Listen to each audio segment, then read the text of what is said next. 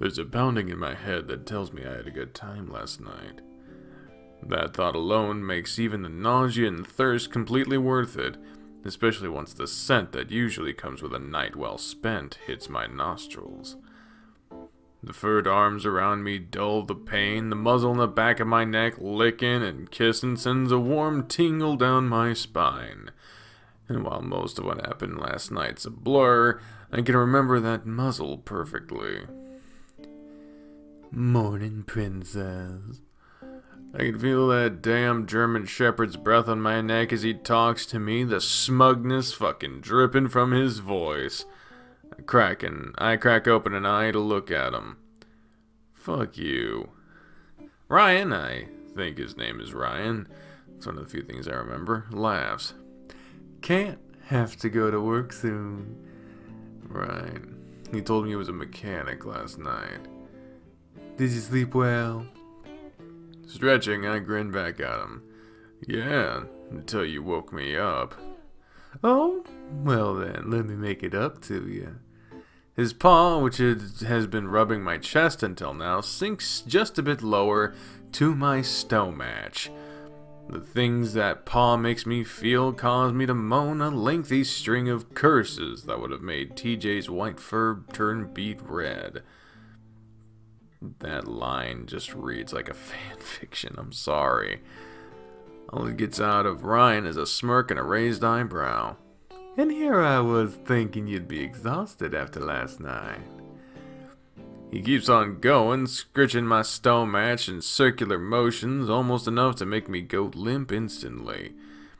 It's like he's relieving an itch I haven't even felt until now.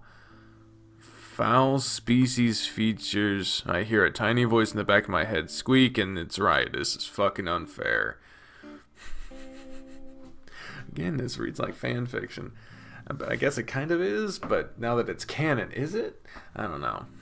But it feels so good. So good, in fact, that I don't... Okay, yeah, the sexy music is kicked in, which means we gotta cut it here, and I'll see you on the other side of this shit. Alright, I think we've passed the sex scene. They fucked. It really read like, I don't know who Ryan is, but I would not be surprised if Ryan was like a self-insert character for like the author or someone they know. Because it was really like, ooh, this guy is awesome. I usually don't do this with guys like this, but this guy's different. And I've spent enough years reading and writing fan fictions to be able to spot that shit. All that was missing in dialogue that you didn't see. Which again, these are all free, and the link's in the description, so if you want to see the scene yourself, go right ahead. But, yeah, all that was there was that, and then, like, them agreeing to do this again the same time next week. I don't know if that's important, but Echo stories tend to be really up there with paying attention to the small details. Don't know if I can hold this to the same standard, but I guess we'll see. On the nightstand, my phone lights up. In this dim light, the brightness of the screen nearly fucking blinds me. It isn't half as bad as the buzzing, which, on the wooden nightstand, is startling enough to make me jump through the damn ceiling. Once my eyes have adjusted to the bright light, I take a look at the screen. It's showing Carl's contact picture. The one where he's holding up one of those veggie burgers from the diner, looking at the camera like he's about to fall asleep. I remember Jenna trying to get him to change it right before they left for college. I exchange looks with Ryan, and he nods, tossing his shirt on over his broad shoulders. I pick up. There's a weird sound on the other end. At first I think it's static. When I listen more closely, it sounds more like he's holding the phone too close to his muzzle. Flynn here. I could hear a relieved sigh. Hey, it's Carl. His voice sounds hoarse. I don't know if it's because of the drugs or if there's something else going on, but I don't want to give him shit about it while Ryan's still in the room with me. And I could tell. Gotcha. Pauses for a moment. When he continues, he is talking a bit louder with more enthusiastic tone to his voice. "Wanna hang out my place today?" Hey, look! A familiar picture. Off center, but it's there. I also don't know why the fuck there's the black bar off to the side. Can I resize it?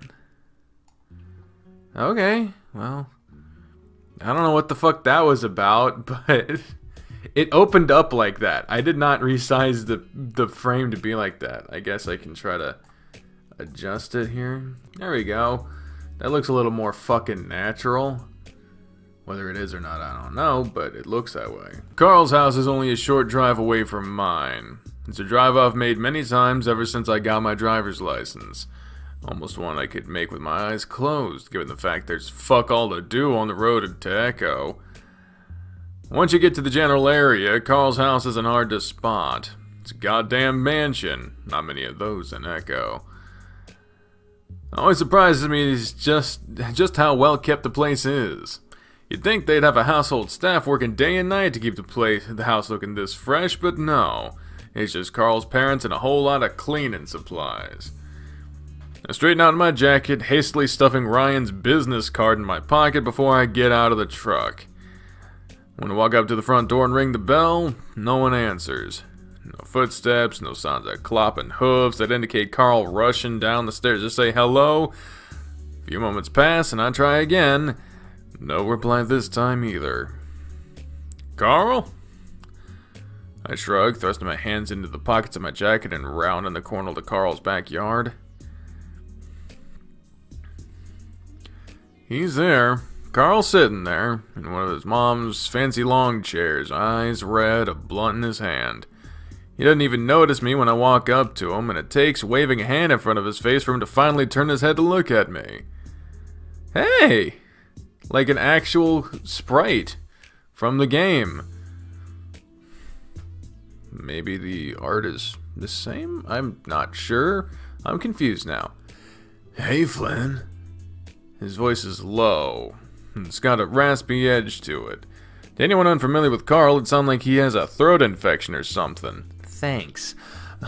But I know for a fact it's the drugs. A frown. "Hey? That all you have to say?"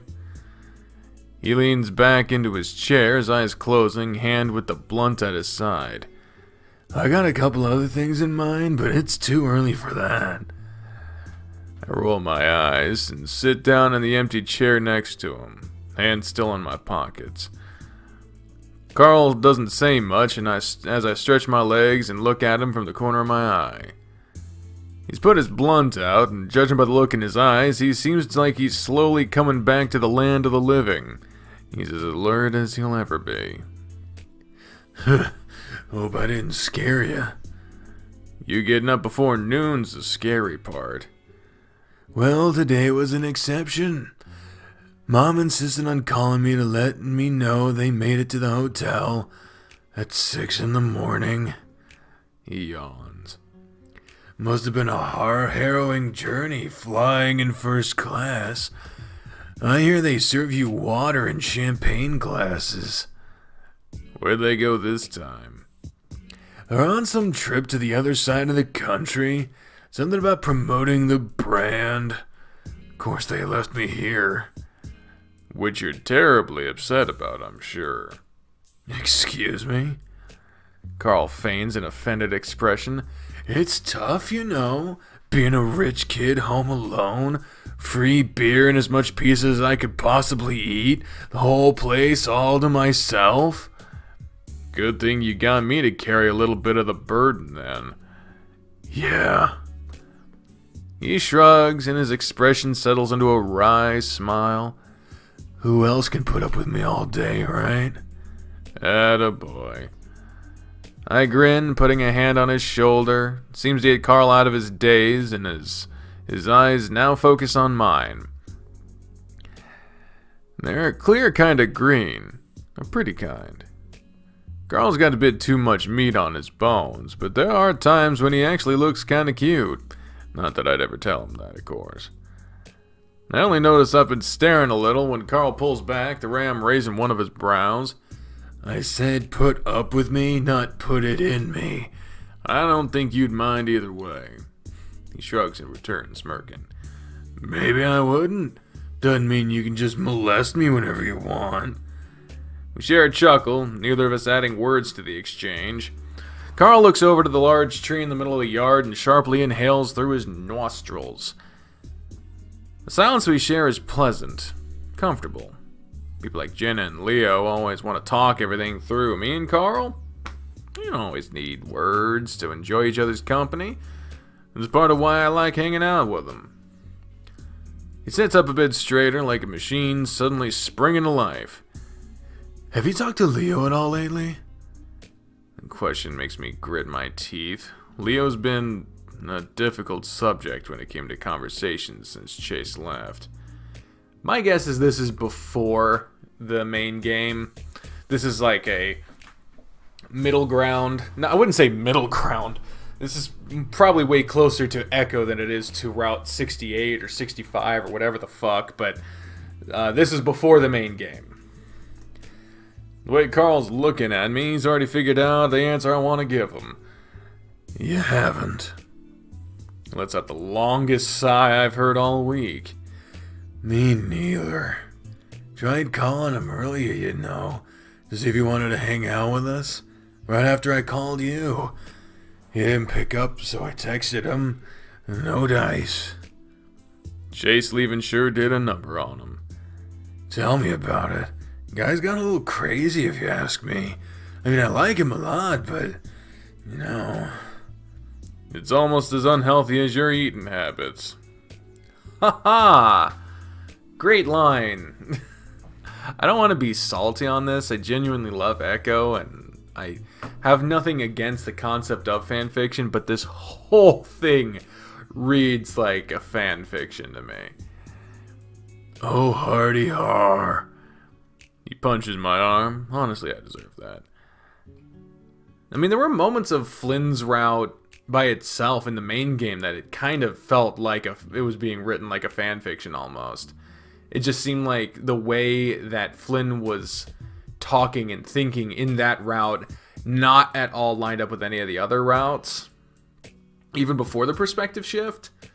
But that's what happens when you have multiple writers handling multiple routes. There will be certain routes that have more of a theme than others.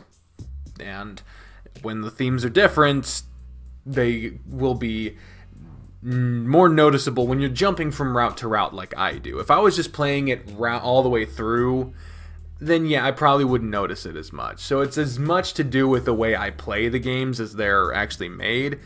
But when there are different writers for different routes, I can fucking tell. So yeah, guess it just leaves the two of us for now. Which is probably for the best. Having Leo around would have just made things awkward. You want to go inside for a bit? I guess we do. After grabbing some beers, we head to Carl's room. It's a big room, but with all the figurines and beanbag chairs, it still manages to feel cramped. There's also a teensy detail of it smelling like weed around the clock, which doesn't particularly add to the charm. Much as I like to rag on him, though, it seems like he's at least put some effort into cleaning this time. At least there's no fucking mountain of underwear piling up underneath his bed like there was last time his parents went on a trip. They must have reamed him when they got home. You got any kind of game in mind you want to play? You're talking like I know anything about games. Point taken. We can watch shows, too. Anything's fine. As long as it's not garbage like the shit you usually make me watch. Carl, currently setting up the TV, scoffs. The stuff I usually make you watch is neither shit nor garbage, asshole. You just got poor taste. You're sounding like Jenna. I'm sounding like someone who actually knows how to have fun. Now sit your ass down. I let myself fall onto one of the beanbag chairs, cracking open a beer. My eyes fall on the pictures on the wall. Most of them are of Carl himself, though there's a few of Chase and Leo among them. Looks like an old birthday card from Jenna, too. The edges are a bit worn and torn, and it looks like it's been folded open and shut a lot of times. Right above it is a picture of Carl and Chase I'm unfamiliar with. Must have been taken while he was in Pueblo. Carl never talks to me about college. I never ask him questions, he always finds a way to dodge them. His parents don't look all that comfortable talking about it either. They'd spin some shit like, Carl's moved on to other things, and that'd be that. My train of thought is interrupted by the heavy ram crashing into the beanbag chair next to me. Narrow my eyes, still looking at the picture. What's up? You're kind of spacing out. It's nothing, just haven't seen that one before. Flick my snout in the direction of the picture. Oh, yeah, that was from last year. Chase emailed it to me a few days ago. How's he been? Okay, from what I've been told. Told me he had a bunch of projects lined up.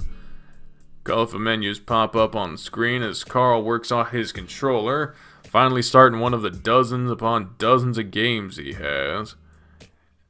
You ever want to go back there? To Pueblo? College. He snorts. Why would I? I failed miserably last time, remember? Come on, don't talk like that. Why shouldn't I? Everyone else does.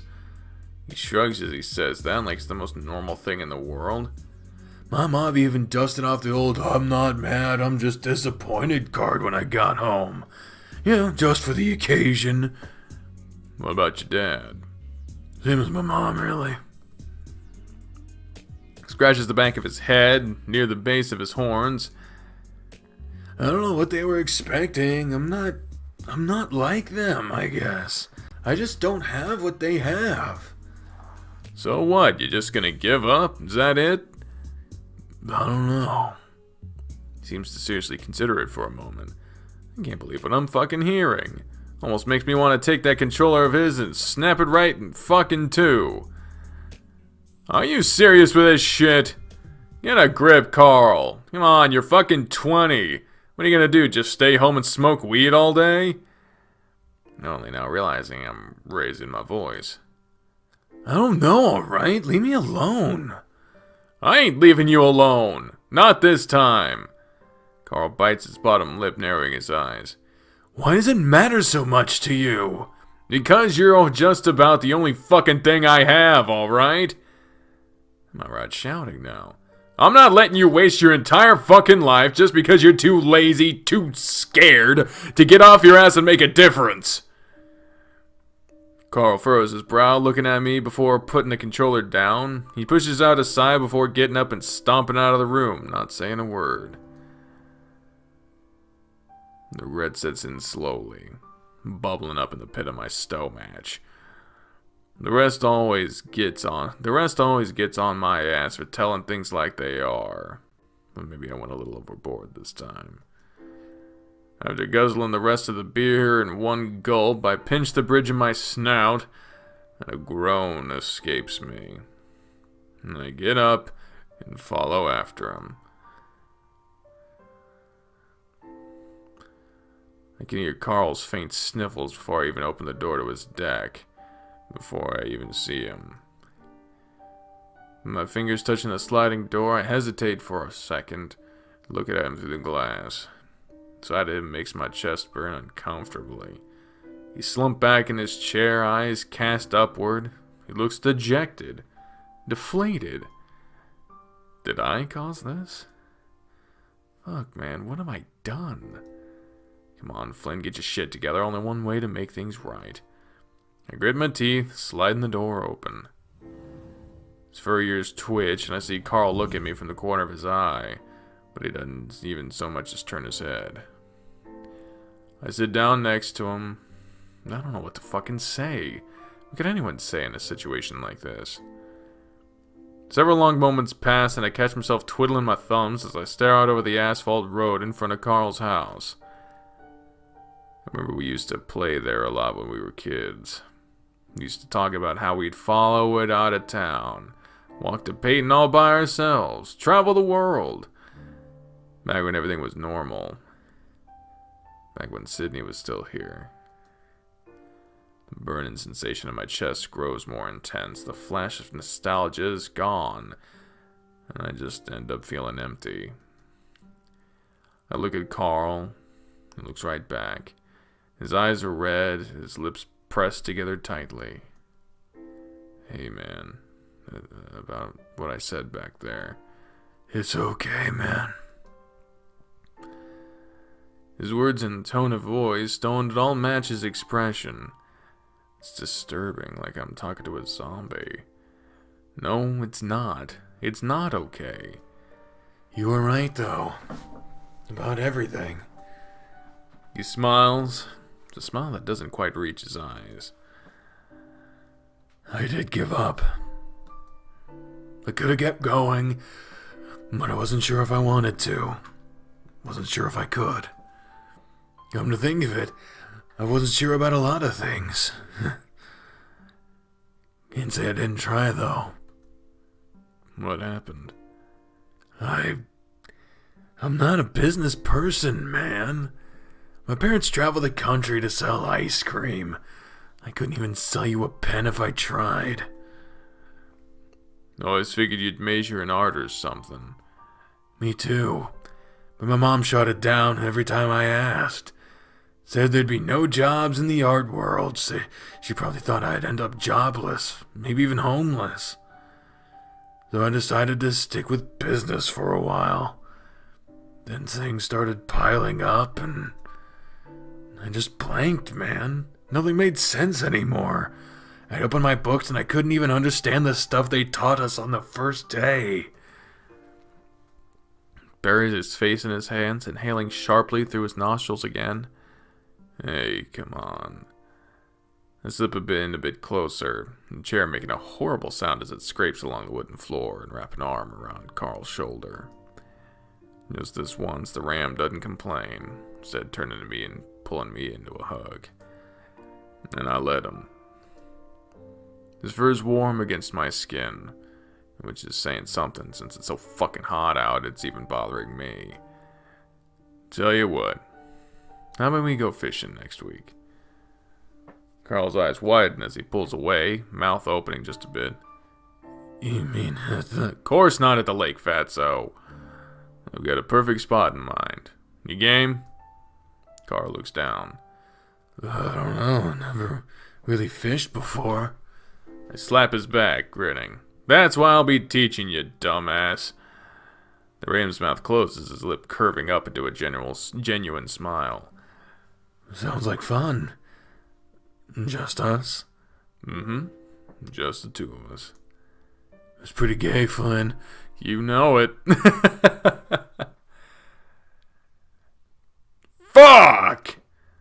I watch helplessly as my character gets worked to the floor, then proceed to get mauled to death by some demon asshole.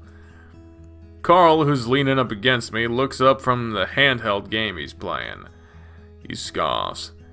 Shit, you're dying even more than I did when I played this game for the first time.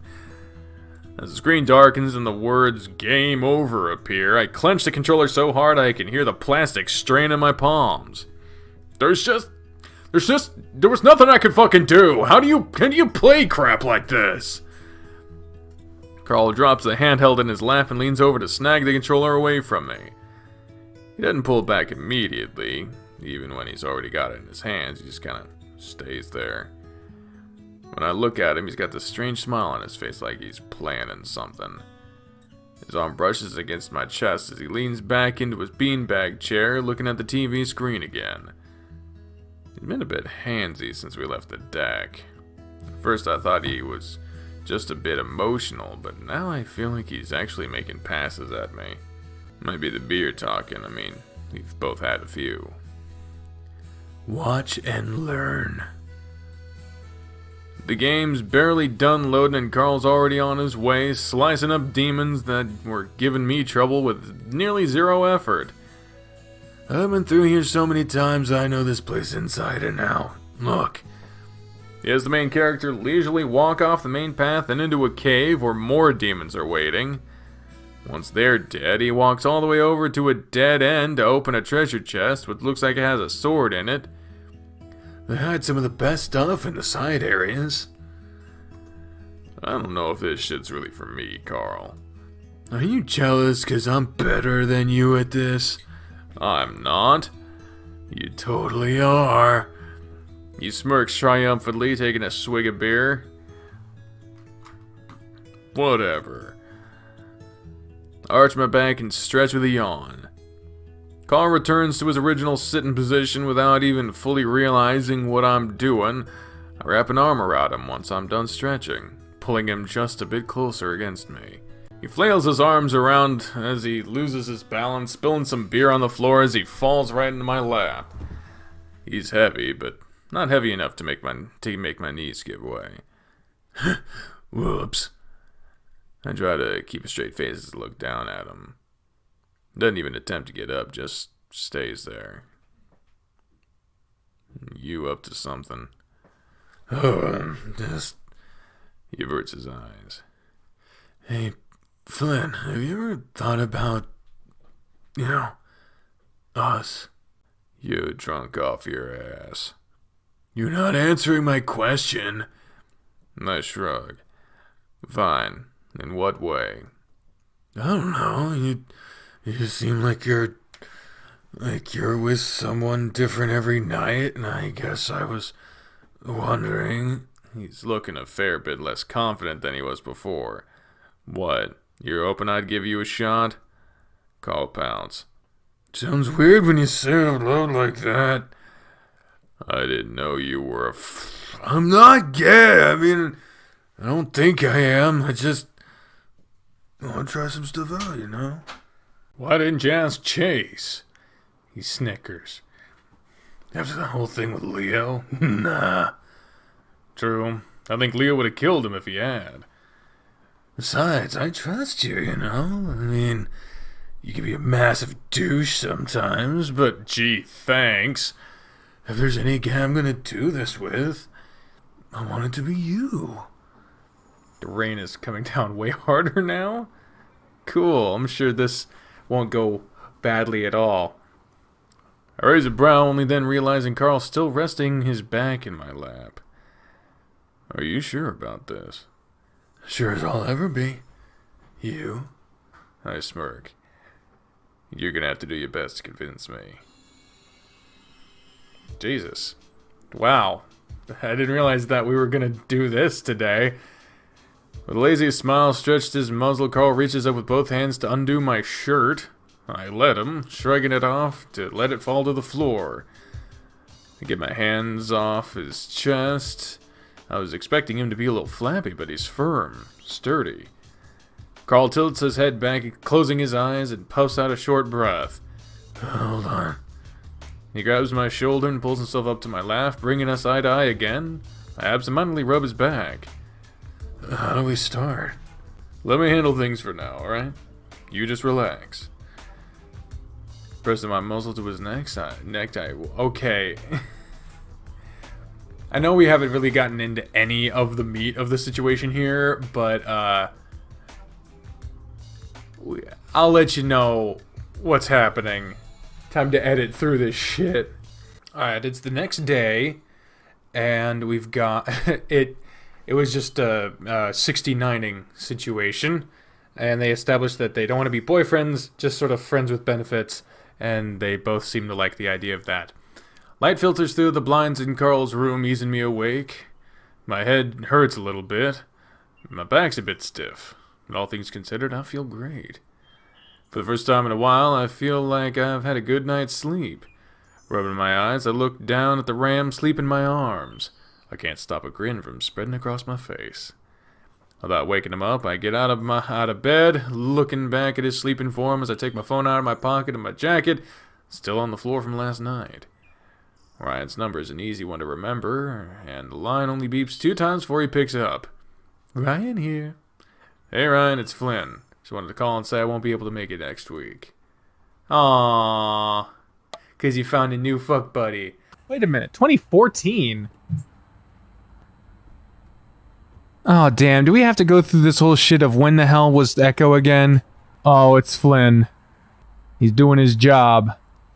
Okay, so the main game actually happens in 2015. Okay, cool. Okay, so that puts into context A lot of when this happens. So this is actually just 1 year before it happens. Cool. I couldn't remember if it happens in 2013, 2015. I remember there being a whole shit show in my main Goose series, like, oh, when the fuck? But whatever. Scales glistening with perspiration seen through his open button-down shirt. Flynn hefts some boxes down the roller conveyor. Is this third person, or is this about Flynn? Or is someone observing Flynn? I see Flynn. The Gila briskly walks over to his pallet jack, pumping it vigorously. He drags the stacked-up pallet of 15 packs of 24-count spring water bottles across the stockroom to the truck's trailer. Dumping the pallet in, he drags the jack back out, haphazardly abandoning it mid-walk as he gets to the clerical counter. He picks up a clipboard, checking off the work he just did, examining the list intently. His tail whips back and forth. It said it whips back and forth, the orange splotch patterns looking metallic in the sparse, incandescent light. He's been working overnights at this distribution center for nearly 8 years, and for some reason, he hasn't grown numb to it. Flynn plops the clipboard onto the counter, patting his pockets with his scaled claws, and pulls out a pack of cigarettes and a lighter. Sean, an armadillo, sees him walking towards the side exit. Where do you think you're going? Taking my break. Sean rubs his face with both paws. Okay, you really doing this tonight? You know we still got 4 trailers left to fill, right? Flynn pops a cigarette between his lips. Yeah, and we still got 5 hours in the fucking shift. I'll be back. You're shift lead. You know where to find me. Flynn leans against the building, unlit cigarette in his mouth, fidgeting with his lighter. It sparks over and over again, never lighting. He sighs, slipping the lighter back into his pocket and switching it out with his phone. He scrolls through a few posts on social media, checking his messages, staring idly at his home screen. He perks up at some distant revving. He picks out the familiar pickup truck from across the parking lot, greeting it as it pulls up. About time. Are you too busy fapping at the moon? You like that. You're just lucky I happen to be up. Otherwise, you'd have no one to talk shit to. Flynn chuckles. So these two are getting along a little bit? Maybe. Leo nods his head toward the Gila's snout. Thought you don't smoke anymore. Flynn takes the cigarette out of his mouth. Oh, yeah, I don't. So what, you just like chewing on them? Flynn clears his throat. Yeah, actually. Alright, man, it's great if you quit, but you know I don't care what you do, right? No, Lets out a breath. I'm serious, I quit. I don't light 'em. It's like you keep the thing that kills you between your teeth, or whatever. It's from a movie. That's really fucking cheesy, man. Flynn pockets the cigarette and shrugs. Yeah, nah, I don't know. I guess I just liked it. Leo rolls his eyes, letting out a sighing laugh. He puts his paws behind his head and leans back against the building next to Flynn, looking up at the full moon. Man, seeing these two in the frame together is a little odd, honestly. It's a little odd. He reaches over, running his paw softly over the Gila's head spines. Huh. I mean, there was a little hint of something. Again, these short stories seem to be fleshing out stuff that's been hinted at. The reptile closes his eyes for a moment, humming at the touch. He looks over at the glinting piece of silver on the wolf's wrist, shining in the moonlight. Leo looks too, their eyes locking briefly. Flynn snickers. Your eyes are weird as hell. You say they're brown, but they always look red in the light. Yeah, I've been told that before. Leo pulls his paw back. Why'd you stop? You know I like having my spines petted. Oh, My bad. I'm just messing with you. You're in a really good mood. Yeah, just touch-starved, I guess. You need me that bad, huh? You want to make cuddles at work a regular thing? Settle down, I can get better tail than you whenever I want. Fuck you. Name the time and place. They laugh for a while. They fall into a comfortable silence, listening to the sounds, looking at the sky. So, he's graduating in about a year now, right? We're supposed to be having some sort of a reunion? Leo leans back against the building. Mm-hmm. Jenna and Teach, too. Exciting, right? We'll be a crew again, just like back then. Sure. Flynn takes the cigarette back out and rolls it around in his fingers for a bit before returning it to his mouth. You don't seem all that excited. Flynn keeps it in his mouth as he speaks. We've had separate lives for the past few years, Leo. And a lot has happened, too. Some of it, well, you know, some of it's fucked. Just don't be surprised if it's not the same. Leo sighs. Maybe. Either way, though, it'll be at least nice to see everyone again. For sure. Flynn takes the empty lighter back out. He strikes it once, twice, like the many times he has before when he was feeling nervous or just needed something to do with his hands. Watches the sparks dance and die, searching desperately for gas, never finding any. He lifts the cigarette out of his mouth, eyes falling away from the wolf. He inhales. And I need to know where we stand, Leo. I don't want to get caught in the middle of that shit again. None of us do. The red wolf's shoulders ease down as he lets out a ragged sigh. He runs a paw up his snout, rubbing his eyes with his finger and thumb, and he looks back at the towering reptile. I love you and Chase as friends. Very good friends. That's good enough for me. And studies the determined look on Leo's face. He puts the cigarette back in his mouth. When he speaks again, it's level, almost monotone. I guess that's okay. If that's all you want. What do you mean? Flynn shrugs. Nothing. I knew you'd be back. You all come back eventually. War never changes. War never changes. I'm sorry. Why do you try to run away in the first place? It doesn't matter.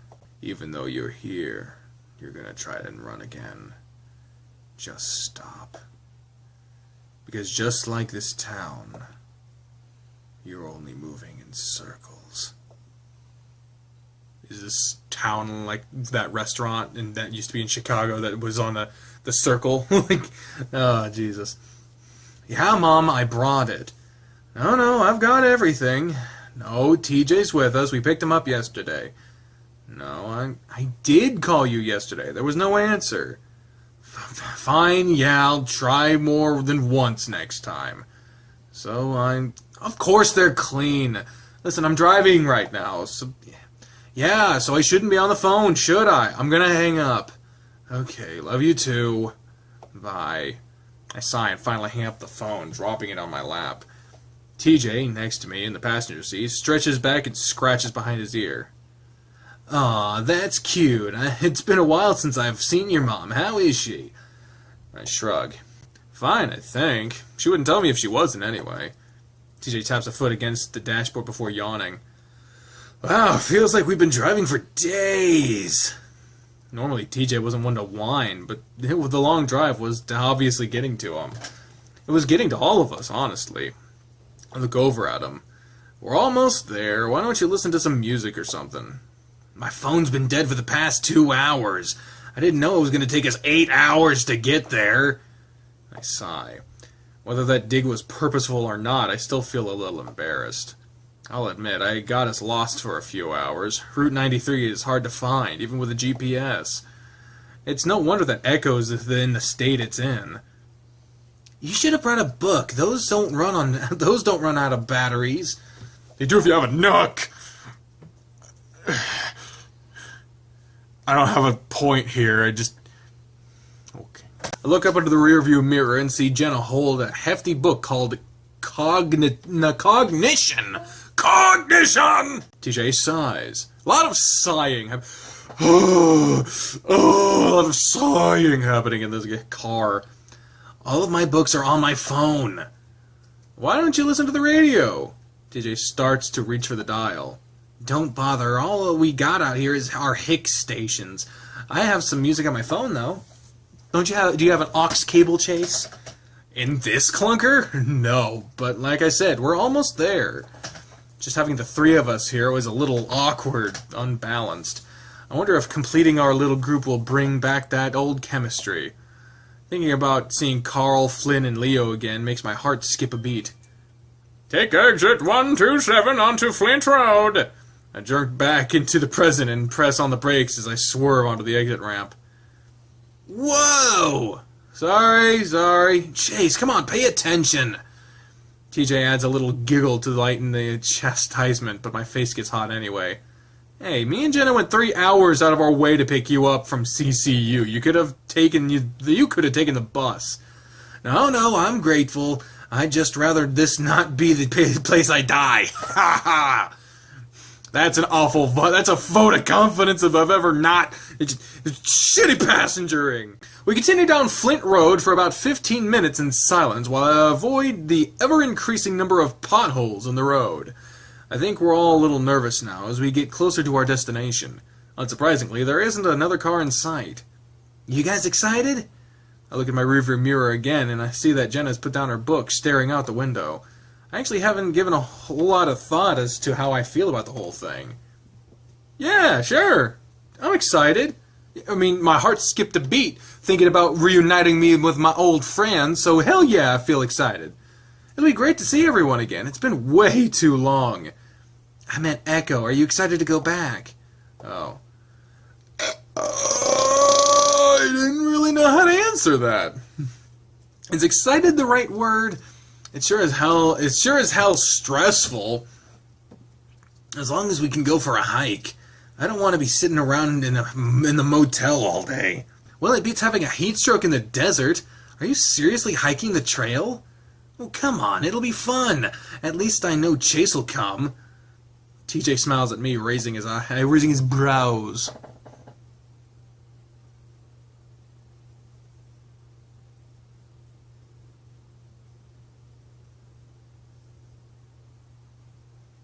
Not everyone can raise both their eyebrows, that's my point. It's too hard to say no to such an eager face, at least right now. Yeah, of course. Anyway, it sounds like you've only got the boys on your mind, Chase. Leo, maybe?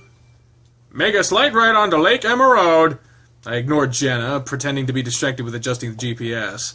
A few more minutes of silence pass before Jenna speaks up again.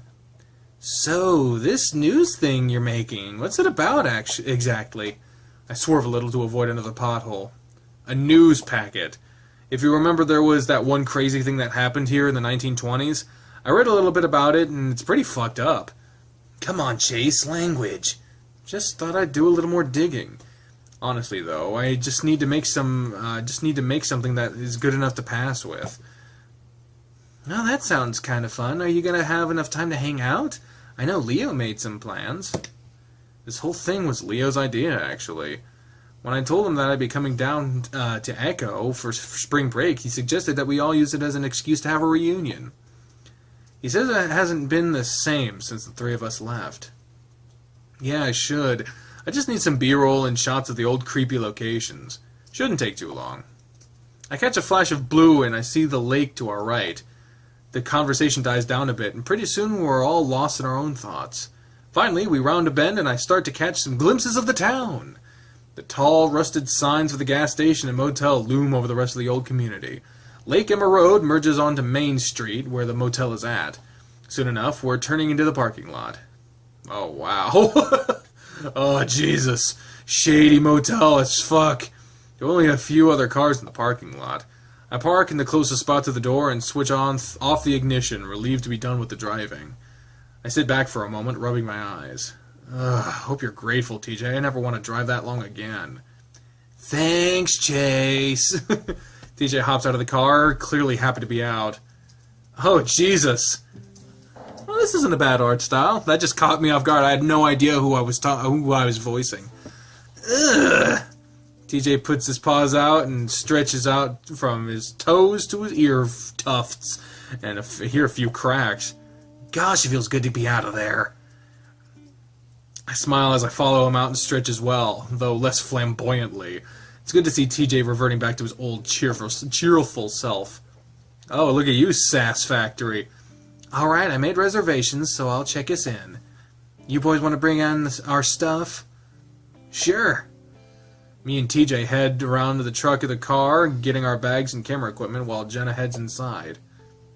Oh my God!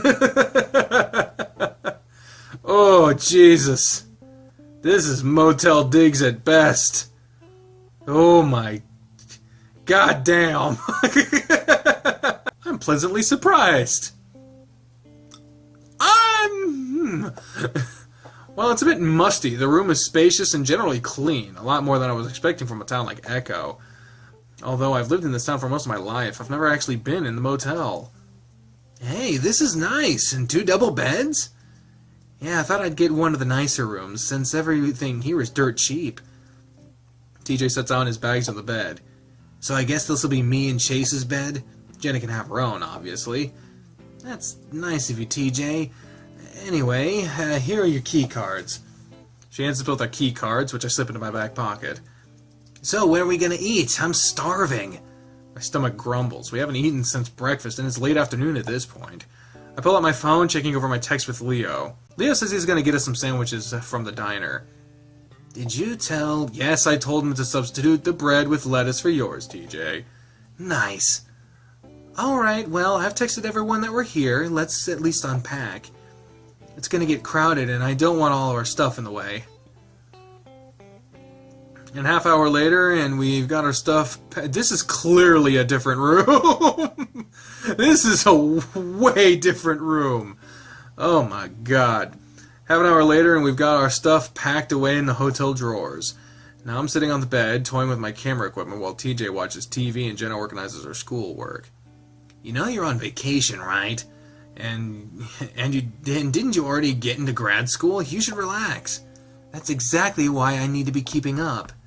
There's a knock at the door, and being the closest, I get up to answer it. I'll get it. I look through the peephole excitedly and see a beanie cap with a pair of some familiar horns poking through it. I grin as I unlock the door and swing it open. Oh, hey, look at you! This is Carl. Jays! I slap paws with him. And pull him into a hug. And immediately get a whiff of the pungent scent of pot. Oh, Jesus. Oh, God, my life, though. You're not a pothead. No, but I have a lot of friends who are. Like, Christ, half of my high school just smelled like pot all the time. Like, same, dude. hey, buddy, nice to... Oh, all right. It's like you go for a hug and it's just like a cloud comes off of a... Right? You just like pat Pigpen with fucking pot. You pat their clothes and it's just like... Like dusty clothes out of grandma's attic. Whoosh, whoosh. Despite that, his embrace is warm and plush, and his belly squishes against my body like a pillow through his jacket. There's an underlying sturdiness, though, and I feel his biceps bulge on my shoulders. Has he been working out? I put my paws on his shoulders and push him back, looking him over. He's changed a bit since I last seen him. He's definitely bulkier, and the fur on his face is a bit shaggier. His eyes are a little red, and his expression is a little glazed, like he's daydreaming about someplace away from here. Still getting blazed, huh? You know it. His jokey nature drops a bit as he gives me a genuine smile. It's good to see you again. I feel warm inside as I smile back. You too. Is that Carl I hear? Carl and I step back into the room, and the ram remaining slouched as we do. Hey, Jenna. Carl, how have you been? Not bad, just living life like I'm a bee. What? It sounded like he was going to start singing the lyrics to a song, but he trails off as we all look up at him expectantly. He just smiles back.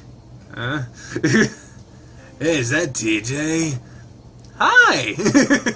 Though he's smiling happily, TJ is outright crinkling his nose. Still up to your old habits, huh? Carl shrugs. I'm starting to remember that it's something he does a lot, and it's his answer to almost everything. He gets quiet for a moment, then I clap my paws together. So, what have you been up to, Carl? You're not online that often. Carl shrugs. Oh, you know, just hanging out. Must be kind of boring, considering it's Echo. Not going outside helps. You been able to find a job? I know they closed the old corner market that you used to work at. Yeah, it's been kind of hard since pretty much everything's closing around here. On top of that, I still don't have a car that can get me to Peyton. Ugh, that's right. You crashed the one your parents got you. TJ's grinning sympathetically, but Carl hunches further into himself, looking sulky. Man, don't kill my vibe. What about school? Been thinking about going back? Not really, maybe. Carl's starting to lose that faraway look as he narrows his eyes. You should! You went for what, a semester? That's not really enough time to tell if you're really cut out for college. Classes get easier to handle once you get used to it. Yeah, well, it wasn't exactly the schoolwork that was the problem. You could try smoking less weed, that might help. What? What was it? Was I set up for an intervention or something? Carl looks over at me as if asking for help. Hey, don't look at me. I had to deal with them for the past 10 hours. Yeah, I guess I forgot how naggy they can be. That's because we care about you, Carl. Anyway, I'm pretty sure Chase has been missing you ever since you left school. Carl and I were in the same class throughout school. As a result, we entered college together. We even roomed together for that one semester, which was a lot of fun. Of course I had missed him. Carl seems pretty eager to get off the topic, though. Speaking of school, didn't you get accepted into Weston, Jenna? Yep, going into experimental psych. I start in the fall. That's pretty cool. Congrats. Carl turns back to me. And you're into journalism, right? He looks over the equipment, looking confused. What's all this? Oh, yeah, one of the reasons why I'm out here. I'm doing a news segment on Echo. Sounds like the feel-good movie of the year, Chase. That's what you get out of the feel-good town of the century, Carl. Yeah. Carl scratches his muzzle before turning to TJ. And you're doing what again? Sports? Something? Bible Olympics? Athletic training, but yes, it's a Christian school. Carl gives a thumbs up. Super. So we gonna eat? I'm hungry as hell. Hell is a little extreme there, Carl. Not even you can be that hungry. Sure. Where's Leo? He's bringing the sandwiches, right? He actually just texted me that he's here. He was picking up Flynn. So we're all gonna be here, just like old times. TJ almost looks like that little kid Lynx again, his ears twitching around with excitement. Oh, there they are. I grip the bread spread and watch as Carl moves around the corner and to open the door. I hear it open, followed by the distinctive, deep, brassy voice of Flynn. Deep, brassy voice. Okay, I can do that. Alright, bring on Flynn. Hi, why you get the door Oh, you seem to have fucked up. Oh, do you like my parenthood? I can do it lower. Oh. Hey, why you get in the door, fatty? You get my sandwiches, dick face. I've got the munchies like a mother. Where are they? Leo has them. Here he is. Fuck, I don't know what Leo looks like. I don't know what the fuck. I'll just do a Spencer voice, just in case. Hey, they're all in there. Hey, they're all in there? My heart skips a beat and my tail thumps the bed as I hear Leo's high baritone. Damn it! High baritone. That's like my normal talking voice, high baritone. There's some bustling before they start coming around the corner, bringing me face to face with the rest of my childhood friends. Oh, Jesus. Fucking Flynn, dude. He looks scary as shit. Oh, god damn. Flynn comes first, slinking in casually, his posture loose and relaxed, slouching. Unlike Carl, though, his slouch makes him look like he just doesn't give a fuck, as opposed to just trying to make himself seem smaller. He wasn't a shy guy, as evidenced by his open shirt. And who you callin' a dick face? Flynn knocks Carl in the head, which makes a loud thunking sound. I actually enjoyed that thunking sound of someone getting hit in the head. Is that weird? It's probably weird. I probably shouldn't say that on the internet. But Carl just grins throughout. Hey, Jenna, DJ, Chase. He nods to the rest of us in turn, rubbing his knuckles. Immediately following him, his arms wrapped around two big brown paper bags, is Leo. He smiles over the tops of his bags, sweeping the room with his eyes along his tall rectangular ears. He pauses on Jenna, then TJ, before finding me.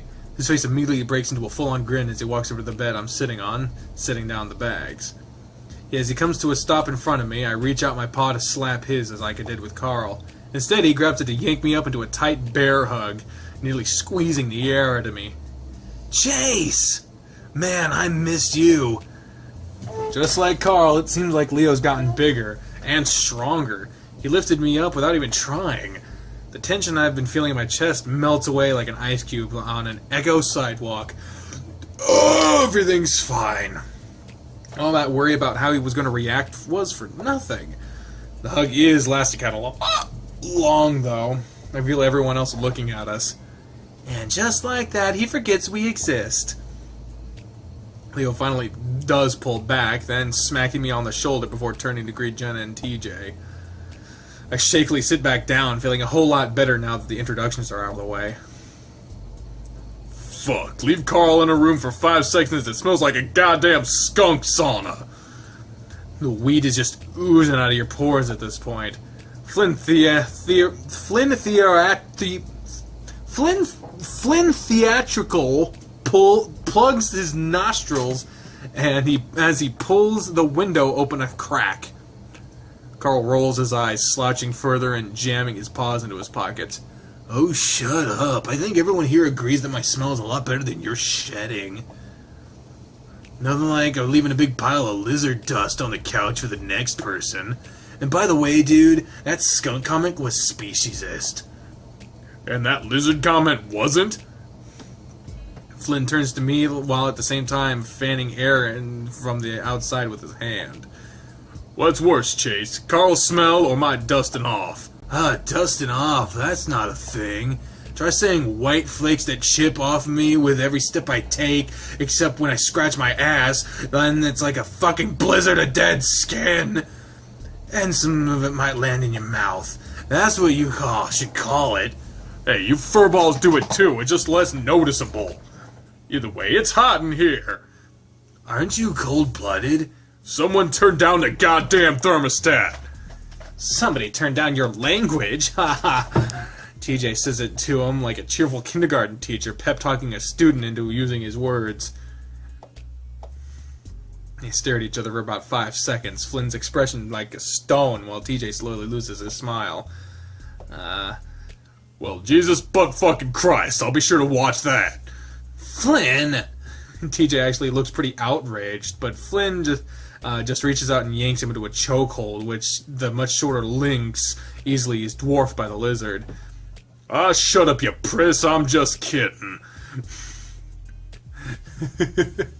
There was this famous wrestling travel story. It was Stone Cold Steve Austin, and I don't remember who it was, but it was someone who was this self-professed Christian, but they were also like a partier, not so holy that they were. But they were traveling, and Steve Austin was in the back, and the guy was in the passenger seat. And Steve was telling the story, and he likes to drop the goddamn all just out in goddamn this and goddamn that and all this other stuff. And you can just see the guy in the front's face just slowly turning red, and then finally, after like an hour, he just turns around and is like, Steve! Don't say the fucking Lord's name in vain, or something like that. And Steve just totally just like, oh, I'm sorry, I didn't mean it. I didn't know that you were that, all this other stuff. I apologize. And the guy is just like, slowly calming down. He's like, okay, thank you for apologizing. You're goddamn welcome. The guy's like, you son of a... And eventually they just get so mad that they start just laughing about how mad they are. It's so funny. I guess TJ thought he'd get some respect now that we're all adults. Hey, ow! You still said it. Normally I might step in to help, but it's been a while since I've seen Flynn or TJ to go at it. It's just too funny to stop. Look, no lightning. Look, no lightning. What? What does no lightning mean? So much for your almighty goof! Oh, Jesus. That was an anti-God comment. Jesus. Right after my goddamn story. TJ jabs his elbow into Flynn's stomach, doubling the lizard over in a second. Ha, see, God works in a mysterious way. Ah! Flynn reaches up and grabs at one of the tufts of TJ's ears and yanks, earning a yowl from the feline. Foul! Stop! Foul! Species features! Species features was something we made up to make our little tussles a little more fair. It involved any physical difference between our species that might pose a disadvantage, like my tail, Jenna's ears, or TJ's ear tufts. Carl was especially keen on it, being a ram. His horns were often used as leverage against him. TJ, come get your sandwich. TJ finally yanks himself out of Flynn's grasp, smoothing down his fur as he tries to look as dignified as possible. Well, I can see some things haven't changed.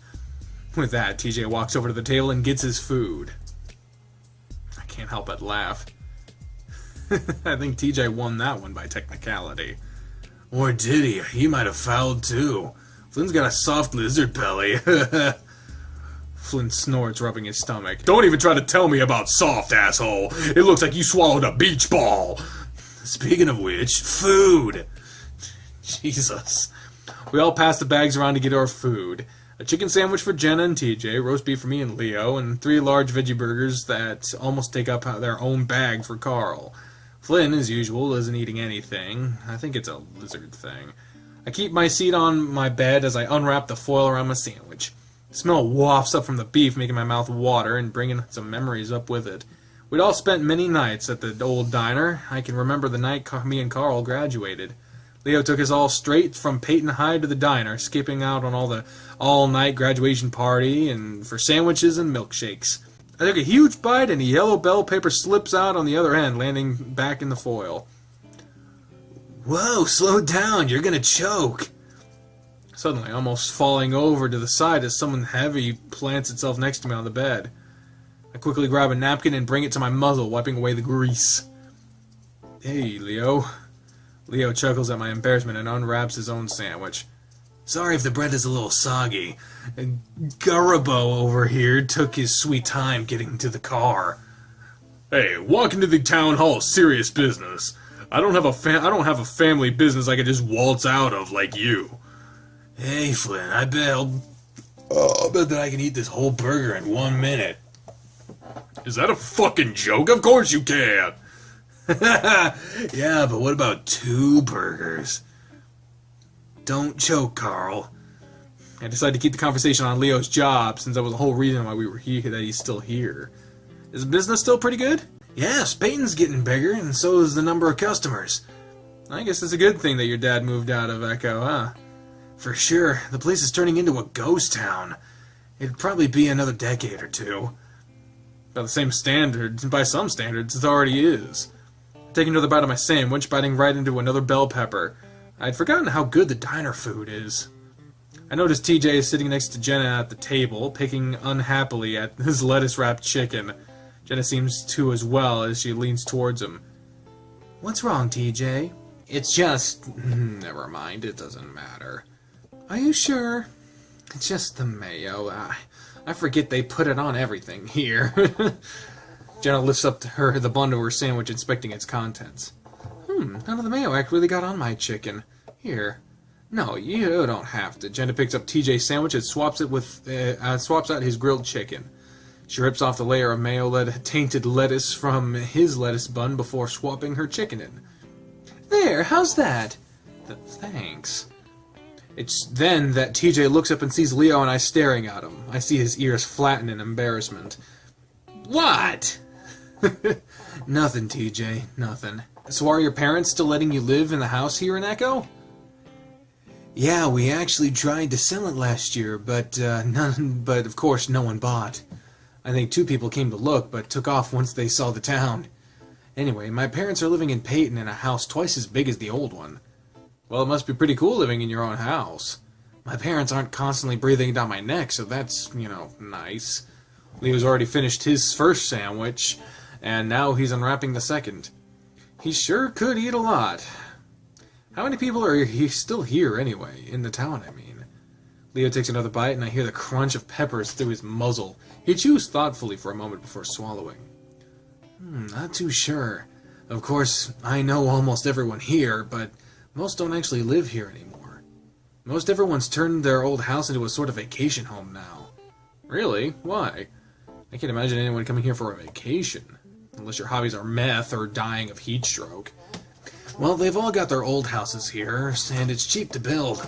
And this town is actually trying to turn that old lake into a recreational thing. Lake Emma? Yeah, they're putting in docks and stuff. Huh. Lake Emma is an old reservoir just a few minutes outside of town. As kids, we used to play around there all the time. It was generally an ugly place. Dead fish on the banks, a terrible smell, and mosquitoes everywhere.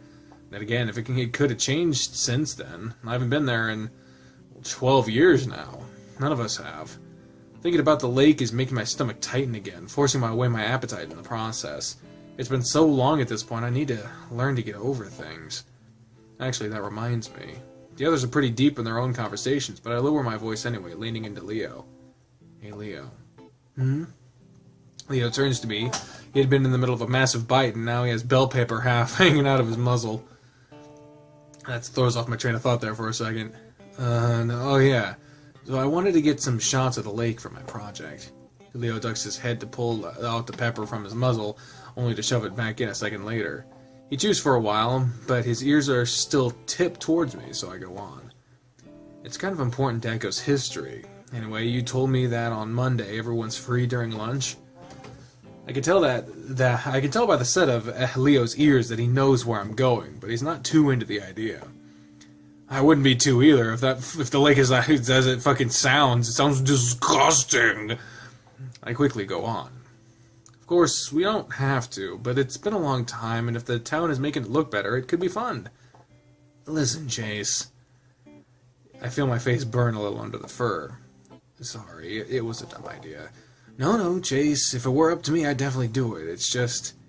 Leo turns towards Flynn, and so I do as well, finding him still bantering with Carl. It doesn't matter how fucking fast you eat, I'm not gonna be impressed. He's got that classic Flynn look in his face, where he's pressing his lips together, trying not to smile. What if I ate all 3? You've already eaten most of the first one, so that's not gonna happen now, is it? I look back down at my sandwich. I suddenly feel really guilty. Here I am, back after 3 years, just assuming that I know how everyone feels. Now I'm kind of feeling like an imposter. Leo notices, like he always did, and he nudges me with his shoulder. Hey, don't worry about it. It's not your fault. Suddenly, Leo's ears perk up, and I know he suddenly had an idea. His ears made him easily readable, just as reading people came easily to him. It made it all the more impressive that he was able to tell what most of us were thinking, considering my short, stubby ears. Or Flynn's lack thereof. Listen, there's this cool little spot by the river that's actually pretty close to the lake. We could have lunch, and you could walk over and get your shots. The idea made me feel a little bit better. Alright, that could be fun. Also, this motel doesn't have a pool, so it'd be really nice to swim in something. Otters in their waters. Anyway, I'll have to ask Flynn, but I think he'll be okay with it, so I guess we're an otter? What would really impress me is if you didn't eat the rest. You're a funny guy, Flynn.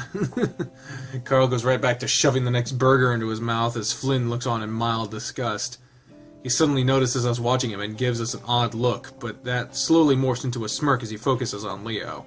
You're looking pretty happy there, Leo. Not like you've been for the past 3 years. I furrow my brow in confusion as I look up at Leo. I see him shift and he's given Flynn a look that I don't quite understand. Well, of course I'm happy to see us all back together again. I look from Leo to Flynn, and it's pretty easy to imagine a bolt of electricity between them. You should have seen him, Chase. He'd go on days without smiling. Oh, agreed. Leo's been kind of a dick ever since you guys left. Isn't Jenna a counselor? Hey, you should have a session with Leo. I'm still an undergrad, so I'm not going into counseling anyway. And that would just make me sad. DJ is trying to hold his sandwich together and eat it at the same time, not very successfully, and he looks up as well. Leo depressed? It's hard to imagine you not smiling. You seem fine online. Has something been going on, Leo?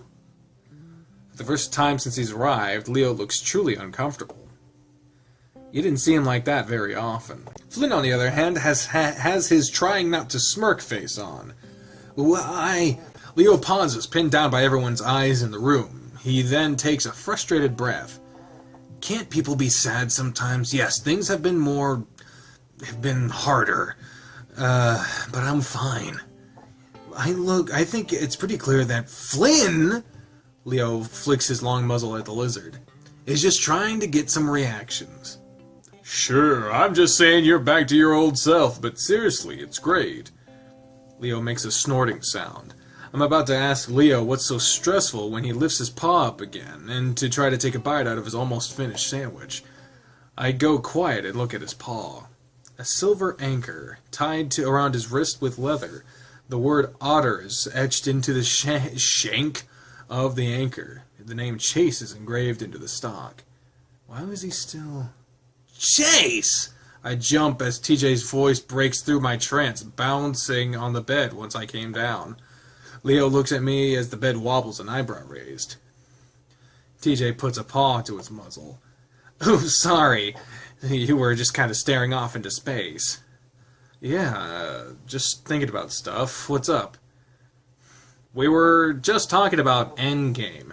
Didn't you tell me that you saw that movie on the drive here? I really don't get you right now, TJ.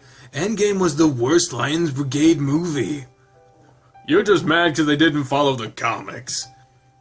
Yeah, Carl, as a movie, it was just better. I'm sure the comics are great too, though. Nah, the comics are shit. Carl tried showing them to me once.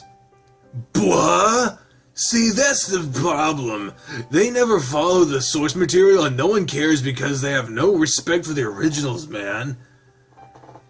You're way too picky, Carl. Endgame was a great movie. Not you too, Leo. I don't know. I think Lions Brigade was always a bit too violent for me. What with all the shooting and punching. I've always liked the Trinity Weasel. She's the thinking man's superheroine. Carl waves his paw dismissively. The Trinity comics have always been pretty lame. They're jerk-off fodder for lonely nerds, and so's the movie. Ha! Don't you mean like yourself? Hey. Hold up, we're talking about Trinity now? Julia Blasco, she's hella fine. Never seen an ass like hers on a weasel before. That's because it's fake. Oh shit. No, I just like the story. It's really kind of deep if you think about it. I was hard to think about when half the shots are slow-mo and she's doing all these flips and backbends and shit. Come on, Trinity does have more story going on than your average superhero movie. Looks like Jenna's coming to TJ's defense. Why does all of this fucking matter? I think it's great that you like her character over all the meatheads. Yeah, they all just stuck in all the boob shots and to reel in the dummies like you, Flynn. Of course, that's easy for someone like you to say. Besides, I see what's going on here. Maybe you should watch Lucha Lobo, TJ. He's shirtless the whole time. TJ's ears go flat, tufts pointed at the ground. I better stop with all this saucy talk. The only way this could get any more awkward is if y'all got sprung. We all groan in unison, but TJ shoots right back. And knowing you, that's exactly what you want to happen, isn't Flynn?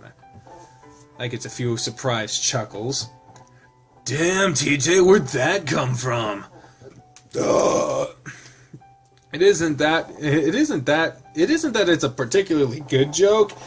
It's that it came from TJ that makes it so funny.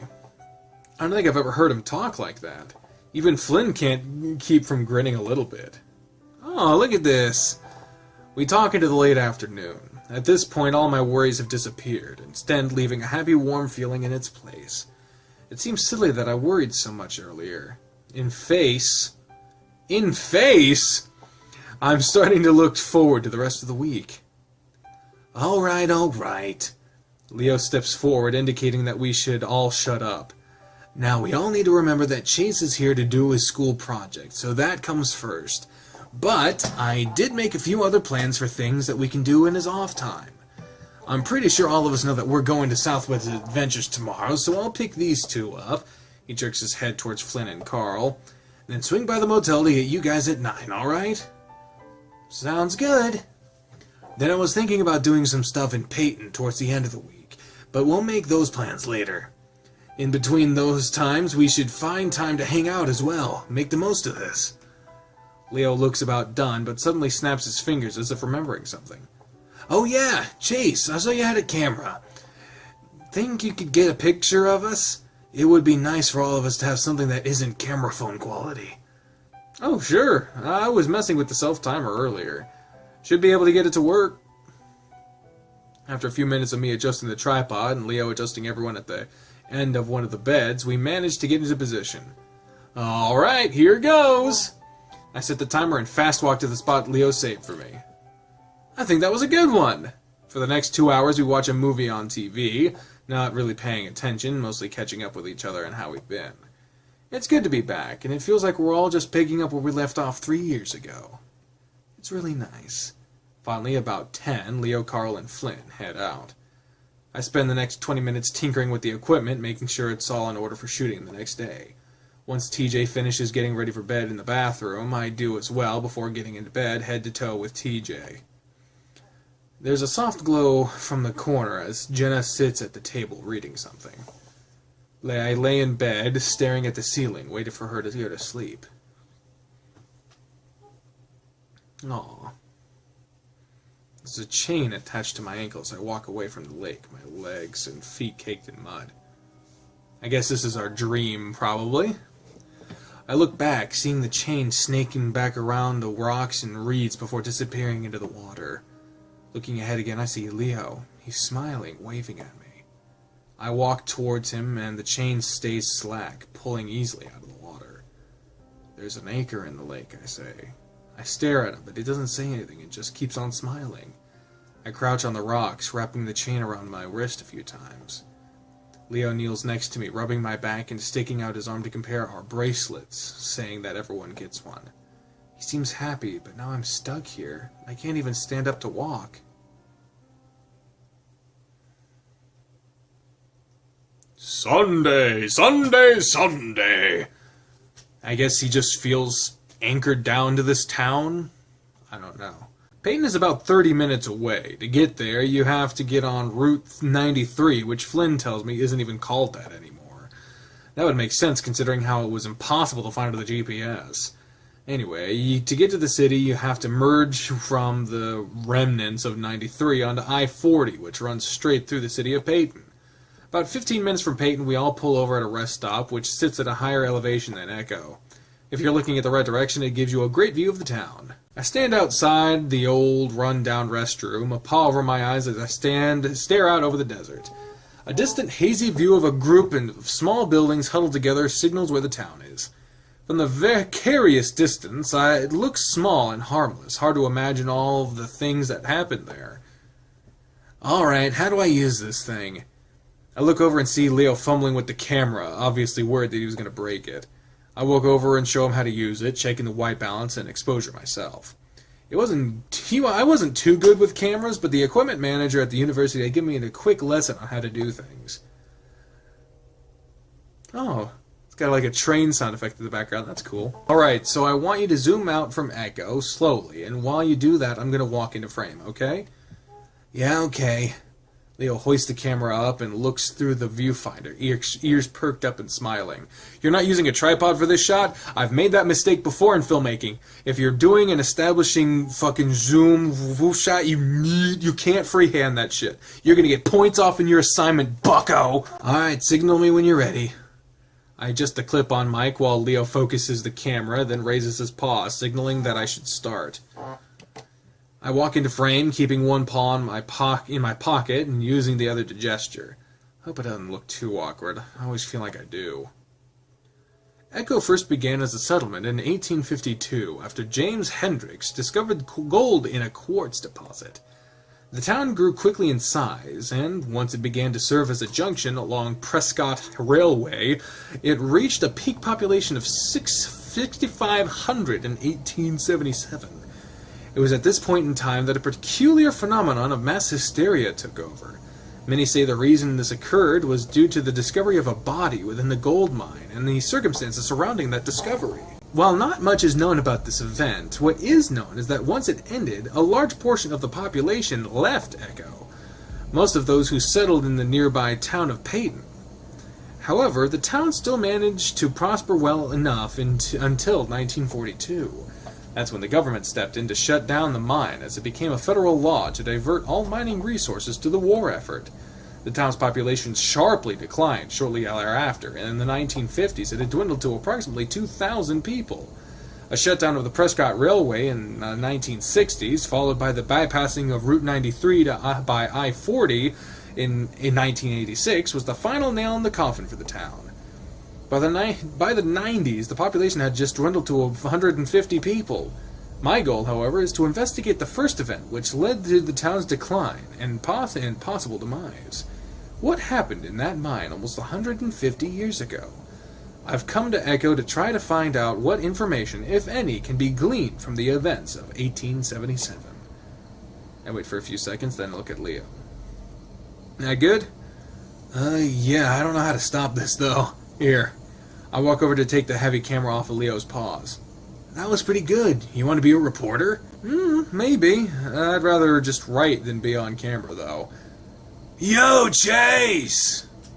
Leo and I look up towards the car, greeted by the sight of a bright white ram's ass hanging out of the back of Leo's van. I don't really react. I mean, despite being self-conscious about his weight, Carl was pretty shameless about stuff like this. I'd probably seen his naked butt more than I'd seen Leo's, and that was saying something. Make sure you get a shot of my hey! For that moment, Flynn, who's sitting next to Carl in the back, reaches around and yanks the ram's pants down so that they hung around his knees. Even though Carl's pretty quick to pull them back up, I still get a pretty good view of his equally white balls hanging from his legs. Leo snorts, and I can see Flynn laughing his ass off while Carl punches him in the shoulder. Unfortunately for TJ, who was sitting in the middle row with Jenna, he was looking back at the time and probably got a much better view than I did. Now he's facing forward, covering his face while Jenna sits next to him reading a book, looking uninterested. 21, and he's still doing that, huh? Yeah, it's a little more awkward without you three around, though. We head back to the car, and I grab the camera bag from the passenger seat and put the camera away. Hey, did you see my ass? Saw more than that. Your thing's about the horrors of Echo, right? It'll be a perfect fit. Well, if you can even fit it onto the camera. I stashed the camera bag in the footwell before hopping in. Southwest Adventures is an amusement park right in the middle of Peyton. It's decent enough that people come not just from Peyton, but cities up to 100 miles away to vacation here. Because of this, it's usually crowded, and today is no exception. Families and their kids are everywhere. It's a generally nice day. Sunny and in the 80s, and it was being on a Sunday that added to the crowd. I didn't mind, though. The point of this is to hang out with my friends. I don't know about you guys, but I'm starving. Let's get to some funnel cakes. Jesus, Carl, we just got here. Hey, I didn't have any breakfast.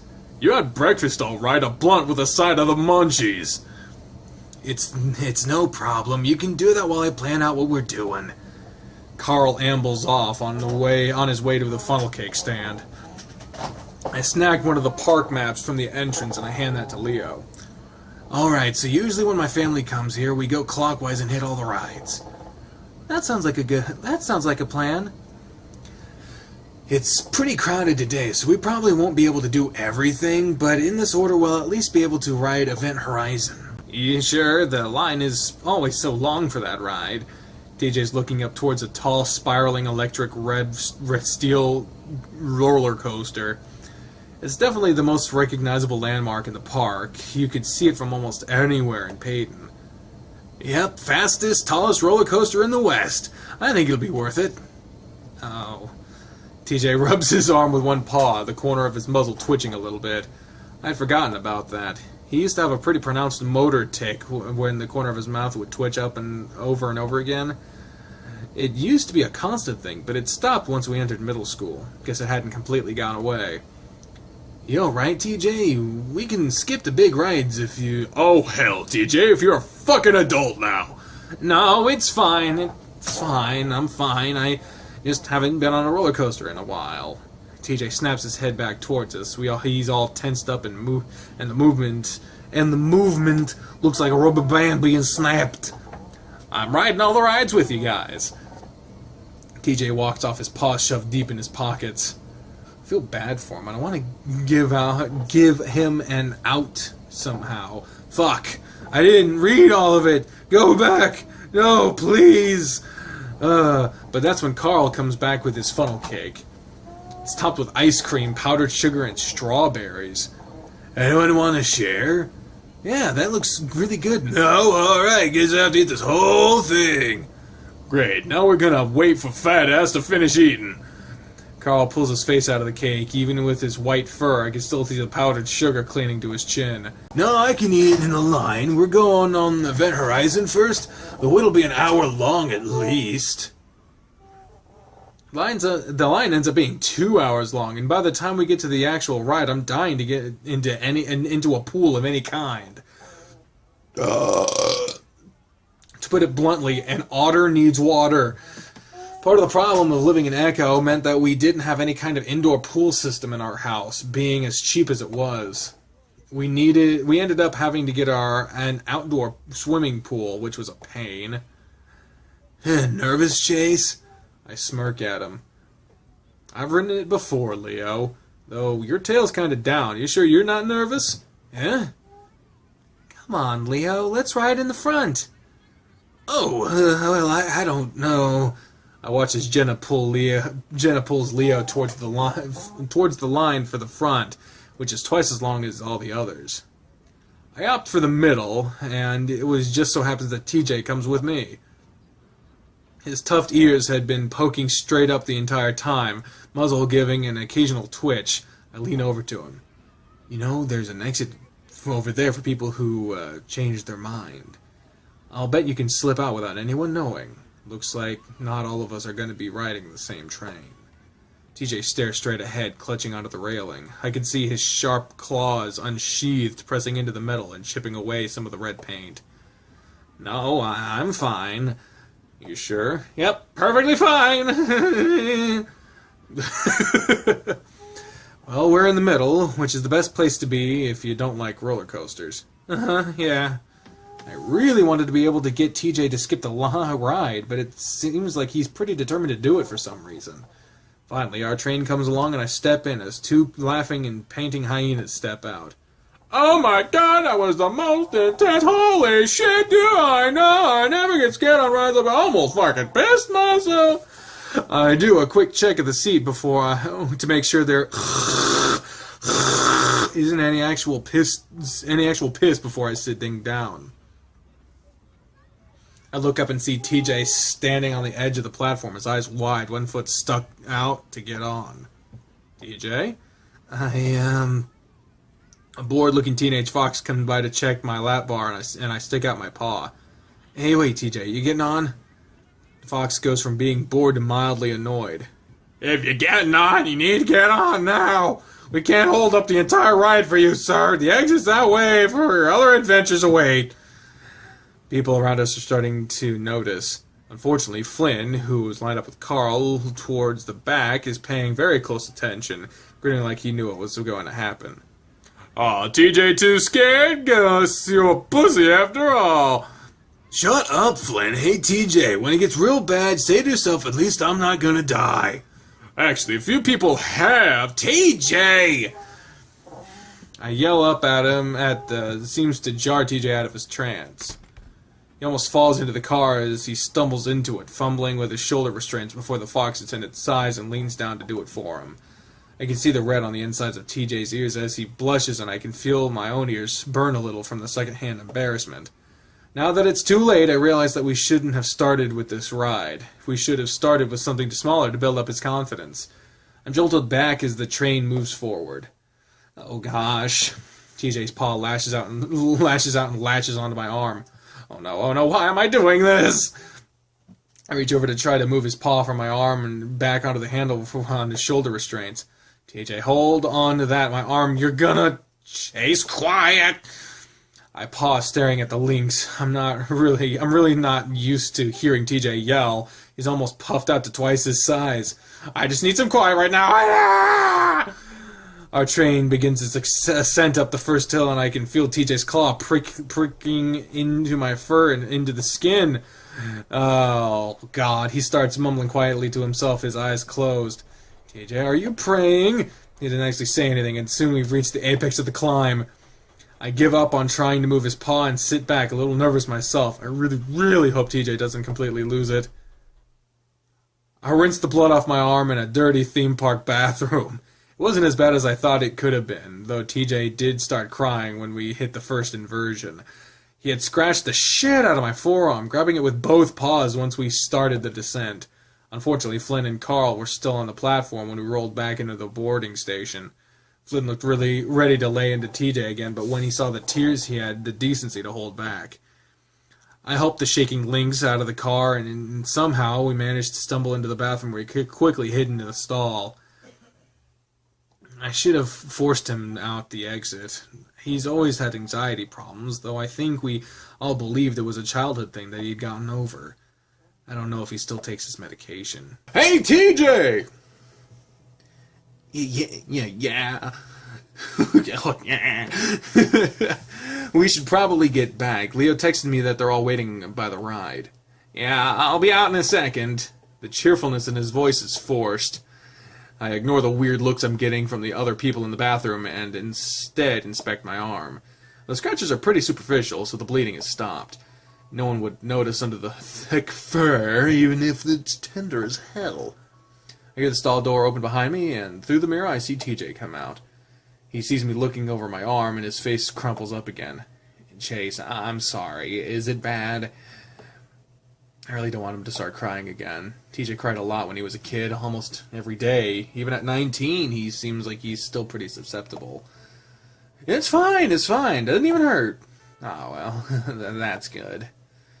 We stand there awkwardly for a few seconds, and then I air out my shirt, which was starting to stick to my sweaty body. Listen, it's honestly getting way too hot for me to wait in lines all day. I think I'd rather just sit down and watch some shows or something. Oh, yeah? Yeah. You want to do that with me? TJ's ears come up a little, and he clutches his paws together, the fidgeting subsiding a bit. Yeah, Chase, I think that'll be fun. I can tell he's at least a little relieved. We both head out back towards the ride, and I spot the four of them waiting by the exit. I furrow my brow as I spot Carl crouched on the ground, Jenna kneeling next to him and rubbing his back. Hey, everything all right? Jenna looks up, a sympathetic smile on her face. Carl's not feeling too good. You want to sit on a bench or something? If I move, I'm gonna... That's just what you get for stuffing your face right before the ride. You think they sell ginger pills here, or ginger ale, at least? A joint would be nice. Of course it fucking would be. Like, I've got no reason other than the popular vote to go for Carl at this point. I don't enjoy his character, but there's gotta be something. There's gotta be something that makes everybody want me to fucking go for this guy, so we'll go for him. There are some vendors over there. I'll go check. I'm actually kind of glad everybody's preoccupied with Carl right now. Takes some of the heat off of TJ. Let's move you to a bench. It'll be better if you're sitting down. Slowly, Jenna and Leo lift Carl up, and how I can see from his face that he is really ill. To the average person, our little outing might already seem like a disaster, but this is perfectly typical for us. Nothing ever went according to plan. We sit Carl down on a bench, and he bends over, his face in his hands as he moans softly. Ugh. TJ comes back with a medium-sized cup in his paws. He sits next to Carl.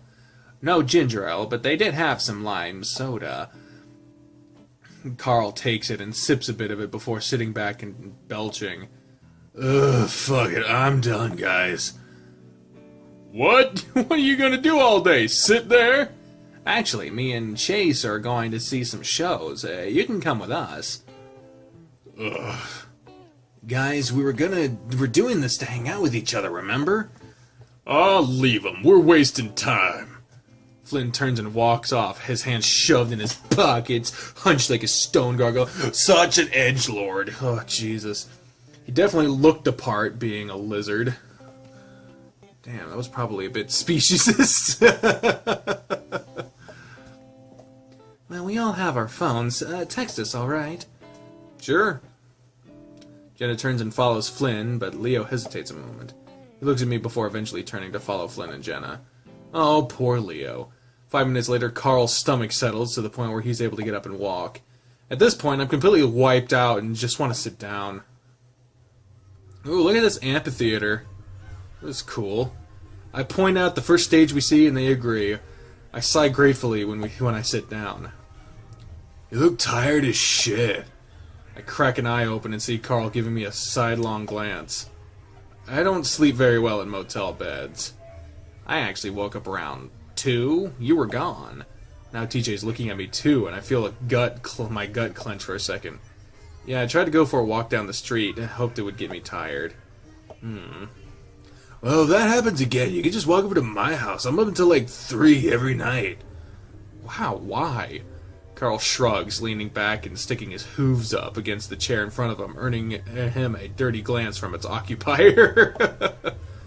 Games, mostly. Sometimes I read. Carl rubs his chin, opening his muzzle, closing it, then opening it again. You know, it would be pretty cool if you spent the night one of these days. That house could be creepy as hell when you're the only one in it. You're alone? Yeah, parents are vacationing in the regal paradise and having a bloody good time, they tell me. Carl tries to put on an accent, but it doesn't go... Oh, that was supposed to be an accent? God damn it. A bloody good time. Like a bad accent. Oh, did you want to go with them? Carl blows a raspberry, laughing. Not really. Mom told me right away that weed isn't legal there either, so I took that as them not wanting me to come along. Oh. They did say the chocolate there is real, whatever that means, and they'd bring me some. Guess I'm not enough of a fat ass yet. Come on, Carl. But dude, I'm getting there. Soon all I'll have to do is stand in the front of the mirror, block out my face, and jerk it to my moobs. Oh, god damn. What the fuck? Why do you guys like this guy? I'm like a dumb snorting, croaking sound, and I feel TJ looking at the two of us disapprovingly. Not the hardest thing to do when you're high. Wait, so you've actually done it? Carl shrugs, smirking at me. I reach out and grab his chest. From what I can tell, there's a pretty firm set of pecs under there. Carl puts a mock horrified look on his face.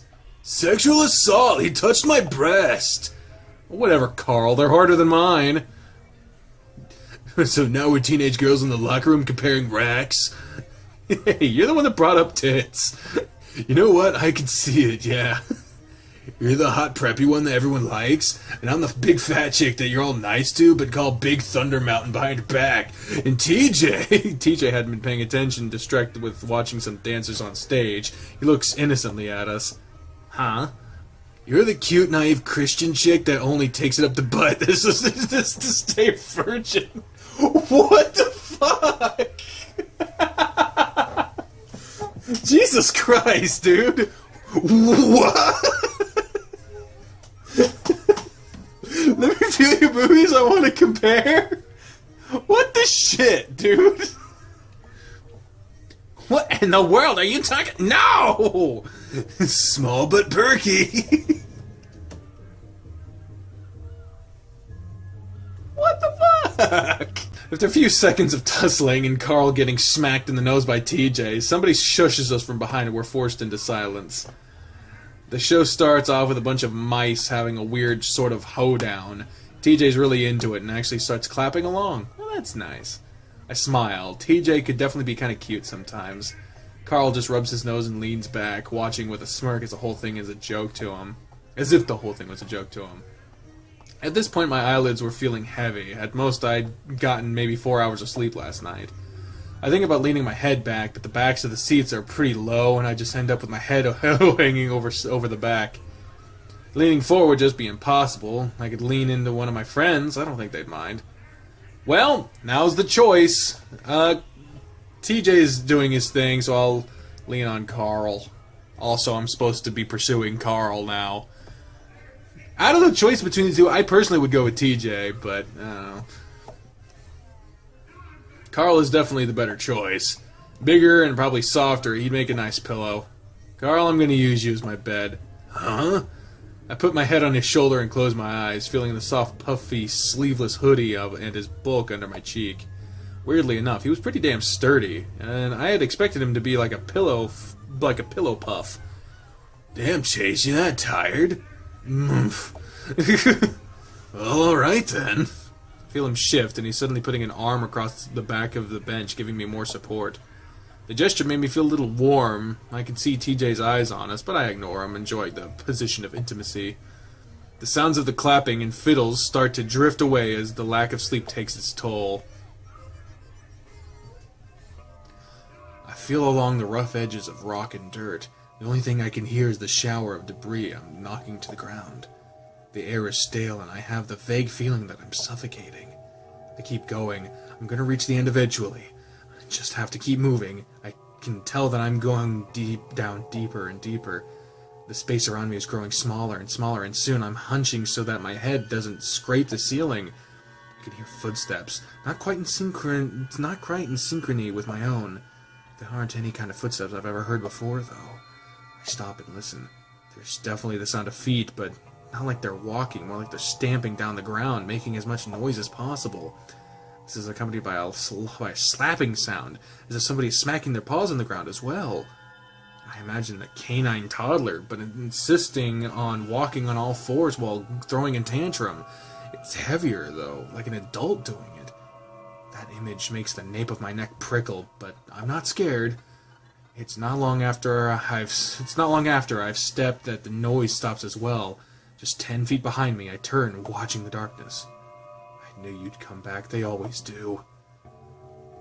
My voice sounds clogged, muted, like the rocky walls are just sucking up the sound of the sound instead of the bouncing them off the tunnel. The stamping starts up again, loudly, coming towards me at full speed. Now I can hear sobbing, sniffling, and a strange guttural grunting. It's just feet away. You're only moving in circles. It veers away just as the words leave my mouth, going back the way it came. I stand there a while, listening until I can't hear it anymore. I turn and continue on, feeling the walls again as I make my way lower and lower. The smell hits me right as my paws hit it. Slick and slippery blood coats the walls of my paws and run along like thick oil. It's warm and fresh, and now I know I'm getting close.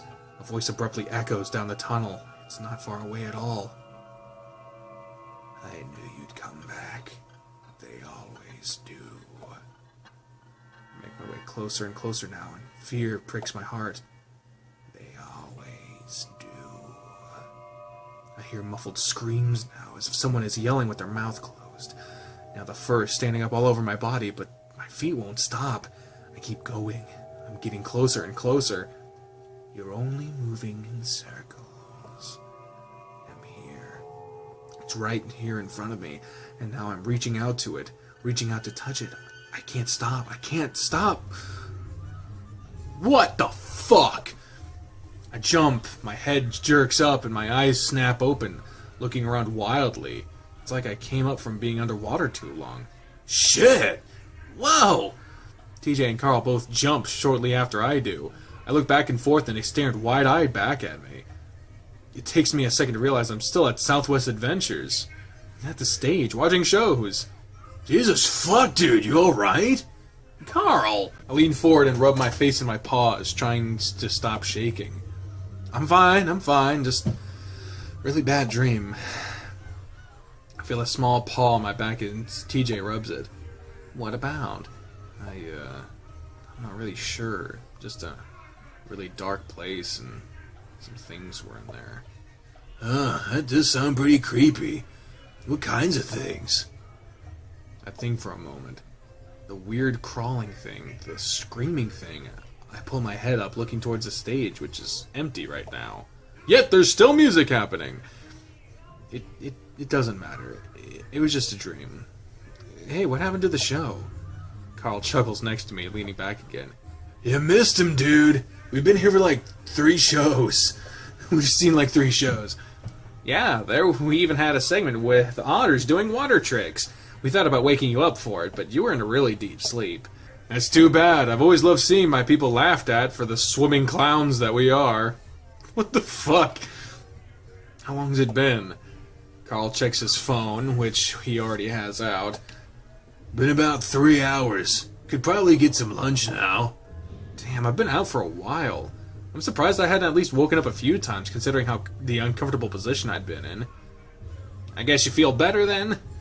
Yeah, I've been feeling better for the past 2 hours now that I'm hungry. Now I'm hungry.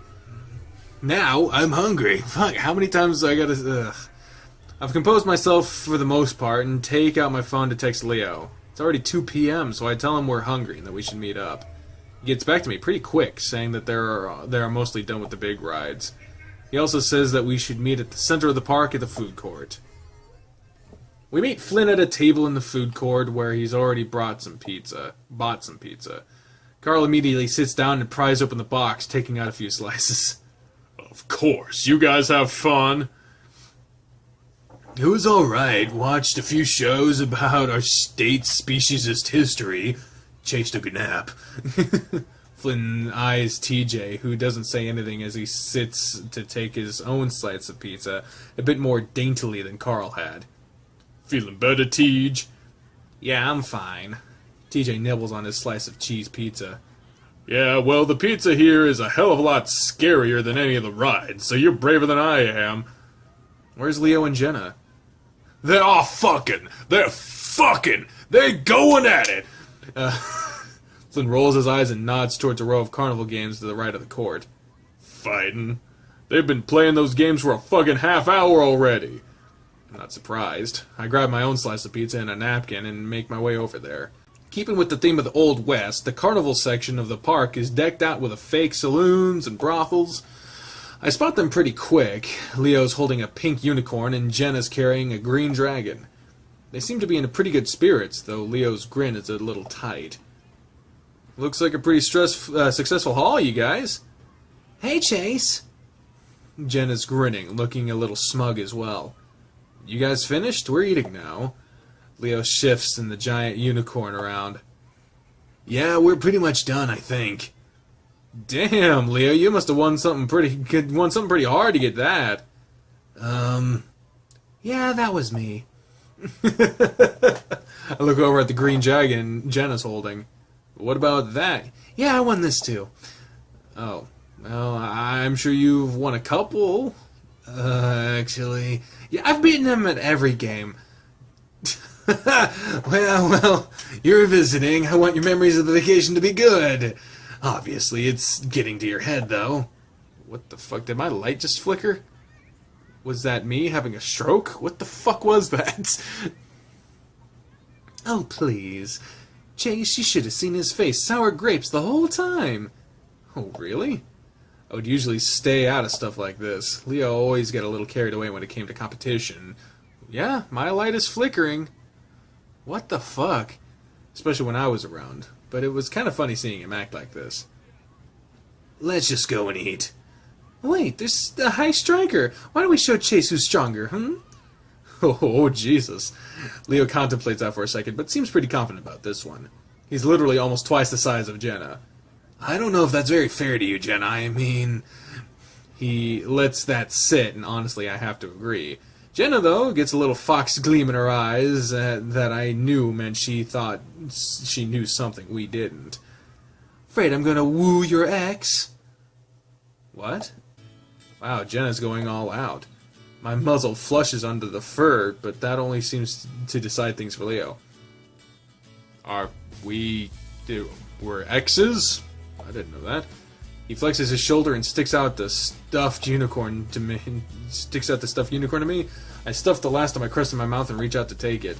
Jenna does the same, and now I'm hugging two massive stuffed animals to my sides, tripling my girth. Alright, let's do this.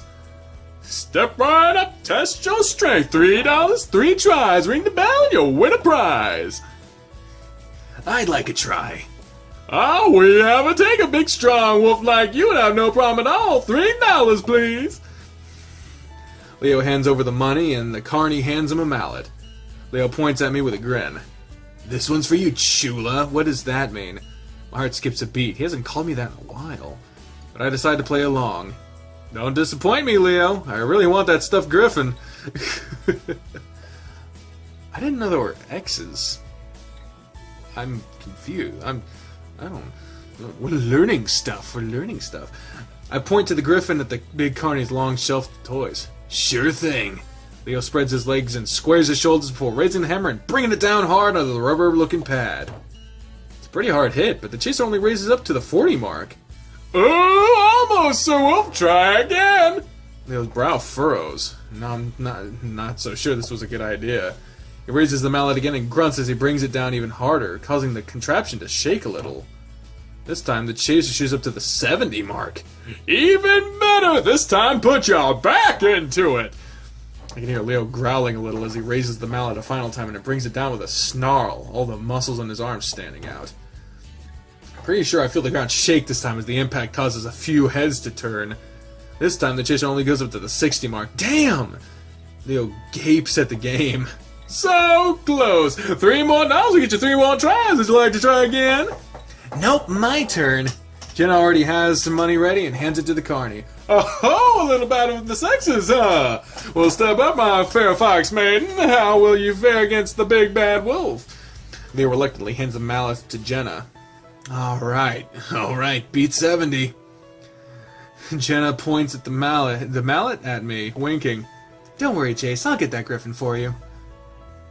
The fuck? Leo snorts loudly, folding his arms and looking pretty annoyed.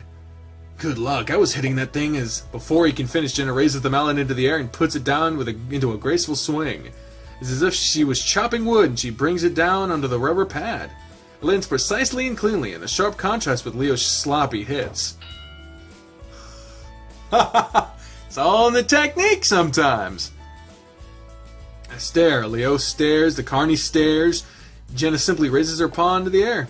Yay! A few onlookers around us laugh and cheer. Oh my, the fair fox has won! Come over and pick your prize! He glances at Leo. Sorry, buddy. The carny shoots a sympathetic but also amused smile Leo's way before turning on to the onlookers. See that? The female fox half the size of this male wolf is ringing the bell. Could one of you be next? Leo looks mortified, but quickly charges his expression to a sheepish grin. He doesn't seem to want to look at me. Good job, Jenna. Jenna bounds back to us carrying the big stuffed griffin. Give those ones to Leo, so I can give you this. I hand off the stuffed toys to Leo, who grumbles a bit as he takes them. Damn thing's rigged. Jenna hands me a griffin. Thanks, Jenna. That was really...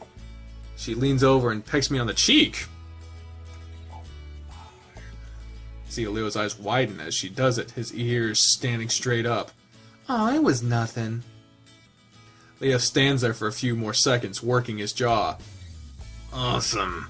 He turns away and leaves, his arms still wrapped around his giant stuffed toys. Jenna starts laughing. Jenna!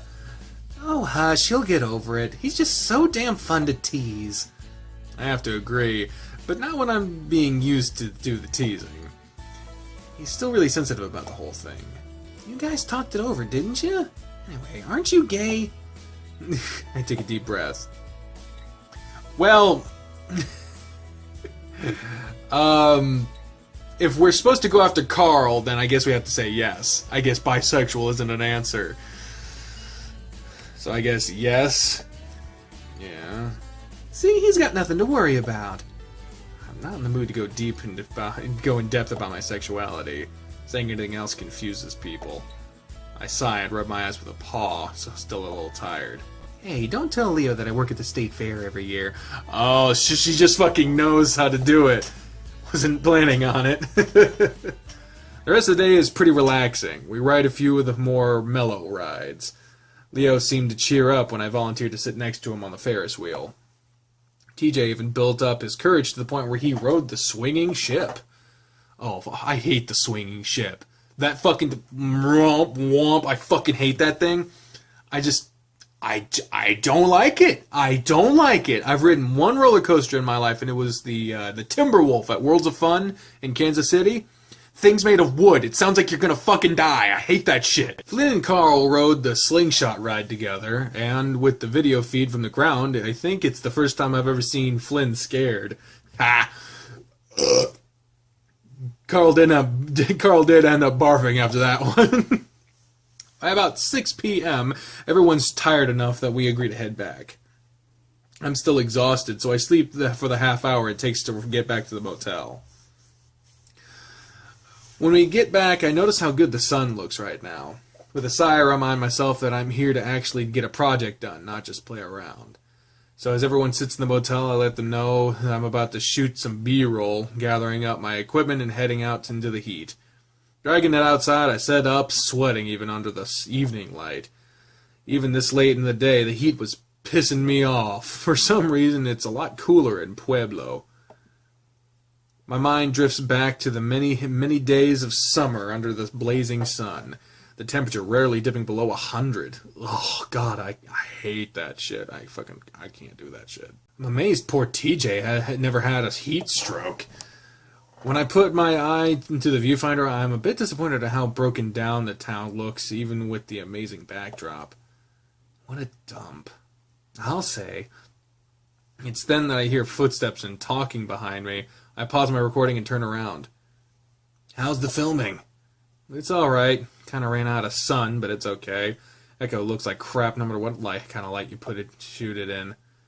Do you need us to stay quiet? Nah, I'm just shooting B-rolls. Was about to come back in. Let's stay out here a minute. Carl and Flynn are getting a little loud. Besides, I want to talk to you two. He wraps an arm around Jenna and reaches out to pull me in so that we're both flanking him. I feel my shoulder press into his warm bulk of his side and chest. He'd always been taller than me. My eyes barely come up to his chin, but now it seemed like he was almost twice as wide. He definitely put on more muscle since I last saw him. While he was always pretty muscular, he'd been more on the lean side. Now his chest and biceps pulled his shirt tight. It felt nice, though, like something very sturdy wrapped in velvet. I suppose it was a mixture of adding on both muscle and fat. I'm at least happy that he's gotten over his little defeat to Jenna. Look at us, the OG crew. Leo's strong voice... The OG crew! Leo's strong voice vibrates from his body into mine. The effect is tranquilizing, and I feel myself relax. Together again. The only thing I miss about this town. Leo was referring to the fact that he, Jen, and I were the original three in the group of 6 to become friends. Later, we would add TJ, then Carl, and finally Flynn and Sydney. Leo had really been the one to unite us all. I remember when you first got here, everyone was afraid of you. I remember when I first got here, I found a bunch of gringos. I don't know what that word means. I don't know what it means. So if I just said something bad, I'm sorry. YouTube, please don't get pissed. Who wouldn't even talk to each other. We all went to the same schools as in Peyton and had our different friends there. When Leo moved in, he thought it was strange that the kids in Echo didn't hang out together. As I entered middle school and high school, I cycled through a ton of different friends, but the ones in Echo always stayed the same. Remember when we'd always have sleepovers at Chase's place? Of course, I'd kick your ass at Claws of Fury all the time. Of Fury. Claws of Fury. Not Claws of Furry. Christ, this channel has fucked me up. I remember. I used to think you guys were only friends with me for my video games. Many times I'd fallen asleep to the flickering of the old CRT television set, watching the outlines of Jenna and Leo twist side to side as they played. I'd wake up hours later only to find them still playing. It was weird. Jenna and Leo get along really well, but there is a bit of competitive streak between the two. Actually, it's one of the few things that gets Leo genuinely angry. I think he even broke one of my controllers once. How long has it been since we first met? Well, when did you move in? I think it was in 2000. So take 2015 and subtract 2000. What does that leave you with, Leo? Leo looks sideways at me and smirks. There's a flash of white canine as it appears from under his lips for a moment. You think yourself a real hotshot now that you're in college, huh? I smirk back, though I know my canines aren't as impressive. Pretty much, yeah. Well, you'll always be those little brats to me. I feel Leo's wagging tail swat me in the butt. Oh my god. I'm not really sure how I feel about that. Speaking of which, are you two getting along over there? Jenna looks at me and around Leo's broad chest. Yeah, sort of. Yeah, we haven't had many chances to hang out. Eh? Why not? Well, it's college. It's a pretty large university. I don't even think we've seen each other in passing. Yeah, things are different. But Jenna, we should do something together soon, before you graduate. Definitely. Leo still looks a little disappointed that me and Jenna aren't keeping up at the university, but I don't know why. She had her friends, I had mine, and we did talk sometimes. Jenna nudges Leo, causing us all to sway. And speaking of that, when are you going back to Mesa? Mesa is the community college in Peyton. Leo went there for a few semesters before taking a break. And by break, I mean he quit. We'll see. I'll have to talk to my parents. It's just starting to get really busy. Why don't they hire more people? You know, you would have graduated by now. You would have had your master's by now. Leo sighs. It's about committing to the family business, not the help he needs. Jenna rolls her eyes, blowing out some air and ruffling the tuft of fur on her head. Wolves and their families. You should try thinking and speaking for yourself sometime. If I hadn't done that, I'd still be stuck in that crank house. Jenna flicks her head vaguely in the direction of where she used to live. Jenna is the only one, aside from Carl, who has family still living in Echo. I wonder if she's going to visit them, even though I'm pretty sure I already know the answer to that.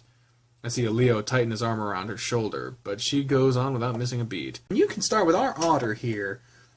I look up, caught unawares. Huh? What? Jenna, I'm serious. Jenna puts her paw up to Leo's face, cutting him off. I am not going to spend this entire week with you asking me when or how you should do it. Let's just rip off the Band-Aid now. Chase? Jenna. There's a warning tone in Leo's voice as he pins back his ears and drops his arms from our shoulders. I already know what's happening. It's been a long time coming. I take a step back and fold my arms, looking to the side. Chase, Leo has some things to say to you, and yes, it's about that. Now I'm going to head back in and make sure Carl doesn't light up the bathroom. Jenna! His tone changing to exasperation as Jenna turns on her heel and leaves. Judging by the curl in her tail, I can tell that she's pretty satisfied with what she'd just done. I return my attention to the road. I couldn't really bring myself to look at him right now. We both stand there for a minute, 3 feet apart. I hear Leo scruff the ground with his foot, then sniff as the dust rises from the ground. I hear him draw in a deep breath. I hear him draw in a breath a few times, as if he's going to say something, but ends up blowing it out with a sigh. We were never good at this, probably why it ended up failing like it did. Leo, I'm sorry, Chase. For what? Not talking to you about this when I should have. Talking to Jenna about it when I should have been talking to you. He reaches out and sits upon my shoulder, the silver anchor on his wrist glinting just a bit in the fading light. He's smiling at me, but I grit my teeth. Why are you still wearing that? His eyes flick from the bracelet and back to my face, expression turning defensive. Why aren't you still wearing yours? Don't you remember what we said? I sigh, looking at the scattering of clouds behind Leo's head. They're tinged a soft pink from the fading sun. The sunset is almost the same color as Leo's fur. Leo, we were teenagers. That's not an answer. He cuts me off and I look back at him. I told you they weren't love bracelets. They weren't just about our relationship. They were about everything. Our friends, family, memories. Echo. I raise my voice above his, cutting him off this time. They were about Echo, Leo. We stand there a while, and Leo's looking closely at me, expectantly, his ears tipped forward. His eyes pierce at me like amber shards. It was always hard to look at him in the eye during our arguments. Hey, there we are! What, do I have to say it? Alright, fine. I fucking hate this place. Everything about it. It's the most miserable goddamn place I've ever been. How many places have you been? Enough to know that it's miserable? Most everyone here is old, obese, on welfare. Half of them are probably on meth. Leo pulls in a deep breath and blows it over my head. I can smell the bell peppers on his breath. No one likes it here, Chase. I mean, it was an anchor. I'm half laughing. Just looking at it makes me feel like I was still tied to this town. I didn't need it reminding me of all that awful stuff. I know it was supposed to symbolize our being each other's rocks or whatever, but it stands for a lot more than that. But a lot of good things happen here, too. No one should forget where they come from. Sometimes I wish I could. At this point, Leo's deflated a bit, going into a slouch, his ears lowered. Wait, you said was. You didn't get rid... No, I still have it.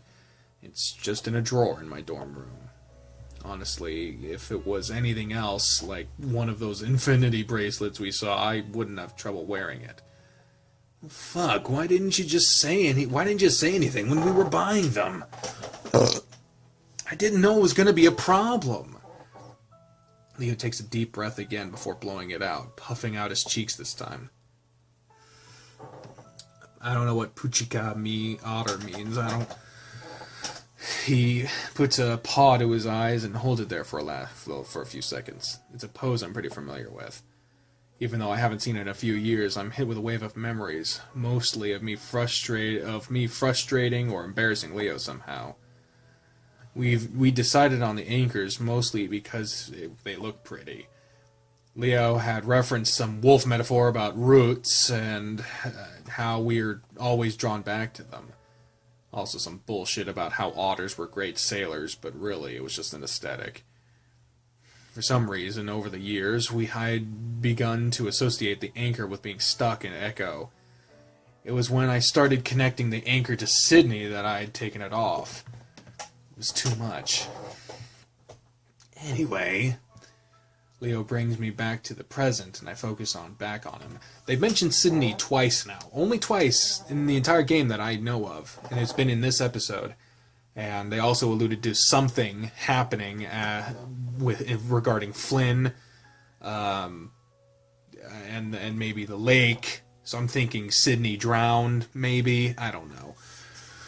Leo brings me back to the present, and I focus back on him. What I was trying to say is that I'm still not okay with how you left. Leo, I said I was sorry, and I still am, or how you stopped talking to me for a while. Okay, I was a kid. I thought I had a good tactic, like Jenna said, rip off the Band-Aid, you know? We did start talking again. It was more like you punching me in the gut than kicking me in the balls. The problem was that you didn't even give me a chance to say anything, or at least tell me why you broke it off. I stay silent for a while, then finally look up, setting my jaw. Like I said, I was young and dumb. I didn't know how to handle it. I can keep apologizing, or we can move on and make the most of this. We only have a week. We only have 1 week, and I want to have fun. Leo looks to the side, paws on hips, as if contemplating, then looks back at me with a smile. Alright, fine, but don't think you're off the hook. I still want to talk soon. Soon, just not right now. I stand there awkwardly for a few moments, then, because it feels appropriate, I step in to give him a hug. He takes it willingly, and he's warm and strong. For a moment, I wonder why the hell I dumped this guy. Jesus Christ. Just then, someone lays on the horn as they drive past us, pulling me out of my reverie. Fat! Oh my god, really? I lean back so I can watch the car speed down the empty road. Leo keeps holding me, though. He just chuckles. Echo hasn't changed much, has it? No, it hasn't. As we're saying our goodbyes, I remind Leo about the shots I need of the lake. He says he'll talk to the other two about it after they leave.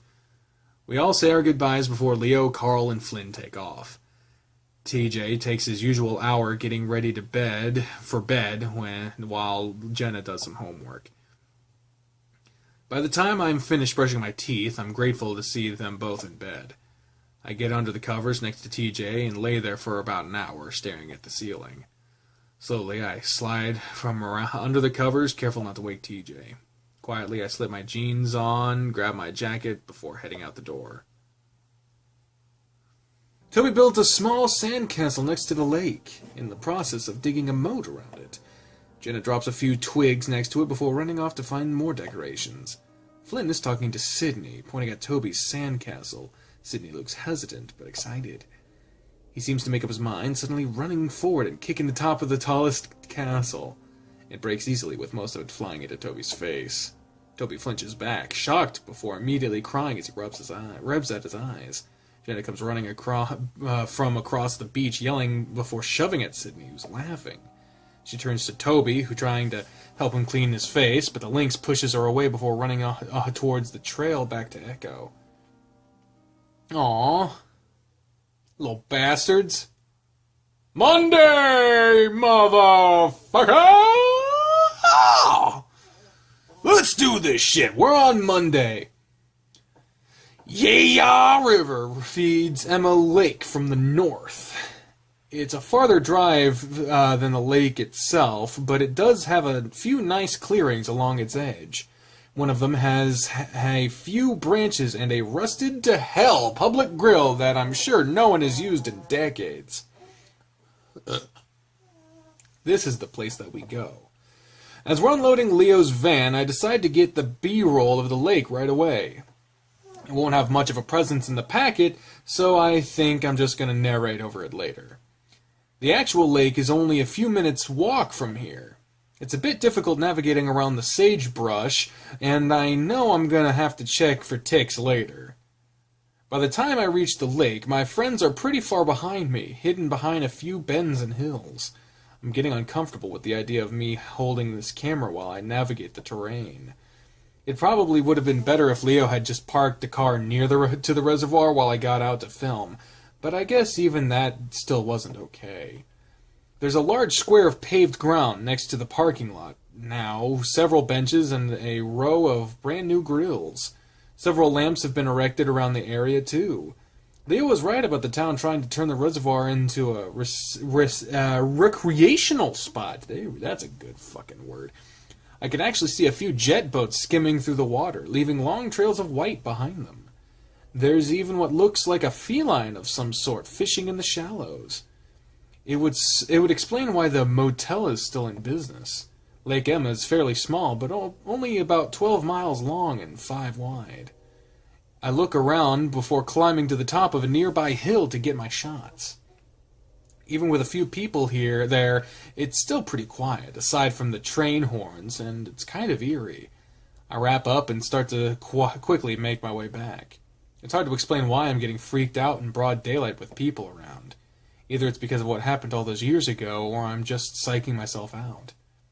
I'm glad to hear my friends' voices again as I get closer. Then again, it sounds like they're fighting. Been acting like a dick all day. Be glad I came here at all. Apparently it would have been better if you hadn't. Maybe I should just fucking leave then. It sounds like a lot more serious than our usual squabbles, so I quicken my pace. They seem to quiet down a bit once they see me coming. TJ's off to the side looking out over the river, occasionally throwing a rock into it. Carl sits in a lawn chair, one of the 6 that has been set out into a semicircle. He has his chin on a fist as he lazily stares at me. Jenna and Leo both stand next to each other, looking at Flynn, who's got his back turned, rummaging through the cooler. Hey, what's wrong? Nothing. Did you get your film? Yeah, got it. The silence is still awkward, and I have no idea what the hell to do with myself. I finally realize that I'm still holding the camera and decide to put that away. Hey, I'm gonna go for a quick swim. Haven't been in the water in a while. When we first got here, I was completely disappointed to find that the motel didn't have its own swimming pool. Being an otter, I like to swim at least once a day, if not more. At this point, it had been 3. Flynn finally turns around, a beer in his hand, as he cracks it open. It was true that he'd been acting a bit strange today. He'd held the entire trip up by a few hours, and when he finally shown up, his eyes were bleary and he seemed sluggish, like he'd been up all night. When we had asked if he was all right, he brushed us off. Yeah, thanks for the help setting up, Chase. You're about as useful as this fat ass here. He swings the paw, holding the beer at Carl. Flynn? So enjoy that swim while I set everything out. Yeah, I will. Make my soda a diet while you're at it. I've had it with Flynn. He's souring the trip with his need to be an asshole. Go fuck yourself. I ignore him as I strip off my shirt and head to the riverbank. I pat TJ on the shoulder as I pass him before slipping into the water. We're currently in the middle of a drought that has lasted the past 3 years, so the water is low, only about 10 feet at its deepest. It's enough through, and God, it feels good. It's spring, so the water is pretty cold. I swim back and forth a few times before finally diving in. Eventually I settle on drifting to the bottom, laying and gripping on a rocky floor as I stare up at the shimmery light above me. I feel the gentle current run over my body. It's nice to be away from all that tension above me. I feel isolated, alone, and for now, that feels good. None of the others could come down this deep, only I was able to. I remember when I was younger, I would give the others rides around the lake, able to swim its entire length and back. Even Flynn the asshole had done it a few times. It was one skill I had that I was proud of, even if it was inherent to my species. It still made me feel somehow useful, or at least different from everyone else, in a good way. I'd always felt like the odd one out in the group, as strange as it sounds. Where everyone else has a strong, distinct personality, I was just average. Sometimes I wonder if they were just friends with me because we all had to be when we were younger. This whole trip kind of forced me to think back on all the memories I have of this place and my friends. They were always doing cool things, being different, while I was just sort of blended into the background. Even then, I wanted to do something to stand out somehow. That's what I'm trying to do here, I guess. It's been about 7 minutes, and I only know that but that's about as long as I can hold my breath. I decide I should go back up and help out, so I slowly let myself float back up to the surface, trying to stay in the same spot. When I surface, it's pretty quiet. For a second, I wonder if everyone's just gone. Of course, that's ridiculous, and as I come over the embankment, everyone's there. Predictably, Flynn didn't get my food out, so I go to the cooler and grab a sandwich and a soda before sitting in an empty chair next to Leo. Apparently, it was a good idea to bring lawn chairs, considering the tables looked like they were covered in a year's worth of bird shit. How was the swim? His tone is bitter and salty. He's not in his usual grumpy but good-natured mood. He's genuinely unhappy. What the hell is his deal? Amazing. I'm gonna have to come back here again sometime during the week.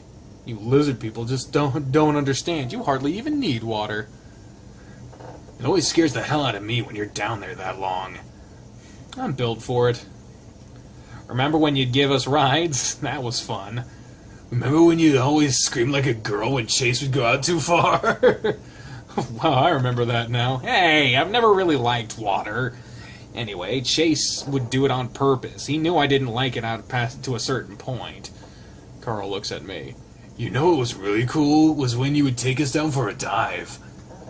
Oh yeah, Chase was like our own little submarine. I'm starting to get that otters are swimming clowns vibe again. Still, I kind of enjoy the attention. We'd get you to take us to the bottom so we could look for treasure. Leo makes air quotes around the last word. And you know, you probably would have found way more stuff if you guys hadn't been dragging me down. I remember when, are we really fucking talking about this? Everyone turns to look at Flynn. His voice is low and dangerous. There's a chill in the air because we all know what he means. I was actually feeling pretty good about it at this point. Like we crossed the bridge, being able to talk about it for once. Apparently, we haven't. Flynn? No, I'm serious. Do you think it's okay to fucking talk about this when the lake is just a quarter-mile away? You know what, Flynn? I think we should. Isn't that the part of the reason why we're here? No! If that was the case, we'd be over there. And we're here. And why is that? Everyone's quiet for a moment. I see TJ shrink into his chair, staring hard at his lap. Flynn, we came here because Chase needed footage. A change comes over Flynn. His face darkens and everyone sees it. Flynn turns to me and it takes some effort not to flinch back. Yeah, and why is that, Chase? You're gonna put that in your fucking documentary? No, Lake Ham is important it's an important part of Echo's history. Just what? Flynn raises his eyebrow bridge at me, and finally I just lower my eyes. This was a stupid fucking idea. You know what, Flynn? If you'd be a little more open, tell us what's on your mind, we'd be able to avoid a lot of this kind of stuff. Oh, you want to know what's on my mind? Flynn swivels and marches up to Carl. Alright, let's start with you. You're fat, lazy, no motivation, no future. What the hell are you even planning on doing with your life? Sit here, waste away in Echo, mooching off your parents until you're dead? Carl stares back up at Flynn impassively, though he's hunched in on himself a bit further. Flynn, don't do this right now. And you thinking you're better than everyone else. I can tell you think everyone at Echo is trash. Just because me and the others haven't left, you think we're lower than you. Just because we don't have an education, we're a bunch of retards. Yeah? Well, you let your whole fucking family behind you without even saying goodbye. You know what's even going on with them right now? What they're dealing with? Yeah, real fucking hero you are. Stop it, Flynn. Our unquestionable leader. We wouldn't have been friends without you, would we? That's why you brought us here, right? So we can all bond? Oh, wait, was it just because you wanted to get back into Chase's pants? Leo's ears fall flat. Probably. You've been a mess ever since he left, so let me be the one to tell you. It's over. It's fucking unhealthy. You're obsessed with him. Slowly, his head turns to me and I brace myself. And I can't imagine why. You, Chase, have the personality of a fucking rock, and I wish you could see yourself. You just sit there like a creep watching everyone, weighing everything that we say. And don't think I haven't caught the way you stare at all of us, like we're all objects to be collected. What, are you just planning to cycle through all of us for sex? Sure seems like it. Flynn stops, then exhales. Seems like it's all over. I really hope it is. That proves futile, though, as Flynn turns slowly on TJ. I'd silently prayed that the Lynx would make a run for it, but while Flynn had his attention focused on us, but TJ looked apathetic. Looks like a statue, there's no soul in him. Flynn pauses, though, as if he's at a loss for what to say. Finally. What happened, TJ? Flynn. Leo stands up. From his posture, I can tell the wolf is ready to fight. Memories are starting to flow back. TJ, Flynn, thinking he'd done something, I stand up too. Flynn may sound like he's a hard ass, but physically Leo had him beat easily. Flynn can obviously tell that he might have a fight on his hands, though, and it's clear he doesn't want that. He drops his shoulders, seeming to shrink, as if invisible strings that had been holding him up were cut. He turns to us and gestures at TJ. I just want the truth. Can we put a stop to this today, right now? I don't think you know how much of a nightmare this has been for me, not really knowing. TJ. TJ stares up at Flynn, muzzle set grimly. What happened to Sydney? Dead quiet. TJ stares at his lap, not moving. Come on, let's. Flynn holds up a hand towards me, still staring at TJ. Slowly, TJ looks up, his face still stoic. He's still made of stone. I already told you what happened. Bullshit! Flynn steps forward, but Leo's there to grab the back of Flynn's shirt and swing him around. I dodge out of the way as Flynn is flung back to land on his ass, kicking up a big cloud of dust. Shit! Flynn, I swear to God, if you start a fight here, I'm gonna drop your stupid ass!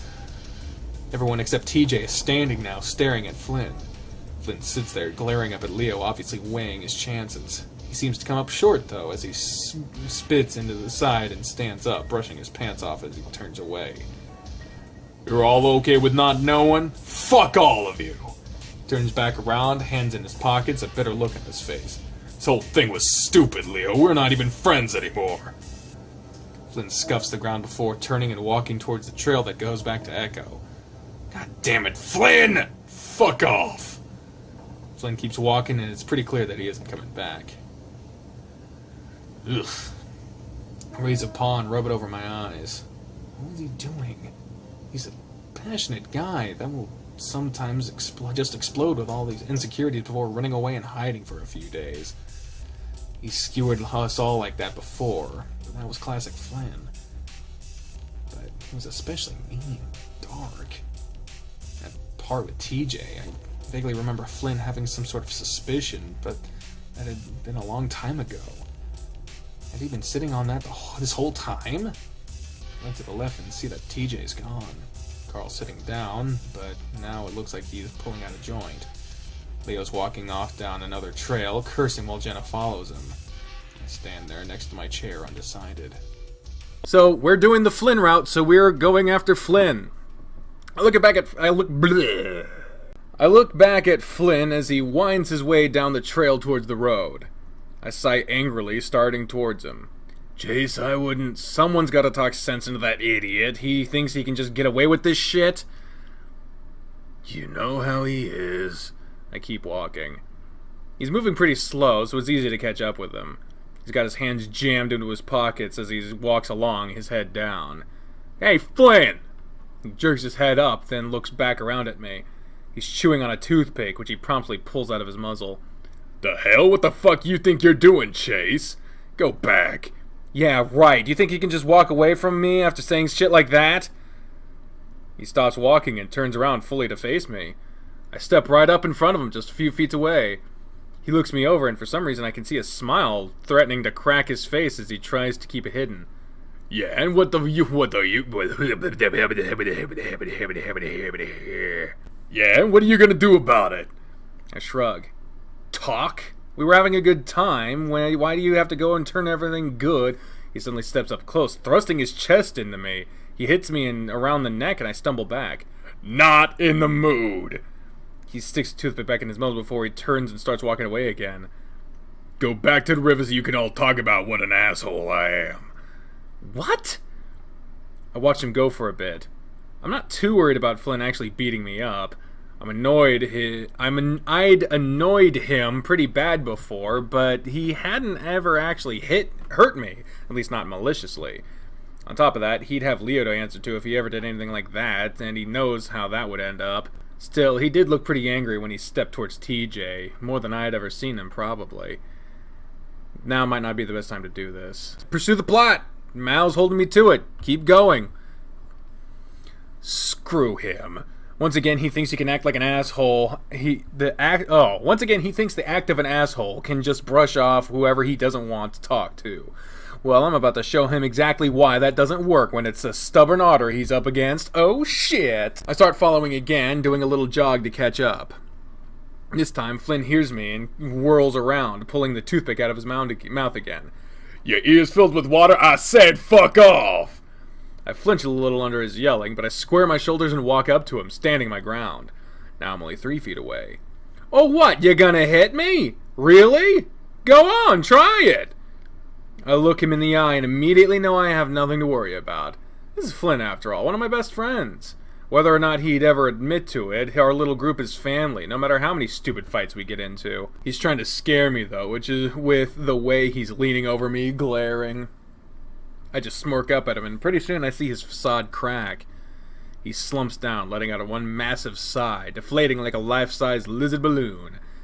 Fucking otters, what do you want? I want you to stop being a dick. Flynn looks right back at me and glares, some of the posture coming back. What? Oh, Christ, you heard me. That is not a good thing to say to me right now. Flynn starts leaning over me again, and I lean back, almost bumping muzzles. Yeah, well, everything you said back there was not a good thing to say. I see the corner of one of his eyes twitch. We're so close that I can smell the beer on his breath. I see that smirk tug on his muzzle again. Coming in for a kiss. He presses even closer and I can feel my muzzle flush, but I'm not backing down. I see how it is. You're bored with Leo and now you want some lizard action, eh? No, I just want an explanation. He raises a brow and leans back a little. Of why you're being such a dick when we're all supposed to be having fun. Actually, I think I know exactly what this is. You're trying to prove me wrong. Well, being an obnoxious twit doesn't suddenly mean you've got a personality. Anyway, they told me to speak my mind. I did. He turns away again and starts walking. I quickly catch up and start walking alongside him. That's not an answer. Besides, even if something's true, it doesn't mean you have to point it out in the middle of everyone's vacation. Flynn keeps walking, opting to glare at the dusty trail. Do you really think I'm just looking to bone all of you? I'm not. Flynn laughs, and for once, it's not cynical, it's genuine. I think what you're doing right now isn't helping your case, Chase. What? I'm just trying to figure out what the hell is wrong with you, Flynn. My phone buzzes and I pull it out. It's a text from Leo. Are you okay? I tap out a quick reply that everything is fine and I'm just trying to talk to Flynn. Flynn snorts right in my ear, making me jump. I jerk my phone away as I realize he's been reading over my shoulder. What, Wolfie Boy thinks I'm gonna clock you for being annoying? You almost hit TJ. Almost. At this point, we're walking along Lake Emma Road with a trail winding between it and the reservoir itself. There's a little guardrail at the lakeside, but it's rusty and I seriously doubt it would stop any car from going over into the lake. Which we know, because in the Leo route, no spoilers, but... Another 10 minutes and we'll reach the motel. My phone buzzes again as I get a response from Leo. If he does anything, call me. Flynn sighs again. He stops and I turn to face him. He looks sad for once, staring hard at the ground. I just sort of blacked out for a second. I was angry. That's what murderers say after they kill their exes? Jesus, Chase. Well, okay, I fucked up. Yeah, no shit. It's just something that's been fucking with me ever since it happened. That he's not telling the truth. Flynn looks up at me sharply. You know he isn't! Flynn's staring at me hard as if he's looking for something, and this time I do look away. Well, what if he is? No, you saw him right after it happened. How scared he was, how he couldn't look at any of us. I have no idea what to say. Flynn never talks about this. Before today, the last time I'd heard him mention Sydney was like 6 years ago. It really fucked me up. And that we thought we could just come back to this stupid fucking lake. He kicks his foot across the ground towards the reservoir. Some pebbles falling over the steep drop and plopping into the water. It fucked us all up, but Flynn, most of all. Look, Flynn, maybe something did happen. Something he doesn't want to tell us.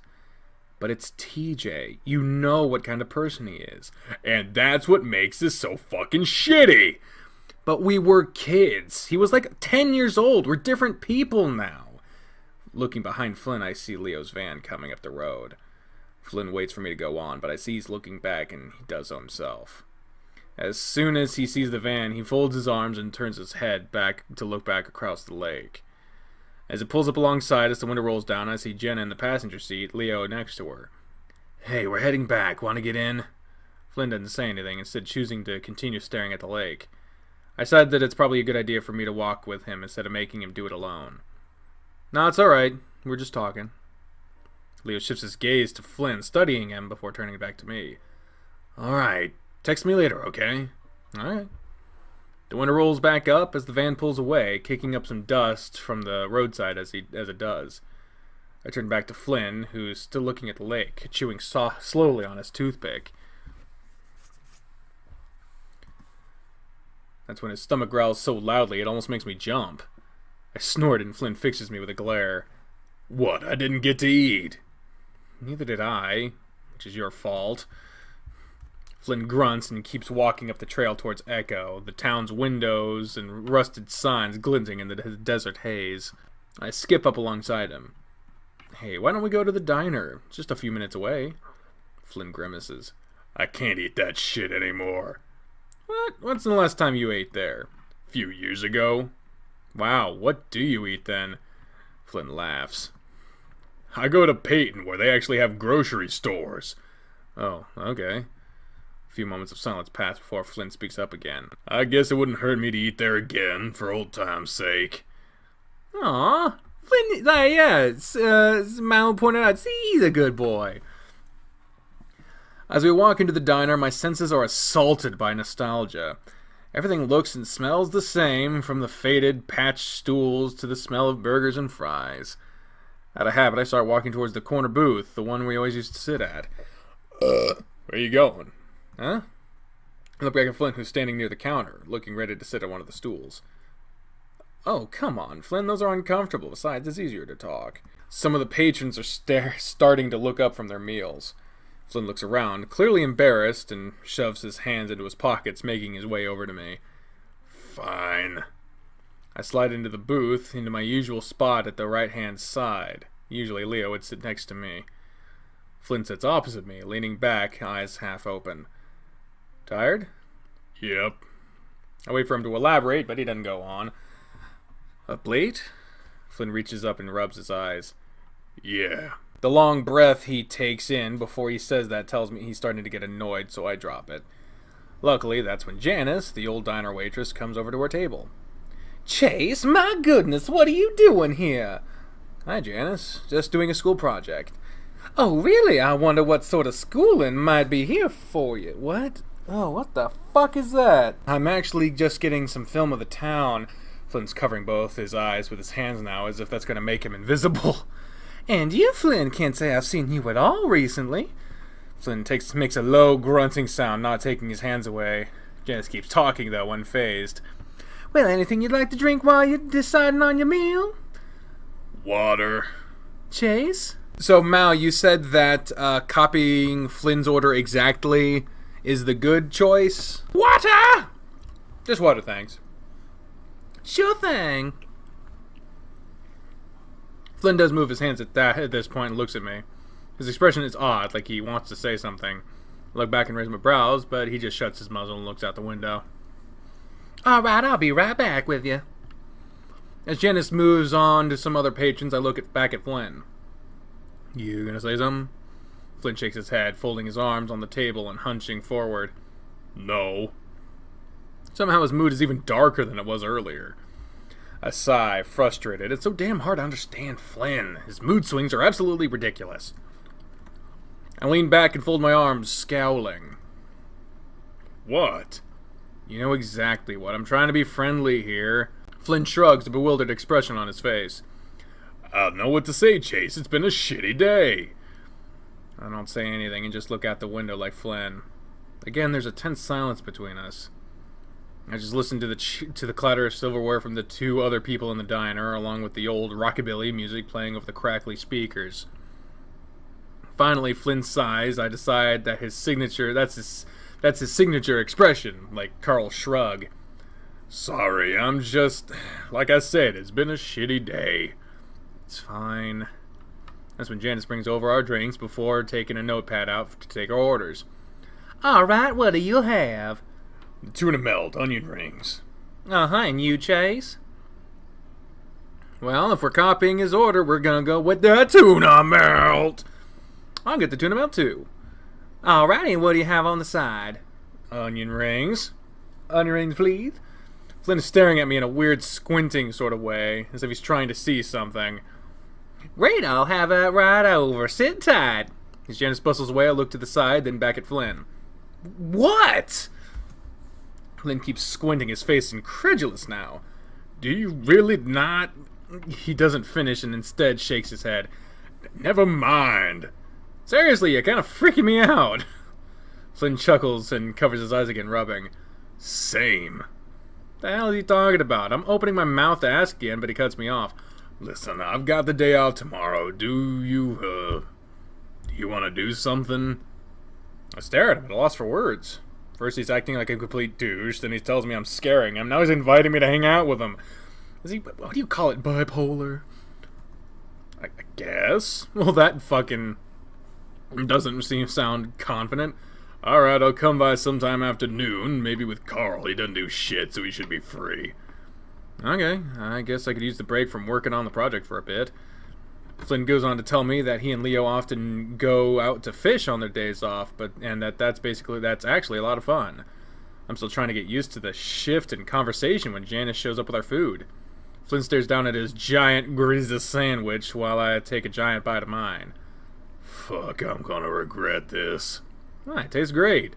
Well, you're lucky. This food kind of fucked up my stomach. You make your own food? Yep. I snort and Flynn looks up sharply. Sorry, it's just hard to imagine. Hey, I'm a real good cook. I guess the expression on my face is showing I don't buy it because he smirks back at me. Fine, sometime this week you're coming over. I'll show you then. I shrug, even though I feel like I've won some kind of secret battle we were having. Deal. Okay. Oh, now time for the nightmare. Flynn pulls me over the rocks and boulders. I stumble along, trying to keep my balance. Flynn's insistent, though, almost angry. I reach the edge of the lake, and he throws me down. I stare at the wet sand and back up at Flynn. He points and tells me to dig. I start digging. I don't know what I'm looking for, and I ask, but Flynn doesn't say anything. Water keeps filling the hole. It's hard to keep sand from sliding back in. Finally, I reach in deep, and someone grabs my paw. I stay like that for a long time. Jesus fuck. How's this look? Carl dangles the lure in front of himself, bouncing it around. Someone said that the fishing scene was the best. Flynn squints at it incredulously. I'm pretty sure his muzzle would be hanging open if he didn't have a toothpick in his mouth. Jesus fucking Christ, Carl, what is that? What? Carl has tied the spinner of a giant ugly knot. The string... What? Carl has tied the spinner in a giant ugly knot, the string sticking out in every which way. This is why I told you to fucking wait. I guess Carl had gotten impatient and decided to tie his own lure while Flynn was helping me with mine. Flynn takes out a knife from his pocket and takes the spinner from Carl, scowling. I'd throw this away if I didn't have so few fucking few of them. What's wrong with you, Carl? Carl shoves his paws into his pockets as he watches Flynn struggle with getting the knot fixed. I don't see what the big deal is. It's attached, isn't it? He looks at me and grins, shrugging his shoulders. I shrug back. You made it so fucking big, it's not gonna spin right. Flynn's muttering angrily under his breath, squeezing his forearms to his chest as he tries to keep his fingers steady. Carl rolls his eyes and looks over at me and grins. Why we gotta fish with these when we got an otter with us? I'm willing. That's not the point. Flynn almost growls, prodding and poking at the messy knot. It's about relaxing, and how's Chase gonna relax swimming around the whole time? He finally seems to get a handle on the mess and starts tugging out line. And how am I gonna relax with you fucking everything up? The line finally drops away from the spinner. That's what I get for bringing a pothead along. Hey, I'm straight right now. Flynn snickers. You sure about that? Carl rolls his eyes again. Ask Chase. I sit on a rock as I slowly reel in my line, watching my spinner glisten under the water. Why asking me? You have, what is it called, a gaydar? Isn't the idea that everyone has it?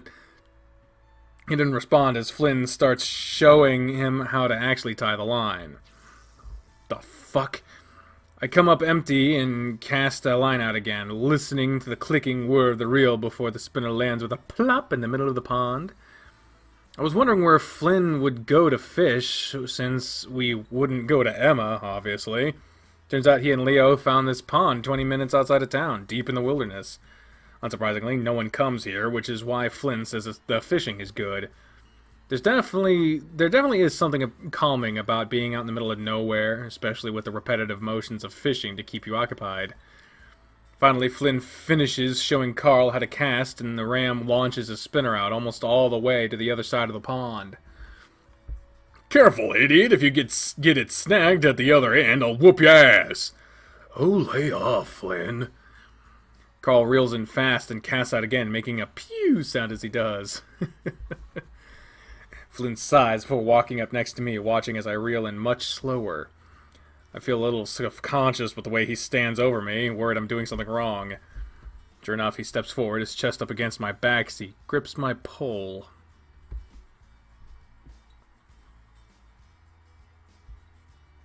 It's too easy, though. It's too easy. Should I? No. It's too easy. I'm gonna leave that one. I'm gonna let that one be. Grab it above the reel post. Here. He holds the rod, then grabs my paw and slides it up the pole. Okay, it's getting really hard, but it's still really easy. That way you can really grip it when you catch something. He's right up against my back, arms wrapped around me. I swallow and try to focus on the pole. Alright. I hear him give a low chuckle in his throat, and I glare. Of course he knows what he's doing right now with my paws on the pole. He's probably rubbing in what he said yesterday. I decided to respond by sliding my tail up the inside of his leg and feel him shift against me, his chuckle turning into a grunt of surprise. The hell you guys doing? Flynn lets go of the pole and steps back as Carl watches us, his face screwed up in exaggerated disgust. Showing him how to fish. No, it's your turn, fatty. Carl pauses on his reeling. I don't know if I want to feel your clunk on my ass. Too bad! Jesus fucking Christ. I focus back on fishing, still feeling a little warm from the close encounter I just had with Flynn. I'm a little angry that he'd try that, especially so soon after what had happened. I try to focus back on how relaxing the motions are, sweeping the lake clockwise as I cast out again and again. You know, looking at this picture in the back, it looks more just like a tiny little fucking... It looks more like a puddle. If I really did want to catch a fish, though, I'd be swimming in the water right now. It isn't hard to do. I'd done it several times when I was younger in the reservoir. Of course, that's less relaxing since you have to actively search for the fish rather than just sit placidly until one bites your lure. I've never killed one before, though. Careful, Carl! I wince and look to the side, seeing Flynn covering his head and ducking as Carl's lure bounces and swings around above him. You didn't let go of the fucking button! Carl shrugs and starts to swing his pole around, trying to unwrap the line from the pole. Well, if you weren't right up against my tail, you wouldn't have to worry about that. I'm trying to show you. Kapew! Carl launches his lure over the pond so far that it almost lands on the opposite bank. It does, however, wrap tightly around a branch sticking from a fallen log in the shallows. Unfucking believable. Oh, shit, He starts tugging and pulling, trying to get it untangled from the log. No, stop. You're gonna have to walk around to the edge and get it. What? There's fucking cactuses on the edges. No way in hell. Too bad. That's one of my last fucking lures. Well, come on. Carl's shoulders slump as he looks out across the pond. I sigh and set down my pole and start stripping my shirt off, followed by my pants. After a pause, I decide to take off my boxers, too. It's not like Jenna's here. Jesus, fuck. Moving the cursor over the scene to button. Takes them a while to stop arguing, now about the plural form of cactus, and realize that I'm now nude. Chase? I'll get that damn lure, just stop arguing. Just wanted an excuse to give a little striptease, huh? Shut up, we've all seen each other naked. I do try to angle my hips away so they don't see my balls and sheath. Jesus. Which is hard to do considering I've got a pretty steep bank to pretty steep bank to wallow over. Okay, I thought he was gonna comment on his dick. I manage it though, and pretty soon I'm sludging through thick mud. Careful, I don't know what the fuck is in there. Did you say no one comes out here? I don't get his response because I dive in right after that, a familiar feeling of water closing up around me, cutting off air and sound. Again, it's a huge relief to be back in the water, and I drift towards the bottom. It's not deep at all, and the water here has a slimy feel that I don't like. Still, it's better than nothing, and I undulate slowly across the pond. It does take long to reach the log, it doesn't take long to reach the log as it's only 30 feet away. I have to bob a few times to the surface to look around, though, since the water's too murky to see through. Ew! I'm actually kind of starting to regret doing this. I try to remember if I have any cuts or sores I'm going to get to douse in peroxide later. That's when one of my paws bumps the log, and I bob back up to the surface, wiping a paw across my eyes. I see the line glinting above me, some drops of pond water clinging to it. I reach up, grasp it between my index and thumb, and follow it to the branch. I feel Carl give a few tugs. "Hey, Chase, Flynn says there's leeches in the pond." I hear a loud smack followed by a yelp.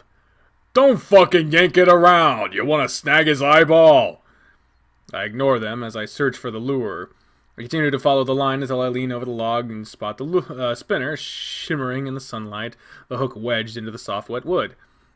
It comes out easily, and I carefully lift it, making sure I'm out of the way of the hook in case Carl decides to yank the line again. When it's around, I'm glad to see that Flynn's got the pull now. I hold up the lure to show him and let it drop back into the water, Flynn slowly starting to reel back in. I go back in, slowly swimming back to the opposite bank. It's at that point that I see a silver flash to the right of my field of vision. I look over and see it's a fish, swimming lazily over some plant life at the bottom of the pond. I pause and would have smiled if my mouth wasn't going to fill up with pond water.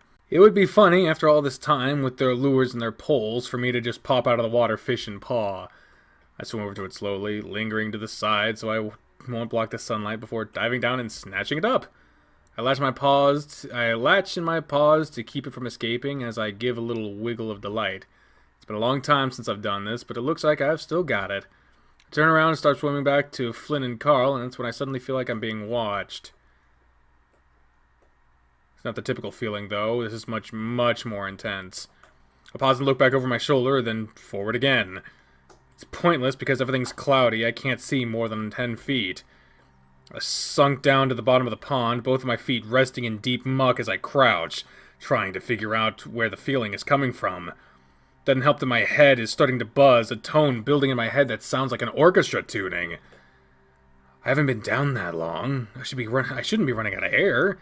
Of course, I should just swim up to the surface where it's bright and safe, but I don't because this feels too familiar. I think back to when I was 12, playing in the abandoned school with Carl. I was hiding from him in a second-floor classroom when I felt this exact feeling. Intense, almost physical, like a hand was grabbing onto the back of my neck. I look around again and finally look down at the fish in my paws, and now I know where it's coming from. Before I know it, I'm whipping upwards, breaking through the surface in less than a second and swimming towards my friends. I stumble onto the bank, splashing water everywhere as I do, and I'm not holding the fish anymore. "The fuck were you doing?" Try to steady my breathing, hoping that they'll just think it's because I was down so long, rather than me freaking the fuck out. Carl's laughing next to Flynn as I start pressing my paws down my body, trying to speed up the drying process. "What?" Carl shrugs, but Flynn smacks him upside the head again. "He pissed in the water while you were under." "Great!" Honestly, I don't really care right now. "I wouldn't worry about it. You didn't come up near it. And there's probably worse in there anyway. Speaking of which, why don't you go further up the stream and wash up? I don't want you bringing pond shit in my truck." Okay. I sigh and pick up my clothes, just glad that they seemingly haven't noticed anything's off. Luckily for me, Flynn parked right next to the stream, so it's easy to find. It's freezing cold, though, compared to the pond, so I get washed up quickly. I gasp as I splash the water over my body, shivering before I stand back and start squeezing the water out of my fur again. "Everything okay?" I jump and look back. Flynn's leaning against the truck, arms folded, watching me. I blush. It was easier to be naked in front of the two of them, but for some reason it just being Flynn makes it way more embarrassing. I turn back around, pressing my tail harder against my ass as I wave my arms up and down, trying to dry off. "Yeah, come for a show?" "Yeah, I always wanted to see the naked otter mimicking a bird." "Here comes Weird soon." "Oh, I can't wait for Weird." Shut up, I'm trying to dry off. Flynn didn't say anything, so I just turn around, not even bothering to cover up, paws on my hips. Okay, seriously, you just come to see me naked? He hasn't moved at all, but he cracks a smile. Maybe. I don't let that trip me up, and instead thrust my hips out, legs spread. Well, there you go! I got a towel in my truck. He's still smiling, and his eyes definitely aren't on mine. Flynn has flirted with me before, even while I was dating Leo. I vaguely remember there being some altercations between the two. I make my way towards the truck, again, trying to angle my hips away from him. You really know how to creep a guy out. I lift up on the handle, but the door doesn't open. Hey, unlock the... Huh!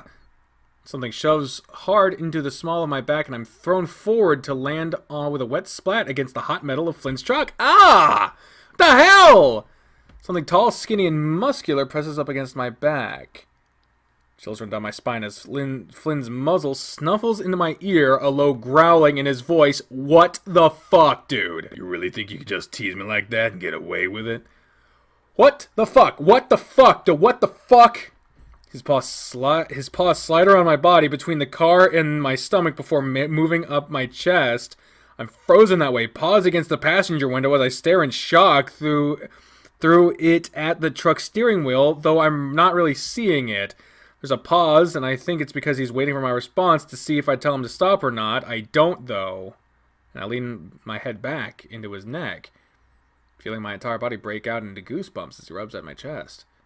You like that, don't you? I respond with a gasp as his sharp teeth graze across one of my stubby ears, his hot breath sending another wave of chills over my skin. His hands slide back down, slowly feeling out my body. Acting like a little slut. You didn't think this was gonna happen. I stiffen a little under the remark and lift my tail up again between his legs. You're one to fucking talk. I'm not completely sure what's going on, if this is a spur-of-the-moment thing or if he's just trying to prove a point. What I do know is that we both want it. Well! Well.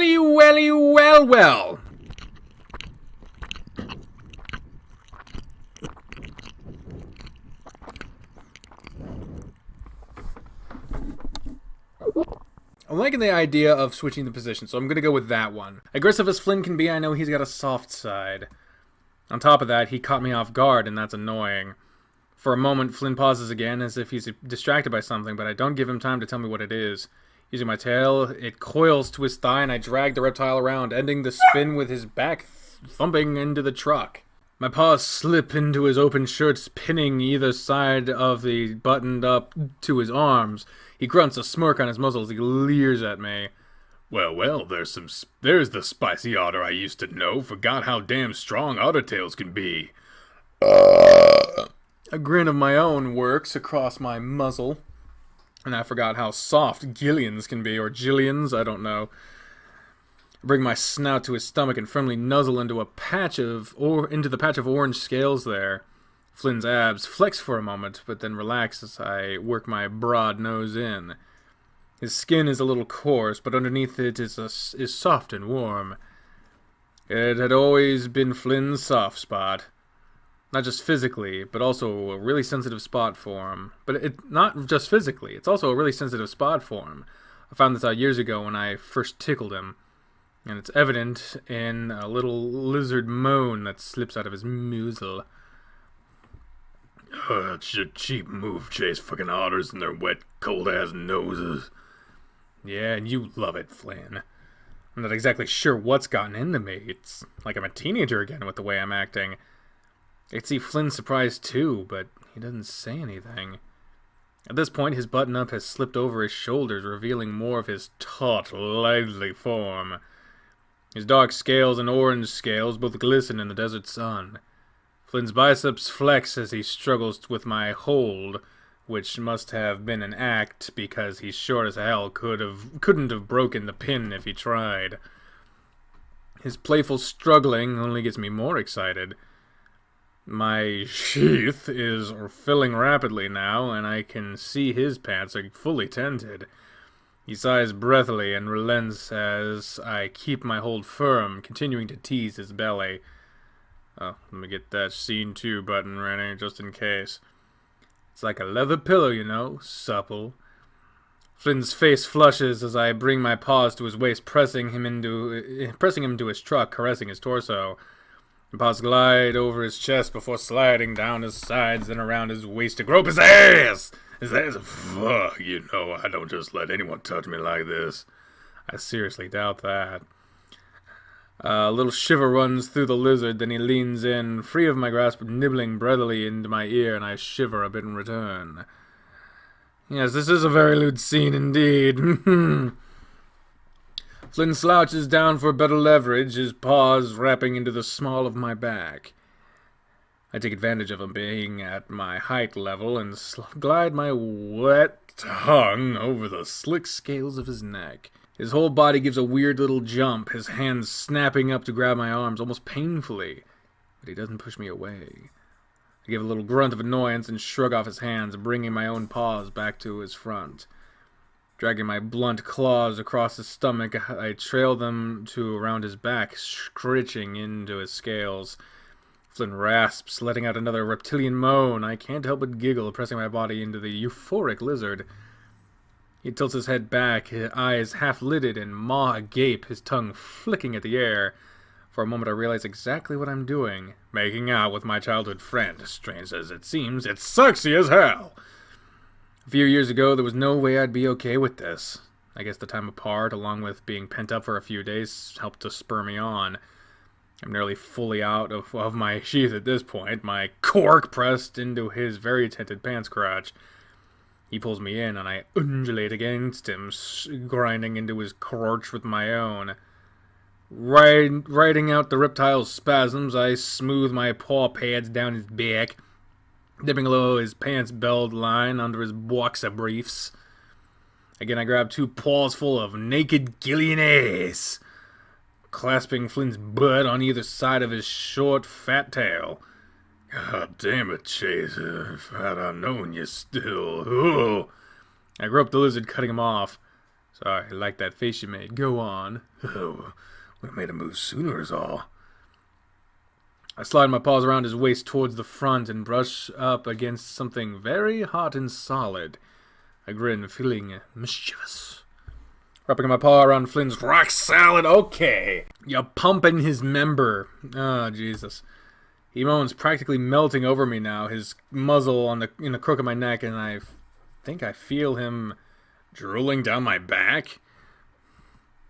Shit, he must have been a handful for Wolfie boy. He's not the type to easily submit. Flynn's right. Leo was a stubborn boyfriend in and out of the bedroom. A lot of coaxing, I could eventually get him to see things my way, but that hardly ever happened. I had a lot more energy as a teenager, more zest, I guess. It's hard to explain, but over the years I've just become more, well, exactly what Flynn accused me of being. Personally, I just chalk it up to growing up. But right now, I do sort of feel like my old self, and that's kind of incredible. Hey, I'm a versatile otter. I like to trade off. Oh, okay, that's actually... he wasn't making a joke there. That's actually a terminology. It's also nicknamed as being verse. It's kind of like how I am. I grin as Flynn guides my paws in his briefs, returning a smirk.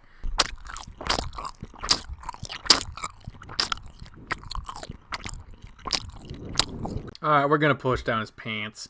I'm about to pull my paws out of Flynn's grasp when he steps back himself. Let's go at my wrist, the expression on his face strange again. He's looking for something. I'm confused, still sort of slack-jawed as I stare back at him. But what? Slowly his expression becomes more resolute, almost dark as he steps back further away from me, folding his arms. Oh god, is it Leo? Nothing, just realized that Carl could see us. We shouldn't have done this here. Huh? He's acting like I started this. Feeling self-conscious now that he's clearly not interested in continuing. I turn away slightly, one paw against the car as I angle my body so he can't see my dick anymore. I look back over my shoulder at him, feeling myself getting angrier. Hey, you're the one, but he's already turned around and heading back toward the pond. I watch him go, feeling bewildered and bewildered, I should say, and maybe even a little hurt. Asshole. I mutter under my breath. Did he stop because he decided I wasn't up to his standards? That idea hurts even more because I imagine those are pretty low. I stand there for a while longer feeling like a complete idiot before finally heading back to the stream. Picked up all kinds of shit from smearing my body against this dirty truck. I'll be sure not to let him take advantage of me so easily again.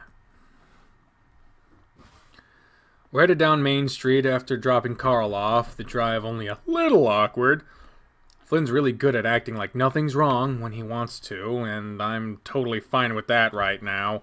That's when I see a set of familiar ears through the window of the... What the fuck, dude? That's when I see a set of familiar ears through the window of the convenience store. Hey, is that TJ?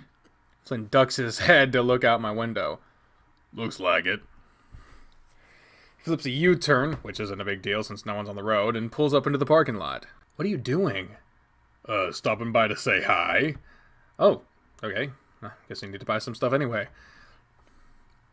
I look out the window so Flynn can't see the look on my face. I already know that this is kind of a bad idea. Oh, Jesus. Oh, hey, look at... Oh, my God. Jesus fucking Christ.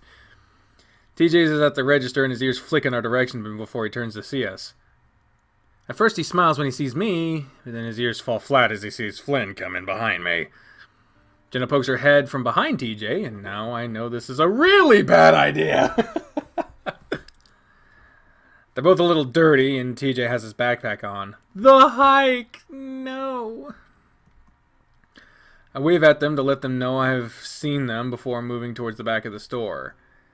I need to get some bottled water since I don't really like drinking from the faucet at the motel. I hear Flynn say something as he walks up to them, and I silently hope that by the time I get back, everything will be magically solved. Because the corner market closed Because the corner market closed, this is the only place where you can buy food, aside from the diner. Looking around at the selection, I can see why Flynn takes the 30-minute drive to Peyton to get his food. Grab a few water bottles and head back to the front. My hopes of a revolution. I fucked it up. Of a resolution are dashed as I see the awkward situation unfolding in front of me. TJ's standing on the other side of Jenna now, keeping her between him and Flynn. No one's saying anything as I get to the register, the air tense and TJ fidgeting with his facial fur. As I pull out my wallet, I look over at Jenna. Hey, how was your hike? Fine. Hot. The red fox I don't recognize takes the $2 I hand to him. I feel Flynn shift around next to me, and I can hear him taking a breath. Hey, Tej, did you... Hey, Flynn, did you forget what happened yesterday? Fuck! Even the music stopped. God damn. I cringe. Jenna's tone is sharp, and now I just wish I could turn invisible. Huh? Can't you tell he doesn't want to talk to you? Flynn doesn't say anything. The tension is so thick in the air, I feel like I'm back in the slimy pond. The cashier fox pauses and handing me my change, staring at Flynn and Jenna. Thanks. I almost yell as I reach out for the money, as if the volume of my voice will make everyone forget and provide Flynn the opportunity to escape. It doesn't work. We're not kids anymore, Flynn. You can't just treat us like crap and expect us to act like it's okay when you decide we're worth talking to again. Flynn's hunched forward, staring off to the side, towards the back of the store. DJ suddenly heads for the door, and I can see his face twitching as he passes me. Jenna follows him, past Flynn, before turning around as she reaches the door. If you want to talk to us again, and then you're going to have to act like an adult and apologize. Otherwise, later. She exits, leaving us in the most awkward, painful silence I've ever heard in my life. The clerk openly stares at Flynn. I fumble with the change in my wallet, trying to pretend like nothing happened. Do you wanna... Flynn turns and walks out the door. Watch him get in his truck, then pull out, his face expressionless. For a while I stare at the empty parking space as I slowly shove my wallet back into my back pocket.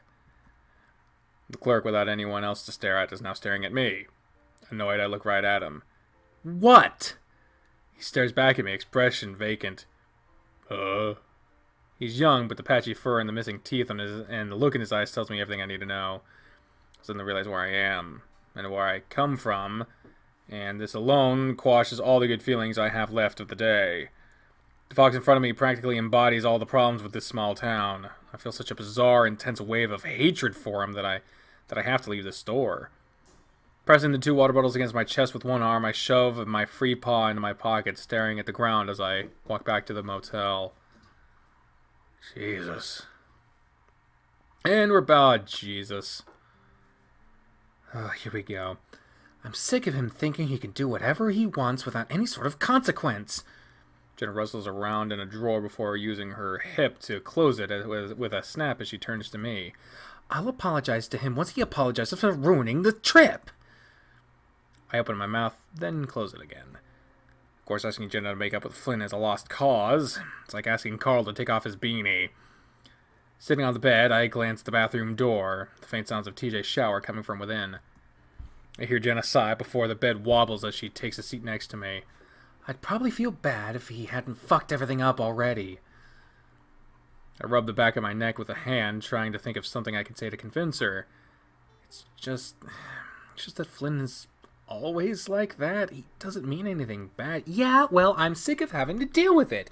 He needs to learn how not to talk like an asshole. It's one of the reasons why Flynn never fucks with Jenna, or really says anything to her at all. She's kind of exempt from the whole unspoken pact we made to just let Flynn's dickishness slide.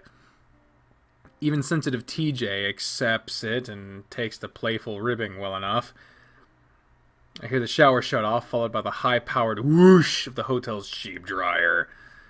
Being a lynx, TJ probably had to stand in that thing for a good 10 minutes before he was even damp. We're adults now. If he wants to get anywhere in life, he needs to shape up. He's getting along all right. Jenna snorts. Yeah, if he's planning to stay here for the rest of his life. I mean, what's wrong with that? I can tell Jenna's giving me a look, but I don't give her the satisfaction of turning my head to see it. Seriously? Anyway, it's clearly a defense mechanism. He feels vulnerable without his I'm an asshole blanket. I mean, you're not a psychiatrist yet, Jenna. I'm not going to be a psychiatrist, but you don't need a psych degree to see it. I don't respond, not seeing the point in arguing about Flynn any further. Jenna stretches, then gets up to go over to her laptop on the small table while I lay back on the bed, closing my eyes. Absentmindedly, I pull my phone out, discovering a text from Leo. I forgot to tell you that we're having a surprise party for Carl tomorrow. I frown and type out a quick response. You're telling us this now? It's not until next month. What's up? Jenna's looking up from her laptop at the expression on my face. Leo says we're having a surprise party for Carl tomorrow. Oh, yeah? You knew? Well, yeah. Leo told us about it on the drive back from the river. My phone buzzes again. Sorry, but we're gonna go to the store tomorrow to get some presents, so don't worry about it. I frown. It's kind of weird. A whole month early? Jenna shrugs and looks back down at her laptop. Something to do, I guess. I guess. Let's have another response to Leo again. I have a lot to do tomorrow. I was planning to get some footage in the morning. Leo's always been weird. Do you follow any of his accounts? He's always posting pics of his food and stuff. Phone buzzes again. I guess I could get the present for you, but you're definitely going to the party, and then we're gonna go out to see a movie. I suppose that doesn't sound too bad, as long as I'm able to get at least something done for the project. Something is still bothering me about the whole get-together, though. I can go to the party, but I might need to stay and do some more project stuff. What about Flynn? I send that one with some hesitation, feeling like me and Leo are conspiring behind Flynn's back. Then I remember what I did behind Leo's back with Flynn, and my toes curl reflexively in a cringe. Yeah, technically it's none of Leo's business what I do, but it doesn't change the feeling of wrongness I have about it. I toy with the idea of texting Flynn as well, but knowing him, he probably won't respond right now. I am sorry.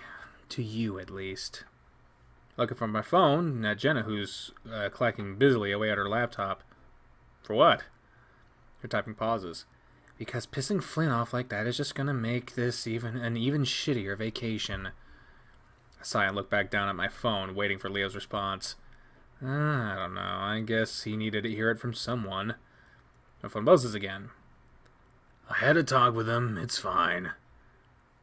I'm about to say something else to Jenna, but I can hear TJ starting to open the door again, and I just shut my mouth and close my eyes again. Okay. Wednesday. But I actually end up sleeping in the next day. Leah tries to coax me to go along, but I mumble something about needing to finish my project. I believe this is the... oh, God. I believe this is the day we're supposed to go to, fucking Carl's birthday party or something. The next thing I know, it's an hour later and the motel room is empty. I chastise myself for the late start and roll out of bed, skipping a shower and instead gathering up all my equipment.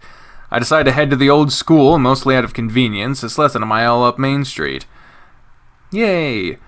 It's broken down and vandalized to hell, which looks great through the camera. The original Echo School was built back in the early 1900s, but it was torn down and rebuilt in the 50s. That's the building that I'm looking at now.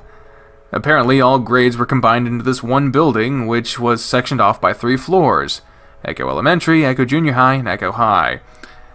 After 1980, there were too few students to keep it functional, and they started busing everyone to Peyton instead, closing Echo School down. It's a 2-story brick house with a basement and about 30 rooms inside. I remember my parents saying that after it closed down, it was a rite of passage to sneak into the school at night and graffiti up the walls. Basically, everyone drew a pentagram. Okay. I set the camera up to get a few shots at the outside of the school, making sure to emphasize the graffiti on the front and avoid the white soccer goal. Apparently, Echo was still putting the field to use.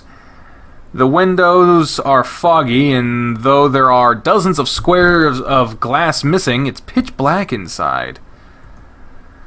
I calculate in my mind how long I'll be speaking over this portion of the footage, realizing that it probably won't be longer than 10 or 15 seconds.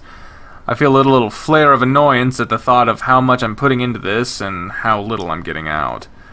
I wonder if this is really the kind of thing I want to be doing, and not for the first time. After about half an hour of trying different angles, I finally straighten up, wiping my forehead. The sun is up to the point of warming the top of my head, and I know that within a half hour I'll be burning up. I start packing up my camera when I feel a different sensation on the top of my head. A slight pressure and a prickle. The feeling that I'm being watched. I look back up at the school building. It's quiet, broken, and stoic, like it has been for the past few decades. Still, my eyes are drawn to the second floor, specifically to the window on the far right. I stare hard at it, narrowing my eyes. Behind the glass in the dark room, something curves out from the right side of the window. It's a lighter color, and it stands out in stark contrast against the black of the rest of the windows. It could be anything, really, but as I stare at it, I get the same vibes as I do from Carl's horns. I stare at it, waiting to see if it moves, morbidly imagining a face peering around the corner at any moment. Picturing Carl suddenly jumping out to stare at me from the window is kind of funny, but also creepy because I can't imagine what he'd be doing up there. The hairs on the back of my neck stand up, and I look around, kind of hoping that someone might be nearby.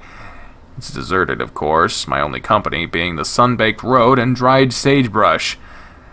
I turn my attention back to the spot next to the window, half expecting the maybe a horn to be gone. Still there, though, not having shifted at all from when I first spotted it. I shift the strap of the camera bag onto my shoulder and stand up straight before moving a little closer to the building, next to the doors to get up for a better look. Maybe it's the handle to something. Maybe it's the handle to an old watering can, maybe for a class project forgotten long ago. Maybe. I shrug off the feeling and turn to leave. Oh God, oh God, oh God, oh God. It's one of these. I hate these. These fucking things get me, man. Enter the school. Oh, Jesus. Let's go with the. That's my favorite word in this whole sentence. Something itches in the back of my brain. I look back at the door and you can tell right away that there isn't anything holding it shut, at least not on the outside. Maybe I could get a few shots of what's in there. I walk slowly up to the door, a thin piece of plywood, definitely not what was here originally. A small tin "No Trespassing" sign hangs from it, almost completely rusted through. I give the door a tentative push and it instantly gives way, sliding noisily across the concrete ground. Oh, here it is. Oh, God, here it is. Oh, Jesus. Inside, there's a staircase right in front of me. To the left and right, there are wide, darkened hallways. I'm just crossing over the threshold when I realize what I'm doing. Even if I did get some good footage, it would have to be from breaking into the place illegally. I'd basically be filming a crime for a school project. The floor creaks above my head and I realize just how stupid this is. I turn back around, making sure to shut the rickety door behind me fully before I start back toward the road. It was a dumb idea, sure, and I've come up with a lot of stupid ideas, but for some reason I can't shake the feeling that it had been especially weird. I'm at the end of the road when I remember the horn in the window. I don't turn around. Cool. That was an interesting little side thing. So how do you know that he's here? We've seen this scene 1,000 fucking times, but there's always tiny little differences in the dialogue that we gotta see. We gotta see those tiny little differences, and that's the thing that's gonna piss me off about the extracurricular activities route, but we'll get to that next. Jenna eyes Leo as we make our way up to the walk to Carl's house. As I'm looking up at the mansion, I think of how... As I'm looking up at the mansion, I think of how you imagine a lot of things being bigger when you're younger. Not Carl's house. I always forget how big it is when I see it again. Even kids from Peyton wanted to hang out with Carl because of it. Carl's here like 95% of the time. Besides, how would he get around without his parents? Jed doesn't say anything. TJ bounds up to the door and rings the doorbell while balancing a cake against his chest. Oh, he's so cute. Oh, God, I want to choke him. This reminds me of an abandoned building I have been to. It looks so much like it. Yeah. My whole fucking hometown is an abandoned building, basically. So, Jesus. Everything is so old-fashioned here. TJ seems to have cheered up since the incident a few days back. At least that's what he's been putting out so far. Sometimes it's hard to tell with TJ. We wait a while, but there's no answer. Jenna looks pointedly at Leo, who pointedly ignores her. He's probably asleep. And how do we wake him up?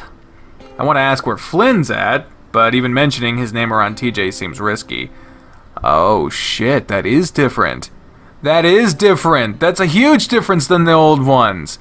Oh shit, man. Leo's looking up at a window to the right of the door, about 10 feet off the ground. You know, if I boost you up, you'd be able to reach... Are you kidding me? I shift the bag of presents I'm holding, glancing down at the red tissue paper on the top. So, what did I get, Carl? Leo doesn't seem to notice me, continuing to frown at Jenna. How else are we gonna wake him up? Oh, I don't know. Maybe by sending him a text in advance to have him meet us somewhere rather than just having his house completely They're just going to his house completely unannounced. Fuck. Water. Leo huffs and I can see his face getting red under his fur. Jenna has a fair point, but I still feel bad for the wolf. I mean, he usually is here, isn't he? Let's not fight, guys. It's supposed to be a party. TJ's genuinely disappointed voice seems to put a pause on the tense mood, and Jenna sighs before looking up at the window. I guess I could try. Great! Leo hops down off the deck, but at that moment, a big, rusty truck pulls up into the driveway of Carl's house. It's Flynn, and next to him in the passenger seat is an unconscious-looking ram. What the fuck? The hell? Flynn parks before slowly and quietly opening the door. Flynn, what the hell are you doing? Leo whisper yells as he walks up to the truck, glancing over at Carl, who's leaned back in the seat with his mouth hanging open. Even from here, I can hear him snoring. Hey, Wolf, if you still want to be a surprise, you'll shut up. The hell are you doing? Flynn rolls his eyes. We went to the reservation. What? Why? Because it's something we do sometimes. I texted you that we were going to surprise him. Yeah, that's why I'm here. Flynn rubs the back of his scaly head. Just a little late is all. Started winning more than I usually do, so Carl and I stuck around for a little longer. You were gambling? Of course, because that's all the reservation is good for, huh? Whoa! Flynn holds up his hands defensively. What's with all of you? What's with all of you? Flynn's eyes settle on me, and for some reason I feel my heart give a jump. Chase, what the hell crawled up everyone's ass? I feel like the answer should be obvious, but if Flynn's trying to get things at least somewhat close to normality, then I'm fully behind him. You know how Leo is his way or the highway. Leo shoots a glare at me, but I grin at him, trying to lighten the jab. I sense TJ further back behind me, separate from our group. I really wish I knew what he's thinking right now. Leo lets out a tiny growl before turning back to Flynn. I feel like you could have at least told us. Flynn sighs and glances back at the ram sleeping in the truck. Well, why don't you guys go inside so this whole surprise thing isn't as weird? It's locked. Flynn walks over to Carl's side before turning to us. Go in through the back. There's a key under the doormat. Well, that fucking solves everything, doesn't it? Every other route we have to break in. Jesus. We get into position in front of the door. TJ's a little more enthusiastic, hiding against the wall to the left of the door, a party popper in his hand. Oh, he's so cute! Here's soft clopping, along with the low murmur of Carl's voice. Door swings open. Dude, I just want to put it behind me and not... What? Not the... Surprise! Carl stands there, frozen as strings of confetti drape across his horns. For a moment, he goes completely silent, and we all stare back at him. Finally, TJ giggles. Oops, didn't mean to get on your horns. TJ goes about picking the confetti off Carl's head, his hesitant movements making it obvious how hard he's trying to avoid touching the horns. What? Carl finally breaks the awkward silence as he continues to stare at all of us, pushing TJ's hands away to pull the confetti off himself. Leo steps forward, a clearly forced smile on his face. Oh, your birthday! Happy early birthday! Carl continues to stare. Flynn steps up to his side and puts an arm around his shoulder. Yeah, you know, there isn't much to do around here, so we had to come up with something.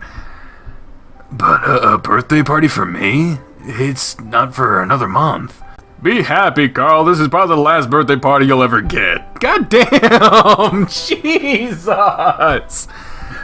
Carl opens his muzzle, then snaps it shut, his long ears twitching around. Carl, this is basically just a party. Your birthday is just an excuse to have it. Wow, Christ. Oh, come on, Jenna. We got you gifts and everything.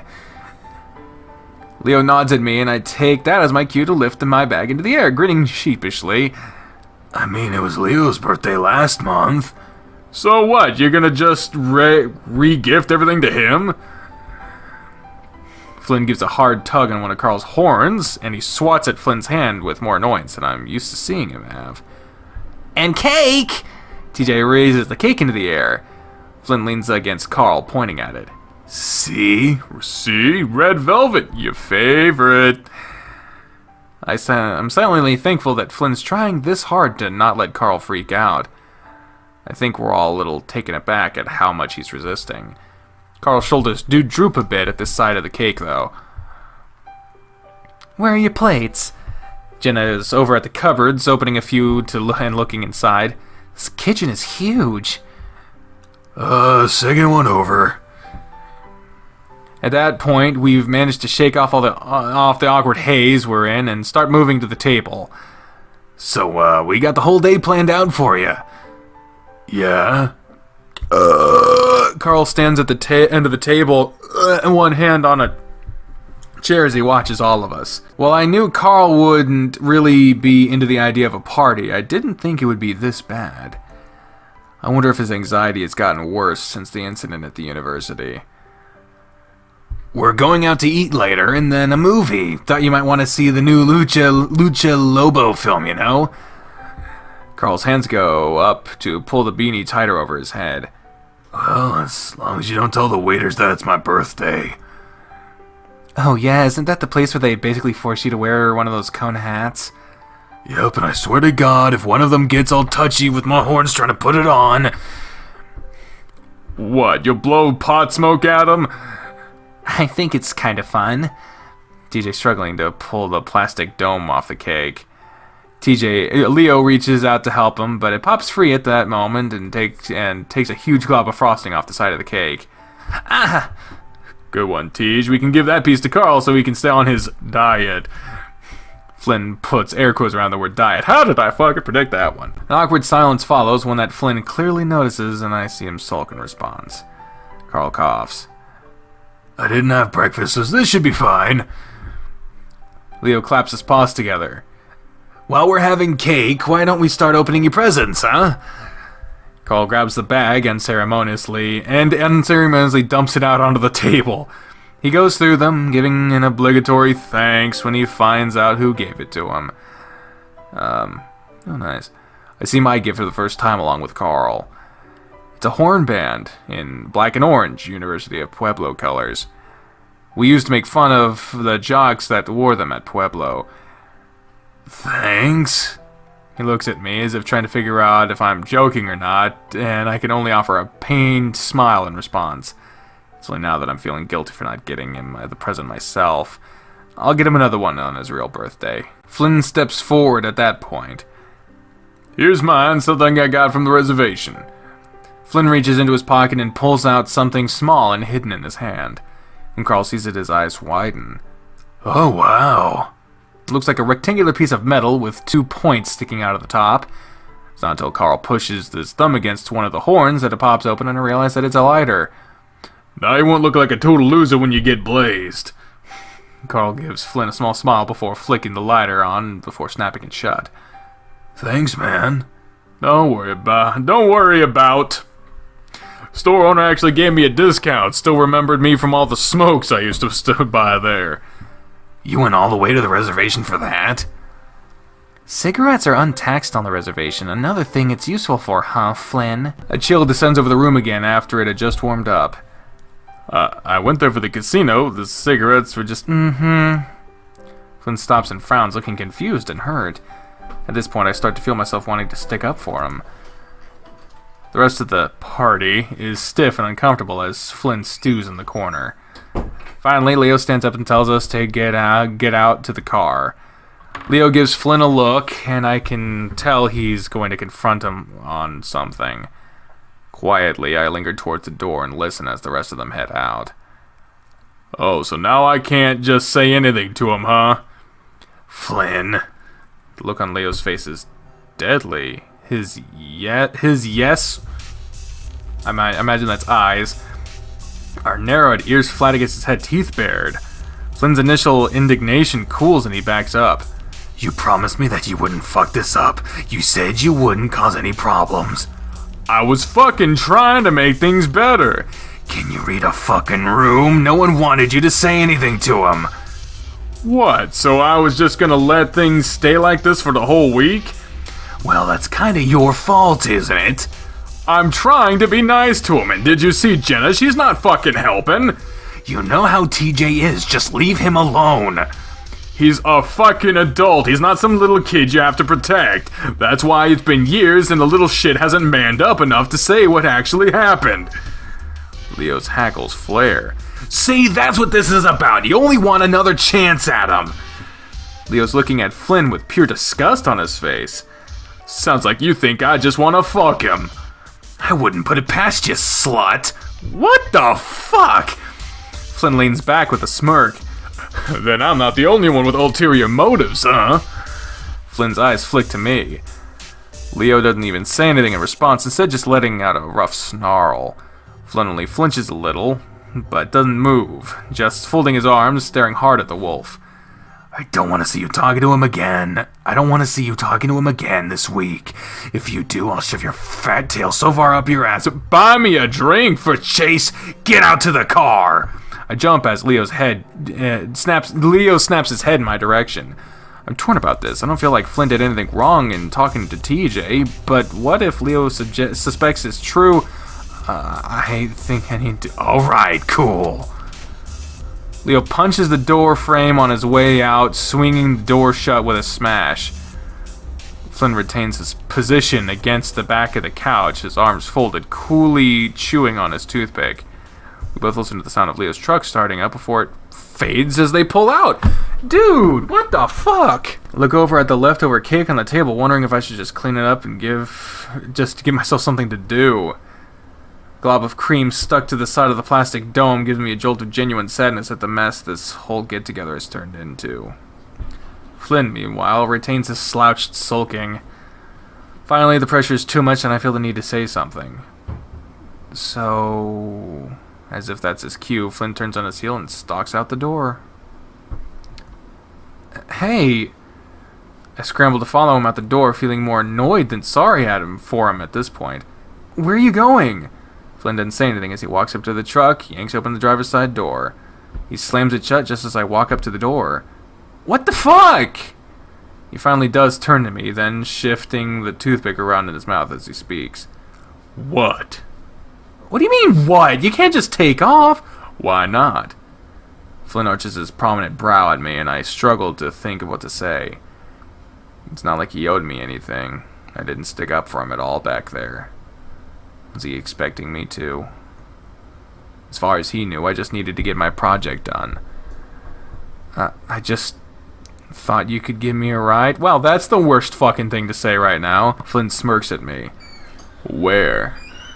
The mine. You serious? I mean, it's a few miles away. You know it's sealed up and everything, right? Well, yeah, but doesn't mean I can't get a few shots of the inside. Flynn sighs heavily, and that annoys me more than anything else. Whatever, man. I turn around and start heading up the road, not even sure if it's the fastest way to the mine. You have a car! Why? Whatever. For the next 10 seconds, I walk briskly up the road, but Flynn's car doesn't start up. I already know that he's going to relent before he says it. Fucking hell, hey! I turn around, trying not to smile. What? You know what? Get in. I try not to look too eager as I make my way over to the passenger side and hop in. Think you're smart, don't you? I roll my eyes. I don't think anything. You're the one shooting yourself in the foot all the time. Whatever, man. I stare through the bars of rebar into the darkness of the old mine. There's a damp, cold breeze coming from inside, but all I can smell is dirt. Yeah, beautiful, ain't it? Might as well just slap that old mine jail on our flag. Represents this town pretty well. Flynn leans against the truck, chewing on another one of his toothpicks. Oral fixation, much? There's an unsettling feeling about the whole place, and I'm kinda glad Flynn is with me because of it. It's a good 3 miles from the town center, and the gravel road is deserted. Our only company is a few crumbled ruins and foundations scattered about every 20 feet or so. The only sign of modernity is an oddly placed long patch of asphalt and two tall lampposts at the end of it. The town had tried to turn the area into a tourist destination a decade ago, but the recession put a hard stop to that. It seems to be a running theme in this town's history, progress halted by outside forces. Don't you have some say in that? I mumble absent-mindedly, messing with the settings on the camera. No. I'm the clerk. I just mess with records and shit. It's so hard for me to imagine Flynn working in that position. Shouldn't you be there now? It's still before 5. Maybe, but why bother? What? He looks up at me, toothpick bobbing around in his mouth, eyes wide as he shrugs. What? You think anyone's gonna notice? I get paid to do nothing. But won't you get fired? It's an elected position. Well, unelected, then? It goes unchallenged every year, Chase. A frown. Doesn't Flynn have any sense of duty? Flynn takes the toothpick out of his mouth and stabs it in my direction. Hey, I didn't bring you here to get lectured about how to do my job. I've been doing it for the past 3 years. Flynn shoves the toothpick back in his mouth. Anyway, I was kidding. I'm part-time. I get my shift done and then I leave. I set the camera on the tripod and look through the lens. Don't me. There's a good amount of satisfaction I get out of teasing Flynn. I mean, your cousin or whatever is the mayor, right? My aunt is, and so what? Isn't that nepotism or something? Flynn sighs heavily behind me. Elected. Alright, it just seems kind of, I don't know, like, not a good thing. As I film, I can hear him really starting to grumble behind me, so I try to change the subject. It's good to see you're still not smoking anymore. The toothpick's helping? Not right now, they're not.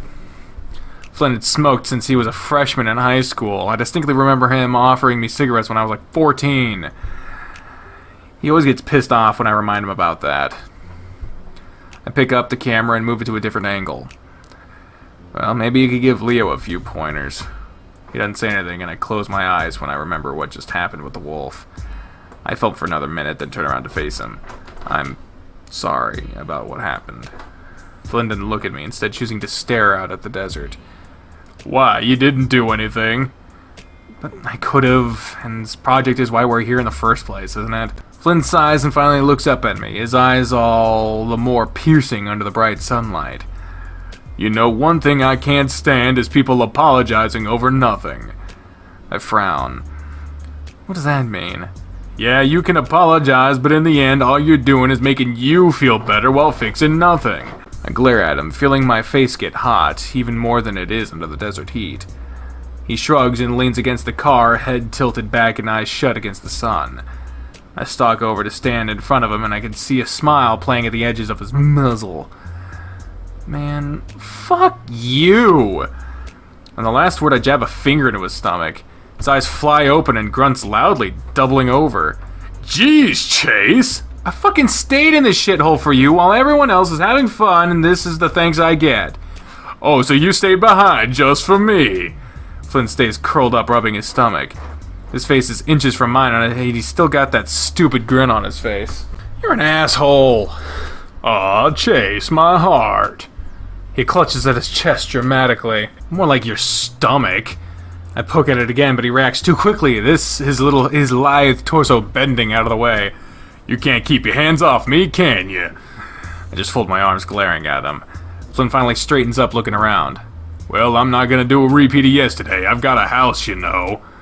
Is he talking about how we fooled around yesterday, and that he's inviting me back to his house? Or, more specifically, his bedroom. Oh my god. I swallow. I don't want to look too eager, like that's the only reason I stayed behind.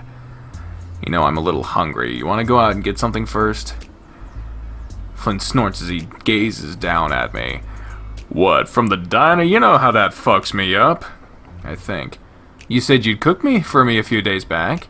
Flynn sighs, rubbing a hand behind his head. What is this, some kind of date?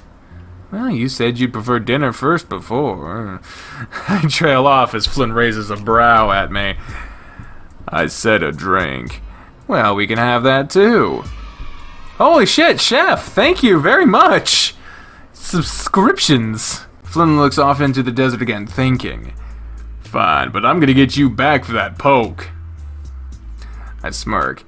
Yeah, what?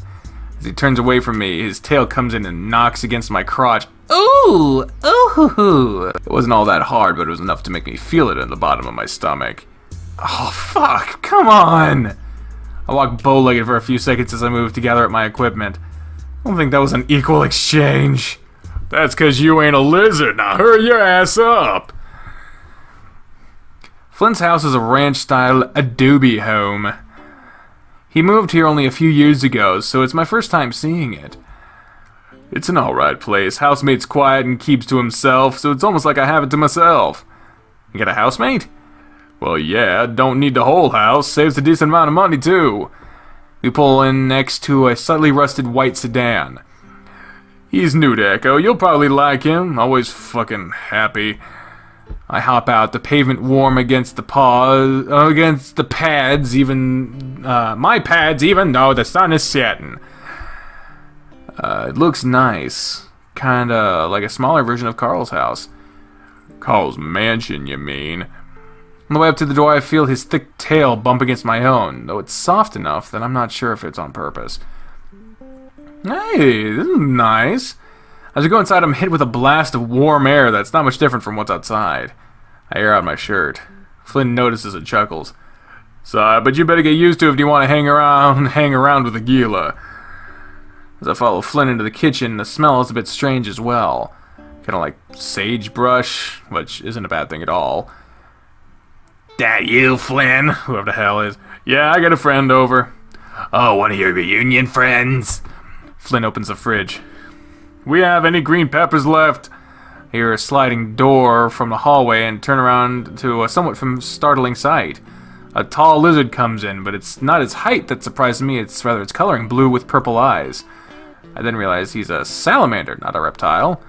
I suppose I'd been seen brightly colored amphibians in Pueblo, but definitely not Echo, and not even in Peyton. There's a smile on his face, and I try hard not to stare.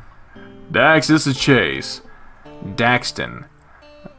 Hello, Chase. Hi.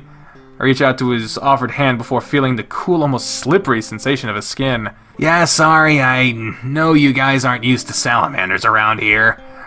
I cringe inwardly as I realize he caught me staring like a dumbass. Oh no, I don't mind. Mind? Me being a lizard? I'm mortified, but he's still smiling. Alright, Chase, enough making a fool out of yourself. Flynn is tossing ingredients onto the counter. Peppers, cheese, eggs. He can't help it if he's not used to it. Well, he's always bragging about going to college. Sometimes it serves you better if you just get out more. I'm not sure what to say at this point, but Dax saves me from having to try. Oh, please. Daxton sits next to me on a stool, that warm smile still plastered to his face. Flynn here was trying to sweet-talk a hyena a few months back. I see Flynn tense up before he turns around pointing a knife threateningly at the salamander. Don't you dare! Refer to him as a canine, like it's something basic you learn in school. Wow, Flynn, really? Flynn turns back with a huff.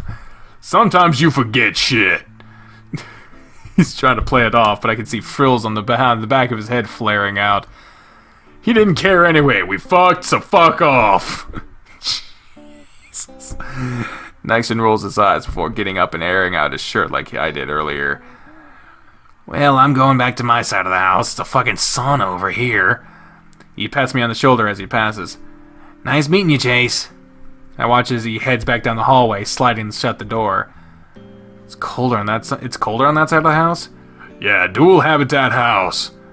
I look longingly over at Dax's side of the house. Get your ass over here so I can teach you how to cook something. The next hour is surprisingly fun, even though half of it is spent with Flynn yelling at me about how wrong I'm doing stuff. He calls it chile, I don't know how to fucking... Peppers filled with cheese and meat and covered in egg before being fried. That sounds amazing.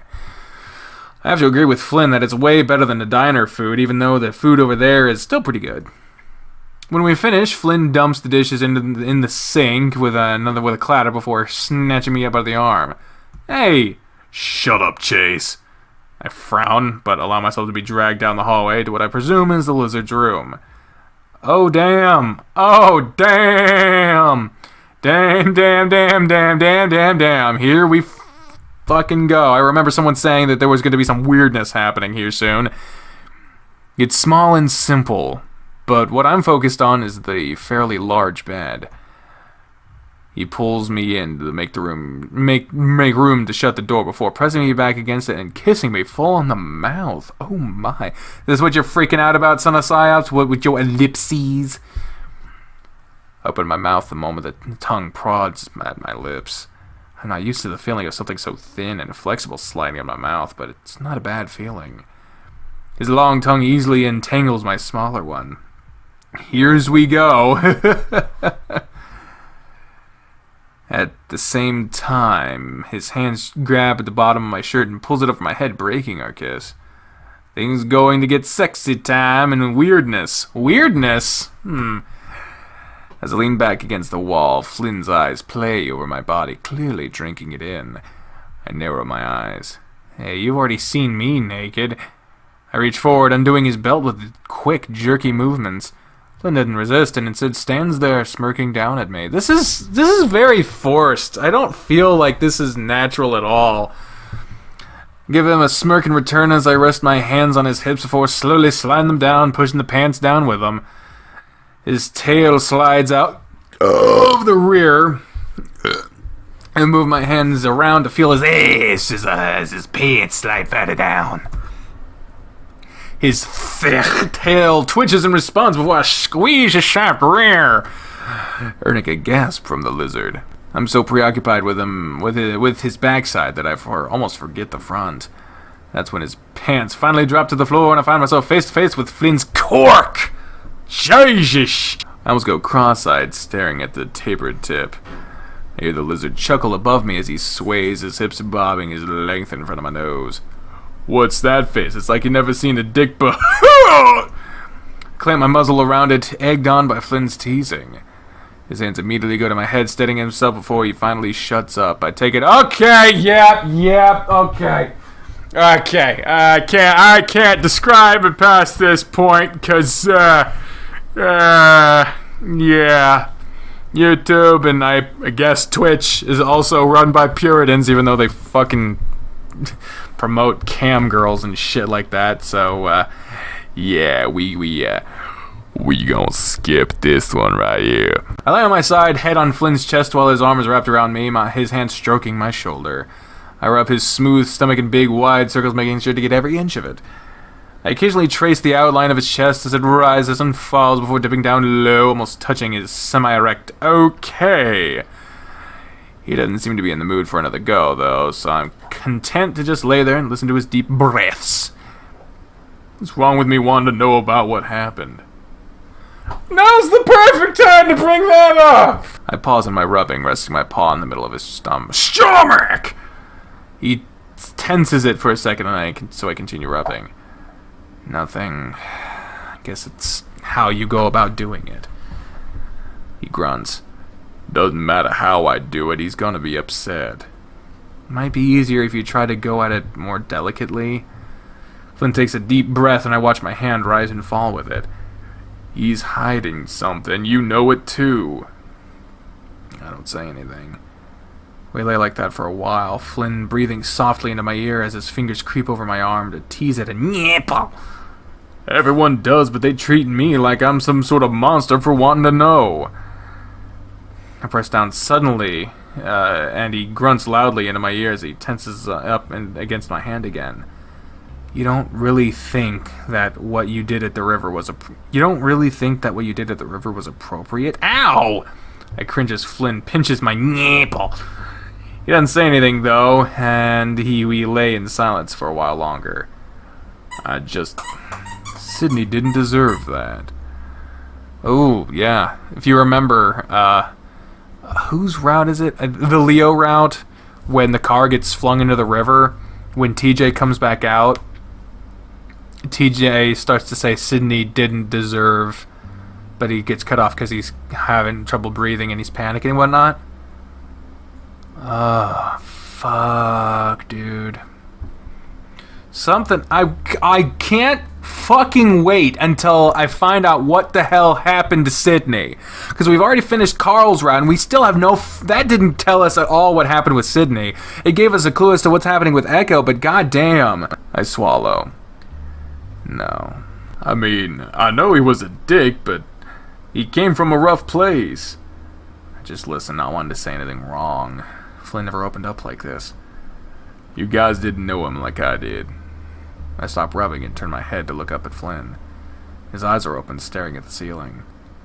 Chase, I need to find out what happened. Flynn. No, I'm sick of wondering. I'm sick of imagining. He looks down at me and suddenly, the expression on his face is strange. I'm gonna talk to him again. Who, TJ? I hear my voice rise in concern. He doesn't say anything. Flynn. I sit up. Don't do that. He glares at me. Yeah? Why not? This is probably my last chance I'll get. But I try to think of something to say. Nothing good will come of it. If he hasn't said anything until now, he probably never will. We'll see about that. The implication in its voice sends a chill down my spine. Flynn! The lizard looks away from me. What? I'm not gonna do anything, just talk! And if he doesn't say anything? Flynn stares at the wall. Then I guess that's that. But I want to talk to him without Leo there to coddle him like he's some little kid. Put my face in my hands and rub slowly. I know Flynn would never want to hurt TJ, but he can get so emotional, and what if TJ says the wrong thing? Just let me go with you when you do. Flynn turns his head back to look back at me. Why? I just want to be there to keep things grounded. Flynn stares hard at me. Maybe. He likes you, so maybe that'd be good. He continues to stare at me, and I feel a little uncomfortable. What? You just have to promise one thing. What? Hey, Druid, what's up? I said a bit more slowly. Don't get in the way. Don't try to defend him, even if he's acting all sad and shit. I look back at him, unsure of what I'll say. I don't want TJ to get hurt, and just the thought of this confrontation is making me feel sick. But I don't want him to be alone when this happens either. The thought of telling one of the others, Jenna or Leo, comes to mind, but I know that'll be a fucking catastrophe if I do. That'd be the end of a lot of friendships. There's still left a chance that they would survive. Either way, I'm gonna have to promise him if I want a chance to go along. But whether or not I keep that promise. Truth, truth, truth, truth. Okay, we're going with the truth. I promise, but only if it doesn't get physical. Flynn's eyes narrow. What? He continues to stare at me like he's trying to see something behind me. What? I'm not lying. Flynn gives his signature snort and closes his eyes again. It won't. I look at him skeptically, deciding not to remind him of what happened at the river.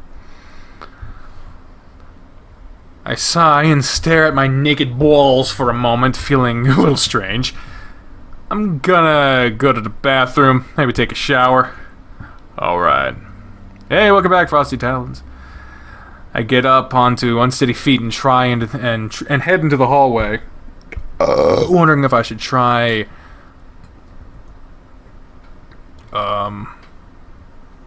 what? What's happening? What's going on? Hello? What? What? What do you want with him? What? I open my eyes blearily, waking up to the sound of something pounding in the distance. I stare at the ceiling a moment, then abruptly prop myself up on my elbows, looking around, confused. Where the hell? Oh yeah, Flynn's room. I'd fallen asleep on Flynn's bed, naked, after I'd taken a shower. Turns out that lizards don't have dryers, so I was left to air dry. I was tired, so Flynn had me lay out on his bed and on a few towels, and that's where I am right now. Guess I fell asleep. Again, the pounding. I look over to my right and see Flynn curled up, his back facing me. I think he's naked as well for a moment, then I see he's got boxer briefs on, the black color blending in with his skin. Fucking racist. Nah. I reach over to poke the rough skin on his scaly back. The frills on his back of his neck flare out for a second, then lay back down. I almost do it again, but Flynn's grumpy and annoyed as hell tone stops me. What? I clear my throat. Sorry, but it sounds like I don't have to say it because the pounding starts up again, echoing up the hallway. What the fuck? Flynn pushes himself up into a sitting position, squinting at the hallway through the door. What time is it? Flynn rolls off the bed and starts putting on a shirt. I grab my phone, glad to see that it's still at half charge. It's 9. At the same time, I notice that I have texts, several of them, from Leo. Shit. What? Flynn hops around the room as he tries to pull on some pants. Maya scan over the text, realizing who it likely is that is not knocking on the door. The message started about 2 hours ago. Hey, I was at the motel and you aren't there. Jenna says she doesn't know where you are either. She says you... Oh shit, I should be reading them in his voice, shouldn't I? She says you didn't spend the night there. You and Flynn are the only ones not answering my messages. Are you at his house? Hello? I feel my stomach go into a knot. Fuck. What? Flynn whirls on me, annoyed, now fully dressed. The knocking has stopped, but I'm still uneasy about what I've just found out. I think it's Leo. What? This time Flynn sounds panicked. He's been texting me all morning. He thinks I'm here now. I show Flynn my screen. He barely looks at it. He's got his arms folded, his mind clearly racing. You know he can't find out that I spent the night here. Why can't he? What the fuck is this? Fuck. Oh, this is your favorite part of Flynn's route? Oh, Mao is looking forward to this. Let's get this going for Chairman Mao. I tried to keep my voice under control. I know. Yeah, we both know. Things are basically over between Leo and I, but that doesn't change the fact that this will bring up all kinds of problems in our little friend group. Flynn paces around a few seconds and turns back to me. Well, he's gone now. I can just get Carl to say that you spent the night at his. He already texted Carl. Shit! Flynn groans and hangs back his head. Well, did he ask him if you spent the night there? No, just that he didn't know where I am. At least that's what he said in the text. I'll just tell him I don't know and Carl can say you were there. I don't think Carl would have told. Flynn suddenly reaches out, grabbing my shoulder and throwing me sideways onto the bed. I stare at him, wide-eyed, but he's not looking at me. Instead, he's staring at the window behind me.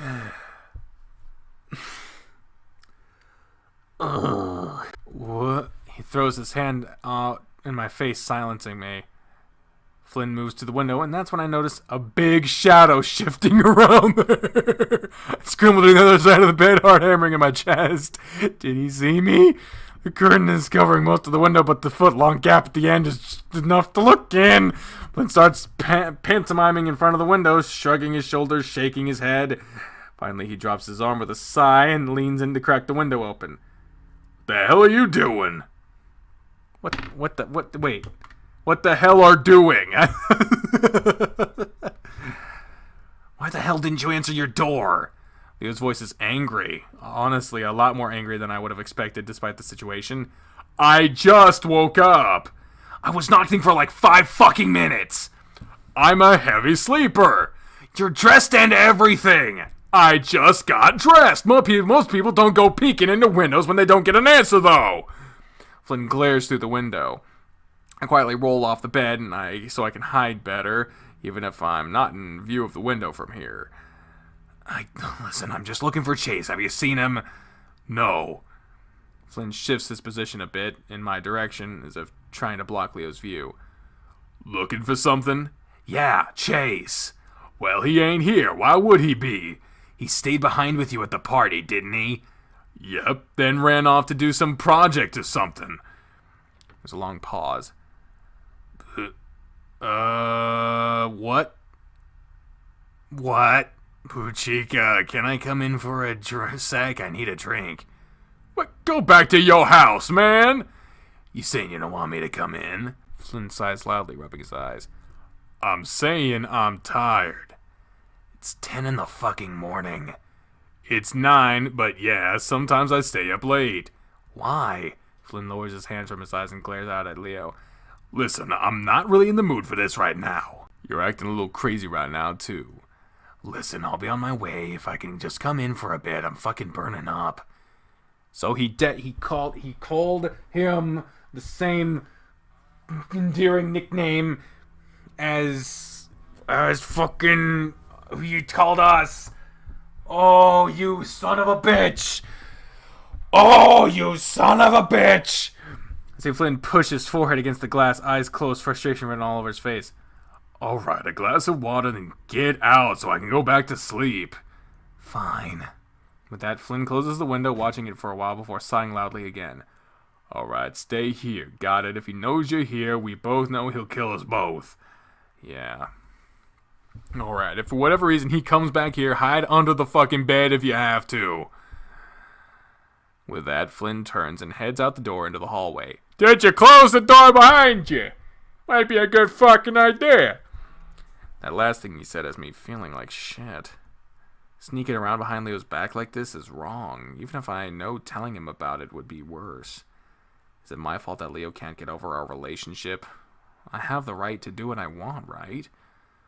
I sigh and press my forehead under the bed. Much Flynn had pushed his head... much like Flynn had pushed his head against the window. Staring at my crotch, that's when I realize I'm still naked! Oh, Jesus. I look up, listening. I hear the front door open, followed by some distant mumbling from Leo. If I sneak to the bathroom right now, I can grab my clothes. Oh, shit! You left your clothes in the bathroom! Oh no! Dude! Maybe stay there until Leo leaves.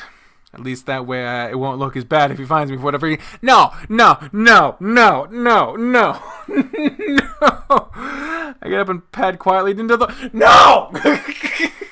No! This is bad! This is very bad! I can hear, wrong here, some clinking around the kitchen, the murmur of some voices coming from the kitchen. The kitchen is practically out of sight from the hall. Sight, also the wrong sight. We did. So this is the living room. I stand there for a moment longer, tail switching as I contemplate this is a good idea or not. And when I hear Leo's voice coming from the kitchen area again, I quickly tiptoe a short distance to the bathroom. Oh God! Oh God! Oh God! Oh God! Oh God! Despite not having coming close at all to being caught, my heart still hammers at my chest. The voice continued to mumble in the kitchen as I start looking around for my clothes. They're folded neatly on the counter, and I quickly snatch them up.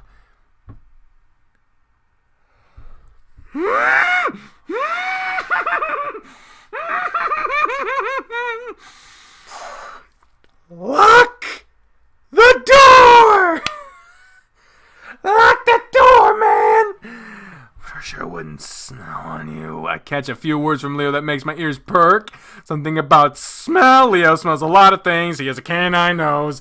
My eyes widen. Did he smell me on Flynn? Pretty sure Flynn hasn't showered since what we did yesterday. Oh God! My heart rate picks up against the feel my knees wanted to give out. Where the fuck are you going?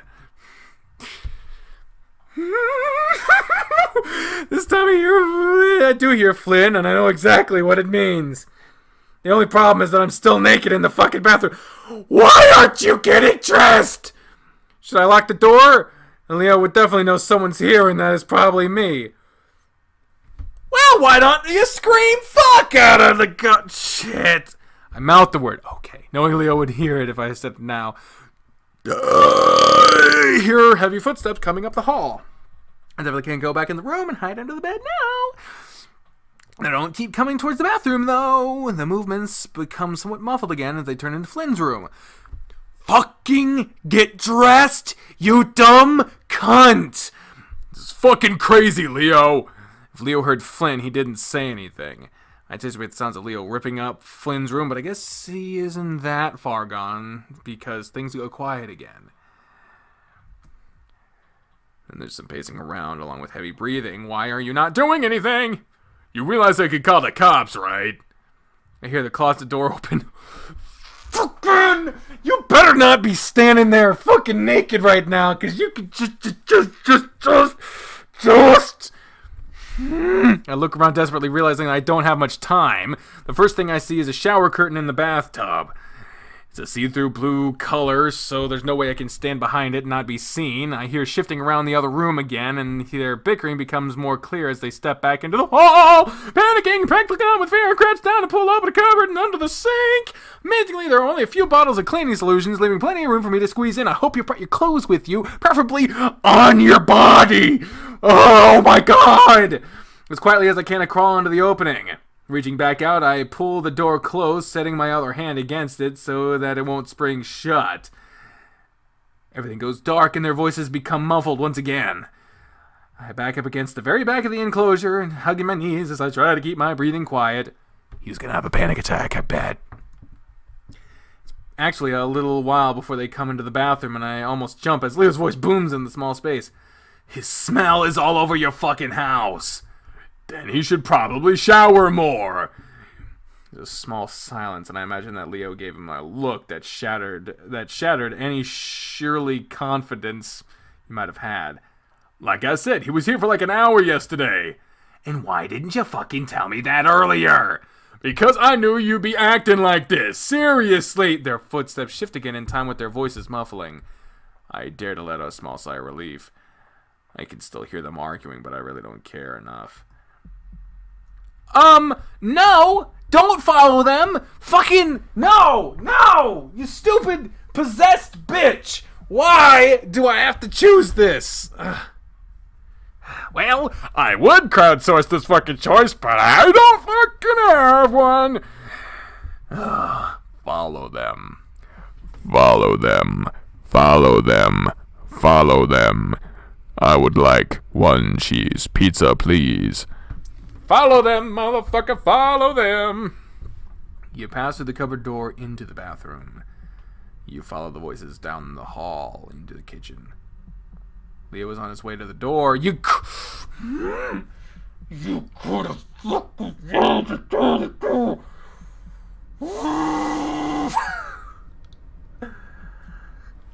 God damn it! Oh, you could have just waited!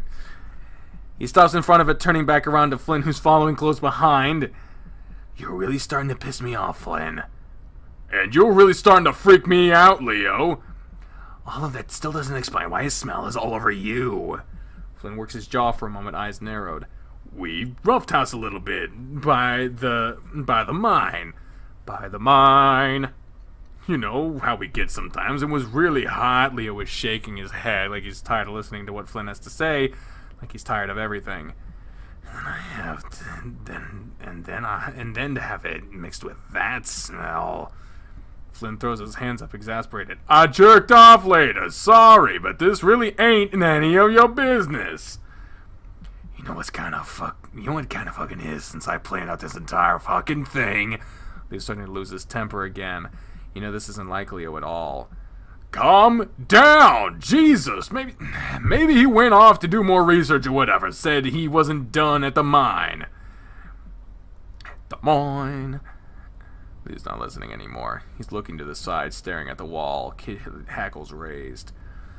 Listen, I'll drive around town real quick to see if I can find it before work, alright? Flynn, you know you ruined this whole thing for me, right? Thing for you? What are you talking about? And I'll be fucking damned if I let you do it again. The anger and spite on Leo's face is scaring Flynn. Leo, what's going on? But Leo still isn't listening. The wolf turns sharply away, yanking open the door. Leo! Flynn reaches out, resting a hand on Leo's shoulder. But at that moment, the wolf throws an elbow back into Flynn so hard the lizard is sent stumbling back several steps before falling to his knees. What the fuck? Why is this your favorite part, guys? Flynn lets out a hoarse groan, but Leo ignores it, slamming the door shut on his way out. Flynn stays like that, doubled over on the carpet, making soft rasping noises before his breathing finally comes under his control. He stays like that there a while longer, absorbing what just happened, knowing that Leo isn't himself either. He also regrets doing anything with Chase. Finally, he looks up right at you. You decide to leave. There's really no point to try to reason with him. What? The fucking narration is weird. The narration is really weird, and this is not a normal... Like, it's not this dark at 9 in the morning. Something is happening, and something is not right. It's been a while since you've been out alone like this. Feels good not being attached. Something about that lizard, Flynn, is helping this happen. You'll have to deal with him later. Your Pocket Fox, thank you for the follow, and hello, Stephanie. As you continue to walk down the dirt road, you see him. It takes a while at first because he's so far away. But then you see that thick tail waving back and forth as he approaches you. Can he hear you? Can he see you? Probably. It's been a long time since you were attached. But the feelings, the thoughts, you can remember it like it was yesterday. The new one is better, a lot more quiet. At least you made him quiet. It was easier to do that with it was easier to do than with this one. He keeps walking towards you, and you start to wonder if you should turn back. You always snap back eventually. Why not let this play out? Let's see how far this will go. Now that you're this close, you can see water dripping off his body, even after all those years. Finally, you can make out his face. Angry, no, furious, finally seeing you again. He doesn't like what you did, and who can blame him? He starts to run towards you. You finally stop walking, waiting.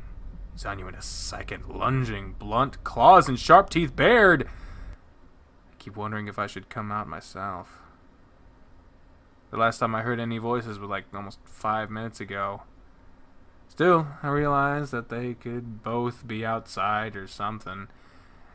And I don't want to come running out if Leo decides to come back in.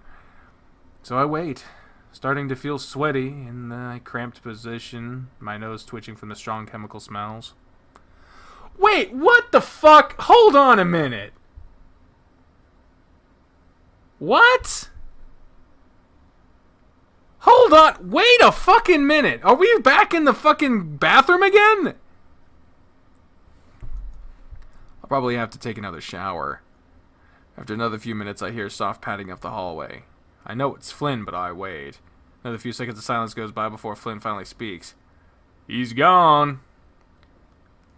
What the fuck? Wait, whoa!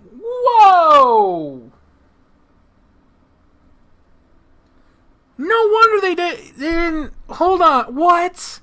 Wait, what the fuck are you talking about? What? Huh? Something left the bathroom. What left the bathroom? Who are we thinking about there? So how are we gonna... So how are we gonna explain to Leo that Carl just forgot I was there? I pull my shirt over my head, feeling kind of gross putting on my musky shirt. Flynn stands in front of his dresser's mirror, using a pair of tweezers to pull at flaking skin. Carl forgets everything, especially when he gets high, which is all the time. Flynn's been acting kind of distant after the whole Leo incident. It's not hard to imagine why. I'm feeling the same way. The person the thing met who was dripping wet was Sydney's ghost, furious to see his killer.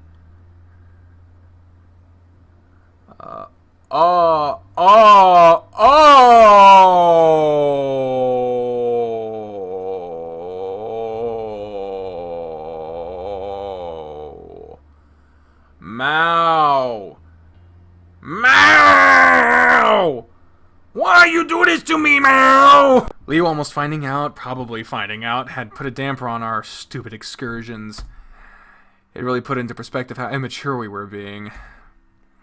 Alright, so I'll say I spent the night at Carl's, then left in the morning to do some filming, then came back.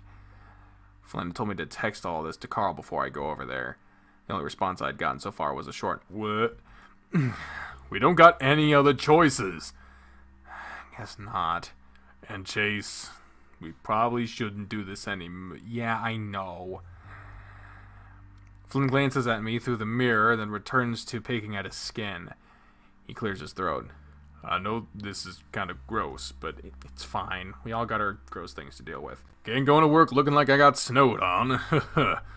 Yeah. I mean, it doesn't ever really get that bad, but... Flynn breaks off awkwardly as he goes back to his grooming. It's weird seeing him this off, but again, it's not like it's unwarranted. I sit on the edge of the bed, texting Carl again to try to get him to at least partially understand what the plan is. After a couple of minutes, Flynn clears his throat again. Listen, Chase, you ever feel a little bit like not yourself?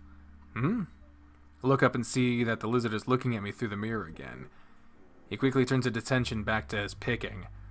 I don't know, like you're not fully in control of what you do. I frown. Is Flynn trying to get at something? Explain his own actions? Does he feel like he wasn't in control of what happened between us? No, at least I don't think so. Flynn finally puts down the tweezers and turns to me, leaning his rear against the dresser. So you never felt like you're not yourself? Though I'm not totally sure as to what Flynn is getting at, I decide to humor him and think, I guess after what happened when we were kids, I didn't feel right. After Sydney? Yeah. I tried to avoid talking about it directly, but Flynn doesn't seem to be bothered right now. You probably remember that I saw a therapist after because I felt so different and it scared me. Flynn nods. Did they figure it out? Kind of. If I remember right, they said it was a dissociative thing. What's that?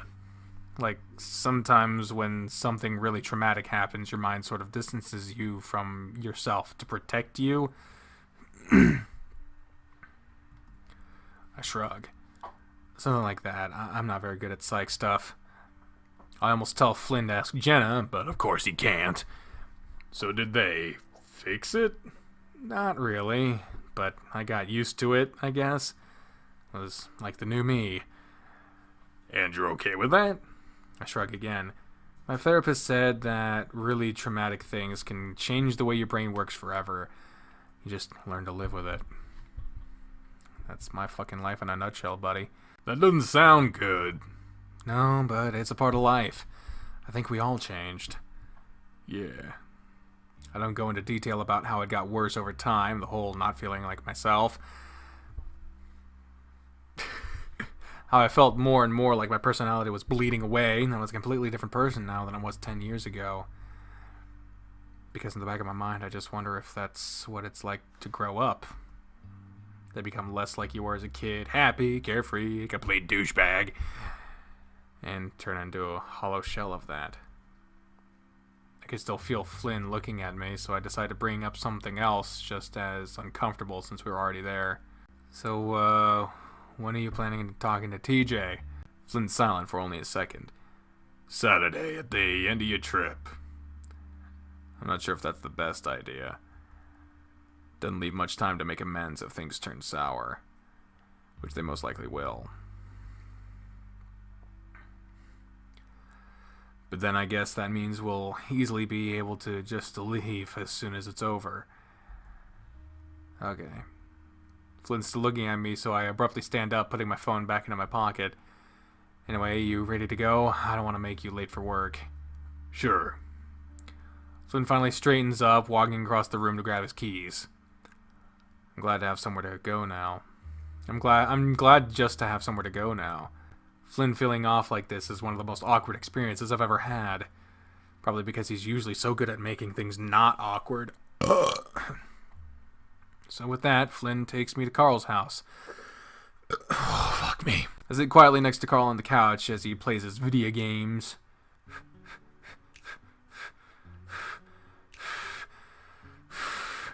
Fucking hair, man. It's some kind of first-person shooter that I've never seen before. You know, I'm not all that into shooters, but this one's pretty good. Yeah? I try to act interested as I browse through my phone. I already texted Leo apologizing and telling him that my phone had died. It's weird how quickly this lie has gotten out of control. I'm making things up as I go at this point, and I'm amazed how easy it is. Leo hasn't responded, and I doubt he believes any of it. It still gives both of us room to pretend, though. Yeah, man, it's the sci-fi elements. I could never play one of those World War shooters. Same. He's playing Halo. Carl clicks around with the controller for a while longer. You alright? I sigh loudly, finally tearing my eyes away from my phone. Yeah, I'm good. 'Cause you don't seem good. I don't respond to that, instead choosing to zone out to whatever's happening on the screen. What's with this whole story anyway, about you spending the night or whatever? I debate whether it's worth telling Carl or not. He'd go along with it either way, but keeping all the secrets is starting to make me feel sick. Well, I spent the night at Flynn's. Leo found out I wasn't at the motel, and he came looking for me. Oh shit, did you and Flynn, I let the silence hang for a while. Carl snorts. Wow. Come on, Carl. No, I don't mind, just seems kind of weird. How so? I feel myself getting defensive. Not really in the mood to be judged by Carl. Yeah, he's cool and everything, but his life, let alone his sex life, doesn't exactly put him in a position to do so. Well, you just barely got out here like 5 days ago, and already...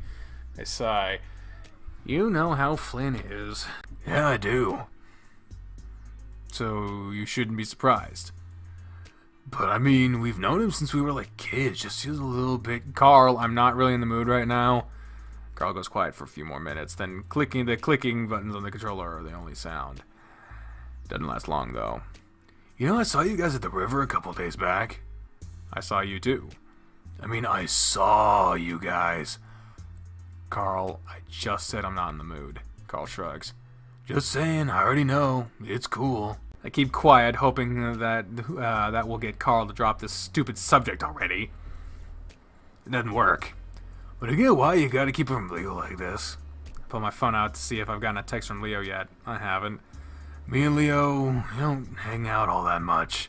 Though I think he tries to. He talks about you a lot.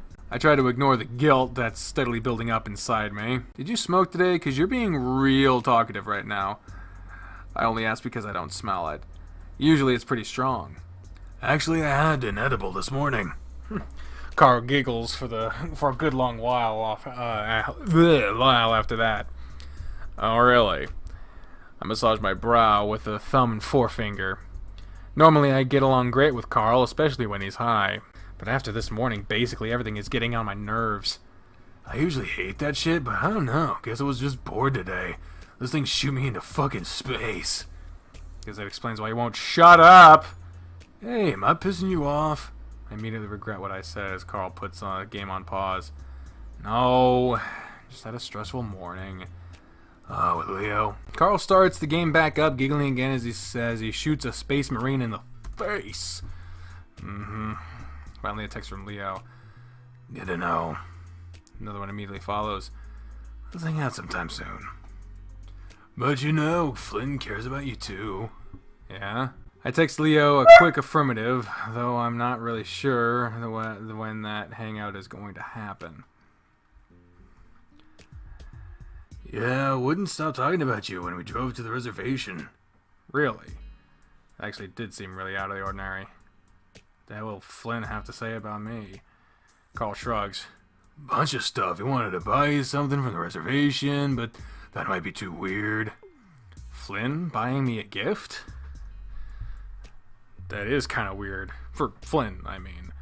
I thought it was kind of cute. What else did he say? Carl seems to think hard while he continues to shoot guys on the screen. He twists the controller this way and that, bumping into my shoulder each time. Said you seem to have grown up a lot, that you were way different than you were as a teenager. Yeah, really cute. Carl's tone seems slightly annoyed there, but don't really care enough to ask about it. By the way, how's your project going? Being reminded that I have an entire project to do doesn't ease the knot that's formed in my stomach. Not that great. Still need to film and need a lot of film and research. What kind of research? Stuff about Echo. Like history stuff? Yep. Carl plays a while longer, then sets down his controller. You know, Flynn is like the records holder, right? The clerk, yeah. I already know what Carl's getting at, and honestly, I want to kick myself for not thinking of it first place. It's also interesting that he's not bringing up the stuff in the crawl space. Carl turns to me, a loopy grin on his face. Those edibles really do fuck with him. So let's go get some records from him. Well, yeah, we should, but I don't even know what to get. Don't worry about it, dude. I go down there to shoot the shit with him all the time. We can ask him. Things aren't exactly cool between Flynn and I right now, but something to do. I'm so behind on my project at this point, I don't have any excuses. Oh, Jesus, fuck. We pull into the gravel parking lot in front of City Hall. Jesus fucking Christ. The stucco structure looks a hell of a lot more weathered than I remember it. The tarps drape off the roof, and one of the windows is blacked out with plastic. City Hall is probably the oldest building still standing in Echo. From what I read on the county's website, it served as the town's post office back in the early 20th century. Before then, it was an outpost used as an intelligence operations center during the years leading up to the Mormon Rebellion. The Mormons are coming! Good God! Hide your underwear, and all of your wives. Government spies were planted in the nearby settlements from Colville to Peyton, and delivered their reports of potential agitators at this outpost. They actually kept a priest on hand to help reaffirm the spies' faith in the true word of Christ. It's weird to think that Sydney was the last Mormon I knew. Are you sure Flynn works here? I exit my car, watching Carl stare ahead. His eyes are half-lidded, the ram seeming to stare for miles beyond the building in front of us. Oh yeah, I'm sure. Alright. Carl didn't move. Are you gonna come out? The ram blinks slowly, his maw starting to hang agape.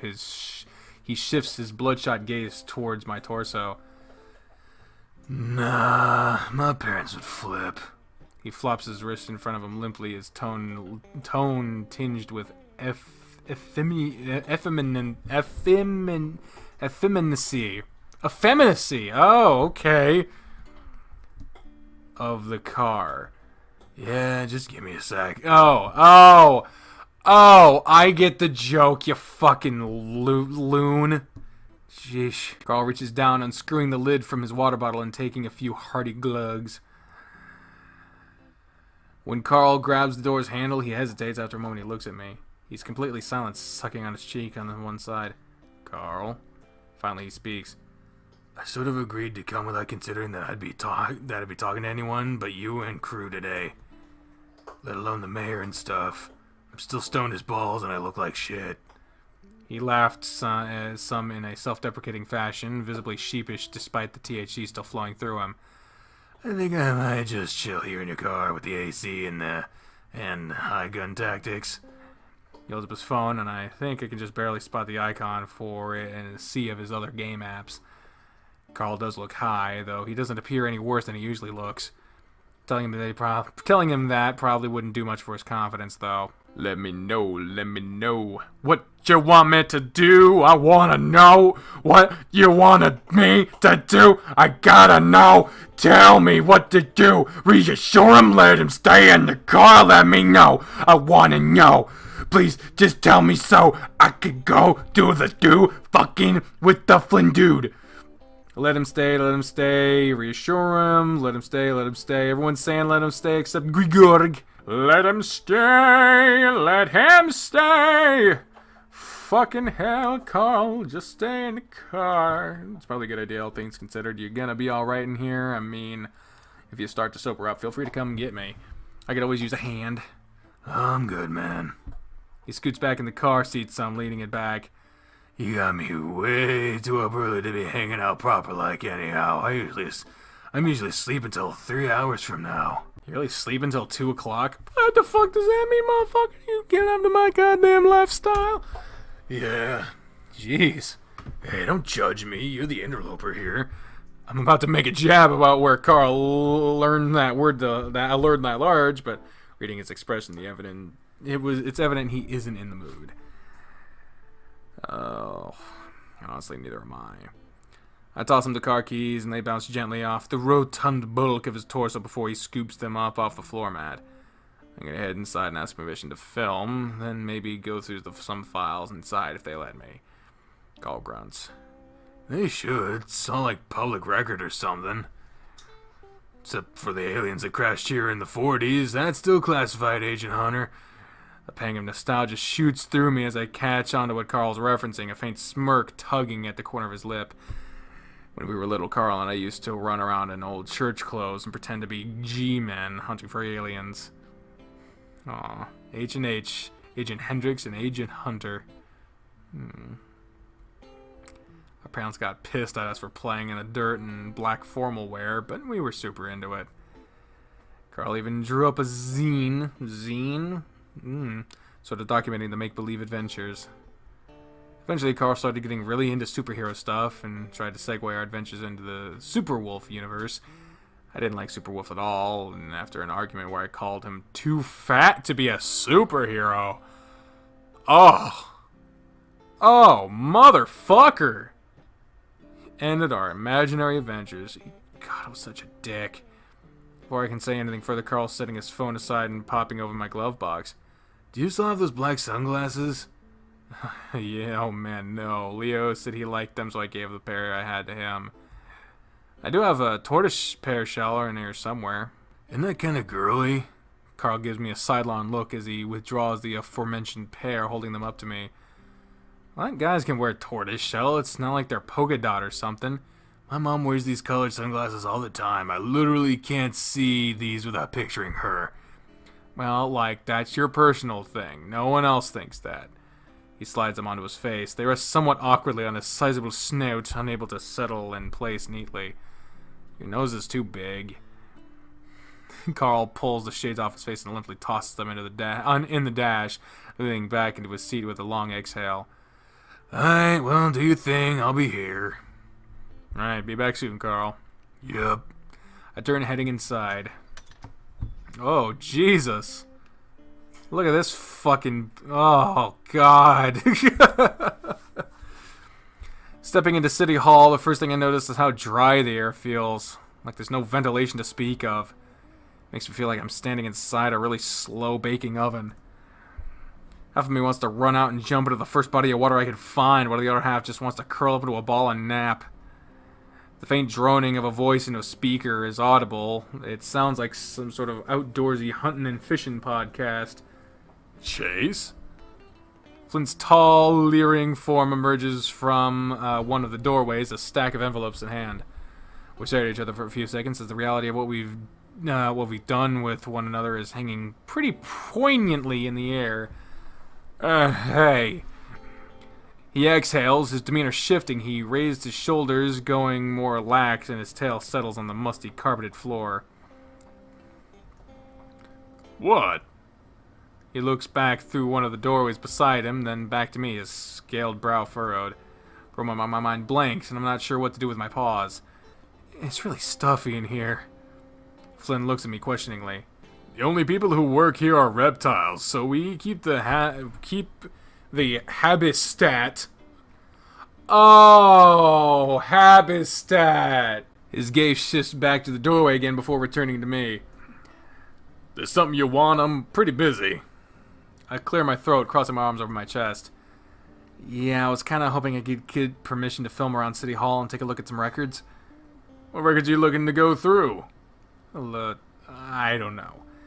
Flynn stares at me with an indiscernible expression. I'm just looking for anything I can use in my report. So you don't have parcel number or a date or anything? You just want to, what, browse? Well, maybe you could point me in the right direction. You're the city clerk, after all. Flynn lets out a raspy exhale, moving to take a seat in his swivel chair at the front desk, his tail coiling around the base. Alright, the reading room is off limits on account of that monsoon season took out a portion of its roof cover last year. I can set you up in the mail room with the microfiche and a computer for the time being. He grasped the edge of his desk, staring at the tips of his fingers. I need to check with the mayor to see what all you've got access to. Flynn's about to stand up again when another Gila steps into the room. She's slightly overweight and decked out in khaki shorts with a matching outdoorsy button-up top. Despite being indoors, she dons a large sun hat, also khaki, with a vibrant floral bandana around her neck. This must be the mayor, Flynn's aunt. I thought I heard another voice in here! What the fuck was that? I catch wind of her perfume, a strong, sweet pea scent that seems to fill the room. Her slitted blue-green eyes focusing on me. It's almost like she's sizing me up. Are you from the grant committee?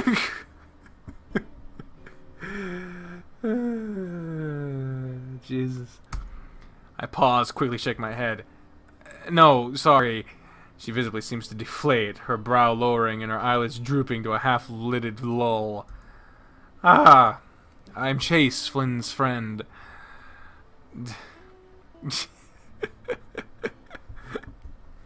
That's so? Another one, then? She looks over towards Flynn, who's currently rubbing his temple. He responds quickly. An old friend, childhood. You've met Chase before, I'm pretty sure, at least seen him around town. She seems to think for a moment before a look of realization comes to her. Oh, I almost didn't recognize you with that thing on your chin. I most certainly remember you. Fuck me, man. I blink, reaching up and covering my goatee instinctively. You were the one who was always palling around with that red wolf fella, Leo, weren't you? Gay couple, right? I chuckle, a bit sheepishly, nodding. Having spent the past 3 years in Pueblo, I'm not as used to people talking about me like this as I once was. Yeah, sort of. I mean, yes. She exchanges a glance with Flynn, who's looking a bit tense. Chase is doing a school project on the town and wants access to the records we've got on hand. He fill out a request form yet? No, he just wants to browse, I guess. Well, it's only public record stuff that I want to take a look at. You still have to go through the process. Usually the requests are just for a parcel at a time. What sort of school project is this for, Chase? Well, I'm a journalism major at the University of Pueblo. I have to create a documentary-style video report on something. I chose Echo. Oh, you aren't aiming to smear us to the general public, then, are you? Her tone suggests she's dying. Or no, joking, sorry. But she has that same intense look that Flynn has where I can't really tell for sure. No, Mayor.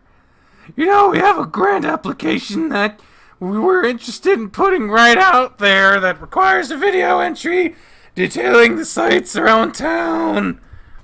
Would you be interested in that sort of thing? Oh, well, maybe. I don't know. I guess I'd have to know more about the project. Honestly, I can't imagine the sheer amount of sugarcoating I'd need to muster to create a positive report about the place. Fill this out. Flynn is pushing a form across the desk my way. The mayor clears her throat. Chase, where it asks for a lot parcel request, you could just put all inventory. Alright, will do. As I take a pen from Flynn and begin to write, I see him looking up at his aunt. All inventory? Yes! Alright then.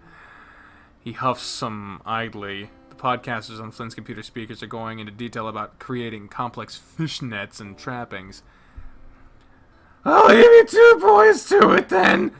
Welcome back to Echo, Chase! It's good to be back, you fucking psycho.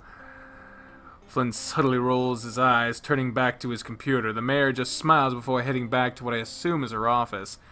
I finish up the form in silence, pushing it back towards Flynn. He squints at it for a moment before speaking. Any word from Leo? The topic change catches me off guard. I look up to see Flynn leaning in close, his voice lowered. Yeah, he believes the whole spending the night at Carl's story. Carl went along with it? Uh-huh. I ended up telling him the whole truth, though. Guess he started feeling real shit about all this lying. Flynn leans back in his chair suddenly, clenching his eyes shut tight. He opens his mouth like he's going to say something, but merely shakes his head. Chase, you fucking realize that when this week is over, you just get to go back to college land, and I'm stuck here with the results of all your shitty choices. You know Carl as well as I do. He wouldn't go telling Leo to start drama. Anyway, he saw us, by your truck. Flynn's eyes open, and he just stares at the ceiling for a long moment. Fuck it! Let's get your musky ass set up with a goddamn country guest login so you can access all GIS maps. He scoots back over towards his computer before beginning to type something in. Catch a glimpse of his desktop wallpaper. It looks like some sort of waterfall surrounded by a lush evergreen forest. It's kind of blurry, like a smaller image stretched to fit the screen size. I also see a few transparent stock image logos overlaid on top. We got physical records, real old ones, stored in the mailroom, though. Though I wouldn't say the shit there is very browsable. Some religious historical society types come by 8 months ago and helped us archive a lot of it. They're all in the labeled manila folders along the south wall. Flynn turns back to the computer, pecking at the keyboard, and for a clerk, he's not remotely a fast typer. Damn, I forgot to ask for permission to film here.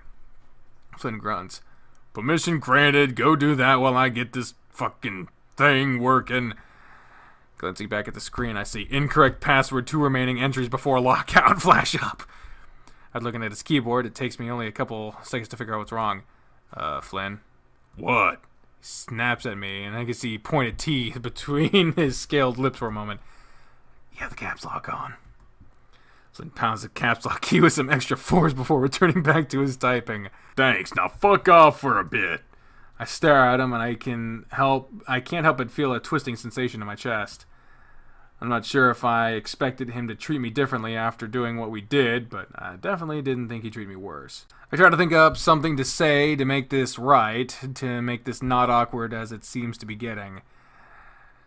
Yet the longer I sit here, the more uncomfortable he seems to get.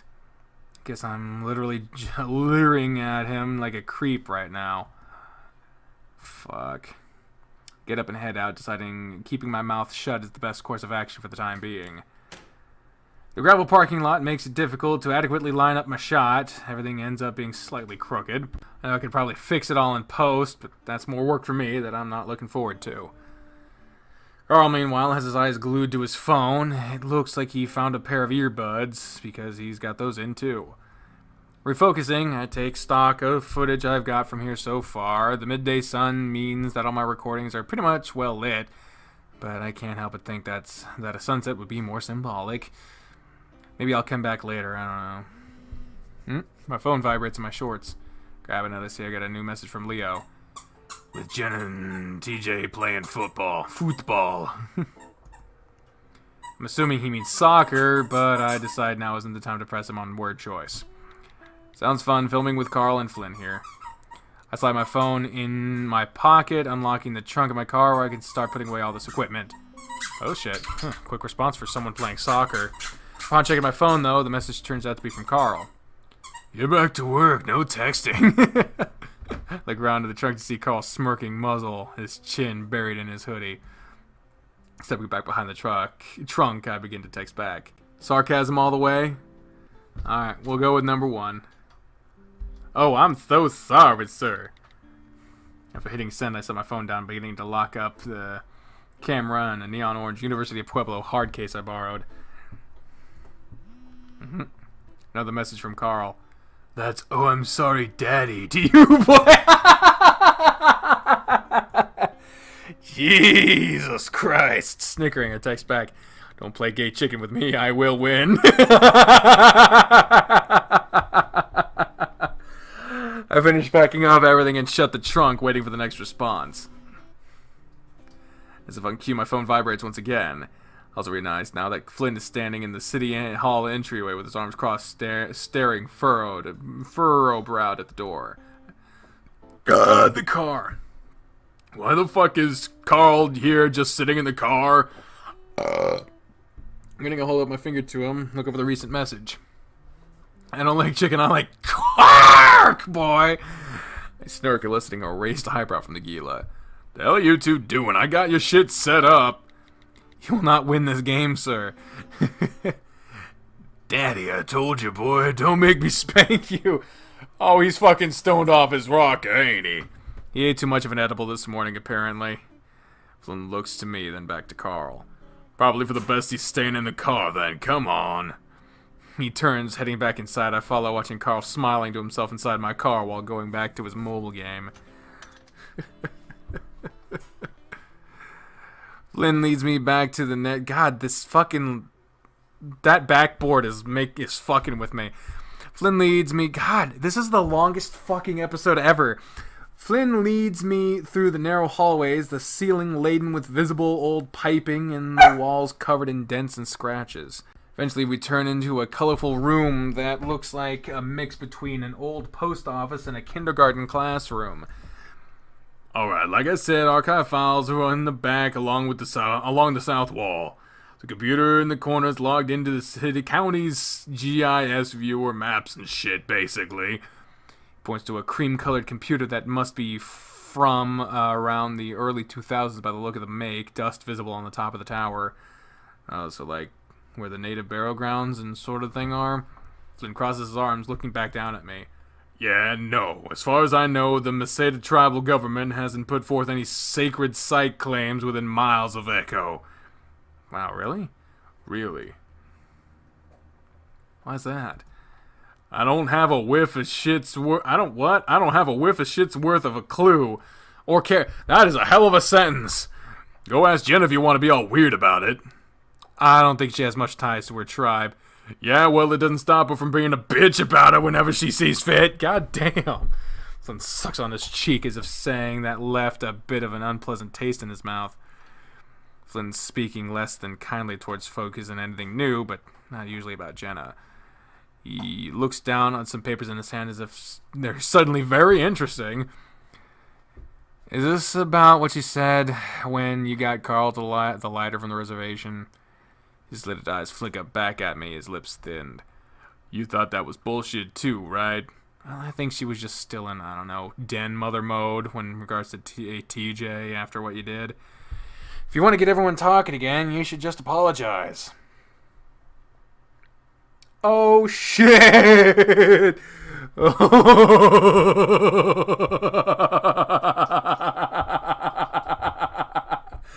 Ooh, you would incur the wrath. There's a pause in the conversation as cloud cover shades the light coming in from the window. It's not just about the lighter crap. She doesn't give a shit about me, and she really doesn't give a shit about Sydney. I blink. I'm still amazed at how much his name is being mentioned after all these years of silence on the subject, especially from Flynn. He catches my expression and grunts, the Gila resting the side of his hip against the sorting counter. When he died, all she fussed about was how it affected TJ. Shit, Sid could rot for all she cared. It's not fair. We were kids, and people react to that sort of traumatic stuff differently. Maybe helping TJ was what kept her occupied. Oh yeah? Remember a few months before it happened when Sid's dad went missing and all she did was try to shield TJ from all the negativity of the situation? She tried to help, but he was different. I don't know, fuck. We were just kids. No, she fucking hated Sydney. Carl hated Sydney. Leo hated Sydney. TJ would never fucking admit it, but he hated Sydney. And you hated Sydney. He looks me in the eyes now. I'm quiet for a moment, trying to think of what to say. Flynn, meanwhile, just looks expectant, seemingly waiting for me to blanch and try to defend myself. Sydney was an asshole. He raises his chin some, his crossed arms seeming to squeeze more tightly over his chest. Yeah?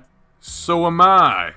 No, not like him. Nobody knew him like I did. You've said that, but that doesn't mean the crap he pulled on us on TJ or was any way justified. I'm pretty sure he genuinely enjoyed watching people get hurt. Flynn stares slack-jawed before quickly gritting his teeth.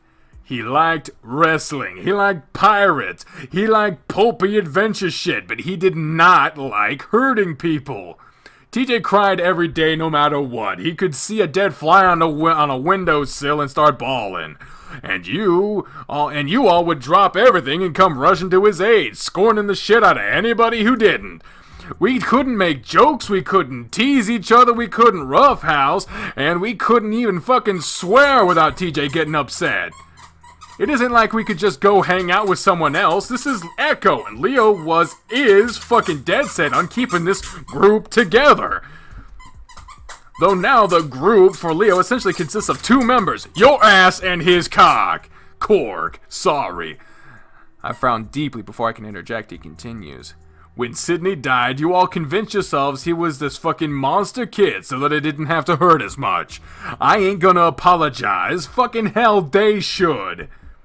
Flynn uncrossed his arms, staring out of the sole window of the cramped mailroom.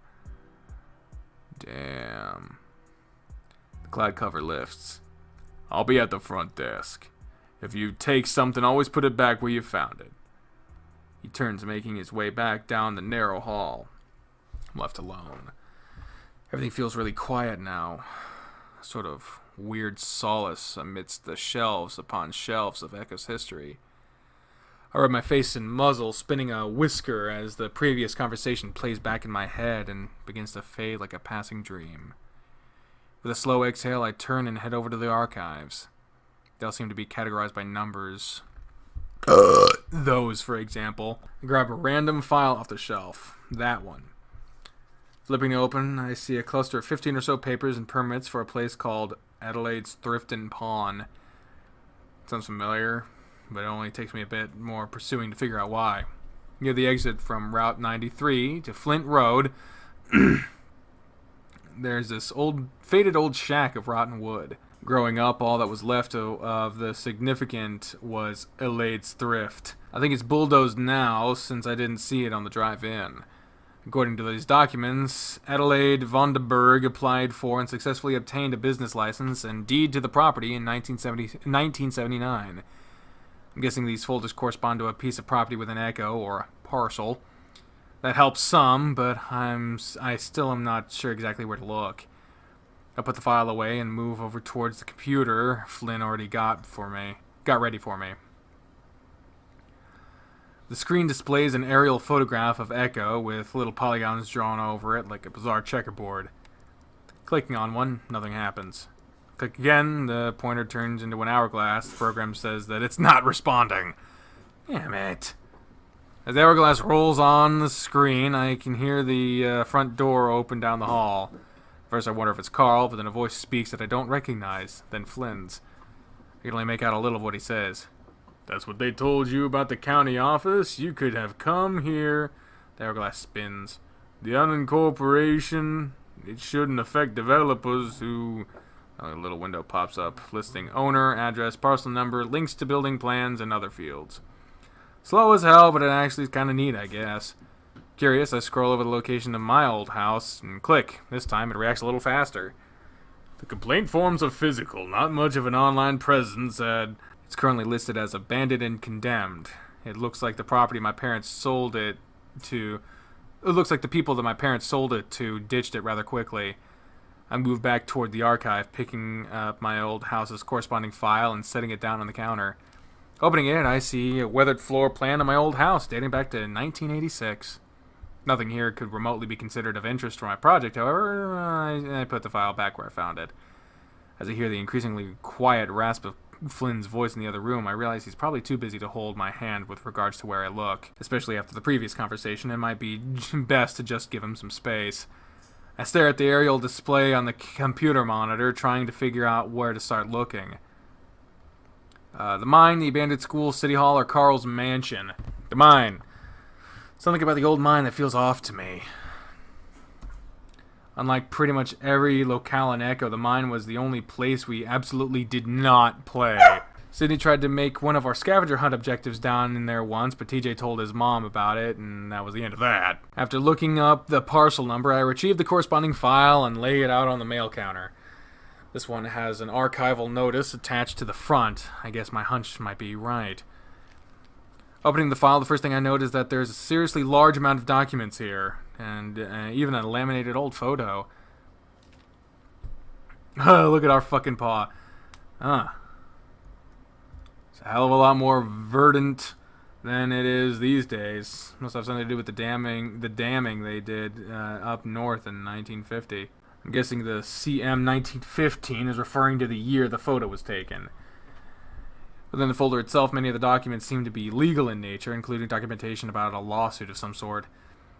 The ones on top seem to relate to that tourism program Echo tried a decade ago. There's a few papers about a historical heritage grant, and the installation of a bench and 2 lamps outside the mine's entrance. There's even reference to a large placard installed into the side of the rock face outside, but I don't remember ever seeing that. Following this, there's another folder within that contains some condemned notices and squatter evictions dating from 1970 to 1975. Said folder also notes a work order for the installation of rebar bars in the mine front to prevent entry in 1976. Next, there's the actual lawsuit documentation itself, which looks like is what killed the mine back in 1945. The working conditions were abysmal, and the owners of the mine were also heavily involved in town government, so there were corruption charges. The Danica Mine, also known as CSCG, Copper, Silver, Coal, Gold Mine, that's a lot of shit to find in one mine, holy shit, was the most in-demand employer in the northern portion of this state for decades. This was in little part due to management by the owners, but rather the natural conditions of the mine itself. The structure of the bedrock kept cave-ins unlikely, and its chemical composition kept the temperature stable and somewhat bearable. Flooding was a minor concern due to the low water table of the region. In other mines within the state, miners may have been expected to stand in 2 feet of dirty water in 40-degree temperatures.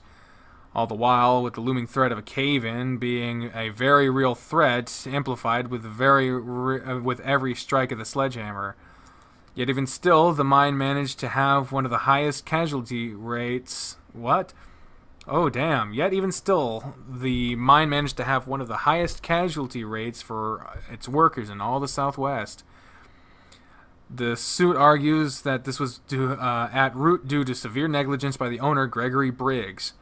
Miners were required to buy their own tools, including candles, sledges, picks, stakes, and even dynamite. Their wages, however, were of such little amount that many miners must have been forced to choose between having these tools or their family being able to eat that week. Many chose the latter, as most men who moved to Echo did so with the explicit purpose of being able to provide for said families. Briggs operated the mine under constant fear of worker and unionization. To assuage this, he hired an incredibly nationally diverse assortment of workers. His rationale, though denied in court, was to ensure that no group of workers spoke the same language, thus reducing the chance of collaboration for better working conditions or wages. His preventative action was particularly heinous due to the nature of the work itself. Communication was crucial, especially in the low light conditions in the lower depths. Despite the language barrier, miners were expected to coordinate dangerous group mining procedures. For example, for standard ore extraction, one miner would hold a spike to the mine wall while another miner swung the sledge toward the spike. With light sources being scarce, that meant the risk of striking another miner with a sledge was a constant risk and something that occurred with some frequency. Many miners were crippled from blows to the paws or arms, and then once fired were unable to support their families. This led to several notable starvation incidents within the town itself. The lawsuit documents also includes reference to a brief hysteria in 1915, where a grisly murder took place within the mines itself. I make sure to write summaries of all this information down on a blank sheet of printer paper before putting everything back. It's this sort of crap that makes me glad I live in the years I do now. I don't think I'd make a very good miner. Carl's mansion. I know enough about Carl's family to know that his house is seriously old. His great-great something or another is the town founder, after all. The place had been seriously modernized into a more stucco adobe style, but there's some history underneath all of that. Growing up, Carl overheard all this and started thinking of the place was haunted. It freaked him out pretty badly. So much so, his parents basically begged me to have sleepovers with him during the weekends and even some weekdays. Not that I minded, of course. Carl had all the video game consoles that were out, and his parents bought him M-rated games. I got to stay up late with his giant TV, blowing up aliens, running over hookers. I remember he started to become less afraid as time went on, and his parents stopped asking me to come over as much. So, of course, shitbag younger me told Carl a bunch of stories about a ghost bride who I saw standing outside his house at midnight. And that's how I got to spend my whole 5th grade summer vacation living at Carl's place. After looking up the parcel number, I retrieved the corresponding file and laid it all on the mail counter. This one has an archival notice attached to the front. That's pretty surprising on account that it's a residential lot. Opening the folder, a photo placed in front of all the documents immediately catches my attention. Oh, this was the buff boy you were talking about. Wow. A part of my mind immediately flashes back to Leo, but even he wasn't anywhere close to being this defined. It's like that, wow. I guess life in earliest 20th century will do that for you. I guess you should probably read the caption note for this one was attached. Sheriff William Adler arrests after surviving the partial collapse of the Hendricks Castle. The Hendricks Castle? Below the note are some rather old rudimentary building plans crumbling at the edges. The penmanship was all weird cursive. I can't read it. It does look a little bit like Carl's house, but much, much larger. What follows are a series of dead transfers from various members of the Hendricks family and eventually more modern building plans. There's even a cutout from a magazine, Southwestern Modern, which shows off the kitchen space back when it was first redesigned. And there's something wedged in the back, a beige piece of paper that doesn't look like it has anything else in here. Oh, shit. The fuck? Oh, it's getting dark again. Teeth of these mountains, shedding. After the sun's crescendo, cool air after a long fever, the protective walls of darkness, after the phantoms and migraines of too much light in space, suddenly a cacophony of new muzzles wailing in torment for the moon to rise and rescue them from hell. And a huge tarantula hauls herself over the threshold in search of love, in search of a small mate who will not survive the violence of her embrace. What the fuck? Flip over the poem and set it on the counter. On the other side is a notice of death for a reference in estate transfer. It's for James Hendricks, who passed away in 1913. The cause of death is listed as poison/infection insect. This is pretty unsettling. I didn't think tarantulas were poisonous. I mean, I know they aren't because I fear searched that information online one night after seeing one on my back porch at 3 a.m. I guess that poem was some sort of informal epitaph for this guy. Regardless, it was a shitty way to die. Slide the poem death notice back into the folder and make note of it for the project. I think that's all for this parcel, so I place the folder back in its slot on the south wall. After finding the parcel number for the GIS thing, I can't seem to find the corresponding file for the abandoned school. It's like it doesn't exist in any records here. Or it might just be misplaced. I'm going to go with the second theory. Maybe I'll ask Flynn about it later. City Hall has a lot of history. I assume most of the really old stuff isn't on file, but I'd be curious to see what's there regardless. After looking up the parcel number, I retrieve the corresponding file and lay it on the mail counter. This one has an archival notice attached to the front. That's good. Hopefully that means there's some supplemental information in here. Unfortunately, upon opening the file, I see there aren't many documents in here. There is, however, a marked photo of some sort of wedged between the folder edges. Oh, Jesus. Whoa. That really is the date of origin on the top right corner. This photo of the guy is taken 100 years ago. Look back down at the folder, finding a caption note for the image. Sheriff William Adler left and Wendleysdale researcher Cliff Tibbetts right at City Hall meeting to discuss Echo-Macedo tribe relations. Adler, that's Janice's last name. Must be a distant relative of hers. The rest of the documents in the folder just seems to consist mostly of proposed extensions to use changes for the building. A lot of them didn't pan out. There's a city government roster here, though, and it lists the historical election results for the town going back to the early 20th century. Surprisingly, Flynn and his aunt aren't the only Moors I see on this list. It looks like the Moore family has been involved in public office in some capacity as far back as 1914. Oh, God. Which is doubly surprising, noting the prejudice against reptilians that was pretty heavy back then.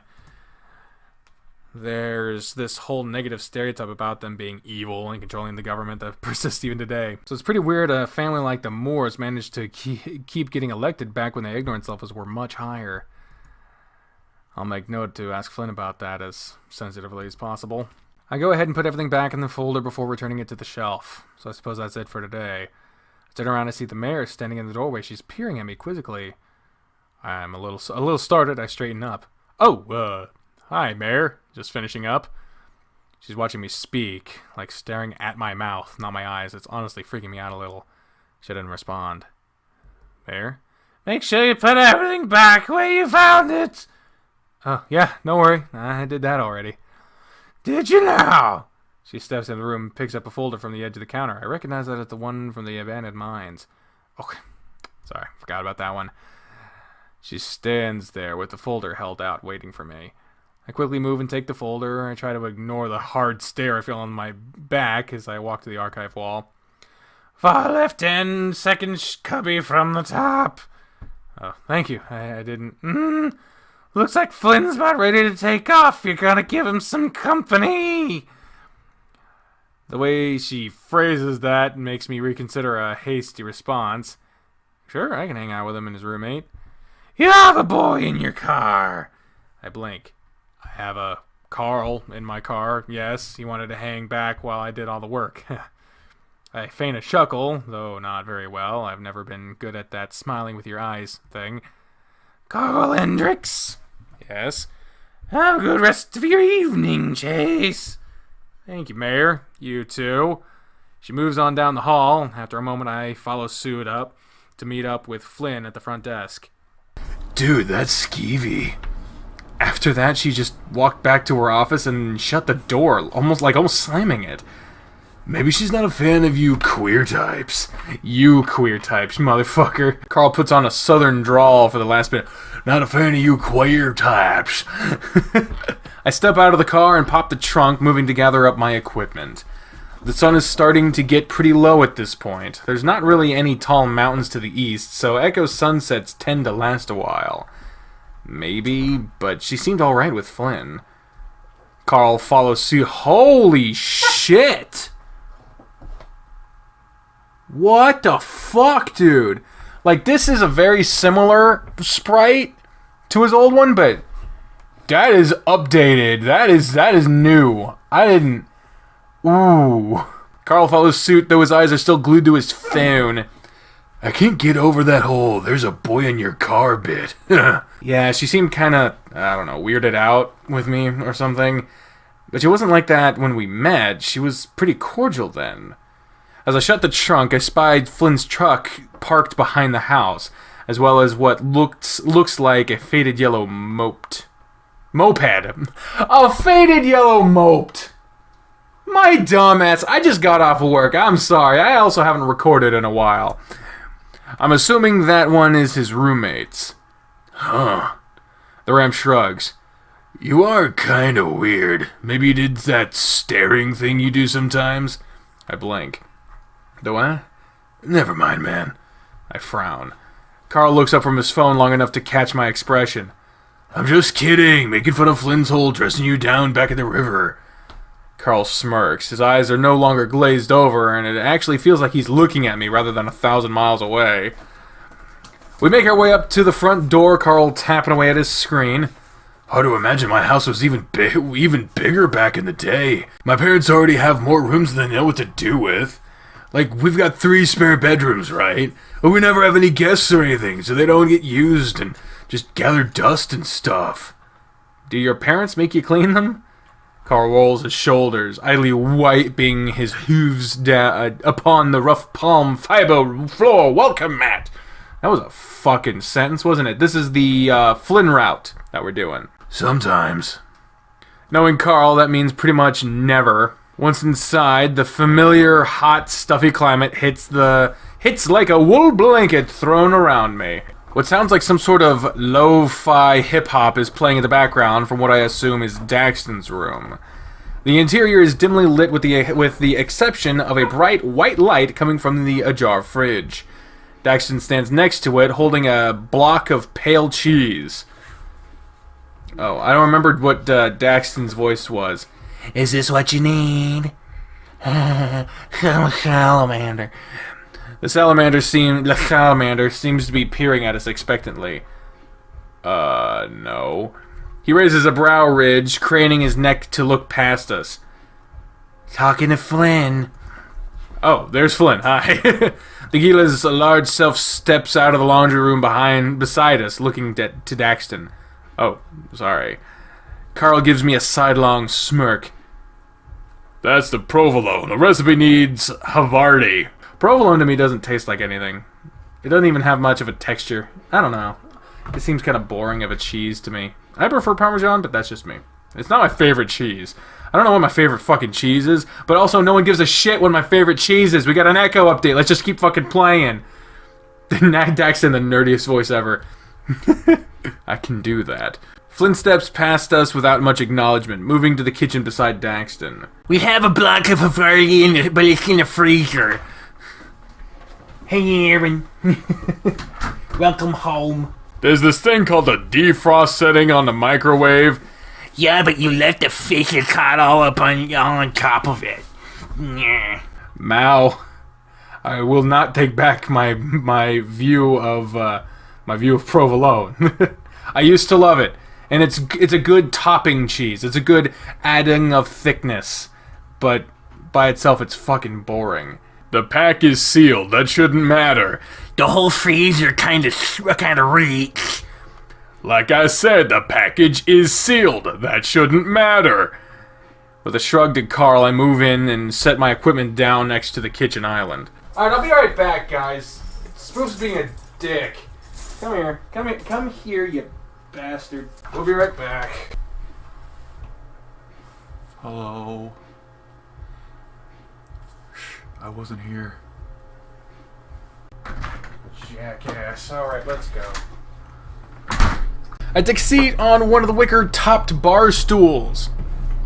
Carl lingers in the entryway a bit before moving to sit on the stool next to mine. Flynn wordlessly goes to the fridge and grabs 2 bottles of light beer, popping the tops and setting them down right in front of us. Thanks. I'm not 21 yet legally, you know. Flynn shrugs uncaringly before getting a beer for himself. Looking around, the countertops are pretty free of clutter beyond some Mesa Community College letters and a heavily used black notebook. The notebook is labeled World Building and Fictional History 204. A few water stains have shriveled the edges of the pages. Daxton places the provolone back into the fridge and places the allegedly fishy Havarti on a plastic cutting board. You don't like the way I said black notebook? Note boom. It's the words of the novel, not me. Maybe they should have said African American notebook. I don't know. I'm the messenger here. I am not the author of the words. Meanwhile, Flynn is now at the sink washing vegetables. Daxton grabs a small knife and finally glances back at me. Welcome back, Kay.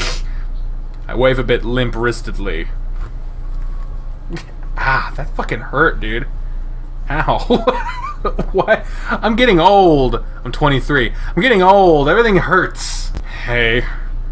He smiles, then shifts his gaze to Carl. The Ram looks up from his phone a little apprehensively. And Kay, I've seen you before, but I forgot your name. Sam something? Hey, Bree. What's up, Bree? Everyone's home now. Carl. He answers, his voice quiet. Oh, well, good to meet you. Finally, you're kinda in and out of here real quick, like, when you come by. Carl shrugs. Yeah, same. The Ram's gaze flicks back to his phone, Carl typing something. Daxton frowns slightly before shifting his focus back to cheese cutting. Fuck it, you know what? I can't wait. Fucking... Hey,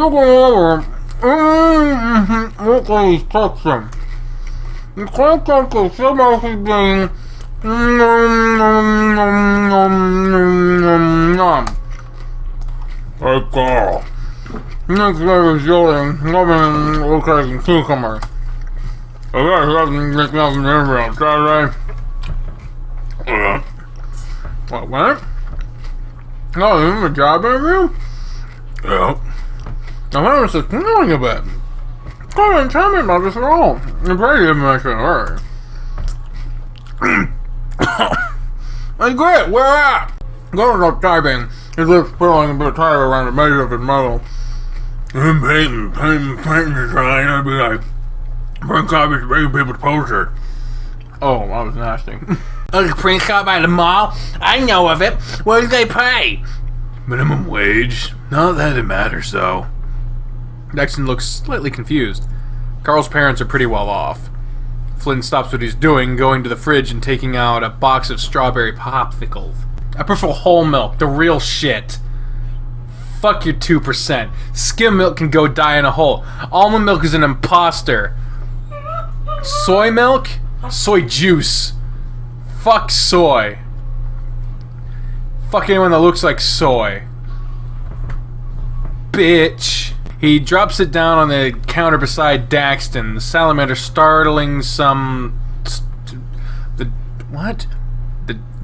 He drops it down on the counter beside Daxton, the salamander startling some, looking to Flynn, then the box. That doesn't make any fucking sense. Flynn points to the Hen's ice cream label above a logo of a weather vane with a chicken on it. Carl's parents' company. Daxton lets out an astonished huff, looking at some sign of fib on Flynn's muzzle. No way. I'm the ice cream boy. Oh, I didn't know that was their fucking claim to fame. I thought it was just like years of like being in the town, maybe? I don't know. It's weird. I never actually fucking thought about that shit. I am taking medication to curb the burping. Daxton blinks, seeming to look at Carl in a new light. That's really cool. Carl looks sidelong, then back to Daxton. Glad you think so, I guess. Flynn takes the popsicle back to the freezer, returning to his station at the sink. Just make sure the clothes you got all fucking fit right. Can't remember the last time I saw you dressed up. It fits, dude. My parents drag me to all sorts of black tie event stuff, where I have to stand around and lie about my career goals. You haven't done that in ages. I went to the charity gala thing 2 years ago. Holy shit, fucking, I'm not doing this again, you cunt. Fucking bug on my screen and shit. I got nail polish on and shit. You ain't fucking with me. You mean 20 pounds ago? Oh shit! Fat shaming is hilarious. Dickwad. Most of it's muscle. I'm not calling you fat, lard ass. I'm saying that when it comes time for the interview and you come in with a hoodie and cargo pants, they're gonna think you don't give a fuck. I mean, I kinda don't, you know. Oh, the fuck you don't? You really looking forward to disappointing the shit out of your folks again? They're used to it. Jesus fucking Christ! Daxton and I exchange an awkward glance. I'm half tempted to follow Carl's lead and start pretend texting. You worked at the freight warehouse for years and you were miserable. Can't blame me for not looking forward to the same sort of thing. Huh.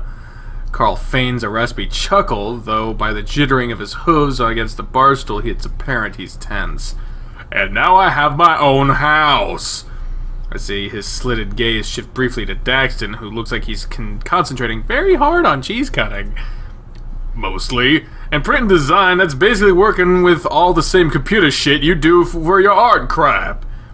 Seeming to note an opportunity to diffuse, Daxton chimes in.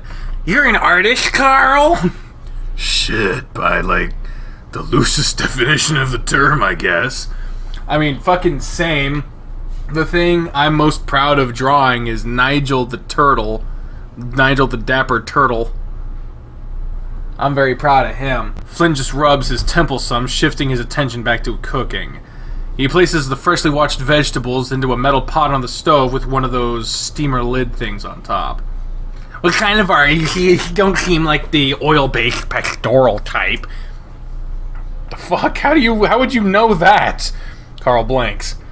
I hear Flynn grunt derisively, the clicking of the stove top audible as he turns the nozzle for the gas. The gas. The fucking gas. Oh. Shellac, look, I'll do the fucking thing again. Look, that's fun. That's fucking fun. Fucking fun, dude. Look behind him. He's on the floor. Fuck him. His heavy tail flicks behind him, lightly slapping the floor. Oh. That was fucking nasty. I realize he's trying to get my attention, his eyes meeting mine, then moving to Daxton, and then finally flicking to a textbook by the dishwasher. Art History 101, Historical Perspectives and Fundamentals. Glancing back, I think I see the corner of Flynn's mouth twitch up at me before he turns back around to his pot of veggies.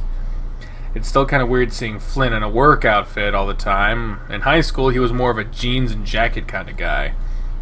A southwestern rockabilly who didn't like rock and roll. His work slacks are pretty baggy and definitely hide the definition of his legs. Flynn got a V-shaped physique, though, and through. Narrow calves but thicker thighs and a sizable rump. When he bends forward a little, I can see the outline of it all. The lewd side of my mind is starting to wonder if he's doing it on purpose. Why would he be, after what he said this morning? Pastorals? I'm not very good at backgrounds or anything. Portraiture then? Very snazzy stuff, that. The salamander smiles at Carl, showing his rounded cheeks. Carl just looks at him confused. I decide now's not a good time to interject and spare Carl from Daxton's entry-level college art class inquiries. Carl draws pop culture character stuff mainly, I think. Hey, crushes. I haven't really checked out his portfolio profile in a while. Superheroes, comics, that sort of thing. It's really good stuff. It's not. He pauses, shifting his phone in his paws akin to rolling putty. Since superhero movies became really popular, everyone draws that stuff now. Most better than me. It's kind of a dead-end style, I guess. Can't make any money from anything I make. Aw. Carl sounds more like he's quoting something rather than stating an actual opinion. Fuck. I should put my glasses back on. Daxton raises a brow, nodding in acknowledgement. There's a pause, the only sound the bubbling of the boiling water and Daxton's knife hitting the plastic cutting board. Well, now if you draw them with their clothes off. The salamander tries to put on his most innocent face. That lasts for about 3 seconds before breaking out into a wry smile at Carl's groaning, the ram taking another long swig from his beer. He's grinning too now, though. Everyone online tells me that, but I don't know, man. Every time I try to draw Chaos Wolverina's tits, they just look like big-ass furry eyes stuck to her chest. What the fuck? Daxton laughs, and I find myself chittering a bit, too. You could try drawing guys instead if women are giving you too much trouble. You'd like that, wouldn't you, Chase? I don't like superhero stuff that much. Well, I wouldn't judge you if you did, Carl. I've written a few awkward sections in my day. You're a writer? That I am at least trying to be. I'm taking creative writing classes at me. The folks really wanted me to go into marketing like them, but I'm not really into it. That's lucky. I'm having to go into debt for it, so I'm not sure if I'm that lucky. Hopefully one of the books I'm working on sells well. Most people don't read these days. The salamander places the cut up cheese upon the slices of rye bread and then puts the bread on a cooking tray, sighing as he looks to Flynn. Not everyone can suffice off of coming home from work and staring at the wall for hours like you, Flynn. Some people like some degree of mental input, yeah. Huh? Flynn flicks the stovetop off, his eyes lulled and his brow ridge furrowed. Daxton passes him with the tray of rye and Havarti, sliding it in the oven. You call the shit you write mental input? The Gila stops what he's doing, squinting at Daxton. This is uncomfortable. Did you defrost the Havarti, or did you seriously spend the past 15 minutes cutting into a frozen block of cheese? This side of the house is like an oven with the habitat running like it is. The cheese is warmed up on its own after a while at room temperature. Flynn throws up his hands, visibly exasperated. It wouldn't have taken you 15 damn minutes to cut a few slices of cheese if you just defrosted it. Are you in a rush or something? What do you mean about him staring at the wall for hours? The salamander looks standoffish now, his arms crossed. My question seems to have been ignored. Might be. Daxton, what sort of stuff do you write? Surprisingly, Carl is the one to butt in this time. Daxton turns, getting out some plates. Mainly science fiction and fantasy. You know, like Dastra, right? Carl takes another drink of beer, rubbing his beard in thought. Sort of. I don't really watch that stuff. Oh, they're probably thinking of Andromeda. It's that space exploration starship show from this... Oh, no, Star Trek. In the 60s with sexy green aliens. I don't think we'll go straight to Andromeda. Like, people know what the fuck that is. Daxton snaps his fingers. Yes, that one! People draw a lot of porn of them. I'm aware. Anyway, I used to watch a lot with my little brother growing up. I got into the whole peace in the cosmos thing through science. Something fierce. The story for each episode were based on real science. The salamander finishes setting out the plates, bumping his fists together and smiling a bit sheepishly. I'm taking a few physics and engineering courses at Mesa to try to better understand it all for my own writing.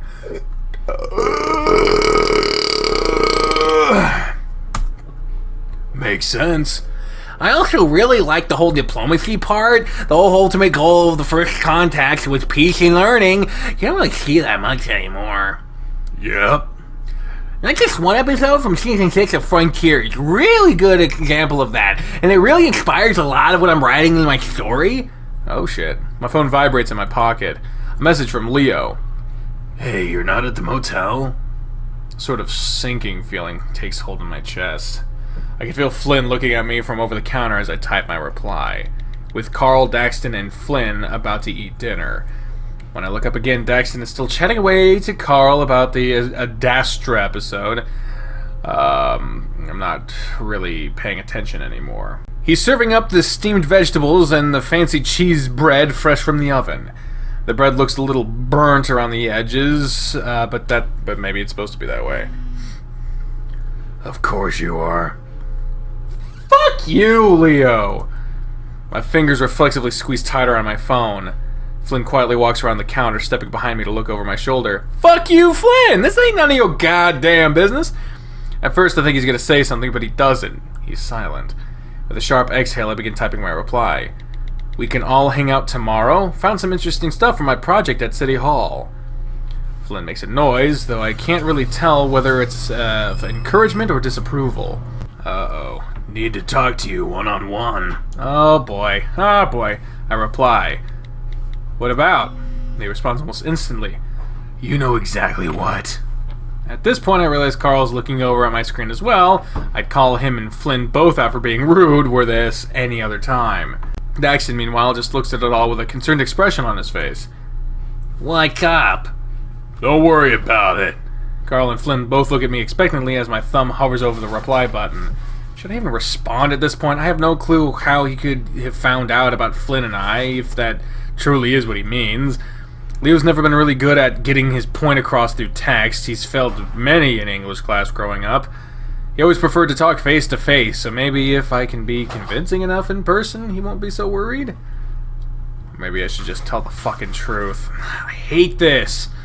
I'm not even sure I did anything really wrong, but I can't help but feel like garbage. And now my pseudo-infidelity lying game is becoming a spectacle. I decide I might as well respond with at least a somewhat true response now. No? I shove my phone back in my pocket and Flynn steps back. This is so fucking stupid. Mal wants you to sign their face. What? Carl just looks at Flynn with a flat expression. What? Carl shrugs. Like I said to Chase earlier, man, I won't say anything. Daxton quietly chews on his very crunchy cheese bread, looking at us from the other side of the counter. Drama? Yep. He moves from my side to back over around the kitchen island, grabbing his plate of food and taking a big mouthful of broccoli. Jesus, Mao. You want us to watch some Adastra? Ugh. Salamander, apparently is what I said. Salamander smiles awkwardly, gesturing to the small living room area. I'm down. Carl holds up his bottle of beer before taking a swig. Case, Flynn. I sigh. Usually TV is a bit too passive for me when I'm trying to get my mind off stuff. Most often I turn to video games instead. Still, Daxton seems pretty passionate about this. I guess it can't hurt. Sure, though all I've ever seen of it are a few of the movies, I think. Oh, which ones? The ones where all the lens flare and chrome. Daxton looks back as if a bad taste just settled on his palate. Ugh, you're telling me brothers directed those ones. They tried way too hard to be edgy and action-packed, completely ignored proper characterization. Like Lieutenant Gamokra. Really? Gamora. Firing the plasma emitter at the former ambassador. She's completely non-violent in the original series. She took a vow of peaceful resolution following the violence cascade that destroyed her homeworld in the first season. But the writers just thought it would look cool for the trailer, so if they just showed her disintegrating a guy while screaming her head off. I really like the thought-provoking philosophical stuff, not the protagonist running around killing people.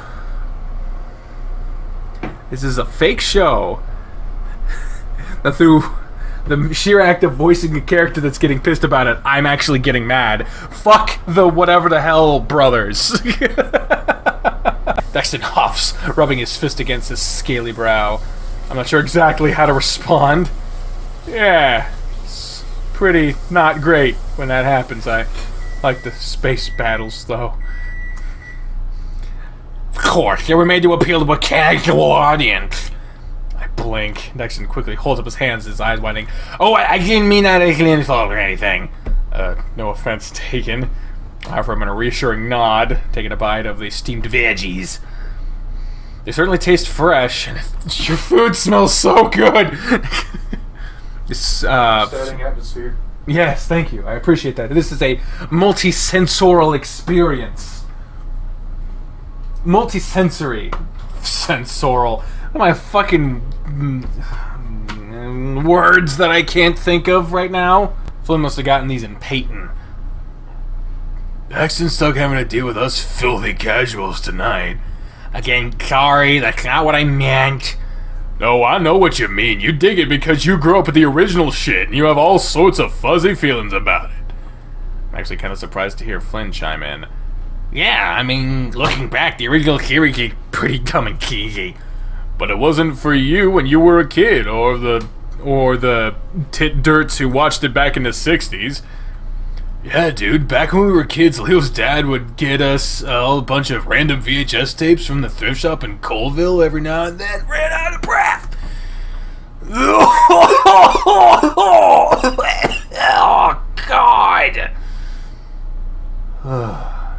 Like really dumb kung fu movies or straight-to-video slasher flicks.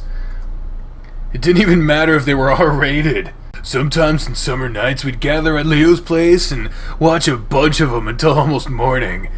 They were all terrible, it was great. I found myself smiling a bit. I'd almost forgotten about all that.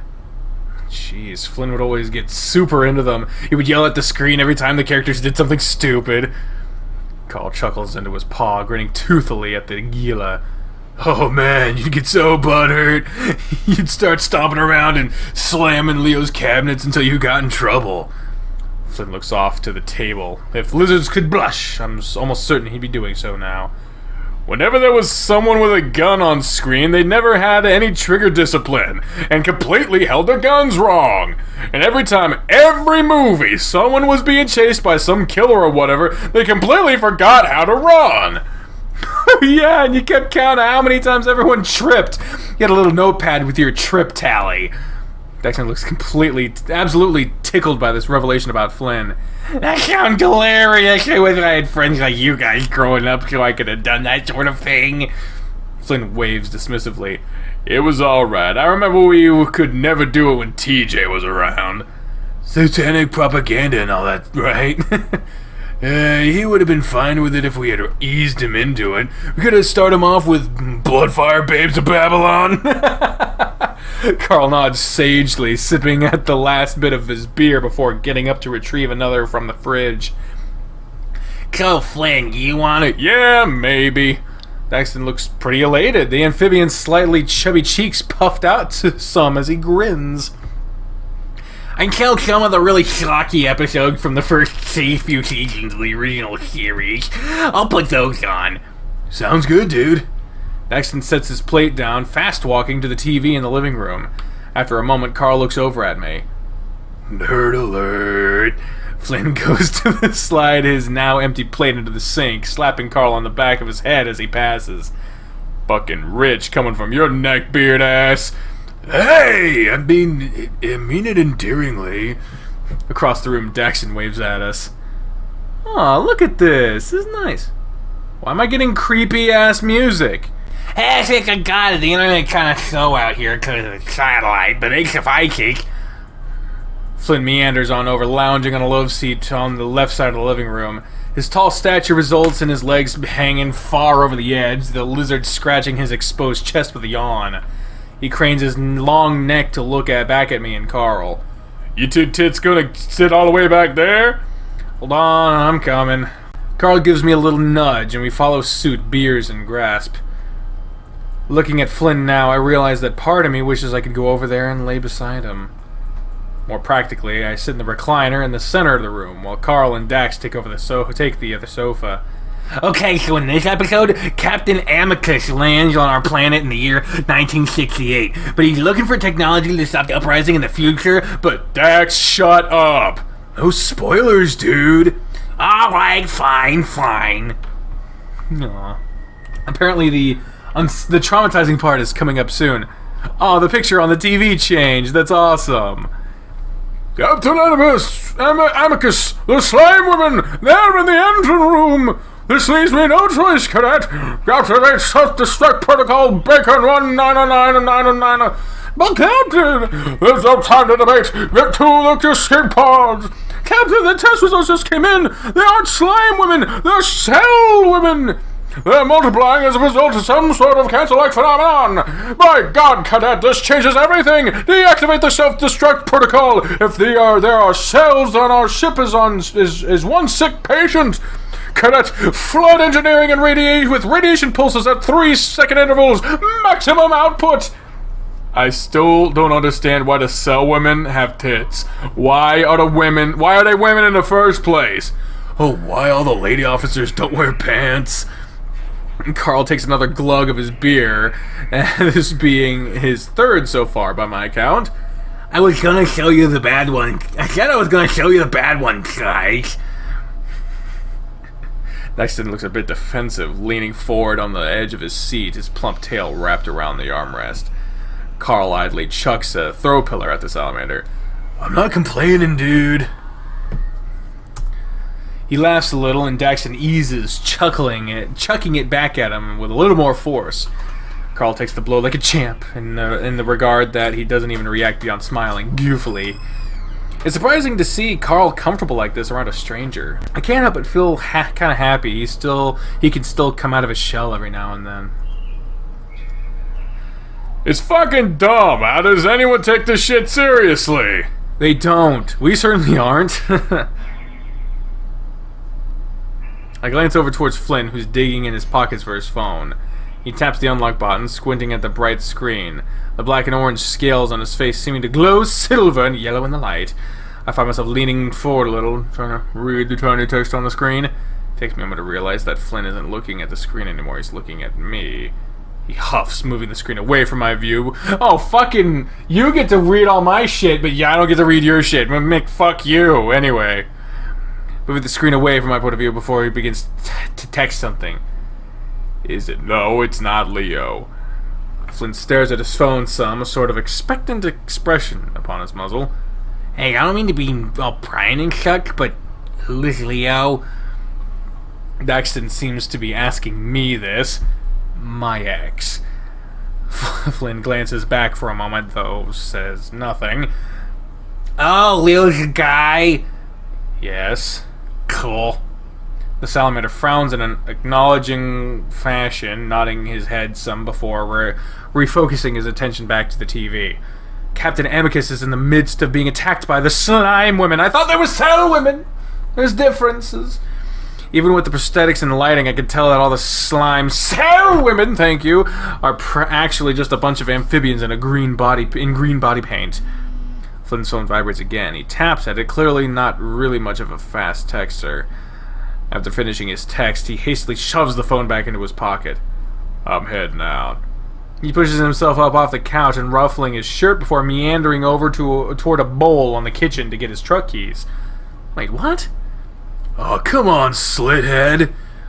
Daxton briefly snirks at Carl's term before seconding. Yeah, this is actually pretty fun. Where you going? Out. You should get back to the motel before the others start bitching. The fuck? I feel my face grow hot, my fist starting to clench. Okay, maybe drop the mysterious act, asshole. Flynn just heads out off the front door, flicking me off as he exits. Flynn! He's out the door without further comment, and I can hear the chirping sound from his truck outside as he unlocks it. Fucking Asperger's and french fries, right? Flynn has Asperger's? Asperger's? Carl shakes his head. No, he's just trying to look cool. It isn't working. Dude gets uncomfortable with casual social stuff, I think. He's 25 years old. This is bullshit. People of any age can have mental illness. That's... I wish he'd just be straight with me. You want him to be gay with you. Don't fucking mince words. Daxton snickers, though. Quickly shakes his head, stifling it. We're on the same wavelength there, Daxton. What? If he was being straight with you, you wouldn't be getting so pissed off about this, I think. Straight as in you two not macking on each... I get it! They knew people were gonna make that fucking joke. Oh, Jesus. I silently let myself sink back into the suede fabric of my chair, it automatically reclining for me the more pressure I put upon it. I'm starting to regret Carl finding out about all this. If he didn't know, it wouldn't be much of a thing. It would have been easier to just pretend it never even happened in the first place. And I wouldn't have to deal with lying to the guy I loved for most of my teenage life. I'm gonna hit play again if that's alright. I'm staring at the ceiling now, but I can feel them both looking at me. Go ahead, I'm just gonna close my eyes for a little while, okay? Gotcha, dude. We'll wake you if something cool happens. So we'll wake you in the morning. You're gonna get a BRB. I bet this is where the traumatizing shit comes up. Okay, here we go. I shut my eyes and hear the trademark Adestra music resume. A large paw gently pats my shoulder, followed by audible hoof clomps in the kitchen floor behind me.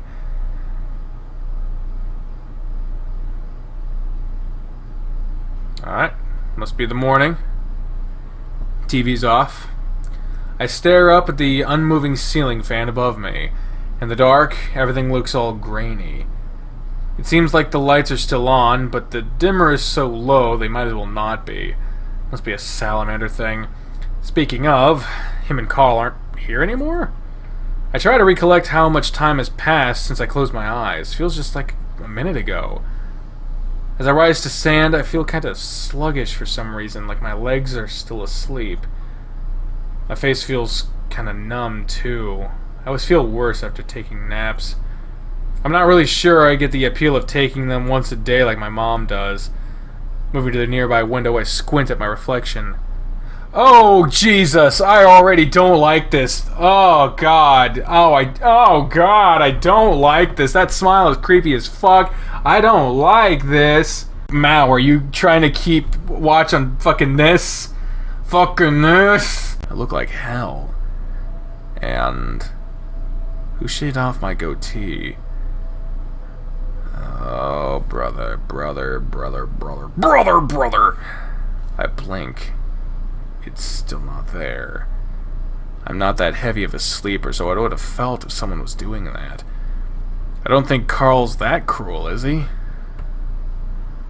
I turn, peering toward Daxton's room. His door is open and his bed is empty. They left me here? Why? My phone vibrates in my pocket. It's Leo. I'm coming.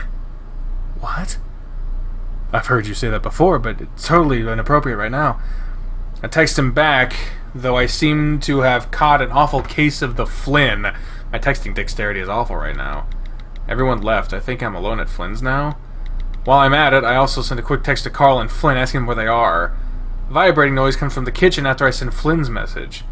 I must have left it when he went out. When I walk into the kitchen, I see the phone propped up against the key bowl on the island countertop. The screen's brightness illuminates everything around it with a picture on my face. It's low resolution, like he cropped and stretched it himself from one of my social media pictures. The photo is from a class trip I took sophomore year to the Carbard Caverns. I'm wearing a hard hat and it doesn't fit. The way the phone is propped up, it almost looks like it's on display. It's a weird way to place it. I know I shouldn't snoop through his phone, but if he wants to act all mysterious and dismissive, he's leaving me not much of a choice. Also, someone shaved my goatee off. That warrants enough of an emergency, I guess.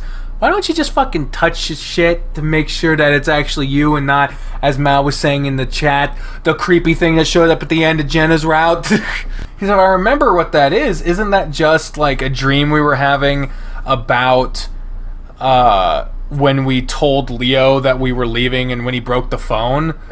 Wasn't that just a picture of us? Wasn't that just us seeing us? But there's also a ghost thing. I remember there being like a dark version of Chase, which I believe to just be the embodiment of some form that has possessed Chase. It is probably the thing that fucking killed Sydney through Chase's body. But man, dude, I don't fucking know. I don't goddamn know. I tap the screen and my message appears. I'm asking him where he is and telling him that everyone left. Tabbing back, I see one other message. The rest of them have been deleted. It's from someone named Ryan. He has no given profile picture. The bar's at 33 South Aloe Way, off of Hankley and Route 93. Winky face. Hankley and 93. I think that's by the casino near the edge of the reservation. I spent most of the day looking at a map of the county, so I think I have a good spatial sense of where it is now. The question is, why did Flynn leave this here with just this message on it? It's like he wanted me to find it. He wanted me to follow him. Jesus, does he think I'm that much of a snoop? Because apparently I am. This time it's my phone that buzzes. Another message from Leo. Hey. Huh? A type of quick response. Have to go. Sorry, Leo. I shove my phone back into my pocket and head outside. It's actually nippy out in comparison to the heat of the day. Sheet clouding covers most of the stars above.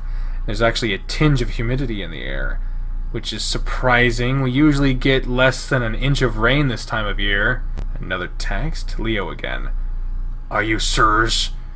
I sigh, putting my phone back and getting my keys out. I think of something and apologize later. I don't feel nearly as sluggish as I did before, thankfully. Once inside my car, I put the keys in the ignition, enough to keep the inside lights on while I fiddle with the GPS. 33 South Aloe Way. Got it. Looks like it'll be about a 22-minute drive, according to this thing. Dude! Where are you going? I look over. Carl and Daxton are staring at me through the passenger window, concerned expressions on their faces. Well, a concerned expression on Daxton's face. Carl just looks drunk. What? Where have you guys been? With you? Why the hell did you guys shave off my goatee? Dude, are you, like, allergic to Havarti or something? It was actually Gorgonzola. The Havarti Flynn wanted was sketchy. Carl smiles lopsidedly at Daxton. Dastardly. What are you... I reach up to grab my chin, feeling the familiar scruff of dark brown hair upon my paw pads. I feel my heart start to thump heavy in my chest. What the hell? Daxton opens the passenger door. You sure you should be driving? You're kind of wigged out, no offense. I angle the rearview mirror down toward me. Sure enough, there it is on my chin. I'm sorry. I could have sworn that it was missing earlier. Well, you were sleeping. It could have been a nightmare. I read all about this stuff online. It's your subconscious playing out your deepest desires, man. I don't think so, Carl. But look, are you guys coming with me? I think Flynn wanted us to follow him. Yeah, we saw the message. I don't know. He's kind of a private guy. If we're wrong, he's gonna be pissed. We should think of it like an away mission. Even in the dark, I can practically feel Daxton cringe. Oh, God, Carl. Well, I don't know. I'll go with you, but I'll hang back in the car. I'm still a bit reeling from the whole facial hair fiasco, but the banter is making me feel better. You could be tactical support? This is why I don't usually share my interests with other people. The fuck? Carl clambers into the back seat first, nearly toppling over. Daxton climbs up front, a little tipsy, but he seems to have most of his motor functions intact. Lucky I don't have classes on Fridays. Oh god, it's almost the weekend. Alright, if you remember, we saw a text on Flynn's phone saying that he's going to be out near the casino or whatever the fuck, out near the fucking reservation. So let's see what happens here. I squint trying to peer beyond what is illuminated by my headlights. Driving feels difficult right now. My nerves are kind of fried, tingling beneath my fur.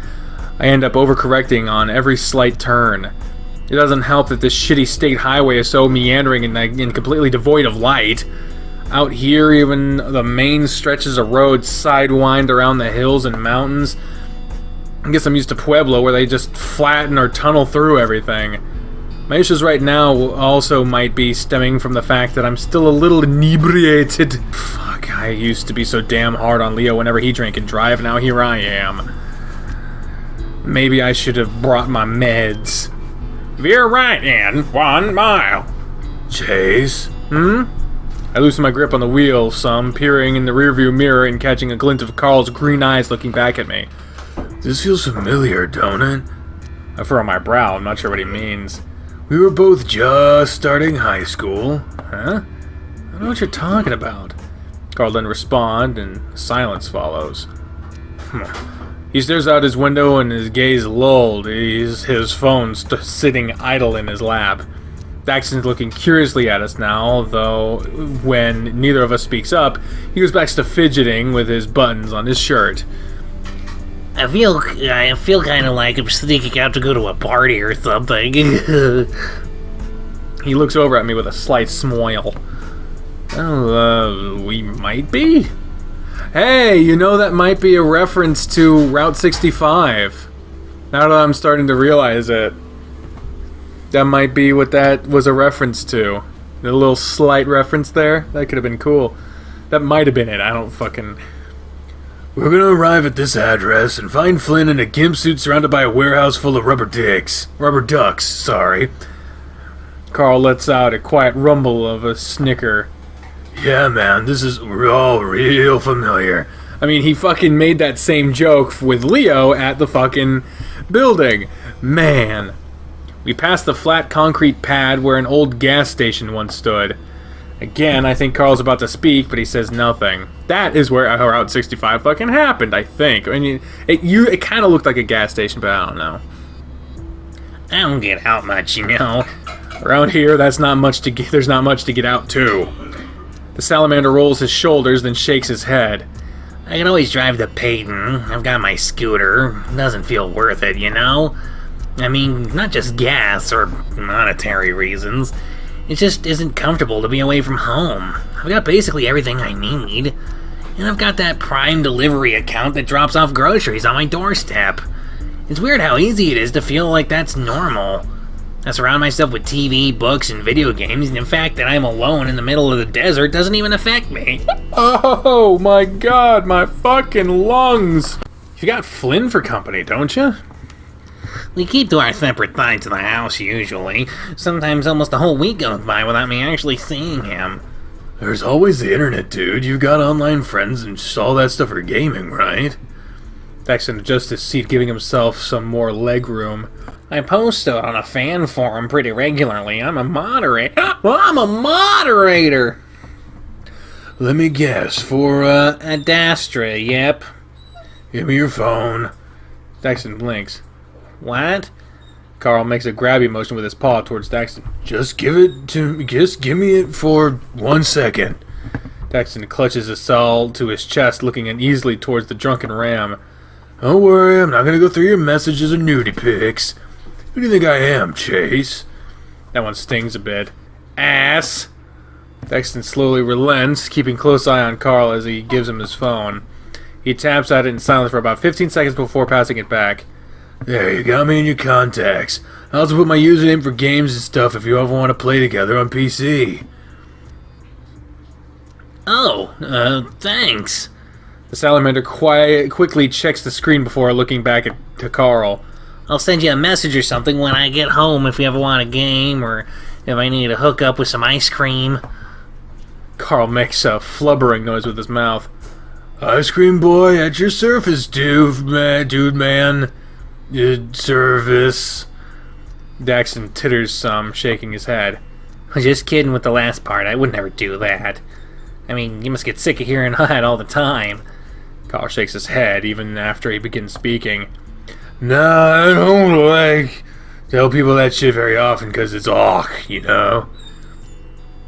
No, I'll totally hook you up.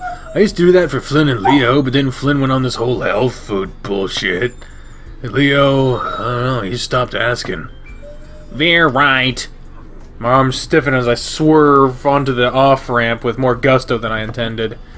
I feel the other's eyes on me and I try to act casual. Looks like this is it up ahead. Kinda out in the middle of nowhere, isn't it? This isn't the reservation yet, right? I look towards the horizon. I can just make out the familiar glint of the Blue Diamond Casino past one of the rolling hills.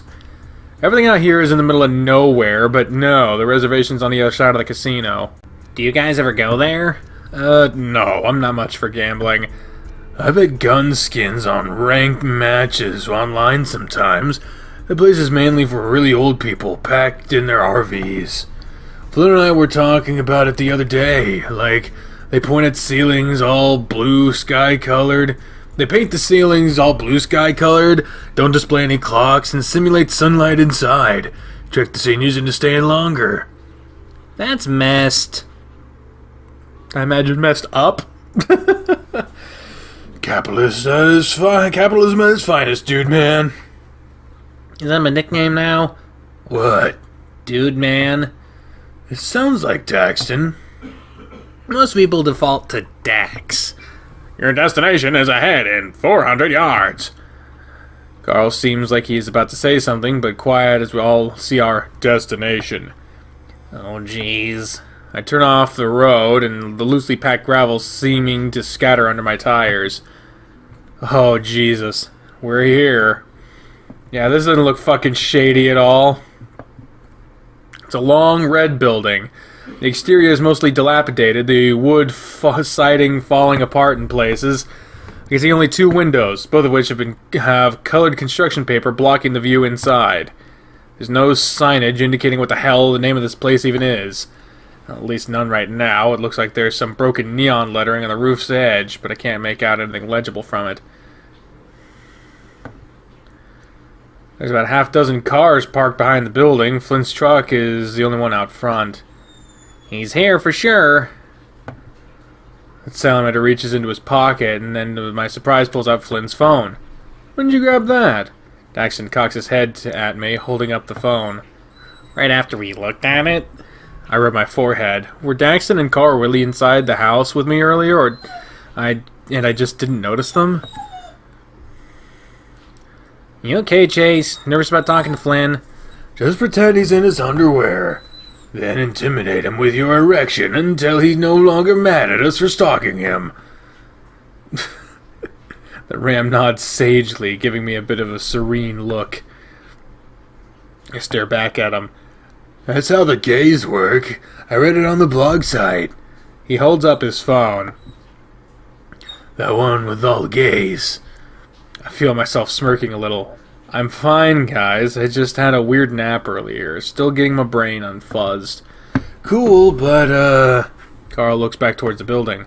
I'm still gonna chill here in the car. He clears his throat, sitting up more upright. Tactical sport. Quiet. Daxton covers his face with his dark hands. Cadet Hunter and Lieutenant, Daxton, prepare to beam out. Thanks, Captain Carl. Make sure to scan for life signs and report any anomalies. Oh, God. Daxton exits the car in embarrassment. Oh no, man, Lieutenant Daxton beamed out too early. His particles are destabilizing. Jesus, I hear enough of this stuff moderating the roleplay subform. I don't need to hear it IRL. He walks up to one of the front windows, seemingly trying to peer inside through one of the gaps in the construction paper. I open the door, about to head out when I feel Carl's paw on my shoulder. Hey, man. I blink some, looking back at him. The parking lot light overhead gives his fur a sort of orangey appearance, and his eyes look blue. You've been, really quiet tonight. I know I haven't been around you in 2 years, but you're still acting, I don't know, weird from what I remember. Carl, just don't worry, okay? He looks to the building. You know how he gets, but overall, Flynn's cool. Yeah, you're gonna hear the dog. It's because he's being an annoying cunt! He leans back in his seat, pulling up his phone. The illuminating blue glow of the screen replaces the faint orange of the streetlight. Just don't tell him I said that. I exhale, smiling despite myself. Alright, Carl. I turn around, pausing. I know you have your interview, but we should talk later. Catch up properly. You know, man. And I'm glad you're getting on well with Daxton, truly. I see him grinning in the rearview mirror. It's weird. He's like someone I'd meet online, but like in real life, you know? I'm not sure I follow. Don't worry about it. Don't get murdered in there. I snirk dryly. I'll try not to. I step out and nearly close the door on my tail. I must have been more distracted than I thought. Seeing Daxton against the side of the building, I can't help but think that he looks downright serene. Or downright eerie, I say. He doesn't have scales like Flynn, so he's just this rubbery black color that blends into the shadows, as specious as that sounds. When he turns towards me, his eyes stick out like headlights in the night. Hey, James, check this out. He beckons me over towards a small metal sheet by the door. I step closer. Some words are engraved in the front. So you've heard of us. A winking smiley face is pictured below the text. The hell? I know, right? He moves towards the door, his thick tail flicking in an anticipatory sway behind him. I'm surprised he can control that thing. Watch it be locked. Might as well try. After you, Lieutenant. Don't start. He grasps the handle and the door opens with ease. Daxton looks over at me once more and we step inside. The smell of decades worth of cigarette smoke and dust hits my nose instantly. Daxton coughs, trying to muffle himself as we see the shadows of various patrons throughout the dimly lit bar. Everything near the counter is illuminated up with sort of green tinge, while the rest of the establishment has red lighting. Well, in the places it does have lighting, I've never been inside a restaurant or bar this dark before. The walls are mainly decorated with faded 1950s beer adverts, and a mounted CRT monitor near the entrance looks to be streaming an old cricket match. I don't see any bartenders or waiters. Nobody is behind the bar. Huh. Daxton half speaks, half whispers. Maybe we should take a seat so it doesn't look like we're gawking? Yeah, good idea. We move towards the closest table to the entrance. The location leaves us completely enshrouded in darkness. There's a lamp above us, but it looks broken. The copper wiring hanging out where the bulb is supposed to go. I haven't seen Flynn yet, have you? It's hard to see in here. I sort of assumed salamanders had better night vision. No, not yet. Squinting, I try to get my eyes to adjust to the darkness. Two large figures get up from their bar stools and head towards the pool table, each grabbing a cue. They both appear to be equine, middle-aged and male, decked out in polo shirts and slacks. The two wouldn't look out of place in a country club greenway, but here they stand out something fierce. I imagine this is like some sort of secret gay bar. And it also looks to be in the old building. If you remember from Route 65, there was like Brian and something's Booze Bastion or whatever. I don't remember the second name, but I remember it being mentioned for a specific reason, and I feel like this might be that reason. I realize there is a much smaller person behind them, a fennec girl with big lengthy head fur that goes down to her shoulders. Maybe not, I guess. One of them, the one in the teal polo with a beer gut, sets out a rack of pool balls on the table. The other horse with a red polo and graying muzzle first speaks up, shaking his head and pointing towards the balls in the triangle. I can't make out everything, but it sounds like he's insisting that the 8-ball always goes on top. The teal-shirted one lets out a dismissive noise, making a point of placing the 8-ball somewhere in the center of the rack. Hello, strawberry milk. I feel my phone buzz in my pocket. Quickly reaching down, I check the message. It's from Leo. We're all gonna hang out at the park tomorrow at 2. Would be good if you came. I sigh. That same swelling of guilt takes hold of my chest like stones in my ribcage. More text from the evil ex. I glance up at Daxton in surprise, the salamander having turned to face me. Again, I'm wrought with how fucking eerie his bright eyes sticking out of the blackness and staring right at me is. He's not evil. You folk all get super antsy every time he texts you. Like, an ex is just that, an ex. You don't gotta worry about them anymore. Daxton crosses his forearms and rests them on the table for a moment before hastily pulling them back.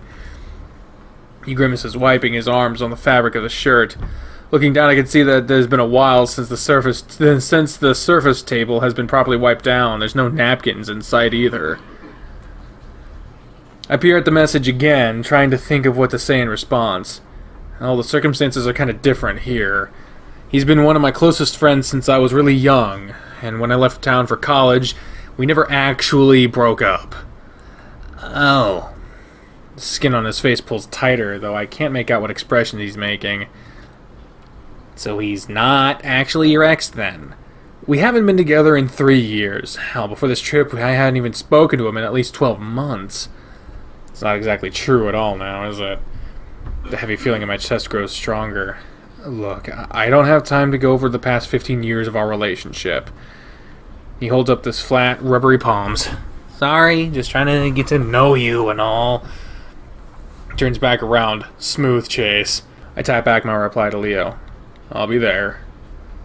The sound of bellied laughter from the pool table catches my attention. The red poloed equine slaps the back of the smaller fennec, who looks to have just made a pretty nice shot. Her head fur flutters in front of her face and then slips right off, falling onto the pool table. A wig. I realize now that the fennec isn't actually a girl at all, at least not physically. Daxton saw it as well, and we both exchange a brief glance. The two men don't seem to pay much mind outside of a brief chuckle. Behind them, a red light flicks on, and another group becomes visible at the table to the rear. There's a 30-something German shepherd with a pompadour cut head fur and a black muscle shirt stretched taut over his large chest. He's watching the billiards game intently. His arm is around the back of the seat next to him, and that's when I see Flynn staring right at me. Fuck. God, how long has he been there? Could he see us the whole time? Daxton sees him too, the salamander forcing a toothy smile and waving at his roommate from across the bar. Flynn doesn't wave back. He just keeps staring. The seconds pass and nothing happens. We just sit here, and he sits there, and neither of us moves. Eventually, Daxton pushes himself up to his feet and I reluctantly follow suit. Everything goes quiet as we make our way to the other table. I feel a tingling sensation around my whiskers, and that all goes all the way back to my spine. I don't belong here. I can't tell if the pool table group is looking at me, but it feels like they are. Well, holy shit, would you look at that? An otter in my water. What? The German shepherd speaks up with an accent that sounds more West Coast than Southwestern. Damn it! West Coast. Why? I don't know what a West Coast I don't think I can do a West Coast accent. He drops his arm from Flynn's chair, beaming at me with his bright blue eyes. The canine turns his attention towards Daxton, eyeing him over. The salamander has his hands folded together, smiling nervously. And Daxton! Daxton blinks. Evening? Have we met? The man chuckles. Nah, but I seen you before whenever I come over to Scanley Boy's house here. You're always in your room all alone like. Oh, there he is. Flynn's slitted gaze flicks from Daxton to me. His expression seems to harden before my eyes. What the fuck are you doing here? His scaled fingers curl into a fist briefly before unfurling, the large lizard fidgeting again in his seat. Okay, play cool, Chase. Found your phone with the invite to this place? It was all propped up and everything. I say that last part with a bit of an accusing tone. Flynn narrows his eyes slightly.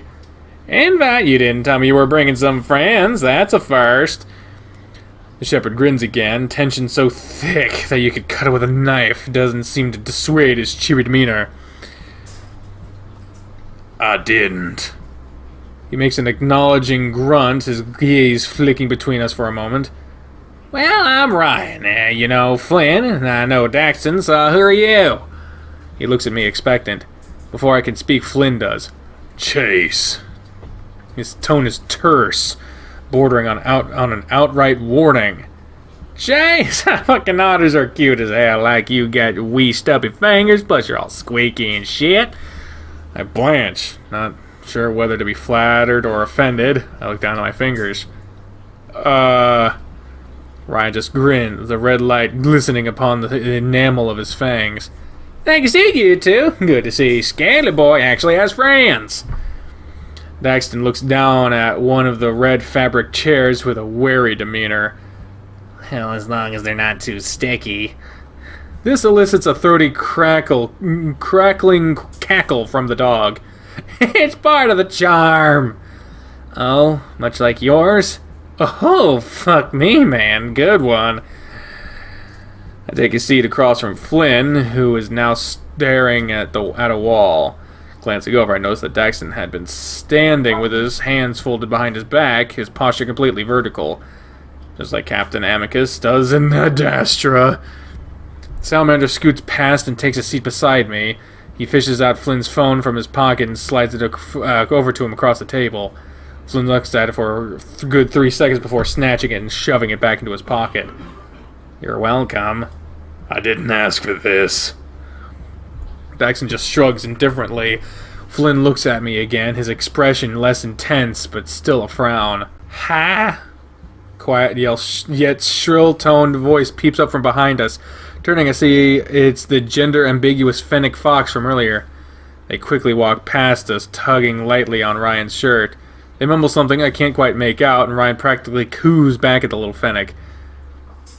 He reaches up, squeezing their waist, and they make a little erp noise. Ryan pulls out his wallet, withdrawing a few bills, and hands them to the fox. The middle-aged man-horse duo walks up as well, cues and grasp. The one at the red polo bumps into the fennec, resting a hand on their shoulder. They flinch initially before a sheepish smile forms upon their lips. The fennec spins around clumsily, nearly toppling over on into the table. The older male catches them and keeps them in place. He's not that cute. They wrap their arms around the equine's girthy midsection, their paws gingerly patting at his back pockets. Oh, you want some money for something from the bar, sweetheart? Don't know where the tenders are gone and ran off to. The red polo fetches a $20 bill for the fox, placing it in the little one's maw. They're treating them like a youngling, but the fox looks to be at least 30 years old from the sagging of their face and splotchy fur. Of fucking course, Casey's doing that bidden war bullshit again. Flynn takes a swig of his booze. The older men stare at him, suddenly looking a bit uneasy. Red Polo turns, trying to usher Casey away from, towards the main counter. However, the fox seems to resist. They squirm, quickly writhing out of the equine's grasp and stumbling their way over to Flynn, nearly crawling on top of Ryan to do so. Everyone seems to freeze in place as the fox pushes her muzzle up close to Flynn's. Flynn looks dull-eyed back at the fennec. I don't got any money for you. It's okay, I just want to make you less grumpy. They look at each other, saying nothing. Flynn's parts his lips slightly, and the fox pushes their face against his, maws meeting in a deep kiss. His eyes go wide for a moment, then shut tight, returning the affection just the same. My. My heart feels like it stops, and my sweat goes cold. I feel sick, like I want to puke or something. I mean, I had felt a sort of deep gnawing feeling since I saw Ryan's arm around Flynn, but I guess I wasn't prepared for something so visceral. But I don't do anything, I just sit there and watch. Ryan, meanwhile, grasps the fox's rear, grinning in that Cheshire way he does. Good to see you're not sourpussing the whole night, Flynn. Oh, you kidding me right now? Fuck the whole. Red Polo turns, leaving his friend behind and making his way towards the exit with a few huffed swears. The teal-poloed male, who is some sort of Shire Clydesdale type, watches him leave, but doesn't follow. Says a married man. Casey pulls back from Flynn, a string of saliva still hanging from their lips. Flynn's nostrils flare as he exhales upon the fox's face. This seems to set Casey off, and they kiss him again with even more ferocity. Daxton's looking at me now, his eyes wide. Salamander silently mouths a "What the fuck?" I don't even have the capacity within me to respond with anything other than a curt nod. Putting on a show for the new friends? Teal Polo is looking down at Daxton and I now. Well, noting the festivities, you young'uns want a drink or something? I'm Mike. Oh, no, we're good. I'll have 2 doubles of whatever tequila's the cheapest. Mike blinks. I'll be right back then, kid. Let me find the bartender. Rob's back in the smoke room, Seabiscuit.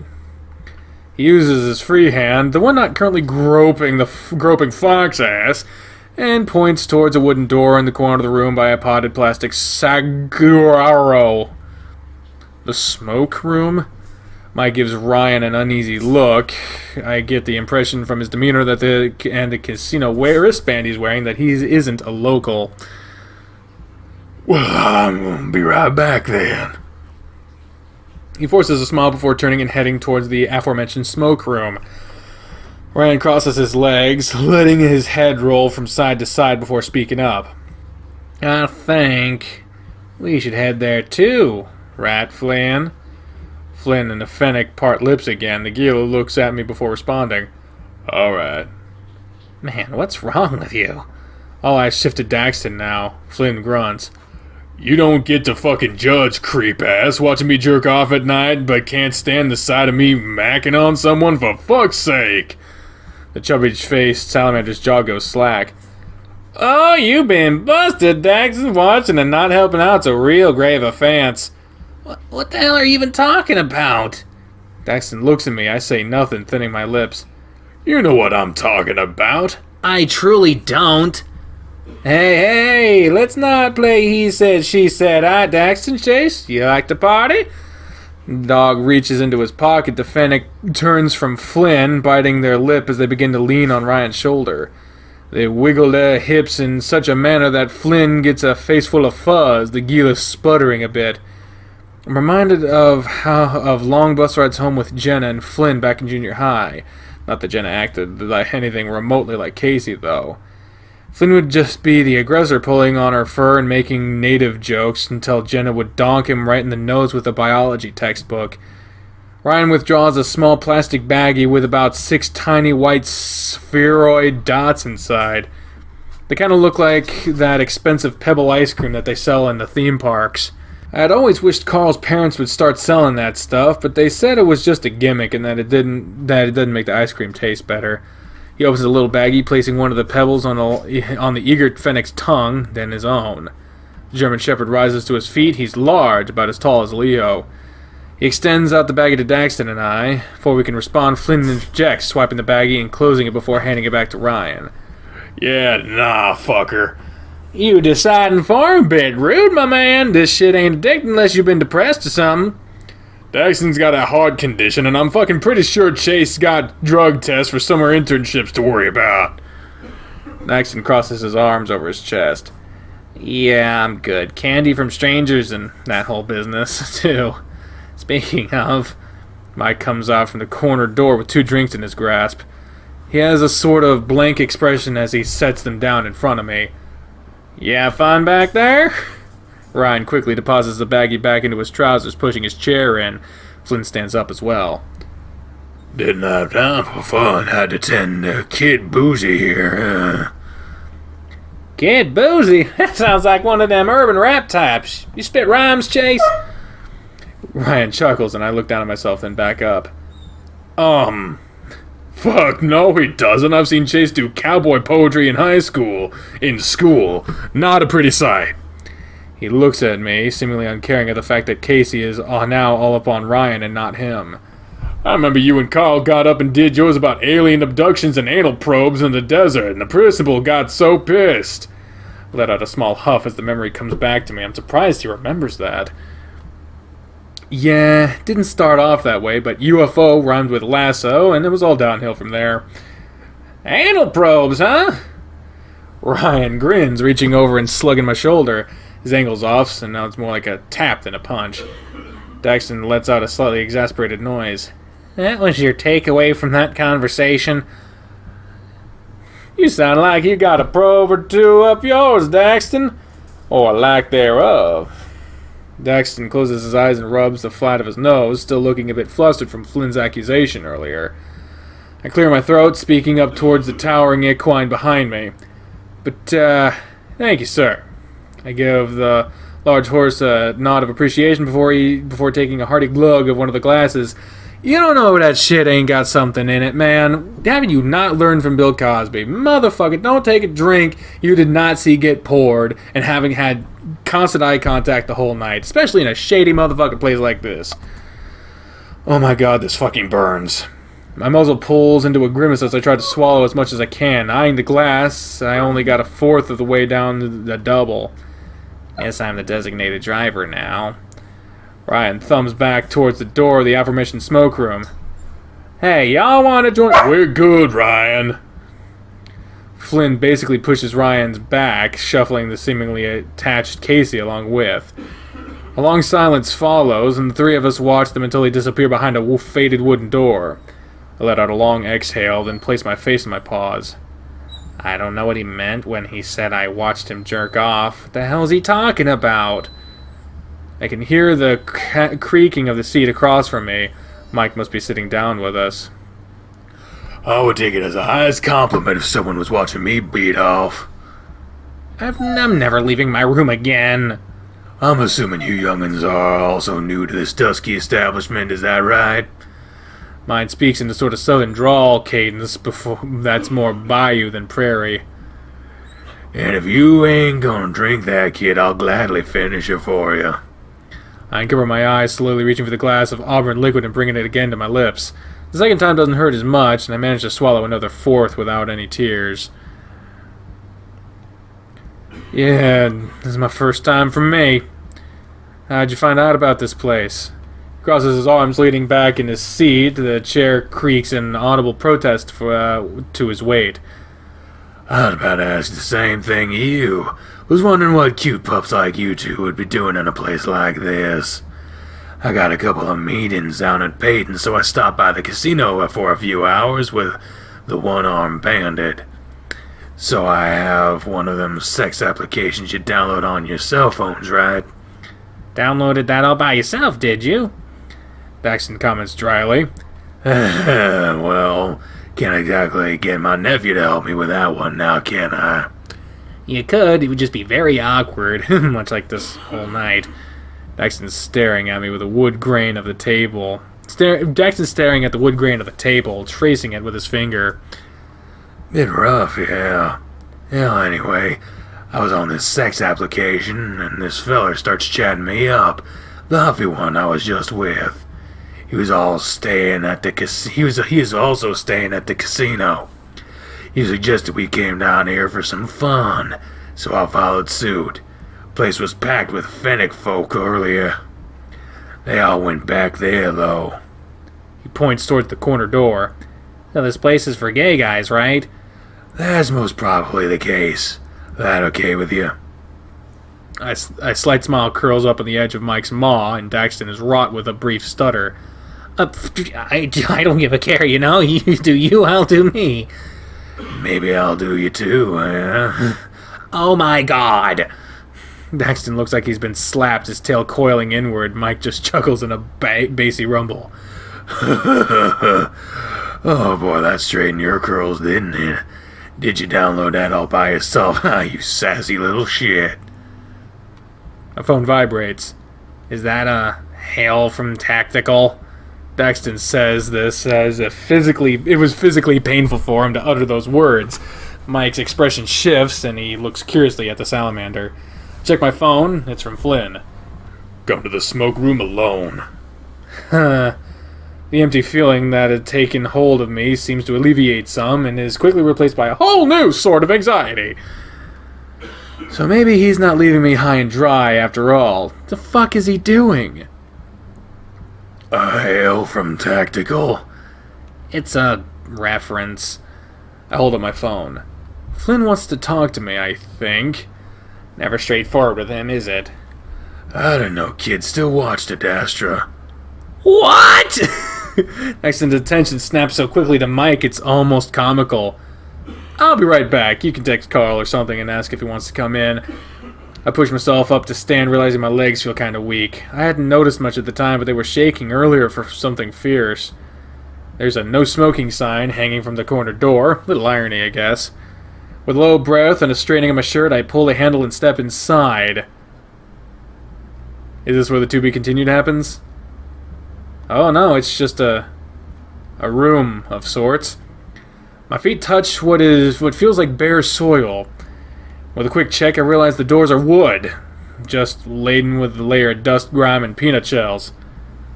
The smell of spilled beer, cigarettes, and sweat is a combination of likes I've never smelt stronger. Lights pulsate on and off at infrequent intervals. Everything goes from pitch black to lit up bright, and of course, there's not a window to be seen.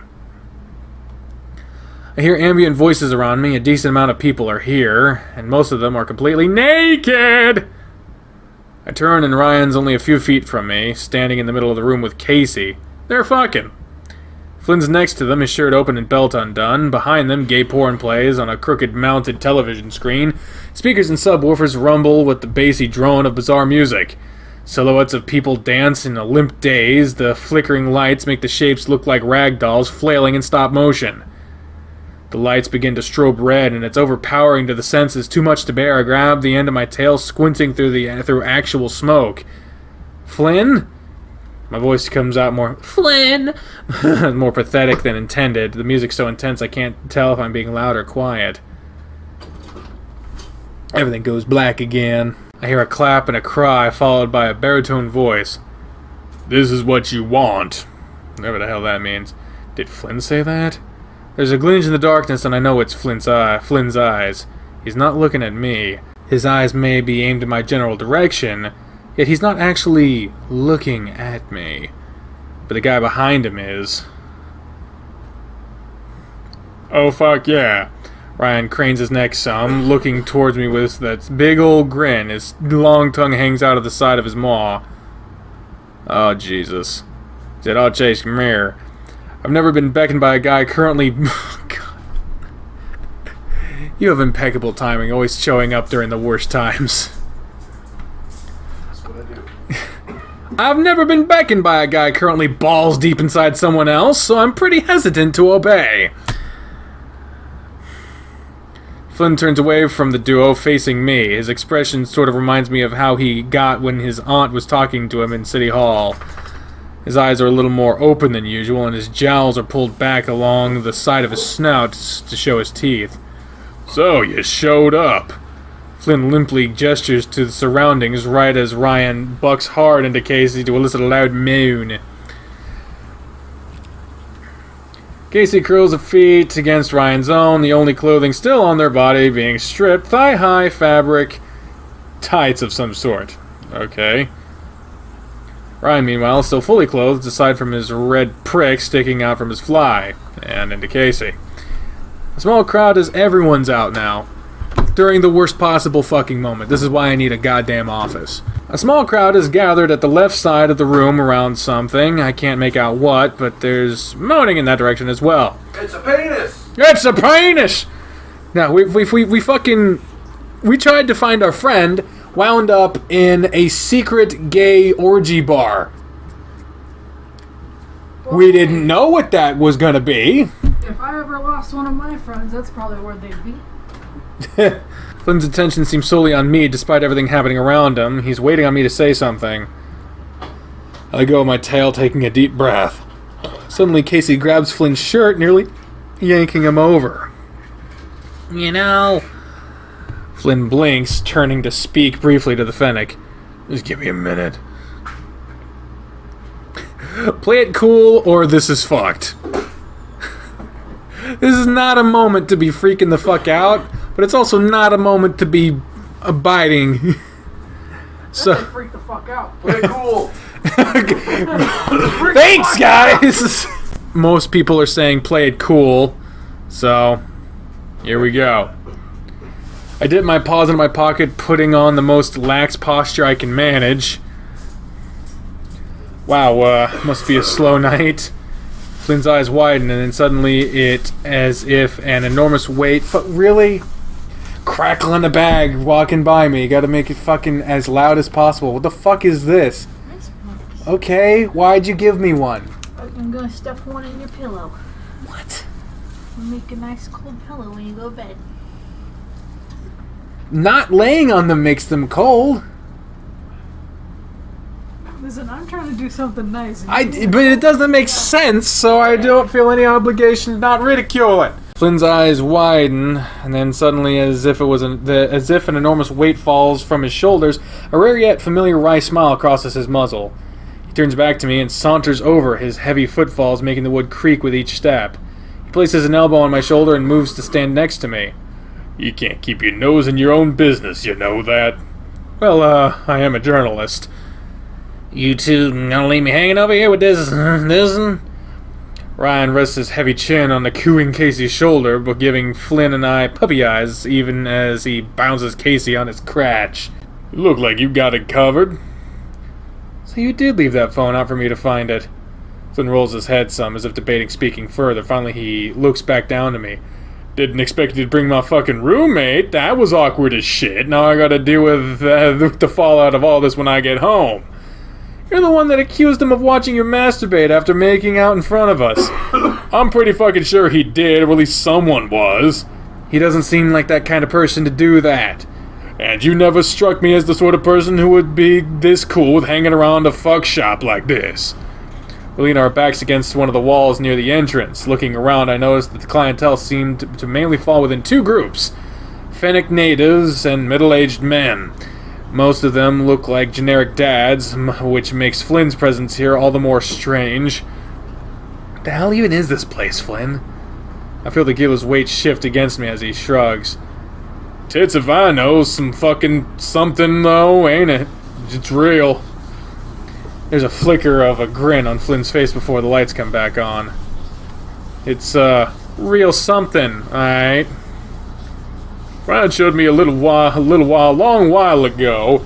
It was so fucking gross. There was like 4 old-ass beavers with balls down to the knees running in the corner. And you came back? Alright, this ain't fucking Ritz.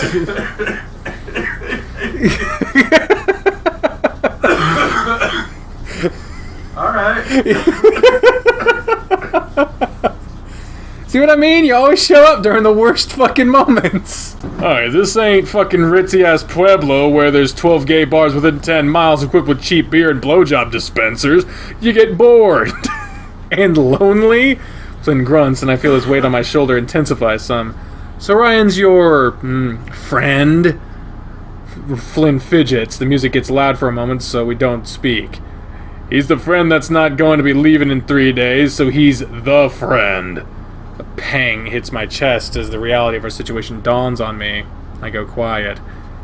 I thought, fuck it, might as well get all the baggage out and show you what I'm apparently all about and shit. You're all about seedy sex clubs? Well, it's just, I can't exactly go telling anyone else in the group about this shit. Oh yeah, Jenna, I was at the bar off the res and fucking some of your people the other night. How you doing? I find myself snickering, though coughing a bit from the smoke. The people smoking inside and the lack of adequate ventilation making my eyes water. God, she's already furious at you. TJ, do you know what sounding is? Because me and this bull guy did it last week and he had a cross necklace. Reminded me of you. I laugh again, covering my crotch instinctively. No way, you don't actually do that, do you? Large Gila harumps. I wasn't the one getting it on in my dick, so if that was what you were asking. I'm a lizard. We don't got big urethras. That's disgusting. Flynn chitters a bit to himself. He doesn't usually laugh at his own jokes, and his tone is actually a bit sheepish. So that's where my missing handheld stylist went. Nah, that was probably Carl. I used one of your parents' cantaloupes for getting off back in junior high, though. Don't remember if I threw it away or not. Again, that wry smile resurfaces. I can't say I've ever seen Flynn so damn beamy. I'm aghast, unsure whether he's being serious or not, although I might as well counter him. You sure it wasn't one of the cucumbers? Nah, they weren't big enough for me. To my surprise, he reaches down and pats the front of my crotch, actually squeezing at the end. I have a bite of my tongue to keep from letting out an eep. His large hand kneads at the front of my shorts, and I could feel his thumb and forefinger start to fiddle with the button on the front. He's breathing heavy, the 6'7" lizard having to hunch down to brush his muzzle against my ear. I thought you said we weren't going to do this anymore. Well, musk shit, that was before you tracked me down halfway across the desert. That's a beyond thirst sort of situation. I'm real glad I was right about you. He closes his eyes, smelling my head fur. Leo used to do that. Okay, so we got let's do this, or this is too weird. Wonder what happens if we say it's too weird. I'm real glad I was right about you. The words ring in my head over and over again as I feel the Gio's breath against my scalp. I stare ahead. There's another equine at the other end of the room. His cack's out. It hangs down nearly to his knees. Below him is another fennec. The guy looks to be about my age. He even has a little bit of chin beard scruff going on. The fox is on his knees, the horse rubbing the flared end of his cheek, matting the golden fur with his brachem. There's a little end table next to the fox, and even with the low light, I see the white lines on the surface. Despite the Goliath in front of him, he seems more interested in what's going on the table. I see him move his head over, and when he leans back, the lines are gone. The horse chuckles in a strange, high-pitched whinny. He pushes the guy's head forward, and half of his cork disappears down his throat. I hear the sound of a jingling belt beside me and unzipping, then something warm against my waist. I'm not paying attention to that, though. The horse takes the fennec by the big ears and yanks them back and forth. The fox audibly irks and gags, his legs beginning to quiver beneath him. Slobber splatters to the floor. It feels like minutes pass and the horse isn't relenting. Flynn mumbles something to me, but I'm not paying attention. The lights flick on, and through the haze I see the fennec's nose splattered red and some scarlet smear coating the equine's shaft. The horse whinnies again. My heart lurches. I need to get out of here. Flynn's looking at me curiously, his edged brow furrowed. Sorry. What? I can't, man. I turn, pulling from Flynn's side and head towards the door. The peanut shells and ash sticks onto the bottom of my feet as I move. Chase, oh, fuck. He pushes himself back into his pants, taking a few steps before coming to a stop. I can already see Ryan beckoning him over. He's got Casey on their hands and knees with that same ever-present grin on his face. Flynn looks back at me, his expression seeming to go blank before slowly hardening into a dull-eyed stare. Without another word, he turns away from me and joins the duo. I bring the tripod back over my shoulder, wincing some more as the metal pushes against my collarbone. I came all the way out here to the old post office, but my camera battery won't stay in. I can't even turn the thing on without physically pushing and holding the battery in place. Dude, I fucking been there. Holy shit. Carl must have fucked the thing up more than I originally thought. When I get back to the motel, I'll have to see if I can fix it. Otherwise, I'll have to probably download some pictures off the county website and just narrate over them. I should have scanned those pictures I found while at City Hall, because going back there now doesn't seem like a great idea. I close my eyes, letting my legs lead the way as I step through the tall grass and back onto the dirt road. It's hot today. Every game they complained about it being hot. Way hotter than it usually is in late spring. Everything is kind of hazy, too. Like there's wildfire air blowing downwind through Echo. Those usually drive my allergies nuts, but so far I'm not feeling all too stuffed up or itchy. As screwed up as it sounds, I always kind of liked when there was a big fire in state. I mean, sure, it sucks sneezing all the time and having my nose feel scratchy, but I love the burning smell. It reminds me of barbecues. Doesn't smell like that now, though that does remind me. I pull out my phone. It's 10:03 a.m. Didn't text it earlier. She told me that Leo had planned this grill thing for all of us today at the hill's edge behind my old house. When we were kids, sometimes my dad would let us roll our little charcoal grill up there and try cooking ourselves. My dad always said it was to keep a wide buffer between us and the house so we didn't accidentally burn the place down. After Flynn set a bush on fire in our backyard during Labor Day, I kind of understood the sentiment. I exhale, shoving my phone back in my pocket. Interesting, Leo decided to schedule it while Flynn is still working. I bring my thumb and forefinger above my muzzle and press at the space between my eyes. I sniff, smelling the faint scent of musty ash that seems to cling to my fur even after the shower I took this morning. Just like that, my blood seems to cool. I get that weird stuttering feeling you have in your heart when you remember something that you don't want to. Last night doesn't seem real. I can't believe shit like that exists just past where I grew up. How long has that place existed? It didn't even have a name. I searched the address some more when I got home, but I didn't find anything online. I mean, I've been to gay bars before up in Peyton, usually because some girl I'm friends with drags me there, but nothing quite like that. At least Daxton seemed to not hate it completely by the time we left. Turns out the middle-aged horse guy was an old dastry, the term for people who really like a dastra. Daxton and him hit it off pretty well while I was away. Carl, meanwhile, was already passed out in my car by the time we got back. It was an awkward car ride home. Yeah, fucking bet. A strange sense of sad nostalgia takes hold of me as I approach the faded white old brick structure that was my home. The white picket fence that surrounded the exterior is all but gone now. The few remaining posts are scattered all over the yard, some half buried in the loose barren topsoil. I remember Dad always made me paint it every summer, and I'd pitch a huge fit because I hated it. Working at 110 degree temperatures with scratchy bramble getting stuck in my pads, not to mention the dirt of this paintbrush. Dirt on the paintbrush. Dad was never happy at how it turned out anyway. He'd yell at me for laziness and doing a poor job. He claimed I had no aptitude for work, first placing the blame on me, playing too many video games, and then Leo. People are supposed to have a sense of satisfaction in their work, but every moment away from an escapist diversion seemed to make me miserable. I'd coop myself up in my room with a big-ass plug-in fan, watching TV, daydreaming about fictional guys, and eating just an absurd amount of cereal. I sigh as I walk over to an old pad where my mom's garden used to be.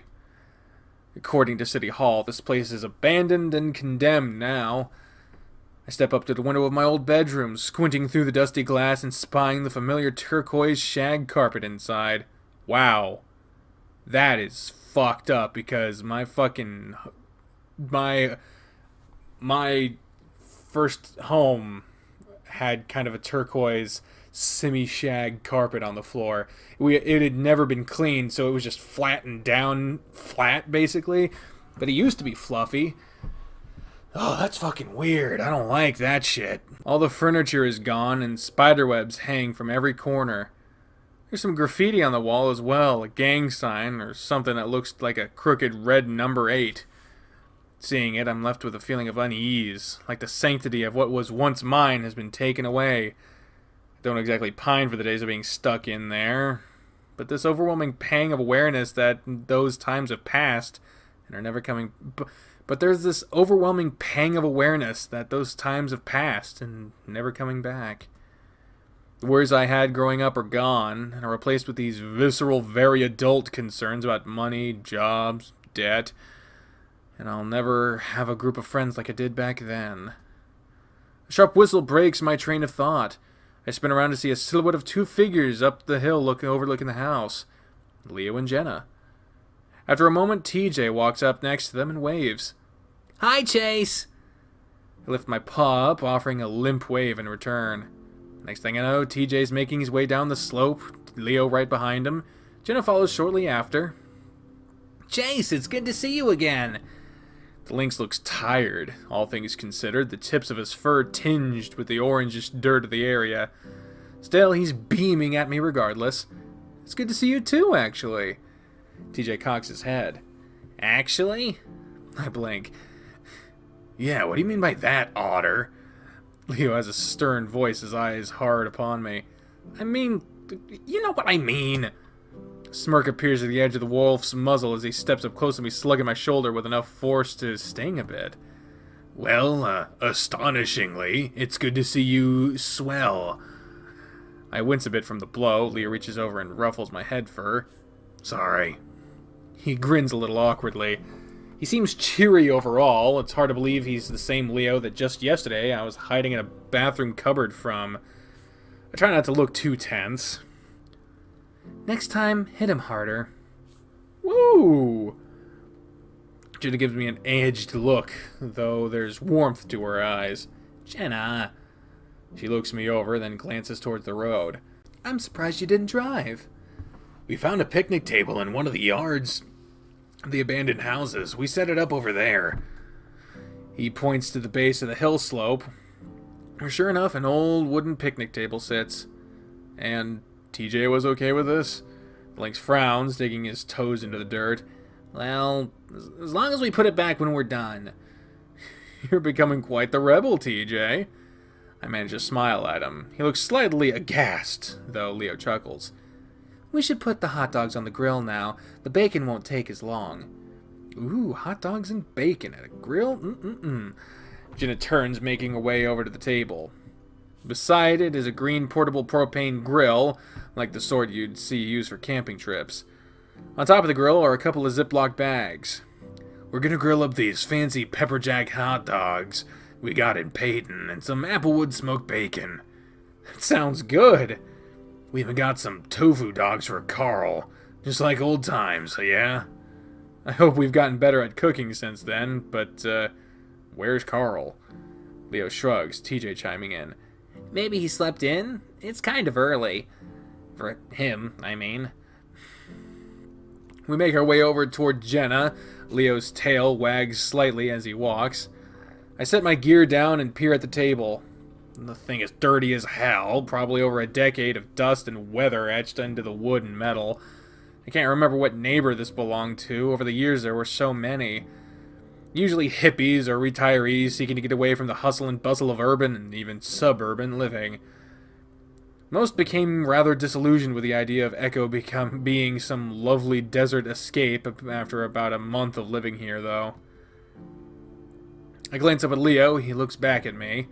He's taking the hot dogs out of the packaging and getting them set up on the grill. The wolf didn't say anything, and neither do I. He keeps making the same faintly awkward smile whenever I look at him too long. TJ and Jenna have sat down at the table and are digging through the weathered backpack. Jenna takes out some paper plates, setting out a small stack and weighing them down with a rock so they don't blow away. That seems kinda unhygienic. Don't worry, we won't eat off that one. She looks up and over at me. We'll just give it to Chase. Jesus. TJ frowns and shakes his head. I sigh, furrowing my brow some. Look, I'm sorry I haven't been around much this whole trip. I kinda regret it too. Really? The Fennec responds with a tone of feigned surprise, though when we lock eyes she seems to waver some. She crosses her arms over her tank-top chest, looking down and then back up again. It's okay. It's been an interesting few days for us. I raise a brow inquisitively. Yeah? Same here. Jenna smiles some in an apologetic fashion, and I move to sit next to her. TJ reaches into the bag and holds up a few bottles and condiments to me. We got jalapeno ketchup, relish, spicy mustard, and a baggie of chopped onions. Sounds delicious, TJ. Yes, I know it's a spice overload, but it was to appease Leo's iron palate. Hearing his name, Leo waves at us. You know, I read on an article once that people who like spicy foods have masochistic tendencies. Yeah, well, don't know if I would use that to describe Leo at all. What, fucking really? Jesus tits. Jenna rolls her eyes, glancing at Leo, then back to me. Only you could confirm that in Leo's case. As for the article, yes, I've heard that before. It's pop psychology based off survey statistics. What about me? One of Leo's ears flicks to the point in our direction. Chase is just telling us about your masochistic tendencies. Leo stops what he's doing, looking at us with slightly widened eyes. My what? Oh, God. I cover my face with my paw. I wouldn't say I'm into that. You shouldn't be talking about people behind their back, Chula. He says this teasingly, stretching out some aluminum foil on the grill and placing the strips of bacon on it. Someone should have told you that earlier. You've been talking about Chase nonstop this week. Leo stiffens some, then tries to laugh it off. What? I was just worried about it, I mean. He looks to me. With Flynn being all unstable and shit. Leo flinches at the swearing. TJ flinches at the staring. TJ flinches at the swearing. Fucking Christ. I'm surprised the Lynx was unperturbed during the masochism talk. Maybe he doesn't know what that is. I rub my arms apprehensively, peering at Jenna. What sort of stuff was he saying about me? Jenna looks in that wry way she does when she finds herself in a position of advantage over Leo. Leo looks at her anxious. Nothing bad, Otter. I bet my neck. Oh, fuck. I bet my neck. Maybe it's best if you two find some time to talk alone today. The Fennec looks at Leo as if having delivered an act of supreme mercy. Leo, in turn, looks grateful, keenly aware he has become indebted by the act. Right. We were planning on that anyway, I think. Jenna just nods. Good. Y'all need to stop distracting the cook here. Chase, can you... Past the sizzling of the grill, the clops of hooves on dirt become audible. TJ cranes his neck to peer past Leo, then smiles. Carl! And, oh, hi! There he is! Yo! I don't remember. Hi. I think he had that voice. Carl immediately plops himself down at the table across from me, the ram rubbing his eyes with his fists. Daxton, meanwhile, lingers at the end. His eyes are on me, as if waiting for something. Hey, Daxton. I didn't know you were coming? Carl invited me. I wasn't really doing much else today. I put on a smile, but seeing the two just sort of reminds me of last night. Good to meet you. I'm Jenna. Jenna offers a quick nod. Meanwhile, TJ seems to bolt up, offering a paw to the towel salamander. Hi, I'm TJ. It's good to meet a friend of Carl's. Daxton looks somewhat a little surprised, shaking TJ's paw before looking back at me. He still has that same expectant expression on his face. Daxton, Flynn's roommate, right? Leo strolls up beside him, spatula in grasp. I'm said roommate, yeah. Wait, you look familiar. Leo squints. You the Vespa guy? Daxton looks back towards the road. Yeah, I drive a Vespa. Why? Leo lets out a humored noise, rubbing his brow with his free paw as he grins. You came to my dad's shop about an oil leak in that thing. Daxton blinks in realization. Oh, Alvarez Auto up in Alvarez Auto up in Peyton? Yeah, I went there. That thing was a damn nightmare. At first I thought you were just using the wrong type of oil, since that's the most common reason. People don't know they've got to use motorcycle oil, which lathers the transmission, gears, valves, and all that. Plus it's less thick. But the thing was still leaking. So next I drained the overflow tube into the airbox and troubleshooted. Took me about 2 hours until I figured out it had to do with the piston rings being worn out. Problem is, your little ride's a damn special overseas import, yeah? There's no place that has the replacement parts that you need for at least 7,000 miles. I inherited from my uncle in the old country. I guess that's why it took so long. Yeah, I can't say I've ever worked on a machine like that prior to you, so thanks for the experience. Like I was saying, my dad owns the place. I'm Leo Alvarez. I didn't know his last name was Alvarez. Jesus. Leo extends out a paw, though with less gusto than TJ. Leo. I see Daxton's gaze flick to me, his lips pulling a bit tighter on his smooth face. He takes the paw, shaking it. He recognizes the name. Leo perks a brow. Judging by the look on your face, you've heard of me? A wee bit. All good, I hope. Leo smiles lopsidedly. Not really, but whatever. Whoa! Wow! Fuck social customs, you're a cunt and I know it. God damn, Daxton, holy shit! Oh my god!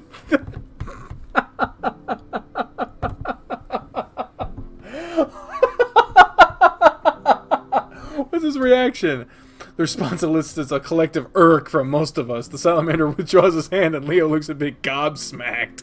I fucking bet. Oof. God damn. your roommate's Flynn, so I guess that's to be expected. Daxton shrugs, then moves to sit at the table next to me. Holy shit! Oh, man! I'm sorry, that was fucking hilarious. All good, I hope. No.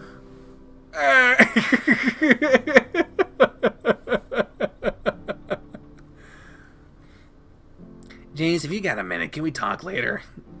Sure. Salamander looks grateful, but doesn't elaborate further. Leo, meanwhile, stands there, rotating a spatula in his paws with his eyes in the dirt. Aw, after a moment, he turns while heading back to the grill with an expression on his face that I can't quite make out. Oh, he's sad. I don't know if he's sad. He might be pissed. Knowing him. Jenna props her chin up with her paw, smiling faintly at Daxton. Wow. What? Nothing, just musing out loud. Where are you from, Daxton? The salamander rests his hands on the table, rubbing his thumbs together. I've been living here in Echo for a year or two. Before that, I was in Colville, where I grew up. Ugh. Jenna stopped smiling.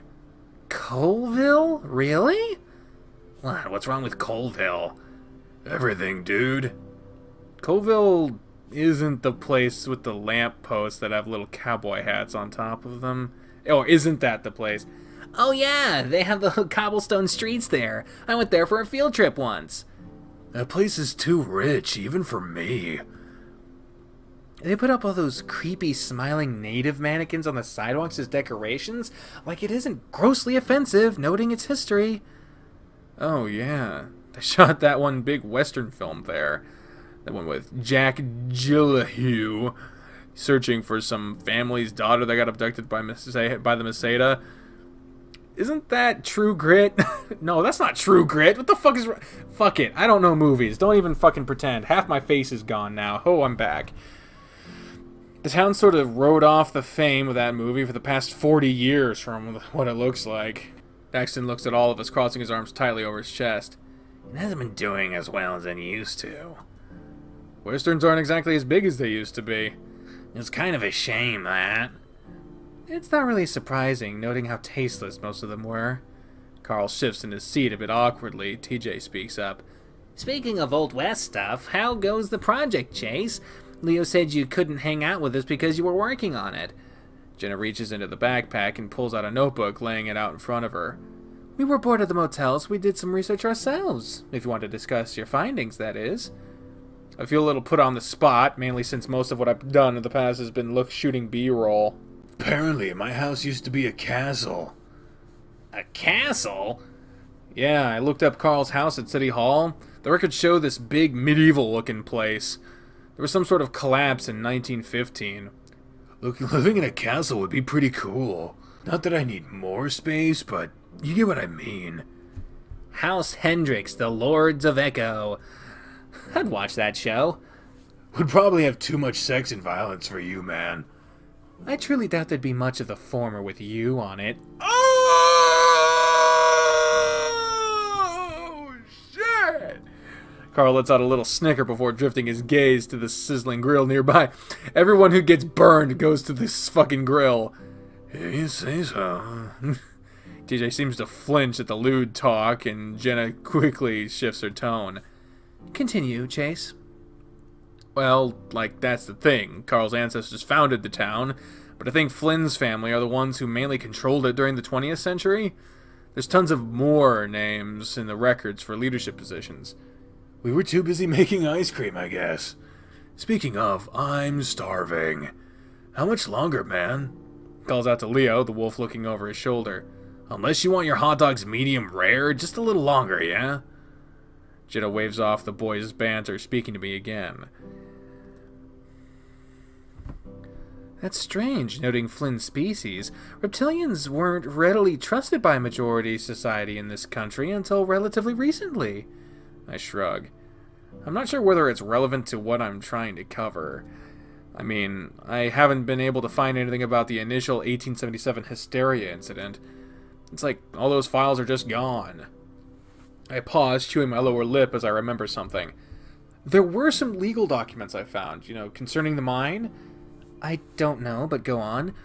There was a mention of some sort of messed up murder happening in the mine in 1915 that somehow resulted in a riot. No mention was made of the 1877 hysteria event, though. Jenna pulls her notes up, her eyes bouncing left and right as she speed reads. That's interesting. You mentioned that year earlier, 1915. The census records show that there was a large drop of population between 1910 and 1920. I couldn't find any economic justification for it, since the mine continued to operate and the railroad line just still serviced Echo. Daxton held up his hand. So, sorry, I'm trying to catch up to what you guys are trying to figure out here. Are you saying that these mine murders caused Echo to lose all its people? The correlations do not imply causation, but this is for a journalism piece, not an academic paper.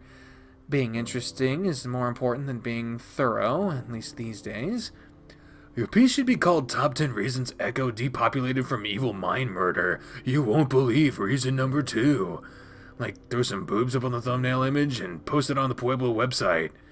I frown. I'm used to hearing how the internet age has made modern journalism sort of a joke now, but it still stings. This isn't for the website or anything. This is just a class project. Then it matters even less, dude. You're not even getting paid. Hell, you're paying them thousands. They should give you some slack. I need to build up my portfolio, because right now all of it is fluff piece. Is a fluff piece about Pueblo's GSA's Pride concert. You still got a few more days, Chase. It isn't like you can't do your project and hang out with us at the same time. Daxton looks a tad hang-dog. What the fuck does that mean? Speaking up from beside me. I hope I'm not imposing on y'all's reunion time. I don't know what the fuck happened to his voice there. I'll see what I can do, and you're fine, Daxton. The thought strikes me that tomorrow's the day Flynn plans to question TJ. I don't think anyone will be in much of a hanging out mood after that. Maybe I should warn him. After yesterday, I don't know if I should give a damn what Flynn wants. But maybe that's too harsh. Maybe I just don't want to think about him right now. I hear the sound of heavy steps on soil, and the wafting smell of cooked meat fills my nose. Glancing up, Leo's standing over me. He holds out a pair of tongs and a plate of bacon and hot dogs. Buns and booze are in the cooler. As if rehearsed, Jenna picks up a small plastic cooler from beside the table. She rips open the packaging and distributes the buns accordingly. Is it just alcohol in there? TJ sounds disappointed. I got you some juice pouches, Tej. Don't you worry. Yay, thank you! He smiles appreciatively. Daxton seems to peer curiously at the links before taking a hot dog for himself. Leo looks a bit reluctant towards Daxton. You guys, eat meat? Daxton's already absolutely covering his hot dog with ketchup. By you guys, you mean salamanders? Leo nods. We get a bun and begin to assemble my hot dog, wrapping it in bacon. Yep, we eat meat. My grandpa used to say that you should never trust somebody who doesn't. Carl looks up. Except for Carl. He's cool and trustworthy as all hell. The ram tries to force a tofu dog into his maw and hide the big smile forming on his muzzle. Jenna looks at them curiously, waiting for TJ to finish placing relish on his cut-up, bunless hot dog.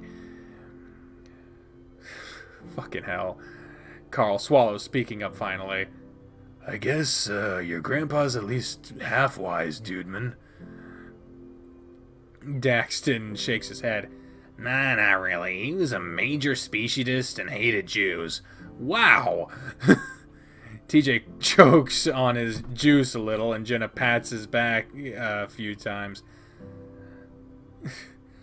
Whose grandpas didn't?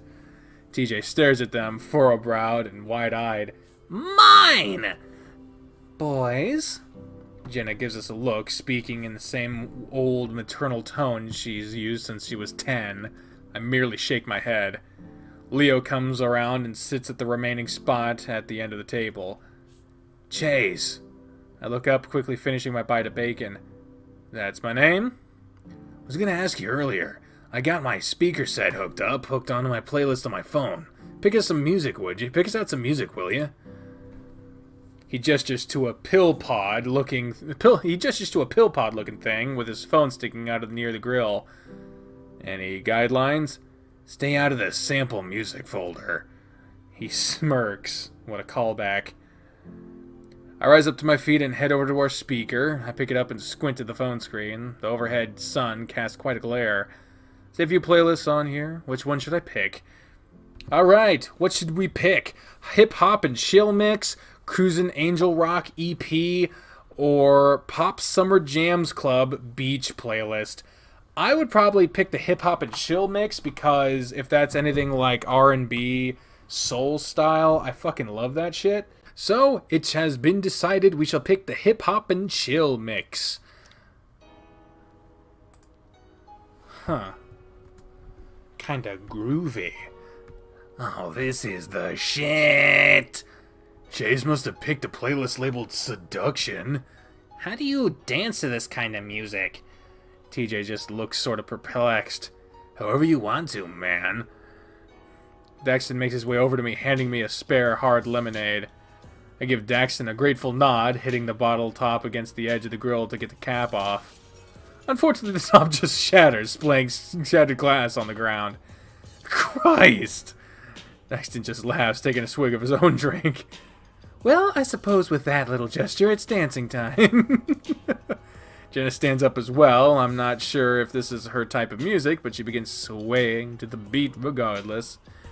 Aren't you supposed to do that for a new boat? I'm still eating my hot dogs. Next thing I know, Leo's up as well, popping his shoulders up and rolling his arms. Leo used to be great at dancing, but that was when he was 4 inches shorter and 40 pounds thinner.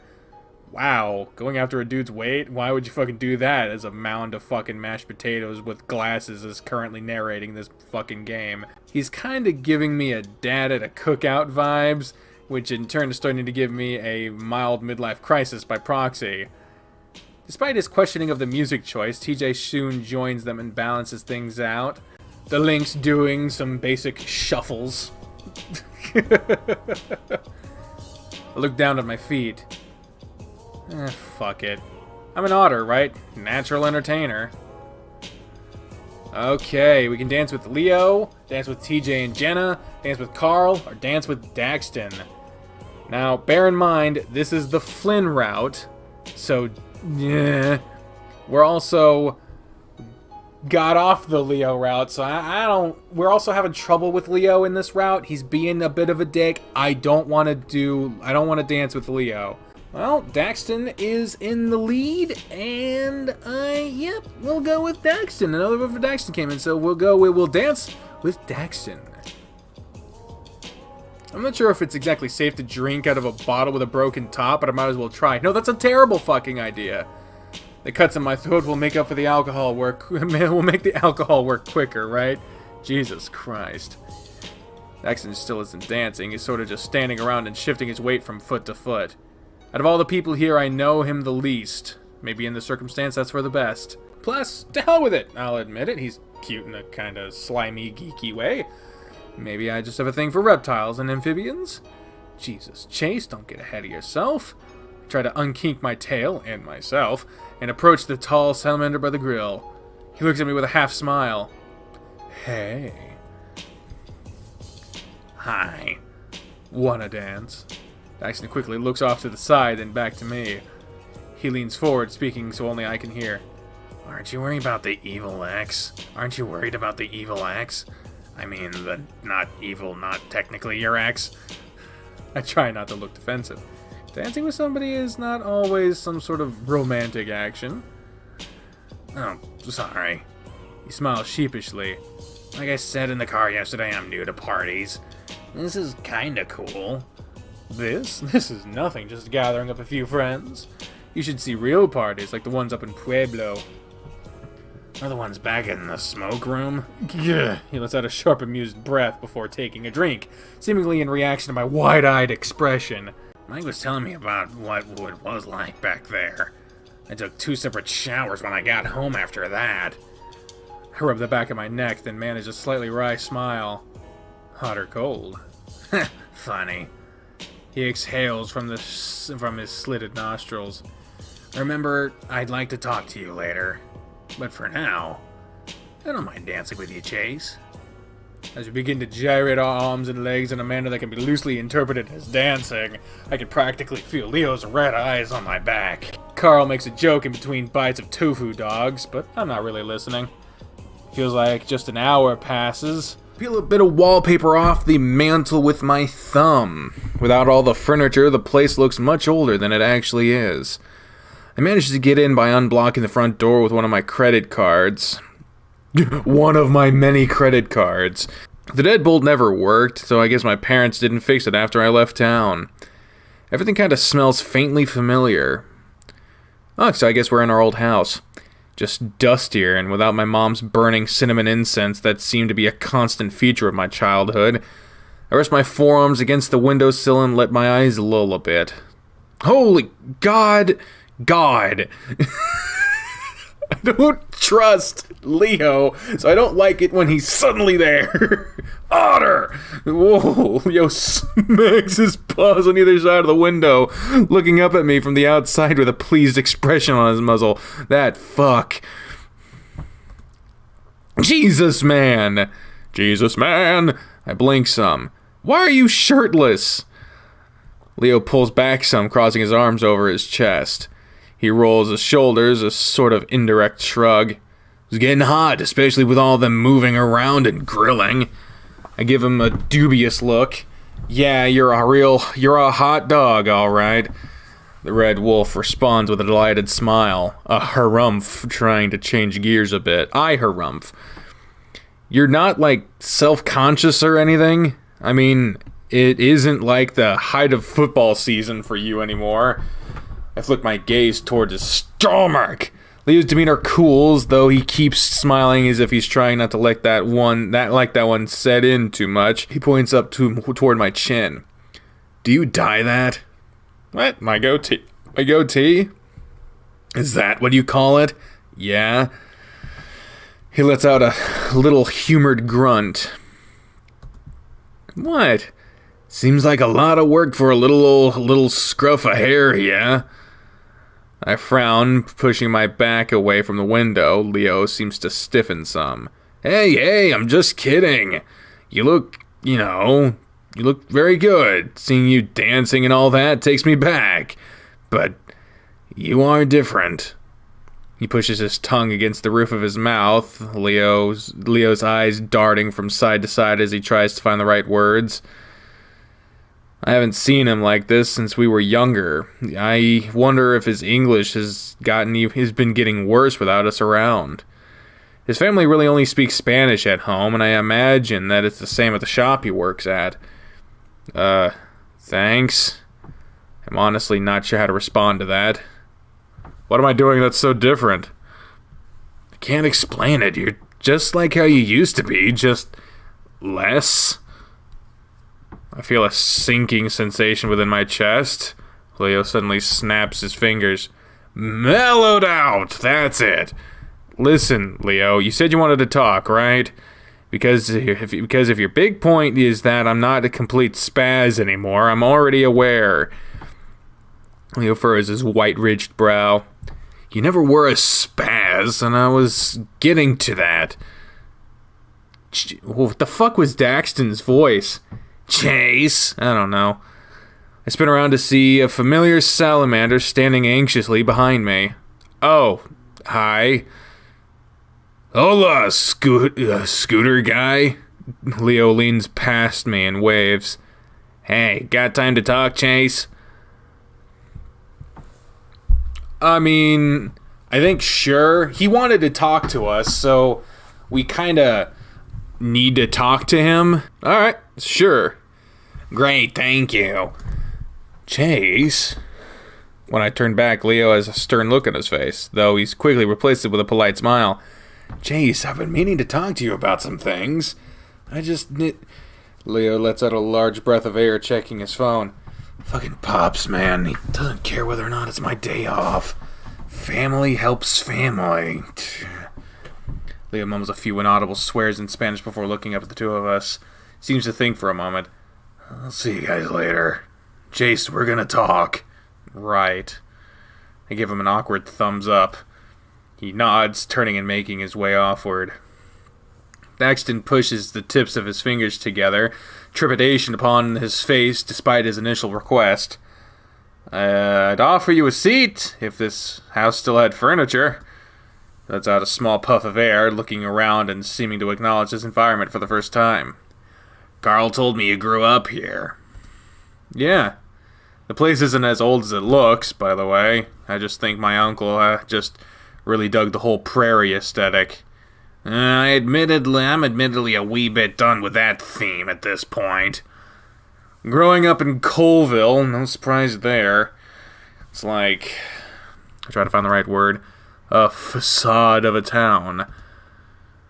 Daxton nods slightly, not about to protest to that. He turns, walking past the doorway and into the foyer. Indoor windows, huh, though? Whose idea was that? What? I follow him.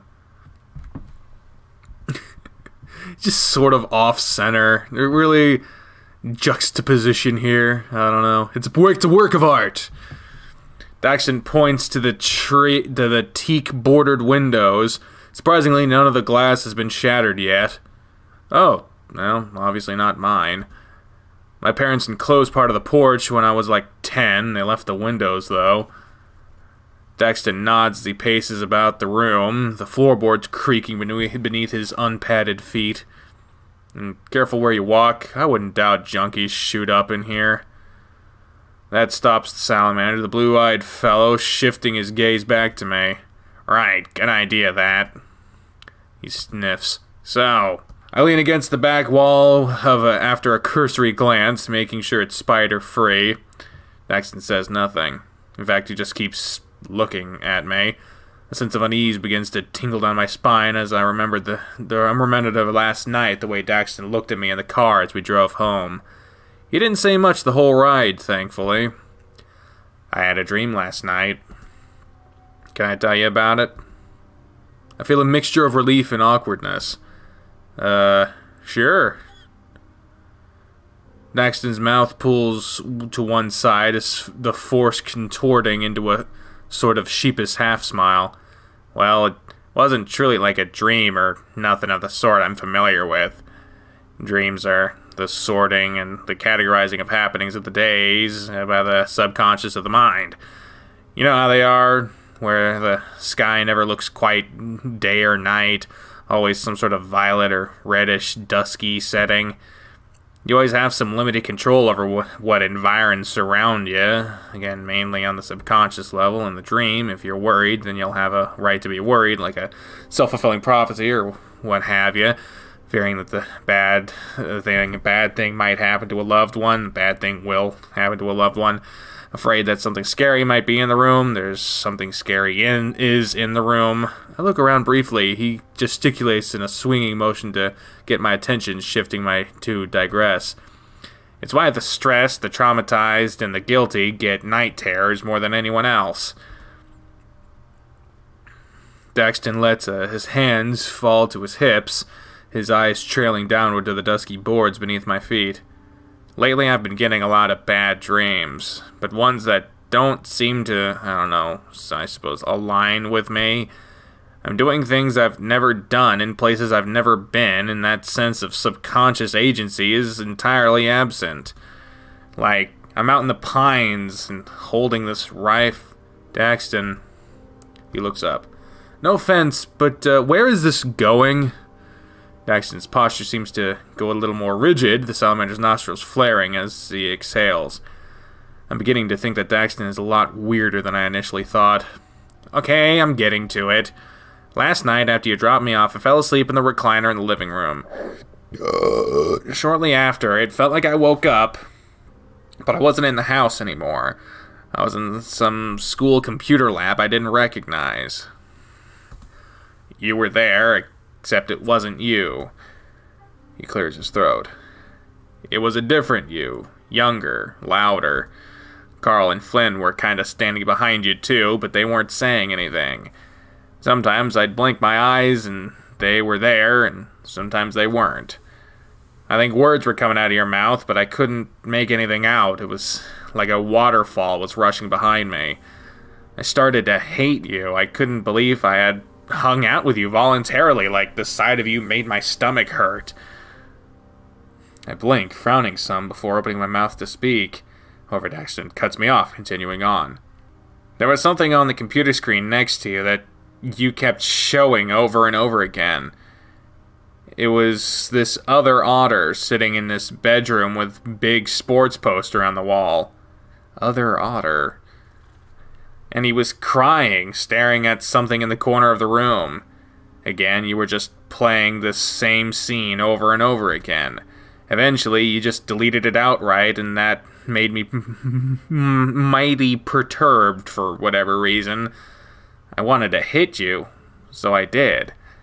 Daxton sees the deepening frown on my face, and he smiles very slightly, though he quickly goes back to his more serious expression. It was like I teleported across the room. The next thing I knew, I had grabbed and hit you, but your body had the consistency of loamy sand. You were crumpling and dissolving every time I touched you. Your fur turned gray and speckled, and your face didn't look like you anymore. Everyone else started grabbing me, and I recognized Carl's arms, but there was a bunch of others. Even you somehow had a hold on me. No Flynn, though. Hell, I couldn't even see him anywhere. I remember calling for him, hoping he was back from the bar. Next thing I know, I'm on a beach. I'm just standing there, watching the tide lick at the sand beneath my feet. Then there's this... Daxton pauses, crossing his arms over his chest. He moves across the room to lean against the wall beside me, staring ahead. Well, it's just this. I don't know what it was. I'm thinking it was a face, but it could have been a weird-ass rock. Kind of reminded me of an electrical outlet. And everything just went dark, and I was staring at the rock face, which started staring at me in turn. I was just stuck there in real time, staring at it for, I guess, around 20 minutes. Then it faded away. Jesus. After that, I was at this sort of fort-looking place. Lots of old-timey looking folk around with this trumpet guy emblem everywhere. I kept asking the people around me where I was, but they would always just shuffle away. I followed this one fox lady with a big old blouse on around a corner, and suddenly I was an Echo again. The sky was wrong, but it was still Echo. I walked into my house and saw myself in the kitchen. Flynn, Carl, and you were there too. Ad Astra was on the TV. And there was this uneasiness in the air, because I was pissed about the whole computer lab thing. I wanted to yell at you about it, Carl for grabbing me, Flynn for abandoning me, and the other me for not being the real me. The salamander rubs his smooth forehead some and then seems to realize something. You didn't have a goatee either, which I thought was funny at the time. I remember saying, I guess someone shaved off your goatee after all. I reach up, pinching the excess scruff hanging below my chin. Still there. You just seemed confused about that. I'm confused about that now. Well, hold on. Flynn, Carl, and the other me just vanished at that point. I asked you where they went, and you told me they went outside to, and I quote, jerk each other off. Wow. You've only known Carl a day. It's a bit forward. Be quiet. You were completely different than the you from the computer lab. Older, for sure. We sat down, drank beer, and reminisced about things I don't remember. I stopped feeling so uneasy and scared. It's like you melted away all the weird bad shit that had happened prior. It became nighttime, and then you said you were sorry. I asked you why you were sorry, and then you hugged me. It was... The salamander pressed his thumbs together, avoiding looking at me now. The realest thing I had ever felt in a dream. I could feel your heartbeat, the bristle of your fur, the fabric of your shirt, everything. He touches his own chest and slowly curls his hand into a fist before letting it fall back to his side. You told me that to forgive someone is to release a prisoner, and discover that the prisoner was you. You let go of me and began fiddling with something. I heard Flynn laughing and turned around to see him walking through the door. Out of the corner of my eye, you began taking a bracelet off your wrist. You held up in front of my face and... Bracelet? Daxton shifts. Yeah. Did it have a little metal anchor attached to it? I don't know. I couldn't really see because, well, Flynn was there. But it wasn't a dream anymore. What? He had just gotten home from the bar, didn't say 2 words to me, and beelined to his room. There was no bracelet, of course, because I was wide freaking awake. I'm guessing that the laugh wasn't real either. It never felt like I was asleep in the first place, actually. But I'm left with the feeling of it all. Like, haven't you ever had a dream about somebody that felt completely different about, and then felt completely different about them afterwards? And I don't mean just like weird puberty sex dreams about your cousins or something like that. For my browsome. Yeah, I guess, to the former. Are you saying that you feel that way about me now? I guess, hence is why I'm talking to you. I go quiet for a second and I'm still not sure how to feel. Huh. I don't really know what to make of it, Daxton. I'm not really the eclectic, spiritual sort. Me neither. That's the thing. I mean, I own a Dreamcatcher and a couple of New Age albums, but who doesn't? I raise my paw. Daxton looks at me, slightly rolling his eyes. Didn't you say yesterday you had something similar happen to you, though, when you passed out at our place? I pause, then nod. Must have been the fishy cheese bread we ate. You thought that it was... You thought that had a fishy taste, too, right? I told Flynn not to put his catches in the damn freezer on top of the other food. Daxton sighs. I don't know, Chase. Talking to you about it seemed like a better idea in my mind. I shake my head, waving my paw to the side. No, it's fine, really. I'm glad that I'm not the only one dealing with this sort of stuff for once. Daxton perks slightly, looking me over. For once? Damn, I shouldn't have said anything. Now I hate trying to explain this. I drift my gaze to the cracked ceiling, staring at the hole where a brass chandelier once hung. I try to put on a nonchalant tone. I have mental problems or something. Out of the corner of my eye, I could see Daxton cock his head toward me. Smooth. Like sleep paralysis, lucid nightmares, that sort of thing. Sometimes I don't have any problems with them, but as of late, I don't know. I try not to think about it too much, otherwise I get all insomniatic. Man, that sucks. They all know about it. I gesture toward the backyard. I can still faintly hear TJ chatting excitedly about something with Jenna chiming in every now and then. At first, everyone thought I was all making it up to be special. When did you start getting them? I don't know, around puberty, so tween years. I used to get really bad nightmares around then. I watched some clown TV movie and it traumatized my effed ass. I don't know what that means. Effed? Oh, it's going to explain it. Daxton looked over toward me, seeming to realize the need for clarification. Tadpole. Oh, cute. Daxton sputters out a dismissive noise. I was not cute. Well, neither was I. I was kind of a shithead. Daxton peers at me for a moment before his gaze trails up towards the brown fur on my scalp. It takes me a second to register. I mean, regarding how I treated other people. Gotcha. I reach up, trying to make my head fur lay flatter. Daxton, meanwhile, reaches into his pocket and checks his phone. Neither of us say anything for a while. I'm gonna head out, but thank you for listening and such. Oh, yeah, no problem, man. You gonna go home and do some writing? I think I might. Either that or put on some new age music. I'm sure Flynn loves that. What sort of music does Flynn like? I don't think he does. What? I don't think he listens to music, like, in general. Who doesn't like music? I shrug. Someone like Flynn, I guess? Yeah, makes sense to me. He shoves his phone back into his pocket, stepping forward. Hey, since chances are I probably won't see you again, I just wanted to say it was good meeting you.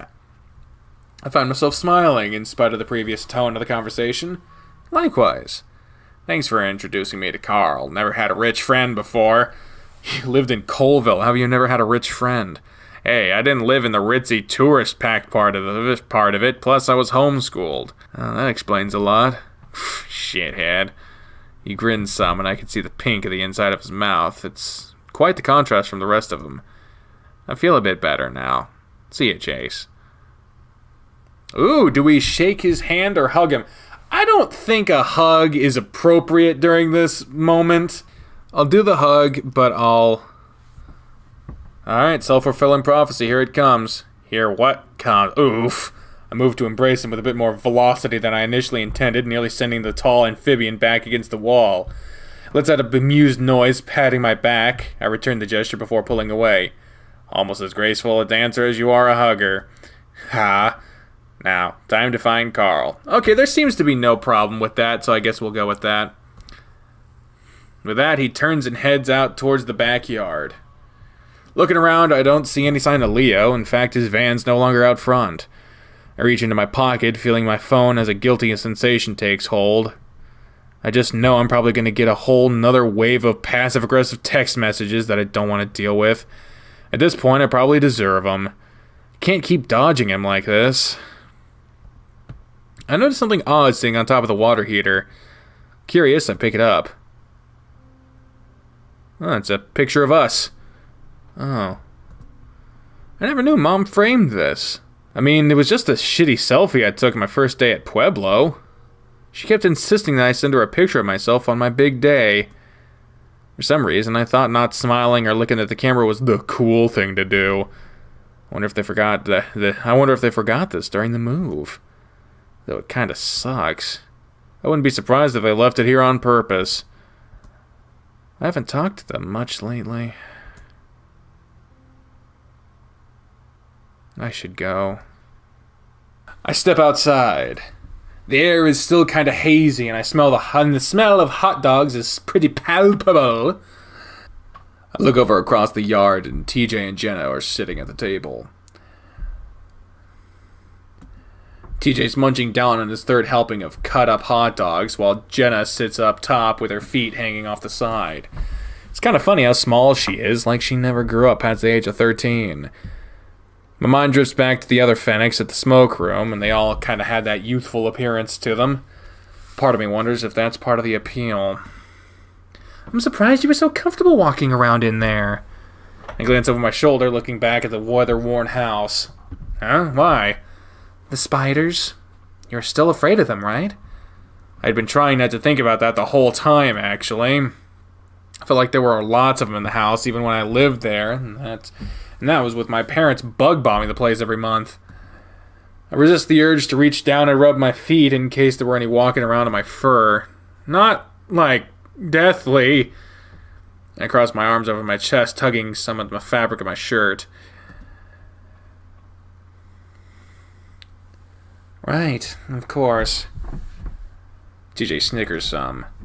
TJ pulls out her phone, beginning to tap away at the digital keypad. By the way, we found something else that might help you with your project. Oh? It's in my purse. Could you go grab it? Sure, what is it? Jenna doesn't answer, continuing her texting. TJ, meanwhile, seems to be grinning at his empty ketchup-covered plate. Oh, is this going to be that fucking... It's going to be a prank, isn't it? Jenna? Move over to the purse, unbuttoning the main flap. Always been a bit wary about going through girls' purses for obvious reasons.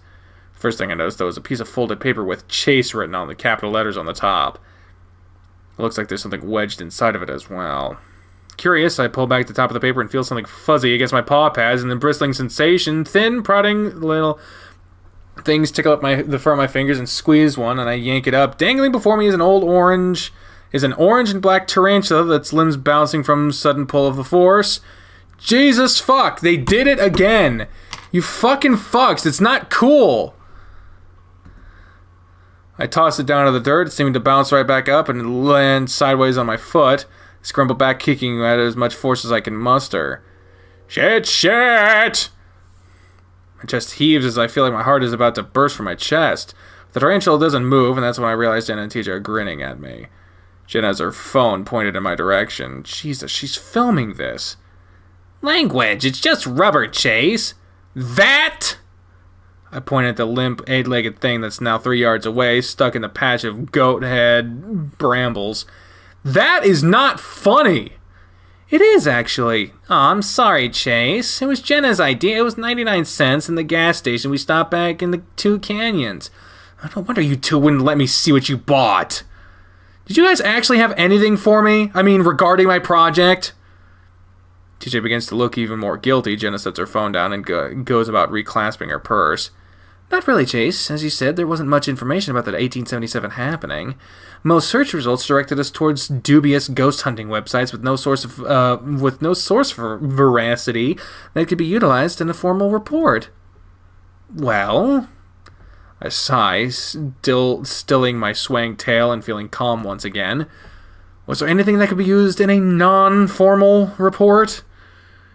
Defendant cocks her head, her eyes seeming to look right through me as she thinks, before meeting my gaze once again. What do you want to know more about? The UFO spotted over Echo Canyon by a group of night hikers? The Masada ghost woman who wanders along the edge of the res, seducing men before impaling them on the branches of mesquite trees? Or perhaps the Mothman, who now apparently has been seen driving a semi-truck down Route 93 at midnight? Maybe he needed a side job. The economy has been tough lately. Let out an exasperated noise. Okay, I get your point. Although there were lots of mentions of the riots here. That includes the happenings in 1915, as well as some other unsourced stuff about violence after World War II. Just a general perception that we're all a bunch of desert malcontents living in some sort of Sodom and Gomorrah style situation for a century. Sounds about right. We even had a famous brothel that served all the miners in the area. A brothel? I look at TJ, who's frowning acknowledgingly. Does he really not know? It's a place where they make broth. You know, the kinds of soup. I know what a brothel is! Jenna merely smirks and shakes her head. It was called the Smoke Room. Wait, what? I tense up and they seem to notice. Chase, is something wrong? The Smoke Room. Yeah? That still exists. I was there last night. You went to a brothel last night. Jenna says this less as a question and more of a deadpan matter of fact. What? No, it was this bar that Flynn went to. It's right north of the reservation. There's no sign for it or anything. It's just some sort of gay bar? A gay bar? In this county? At least that's what it seemed like it was. I shrugged, trying to phrase this as carefully as I can without giving too much into the details. Everything smelled like cigarettes, and there was this really shady back room that they called the Smoke Room. That's... Jenna presses her knuckle into her lower lip, seemingly in thought. She glances up towards me after a moment. Interesting.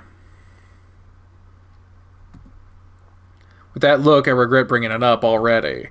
Jenna seems to be maintaining this sort of intrigued expression. I begin bracing for any follow-up questions. What sort of music did they play there?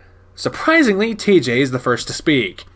I don't see any sign of judgment on his face either, just genuine curiosity. Oh, it was sort of weird, actually. It was this sort of droning, bassy synth stuff. Really? Yeah, never heard anything like it. It was kind of loud, too. Not sure why you're asking. It's TJ's turn to shrug. Just curious. So, you went to a gay bar with Flynn named after an old famous brothel. I exhale, resting my paws on the edge of the table. It's not like that. Like what? Daxton, Carl, and I followed him after he left us in the middle of a hanging out last night. But he sort of... Well, I think he was trying to invite me to go along with him in his own sort of way. He left his phone behind with just one text message on it with the address. I think he wanted to see if I was interested enough to snoop through his phone instead of outright inviting me. It's hard to explain. Oh no, I understand completely. That sounds quite like Flynn. Very non-committal and giving himself something that he can hold against you, if need be, to protect himself from having any semblance of vulnerability. Jenna rubs the bridge of her small nose, still seemingly frustrated with Flynn's behavior. She reaches down, picking up a paper plate from beside her and shoving it into a plastic bag. I'm ready to head back to the motel. Chase, are you coming?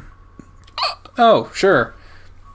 TJ begins cleaning up as well, moving to drag the picnic table back to its appropriate yard. I help.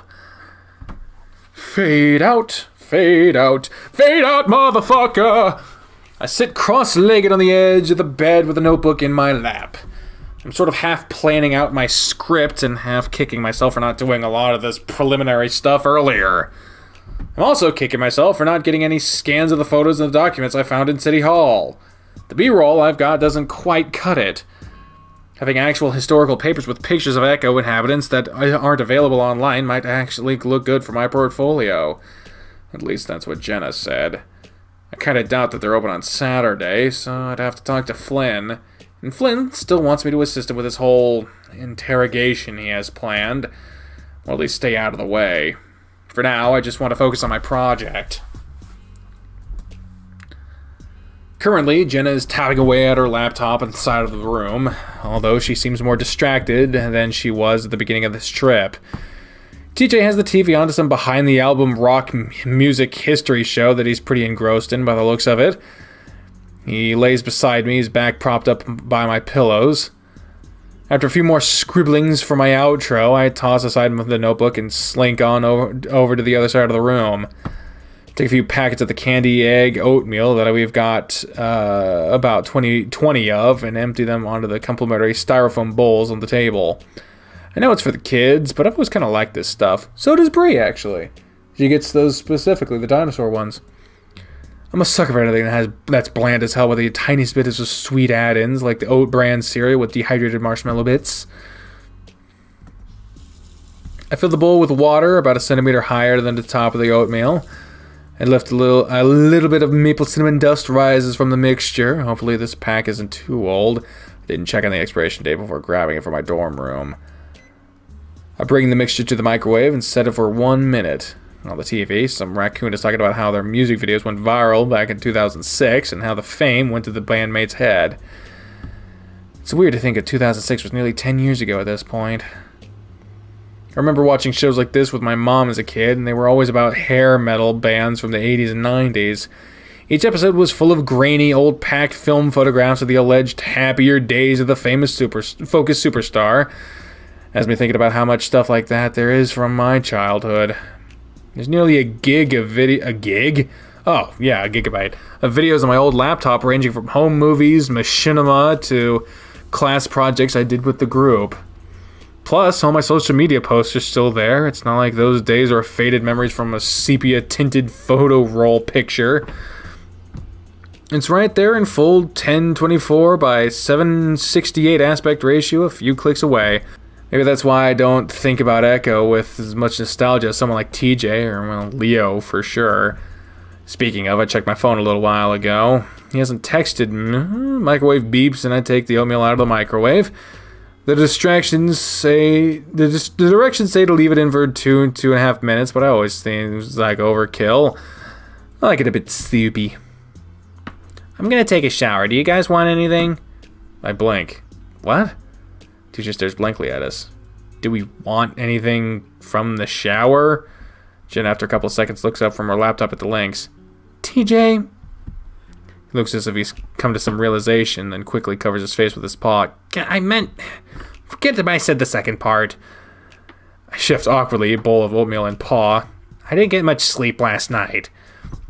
Jenna sighs. It's okay, neither did I. I didn't wake you guys when I got in, did I? No, we were already pretty much awake. That man shouting in the parking lot was making me uneasy. I didn't hear any of that. Jenna lowers the top of her laptop some, though not closing it all the way. It started a little before midnight. You hadn't arrived yet. It sounded like he was walking around all around the motel. He even screamed at our window. Was he yelling anything in specific? No, he was just shouting. I heard a few words here or there, but it never was like any full sentences or anything. He just sounded really, really mad. Or sad. TJ pauses, looking at the bowl I'm holding. Or scared, I don't know. Part of me wanted to call Leo. I can't help but smile a little at that. Really? Wow. I didn't actually. Leo the Protector. I can't believe all this time TJ still sees Leo that way. I called the police. They said they'd send a patrol car, but I never saw one show up. Yeah, eventually just left. A little before you showed up, actually. Feels like everyone's on drugs in this town now. Now? Jenna retorts, looking at me with a raised brow. Well, I mean, it wasn't always this strange, was it? Even back growing up, I'd still wager that at least a third of the population was on heroin or worse. It comes with the territory. But I will say, I do somewhat agree with you. Echo depopulated by around 100 people since I was born. That in itself, and the other 2/3 of the population. Those that remained didn't have the same level of general township community that we once had, what little that it was. TJ nods, rubbing it at his wrists and looking towards the drape-covered window facing the parking lot. I remember when we used to have our own grocery store. Oh, speaking of, we ate at the diner after the hike yesterday. Julian works there and now is a busboy. You remember him, right? I think for a moment. Was he the green reptile kid who peed himself in AP Lit? TJ looks a little aghast. What? No! Then I don't know him. That was Cody. Wait, the Cody you dated? Jenna makes a slightly disgusted noise, shaking her head. You're thinking of upstate Cody. I never got to meet him. Yes, well... Jenna lets out a little puff of air, pushing up her laptop screen again and typing something. Neither did I. She stops for a moment, turning back to look at me. May I have some of that? My oatmeal? Sure. I handed her the still warm styrofoam bowl with a spoon. Damn it, I wanted that. And of course she's digging out all the sugar dinosaur eggs first. So, right, what was I saying? Oh yeah, Julian was telling us that the diner will still probably end up closing down at the end of this year. And maybe if they're lucky. It's like the last business in town besides the motel. The last legitimate business, you mean? I see Jenna nod before taking another bite of my oatmeal. It's no wonder that the people act weird. Even Leo, Carl, and definitely Flynn are different. Did you guys see Janice again after what happened on the road? TJ nods uneasily, the Lynx beginning to busy himself gathering up a fresh set of clothes. I asked her if she was okay or needed any help, and she said she was fine. Great, even. But she looked really bad. TJ picks up some of the red pajama pants that have faded little Christmas ornament symbols stitched in around the bottoms and pine tree decals on the waist. He also, a bit more discreetly, grabs a pair of bright red underwear and quickly hides them in the folds of the pants. I wonder if he's matching the two intentionally. And I don't mean like ugly, I mean she was kind of grimy and smelled like raw meat. She was definitely on something, TJ. I hope not. TJ turns, shuffling himself into the bathroom. The door shuts. You know... Jenna sits up some. I think it was Clint. Jenna is speaking to me, but her eyes are on her laptop. Huh? The man outside that was screaming. At first I thought he had Jeremy with him, and God, just the thought of that makes me want to get out of this town and not look back. I don't blame you, but... Clint? Judging from popular television growing up, it seems like everyone alive has had a childhood bully, some with multiple. We had Clint and his little gang of assholes, Jeremy, Micah, well, even Heather sometimes. Thing is, on a town of 50 people, escaping your bullies is near impossible. I know that for a fact! They're everywhere. They hate you, they hurt you, and there's nothing you can do about it. Well, until Leo did something about it. Well, I never had a fucking Leo. I still remember the squelching noises Clint made as Leo hit him over and over again outside of his own trailer. Leo didn't speak any English, and they were all a couple years older than us, but that didn't stop him. I don't know how things would have turned out if he never moved here. The voice, it had a certain cadence to it that reminded me of him. I resign myself to the notion that Jenna has eaten all of my oatmeal at this point. We go over to the microwave and grab another styrofoam bowl and a couple of more packets. I can already tell that there's not going to be enough left for it to really be satisfying. I assume you haven't gone to see Jeremy and the rest of the family either, then? No, and I doubt I will. By the way, how are you doing? I look over my shoulder. She seems to be deciding on the font for whatever she's typing away at. Catching my glance, she meets my gaze for just a moment. And I don't just mean in general. Any sleep issues? And of course, she changes the topic just like that. Sleep issues, as she calls them, for my sake. I pour some water on the oatmeal. No paralysis, just sort of strange, really lucid dreams. I think my subconscious wants me to shave off my goatee. This may be the one time where you should listen to the voices in your head. I make a growling noise that comes out less intimidating than I intended. Jenna doesn't look up. What are those dreams like? I let out a long exhale, placing the oatmeal in the microwave. I don't know. I don't know. I think I'm just tired and it's mixing badly with my current mental state. I've been kind of crawling in my skin since I got here. I saw a face behind someone's shoulder that really wasn't really there last night. It wasn't something I thought about much at the time. I was already upset, but the more I dwelled on it, I don't know. I shrug, waving dismissively as I take my bowl. When I look at Jenna again, I see the fur on her neck is lifted a little. Probably just the angle, though. You right? Jenna looks back at me. I can tell she's debating whether or not to tell me something. I wait. Just made me think about when I was a kid. Hadn't thought about it for years, actually. I pause. Do you want to talk about it? I'm worried I'm about to open a can of worms. It wasn't traumatizing or anything like that. Well, it was, actually, but it wasn't real. Did you see a face? Yeah. It was a reddish color. Flat, too. Oh. Yeah. It had a body as well, but I can't really remember exactly what it was like. Did you dream it? No, not really a dream. At least not in the sense that I was asleep when it happened. I just see it walking around in broad daylight sometimes. The hell? Are these like real solid memories, like it really happened? I don't know. It usually happened when I was sad or angry, like when Dad was having one of his moments. You mentioning that you saw something while you were upset reminded me of it. I just see it walk past the doorway or sit in a closet. Really? What the fuck? This was a long time ago, like when I was 5. I don't want you to think I'm crazy, Chase. I don't. I saw things too as a kid. I mean, more things. Yeah, I think you told me. I had, and it's something that I really don't want to think about right now. I'm pretty sure it's just something that my mind made up because I was under a lot of stress. The brain can make up whatever it wants, really. Part of the reason I went into the field that I did. I want to help figure these things out. Do you see it anymore? At all? She's quiet for a while, then shakes her head. No. Saturday. What the fuck? What? What? This is the beginning of the last day for Flynn's route?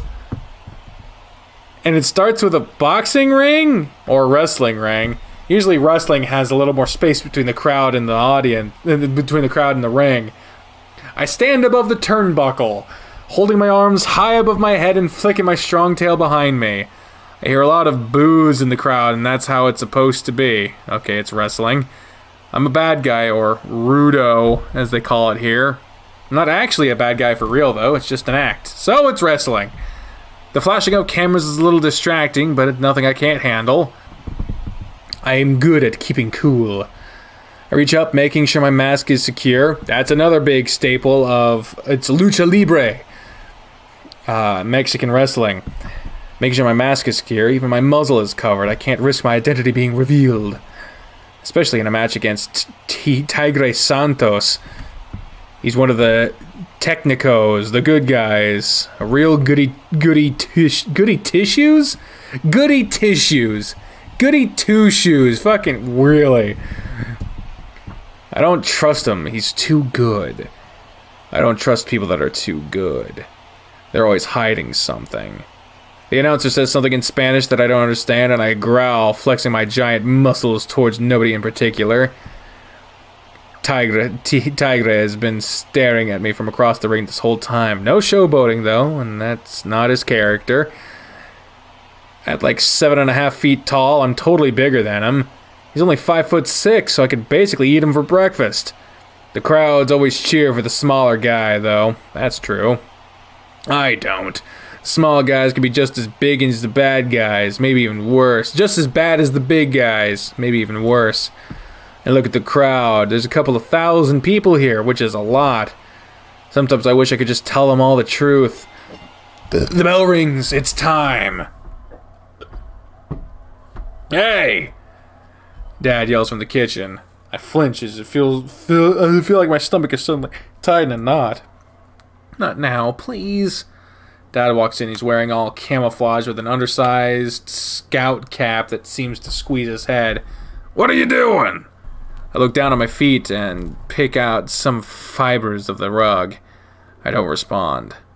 I hear him step in front of me. The crowd chanting at the TV catches his attention and stops. You know you can't be watching this. And you also know what today is. You're still in your pajamas. Watching this. Dad lets out a noise I really can't describe. I look up and he's pointing at the TV. He stands there watching for a moment. What are you doing to that other man? German suplex! And this is fun for you? You enjoy watching this? I don't know. It was just on. I lie. Dad looks down at me and I can't tell whether he believes me or not. When I say something, you need to listen. Last night I told you to be dressed in the clothes I gave you and be ready to go by 5. It's over 15 past 5 and you're not even dressed. I'm sorry, okay? Dad sighs, stepping out of the room. His footsteps are heavy, like he doesn't care that Mom and my brothers are still trying to sleep. Next thing I know, he's back in the living room. He tosses another camouflage outfit into my lap and sets a rifle on the couch. When your mother and I talked about sending you up north to your uncle, we were not joking. Dad. He points again at the TV. And there's certainly no television up there, no violent video games, and no adults that tolerate this sort of behavior. I ball my paws up into my fists, pushing them into my stomach. Don't say anything. Anytime you say anything, it makes it worse. Dad looks at my paws, then lets out a strained, amused-sounding grunt. What, are you gonna hit me? Do you want to punch me now? Is that what you're learning? Again, he's pointing at the TV. His eyeballs are bulging and his mouth is hanging wide open. The way his hat tugs at his head makes him look different, scrunching his features. I don't know why he's wearing it. It looks uncomfortable. I'm so sick of your behavior. We are all so sick of your behavior. I feel my breathing start to get shaky. Don't cry. Don't give him the satisfaction. Are you sick? He just keeps staring at me, that same expression on his face. I drop Tiger's torso down on my knee, a backbreaker. The crowd roars. I'm grinning beneath my mask, playing up the part, through all the jeering and the hatred. They may love to hate me, but that's still love. Tiger has been getting a lot of good blows in, though. Actual blows. He stiff arms like nobody's business. I'm a little bloody, but that's okay. I'm tough. That's my thing. I'm tough. I'm really tough. But so is Tiger. He's small, so he's got a lot of finesse, and he can dodge a lot of my stuff. I climb over the top rope and onto the floor mat below. They always keep a few goodies beneath the ring for people like me. Pulling the flap behind a pile of long wooden staves. Kendo stick? These could cause some pain. I yell to the crowd and they boo in response. They're really, really mad. You do not fuck around with the rules in Mexico, brother. Tiger's still groaning, prone on his belly. As I approach, he mutters something in Spanish that sounds like a bunch of cuss words. Not so good after all, I guess. Time to get revenge for all those stiff hits from earlier. With a mighty heave, I bring the staff down on the Tiger's back. He practically bounces, and a lady fan of Tiger in the front in the crowd screams. Realizing how hard I'm hitting now, he quickly scrambles up to his knees. Though I just hit him to get right back down. That's what you get. His shoulder twitches and he quickly clutches it with his free hand, rolling onto his stomach. More curses. I hit him again, this time with the soft of his stomach. There's no referee to help him now. I hear him gasp, holding out his paw in front of him, trying to protect himself. This time I hit him in the crotch. Not that there's much to hit. He has a little penis and balls because he's so small. Mine are huge, of course. I have to wear like a super big cup that looks like that so things don't flop around.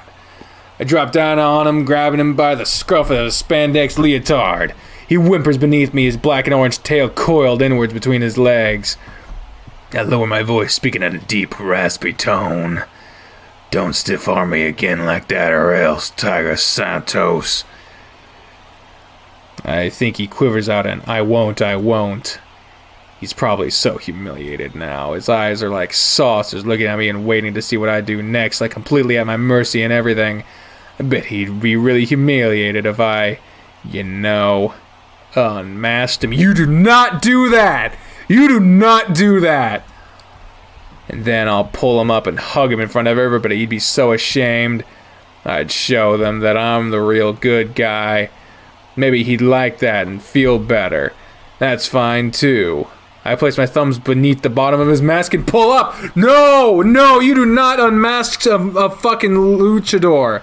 You do not do that. That is super disrespectful.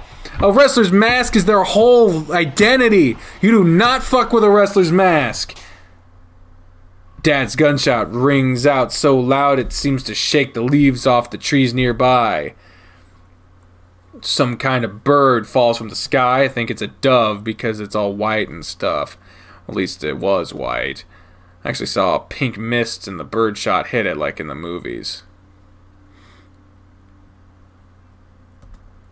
The rest of the flock keeps flying as if nothing had happened. Dad looks over his shoulder towards me, his eye breathing heavy. You see little wisps of fog as he exhales. It's that cold. It seems to take him a while to speak. You see that? Yeah. He smiles tightly. I got him. You did. I'm gonna go grab the carcass. You stay put, alright? Okay. Dad turns back, jogging across the dewy grass towards where the bird fell. I adjust myself some and lean against the nearby tree. I wish I was home. My friends are all still probably sleeping in, enjoying their warm, heated houses and all that. I can't focus here. It sucks, but Dad really wanted to go bird hunting. I asked him yesterday why he couldn't just do it all alone, and he and Mom just got really mad. I don't even know what sets them off anymore. It just could just be the littlest thing, and suddenly everything is all shitty. My rifle is kind of neat, I guess. It's a .22. I played a zombie shooting game at Chase's. Oh! This is Sydney! I forgot they even mentioned that Sydney liked wrestling. Oh, shit! Oh! We're Sydney right now! Ha ha ha! Oh! You fucker! Oh, shit! I was like, why the fuck is Chase watching wrestling? I played a zombie shooting game at Chase's place that had the exact same kind in it. It's really, really loud, though. Dad made me wear these big ear protectors, so that's still super intense. I swivel it around in my arms for bringing the butt up to my shoulder and looking down the sights. I pretend the bush I'm aiming at is a zombie. I could survive in a zombie apocalypse pretty well, probably. Oh, shit! Remember how we were fucking gossiping about an accident? I don't remember. Oh, shit. They said it was a hunting accident and Sydney got all upset because we were talking about it and... Oh! It's all tying together! Vince McMahon! There wouldn't be many zombies in Echo. Nearly everyone in town has guns. I just go to Carl's house. It's already like a fortress and he has tons of food and games. Yeah, we all know how this is gonna fucking end. We'd be set. I hear Dad's footsteps and quickly lower the rifle. That's right, keep that down. He holds up a pretty messed up looking bird, its neck half missing and blood still drips from the hole there. You've never eaten dove, have you? No. It's like chicken, but stringier.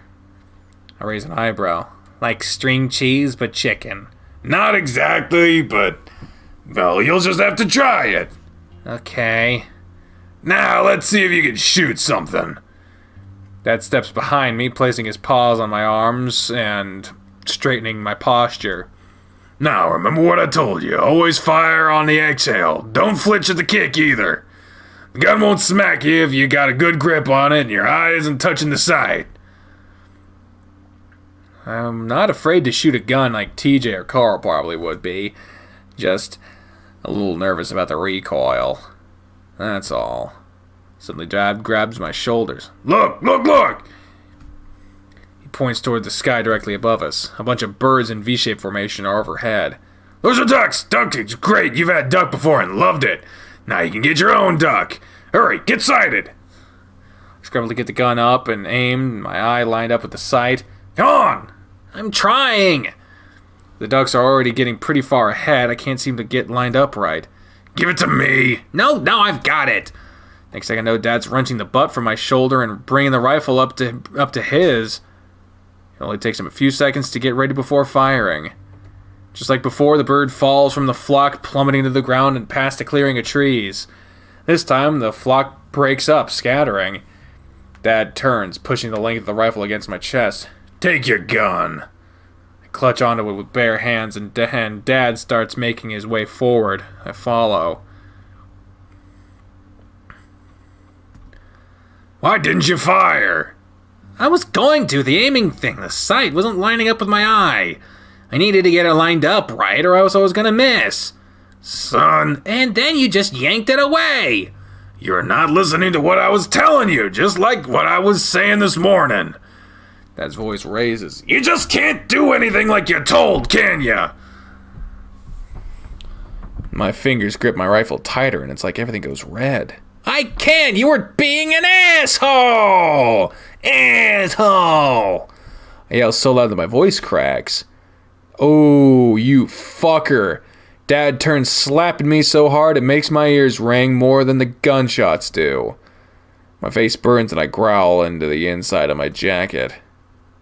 A lump forms in my throat as I try to swallow it down. I'm tough. I'm okay. Who taught you to speak like that? Nobody! Oh no, I think I know who. It was Flynn, wasn't it? It was right for you to, it isn't right for you to hang around a boy like that. What do you even mean? All the kids around Echo and you cling to the teenage potty-mouthed gay boy. Ooh, goddamn. And look what happened. Shakes his head, eyes wide again like he can't believe that he's seeing when he looks at me. You defy your parents to sit around at 5 in the morning watching men grope and hit each other. I'm breathing so hard now, it feels like I'm hyperventilating. Fuck you! Wrestling's cool and Flynn is awesome! Dad looks downright disgusted now, like he's gonna be sick. The insides of his ears are bright pink with flush, too. You're sick. When we get home, we're sending you up north to the ranch. I don't care if we have to pull you out of school right now. You mean the compound? Now he's clenching his fists, his tail arched and still behind him. Your mother and I have prayed and prayed, but son... Why don't you ever leave me alone? You're so fucking bad, you know that, stupid asshole? Dad steps forward, fist raged. I bring my rifle up and aim at him. He stops. You are sick. Never heard Dad speak with so much hate before. That being said, I've never been this angry before either. You're pointing a rifle at your own father. You gonna shoot me, huh? I just don't want you to hit me! I yell so loud my voice shifts to a shrieking scream, the rifle shaking in my paws. Everything's all blurry and I can feel my nose running. You deserve to be hit. Words make my stomach hurt for some reason. I throw down the rifle onto the grass and face him. No, you do! You're so awful! I hate you so much. God damn! You won't leave me alone, you shit! All you do is threaten me and threaten me and threaten me! And Mom doesn't care! Nobody cares! My throat burns as I swallow back a blubbering cry. Dad's shaking now. He doesn't even look like Dad anymore. I don't know what in God's name Flynn has done to you. You're just mad because you don't have any friends. You don't even have a job. You suck. You're so shitty. You're pathetic. I've hated you for so long. Nobody likes you. I run north, tripping over myself constantly as I can barely see where I'm going. Everything hurts. My insides are burning. Nothing will ever be the same again. I can hear him behind me, panting, furious like a feral. I come through the clearing, then I hear him stop. When I turn around, he's not looking at me anymore. The duck that Dad had shot landed squarely on the hood of an abandoned van. Dad looks at the duck, the van, me, then the sky itself. He sets the rifle down on the ground and crouches down to the haunches. His knuckles hang limp on the grass. What is he doing? Son. What? Pray with me. I can't help but make a sputtering noise. Why? Dad doesn't respond. I don't believe in any of that. I just did it because you made me do it. Dad begins to shake again, staring at the van before closing his eyes. Dear God, I'm sorry. I'm so sorry. From the hood of the truck, little rivers of blood splay out from the duck's chest, dripping down the front of the grill. Its eyes are still open, even though it's dead. I always thought when something died, your eyes closed and your tongue sticks out. It looks like staring at me. Dad didn't respond, but he finally looks up and sees what I'm seeing. He sucks in his chest as if he'd been struck. He shuts his eyes again. His whole body shakes for a moment like he's having a spaz attack. I don't want to watch this. I'm about to turn and walk away when I see something move in the back of the van. Just for a split second, but I swear I see a face through the dusty glass. Son. Dad repeats himself. Dad, again, there's a flash of fur like something's bouncing up. Dad, there's someone in the van. Dad says nothing. He won't even look now. There's someone in there, I know it. I wipe my eyes with my sleeves, clenching my fist and stepping closer to the rear window. I smear away the dust from the glass and press my tip of my muzzle against the window. Nothing. What the hell? When I step back, Dad's on his feet, up on his feet again. He didn't look angry anymore. Just sad, or empty, I guess. He picks up his rifle from the ground, holding it sort of limply with one paw. Without a word, he turns and heads back through the clearing from whence we came. I stand there for a while, listening to his steps trail off. My gut begins to feel like it's being twisted into a knot. Why didn't he say anything? He always says something. Any other time he opens his mouth, I practically flinch, so why do I feel like this now? He won't actually leave me out here, will he? I cross my arms over my chest, hugging myself. Minutes pass and nothing happens. It's like I'm rooted in place, constantly wiping my eyes and nose. Just gotta be tough. I mean, I am tough. I just don't know what to do. What the hell am I supposed to do? I hate this. Why did I have to say all that? Nothing will ever be the same again. Even if I get to go home, my parents will just ship me off to live with my uncle in the compound. You know what? Maybe that'll be fine. At least then my parents couldn't threaten me with that anymore. Maybe I'll even like making airplane parts. I don't need video games, TV, or my friends. And that'll be fine, because at least I won't be around them, especially Dad. Still no footsteps. I would hear if he started up the truck from here, I think. Because he hasn't left yet. Maybe I should start a fire or something. I never could get one going on my own in the past, but that's probably because I wasn't trying very hard. I look around and start gathering any twigs or dry grass I can find. Everything is still kind of damp, though that shouldn't matter as long as I rub hard enough. Flynn would probably make a joke about that, or at least show me what the heck I'm supposed to do. Flynn is the outdoorsy one of the groups, who knows how all this survival stuff by heart, which is weird because he's gay and all. He's like the least gay acting guy ever. What the fuck did that say? He's the least gay acting gay guy ever. There we go. I remember once he told me that liking girls is too girly for him. I guess that makes sense. He's not like the kind you see in movies and how my parents describe them. I sigh, sitting down and splaying out a little bed of dry grass and twigs with a single coarse stone in the middle. After that, I take 2 of the sturdiest looking sticks and begin to rub them together like they do on TV. Here I am, rubbing a bunch of... and, of course, nothing's happening. They're getting kind of warm, but they won't rub right. Not enough friction, I think. I grit my teeth, letting my heavy tail flop down in the soil behind me. I don't even care if it gets dirty now.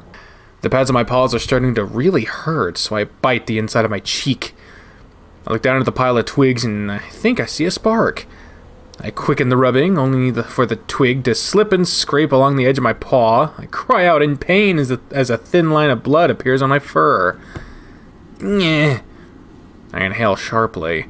This is so stupid. I hate this. I throw the sticks down and cover my face with my paws sucking on my cut. What am I doing? God. What am I supposed to do? I rocked myself back and forth slowly, remembering what the school counselor told me. Imagine these feelings as a physical thing that you can hold. Then take deep breaths and begin to rip these feelings apart as if they were a piece of paper that you didn't want anymore. Finally, imagine a calm place, a happy place, somewhere you can be alone and at peace. I sniff, making little ripping motions and closing my eyes. Holy shit, I've won the fight! People in the crowd can't believe it. I look across the sea of faces, they all hate me. Well, maybe not all. I know there's one in this crowd who doesn't. I see him in the back, where he usually likes to be. Oh shit, it's all dark now. Dad's still standing there, his eyes puffy. Dad, please. You were right. For once. I swallow back a blubbering sob, wiping snot from my muzzle. It's been so long, I can't take this anymore. Stop it! Things used to be different. He inhales raggedly, tugging at the end of his facial scruff with one free paw.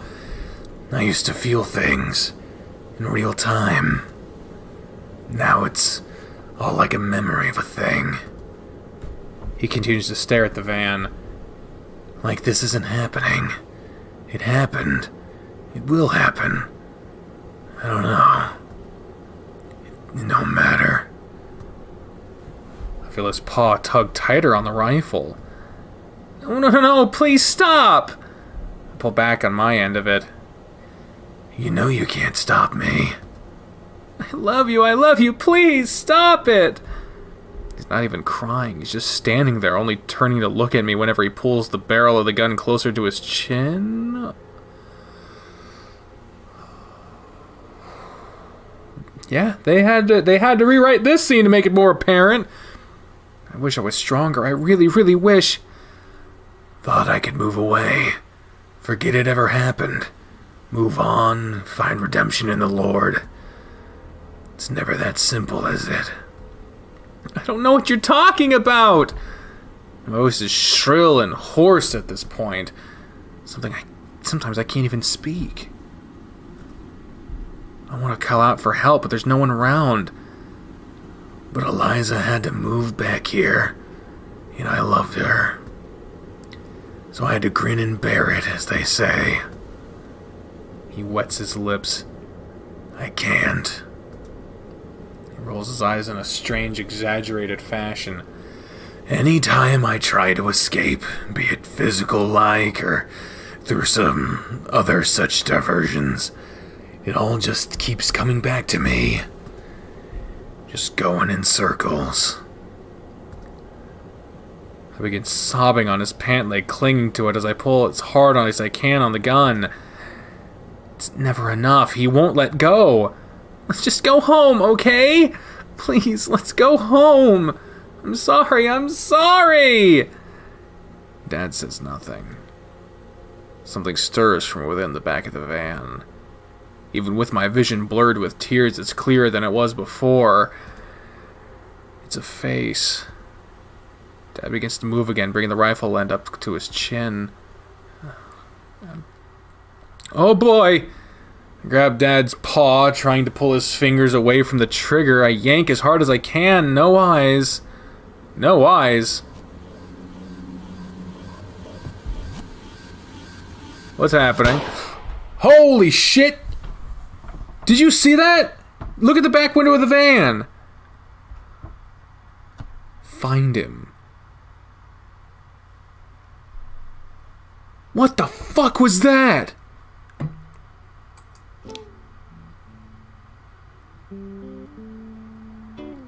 Find him. Hey, is there any more of that oatmeal you bought left? Jay stands beside the bed, peering down at me. Oh no, were you asleep? I blink. Chase, I'm so sorry. You were moving around so much, I didn't know. Chase. Right. What does that mean? It's okay, TJ. I push myself up, feeling the bedsheet sticking to the back of my fur. My shirt is drenched and I smell awful. Are you okay? A concerned look crosses the Lynx's face. I'm not sure how to respond. I'll get some water. He smiles at me in that eerily genuine way he does. He turns and walks to the sink. There's a subtle sound of too loud oldies music coming from behind me, the suite next door. Sunlight peeks into the beige drapery, but everything outside is just a pale glow. I can't gauge what time it is. I try to move my paw. It's slow to react. Every piece of my body is tingling with this sort of damp vibration. Sleep paralysis? But I'm awake, and I moved just a second ago. Maybe I'm just dehydrated. I blink again, and little floaties dance in front of my eyes. Blobs, swirls, and smiley faces that flee whenever my gaze chases them.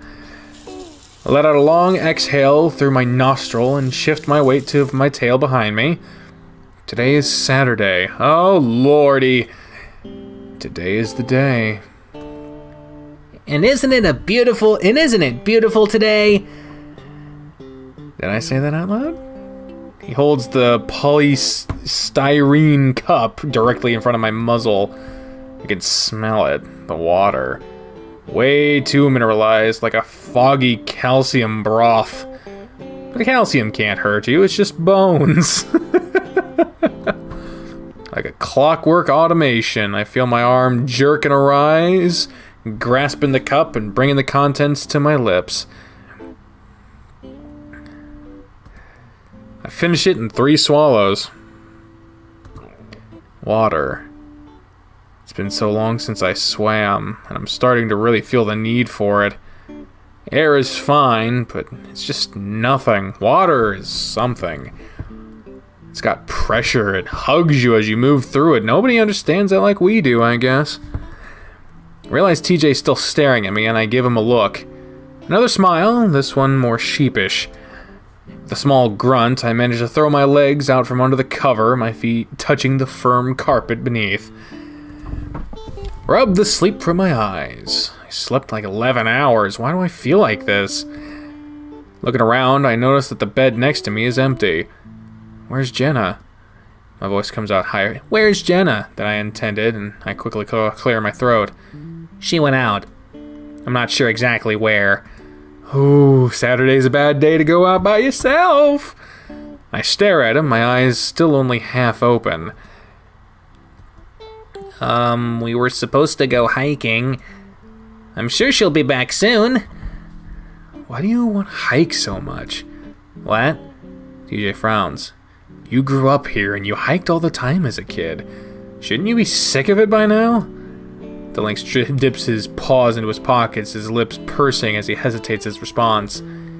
Well, my parents didn't want me going out too far or anywhere too dangerous. There's still a lot of trails I haven't been on. This is Echo. You can see everything around you for miles. There's not much surprise when you can see the entire trail. Like going through a forest or a big mountain. I can understand some of the appeal, but not this.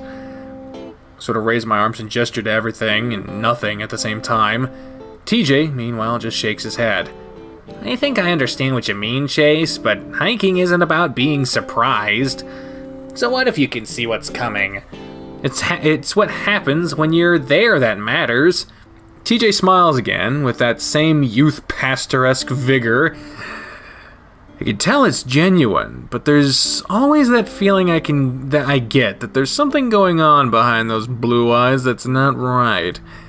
Growing up, I always chalked it up to his unwaveringly hypocritical dogma in contrast to my whole liking dicks thing, but now I don't know. It was never enough to bother me too much, but I'm starting to wonder if this is what Flynn sees too. Jen ate the last of the oatmeal. Aww. I guess I'll stop by the diner again then. I wanted to check up on Janice anyway. What are you gonna have? I don't know, I'm not usually the breakfast type. When I wake up, everything in my mouth just tastes gross and it kills my appetite. Oh, yes, I understand. TJ nods, turning to move back to the mini fridge. He opens it, staring inside as if looking hard enough would make a fruit parfait appear. That being said, I'm starting to miss the student union food court, something fierce. I think you hear TJ chuckle a little. You would really like our campus's cafeteria. We've got a cereal bar with around 25 different types of cereal to choose from. You can even make your own protein bars and that sort of thing. It's really cool. That actually sounds pretty good, even though my palate sort of tastes like a mix of sawdust and barf right now. Lynx pulls out a wrapped rice treat, peering at it with a squinty expression. That's a creative way of describing that. I'm almost not hungry anymore. He holds up the treat, the blue foil catching the window light in a bit of a curious way. I'm not sure why this is in the fridge. I just threw the whole bag of stuff I picked up at the convenience store in there. Would you like this? Yeah, sure, I'll take it. TJ nods, tossing the treat in a gentle arc my way. I almost catch it. Ow. I rub the end of my snout as TJ looks at me wide-eyed. Oh, criminy! That's not criminy, that's crimey. Who says crimey? Crimey, that hit you square, Chase. I'm sorry. It's okay, I'm still waking up, I guess. I begin unwrapping the foil packaging. I'm gonna eat this and shower, okay? Not at the same time, right? No. Okay, good. Just making sure I didn't hit you too hard. Another sheepish smile. I manage one in return this time. I take a bite of the treat, and to my surprise, it's actually pretty okay, cold. After a moment, I notice the little blue light flashing on my phone. New message. A pang of guilt sets in as I realize my first thought is, please don't be Leo. Carl. Hope your camera's okay. I sigh. It's not. I scroll down and notice a message below it. Come over? Shit, Carl's interview is today, isn't it? I don't want to be bumming him out too much. It's fine. I pause. I'll be over soon. Aren't you supposed to go on a hike, though? What are you doing? There. I set the phone back down on a nightstand and tossed the treat wrapper into the bin beside the bed. TJ glances up at me momentarily. He's also looking at his phone. Carl's got a job interview up in Peyton today. TJ looks up from his phone, grinning. Wow, that's really great. I still remember when he worked at the market shop we used to have on Elizabeth Street. Where's this one at? Print shop, I think? I don't know. Carl seemed kind of hesitant to talk about it. Oh. Well, tell him that I wish him good luck, and that it's always really important that you smile. If you look like you're happy and excited, then the interviewers might get that way too. It's infectious, right? Right. I've gotten literally all my jobs because my parents were friends with somebody who was hiring.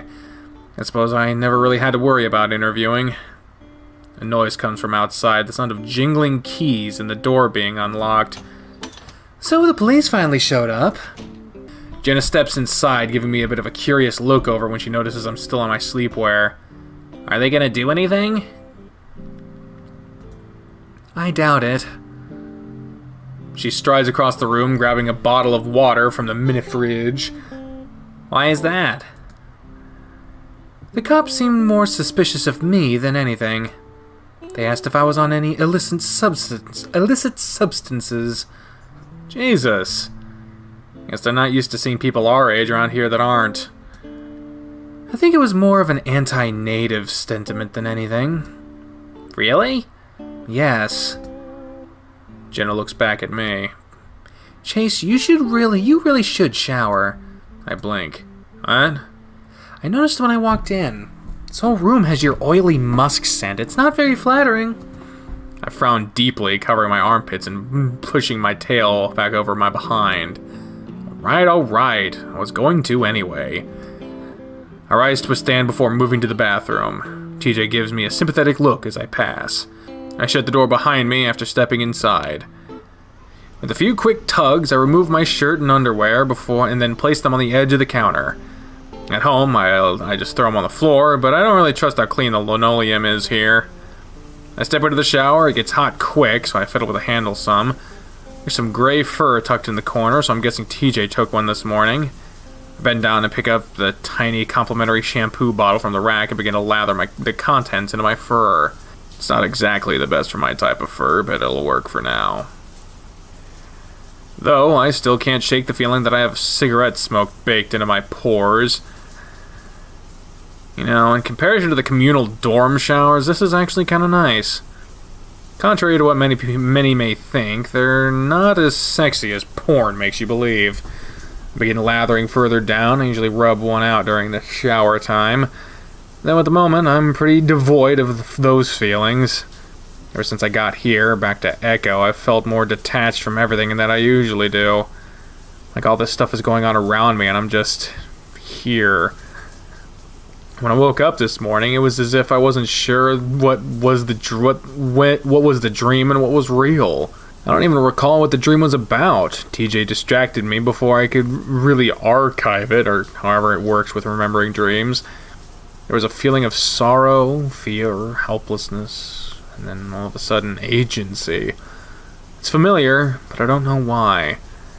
Like strange nostalgia without the red and rose-tinted happiness. Dudes, I don't know about this. I peek into the bathroom, watching as Carl stares at himself in the mirror, running his fingers through his hair. I'm sure you look fine. Easy for you to say, you can't even grow hair. Carl sets the trimmer down, running his fingers through his beard. You tell him, Chase. Carl looks at me, and I have to agree that he looks quite a bit better. You look fantastic, a lot cleaner. Thanks. Now, you might want to get the gamer stink off of you. You smell like JRPGs and energy drinks. I find myself snickering, though Carl doesn't look anywhere near a point of laughter. He just quietly shuts the door in my face. So, Chase, didn't expect I'd see you again. I look over at Daxton, who's been standing beside the bathroom door with his arms crossed. Neither did I. Carl asked me to come over, so I did. Daxton nods. Do you think he's got this? Haven't known Carl long enough to say, really. I hope he does. Can't help but thinking a lot of things could go wrong, you know? Carl doesn't get out much. It's weird thinking about the future like that, isn't it?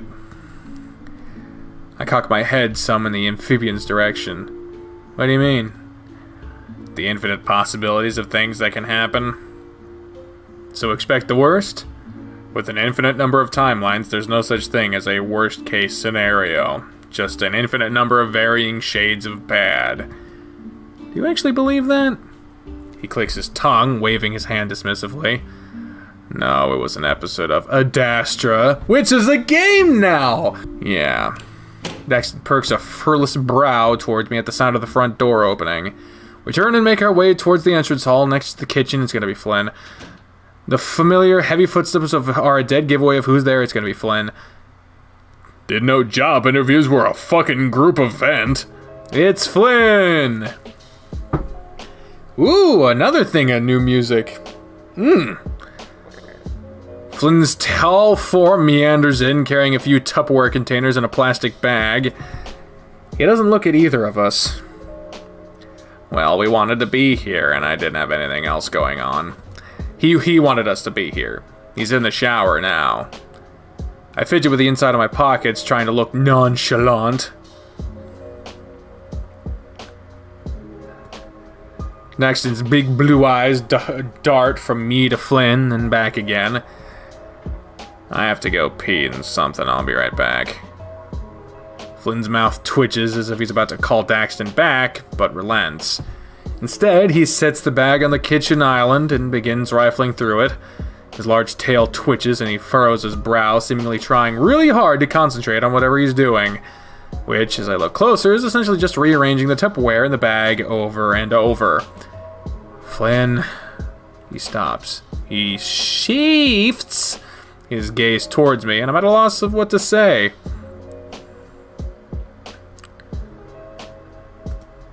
Part of me wants to call him a fucking weird hypocritical asshole. The other part, well, I'm not really sure about the other part yet.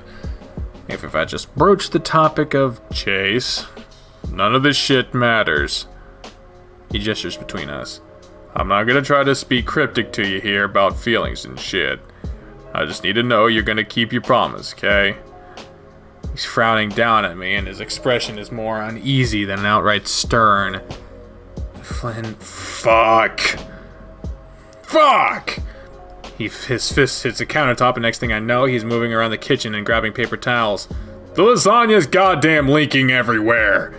It's like a fucking menstrual pad in there. Why'd you bring lasagna? Because lard-ass needs to eat something besides pizza and self-hatred for a change. As opposed to you who eats salads and self-hatred? Shut the fuck up. At least I have a self. What's that supposed to mean? What was that supposed to mean? Flynn doesn't respond. Gila busy with stacking paper towels underneath the bag before shoving it in the fridge. You hear the sound of hooves on floorboards and turn around. Carl had shuffled into the living room so quietly we didn't even notice. There he is with his shaved beard and everything. So, how's it look? He looks good, but I'm more concerned with the fact that he looks more insecure than I've ever seen him. He shifts from hoof to hoof, not making eye contact at all, his fingers pulling at the rolled up sleeves. Very nice. You kind of look like you're pledging Alpha Lambda, but it works. What? Carl looks at me and I give a start, realizing how bad my silence must have seemed. You do look great, Carl. But, Daxton chuckles and Carl's eyes widen. What? The beanie. Do you always wear that thing? Carl lifts a paw to it. Usually. You can't wear that. How do you even get it on? It's stretchy, and my head fur looks awful. Seriously, you can't wear a beanie to an interview. Carl's getting all fidgety again, so Flynn butts in. Don't wear it. Oh, come on!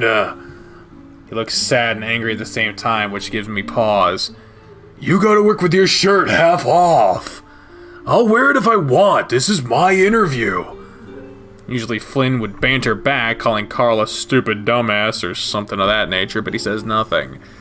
After a couple of seconds of silence, Daxton coughs. Daxton looks at me, then back to Carl. Well, I reckon that's alright. Carl sighs and shifts around again. We watch him expectantly. Dudes, this feels weird is all. It's new. You'll get used to it. I pull out my phone to look at the time. Alright, we really need to head out. We should get there early. As we head to the door, Daxton makes as if to follow us. Flynn turns around to face him as Carl heads out the door. Hey, Dax. He stops. What? After the interview, me, Chase, and some of our other friends, we're gonna be doing something. Wait, is Carl on board with this plan too? Daxton raises a brow. Oh. So could you fuck off for a bit? Jesus, Flynn. Part of me wouldn't mind a guy like with Daxton's attitude present at what will surely be the biggest downer of the week. And to keep Flynn in check. Daxton doesn't budge, giving Flynn an indiscernible look. After a while, Flynn just sighs, rubbing his brow. It's gotta do with personal shit. Oh, really? See, why didn't you just say that? You wouldn't want to come. There's gonna be some heavy shit. Are you the heavy shit in question? Flynn says nothing. After a moment, Daxton just exhales and shakes his head. Just let me know how the interview goes. As the salamander passes me, he speaks in a hushed tone. You deserve better, man. I look down at my feet before heading out to the car. You don't. Oh, shit, bruh. Carl still looks confused after Flynn and I come out to the car without Daxton. Where's Dude Man? I make a show of buckling my seatbelt. We'll talk about it after your interview. What? He's not coming? He's the guy who knows the guy who runs the place. Yeah, well, you weren't gonna be bringing him inside with you anyway. Carl stares at the dashboard as I back out, pretending to be distracted so I can muster up something reassuring. You know, Carl, you should talk about some of your art while you're in there. I hear it's good to look like you have a passion, especially one that's tangentially related to what you do. To be honest, I have no clue what sorts of skills you need at a print shop. I look at my rearview mirror at the Ram, who's still isn't saying anything. Hopefully, not many. Oh, shit. By the way, Flynn. Flynn's nostrils flare as if he's bracing himself. The big lizard had to back his seat all the way to the back to give himself enough legroom to sit in my tiny sedan. I need to stop by City Hall before we do the thing. Why? He responds with wary dryness. I need to scan some photos to my thumb drive. I forgot to do it when I was there last. I know where everything I need is. Shouldn't take more than 10 minutes. Yeah, okay, I got my key card in my wallet. Flynn scratches his groin idly, looking at the window as we pass the diner. Kinda surprised he didn't protest more. Carl stays quiet as we drive through the rest of Echo, and I swerve to avoid all the potholes. As I'm merging onto the highway, Flynn speaks up. I cooked you some shit to celebrate you joining the workforce and such. Fancy-ass organic store ramen with this spiced sausage stuff and lasagna. Same recipe that my uncle used. That's, premature, right? If there's a food reward waiting for you, your fat ass can do anything. I resist the urge to nod in agreement. Hope you're right. We fall back into silence, and it stays that way for the remaining 20-minute drive. Carl gets more nervous the closer we get. I can see his knees bouncing in the corner of my eye as he stares out the window. Flynn reaches back and puts a hand on his knee as we pull into the parking lot of the print shop. Gila mutters something to the Ram. I can't make any of it out. You look awesome and you're gonna do amazing. Carl starts taking deep breaths, staring out the windshield. Just be yourself. Everyone loves a relaxed employee. I wish you'd let me have a smoke before we left. Yeah, go into an interview smelling like pot. Great idea. Carl giggles nervously, but otherwise doesn't move. Do you want us to go in with you? Carl shakes his head quickly, unbuckling his seatbelt as he opens the car door. Oh man, I'll be fine. Okay, cool. I'll be waiting. He looks to Flynn, who just gives him a little nod. I grin at him, and he just shuts the door and ambles up to the print shop. He pushes on the doors, and when they don't move, he pushes harder, shaking the glass.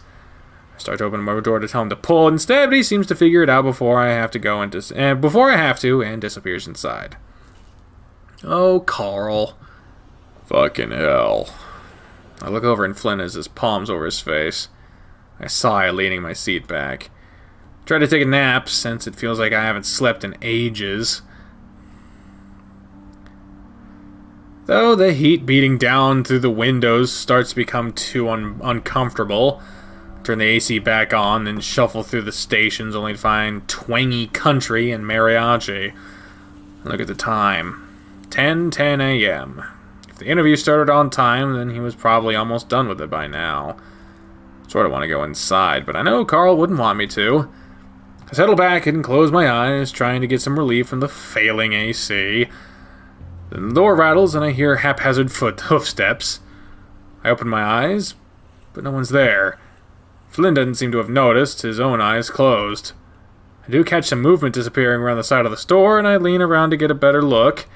I wait, but Carl, at least I think it's Carl, doesn't come back from around the corner. Looking around, I slowly open my door. Carl? Flynn awakens with a start, looking around some. You out yet? Nothing. Carl! I yell it, but he still doesn't come out. Feeling some dread build up in my stomach, I get out of the car and slowly walk around the side of the building. Flynn joins me. The hell's going on? It's an alley between the print shop and what I think is a laundromat.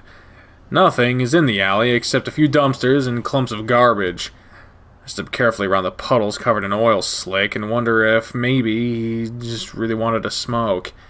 Carl? Something shifts on the other side of one of the dumpsters and I hear sniffling. Wordlessly, I walk around the dumpster to the other side. Carl is bent over, his back to me, paws on his knees. His whole body is shaking and his breaths are ragged. Holy shit, Carl! Before I can do anything, Flynn's at his side. You okay, man? What happened? The stench of vomit hits my nose, and I don't need to look closely to know what the puddle between Carl's hooves is.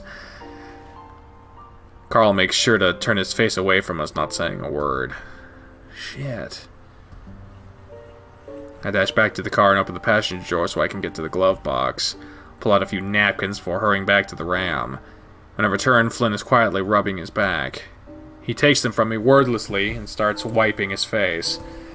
The last time I'd seen Carl like this was last year when he had his panic attack at school.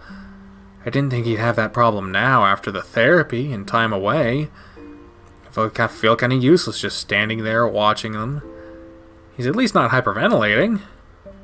Ram has his horns pushed up against the wall, taking deep breaths as he wipes his face again. Why do I suck at everything? He says it quietly, sorry, between gasps, but I can make it out. Not everything. Come on, let's go. He starts to pull on his arm, but he yanks it back from him violently. Don't touch me! Flynn and I are stunned into silence. I just stare at him, mouth open. He glances at me and his eyes are red, and for once, it's not because of weed. Carl starts off towards the car on his own, spitting off to the side as he does. Carl, what happened? He whirls on me. I fucked up, obviously. Any more fucking questions? A few, yeah. His voice breaks apart in the last sentence as he turns away from us as his face starts to screw up. My stomach feels hollow as I watch Carl get into my car. I've never, ever seen him like this.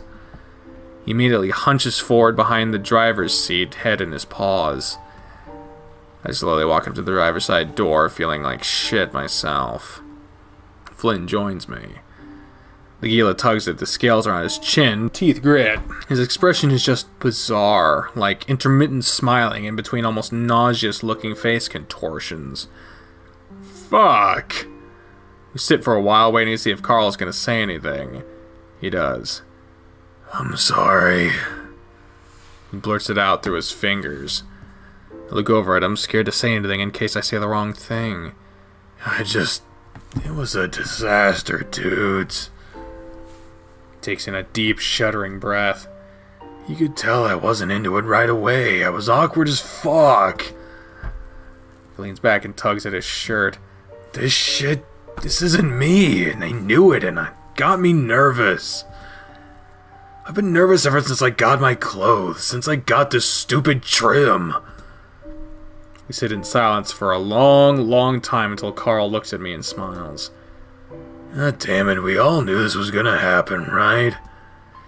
Just like at Pueblo with you, Chase, with your uncle, and with your Uncle Flynn. I'm just a fuck-up. Nah, this is my fault, man.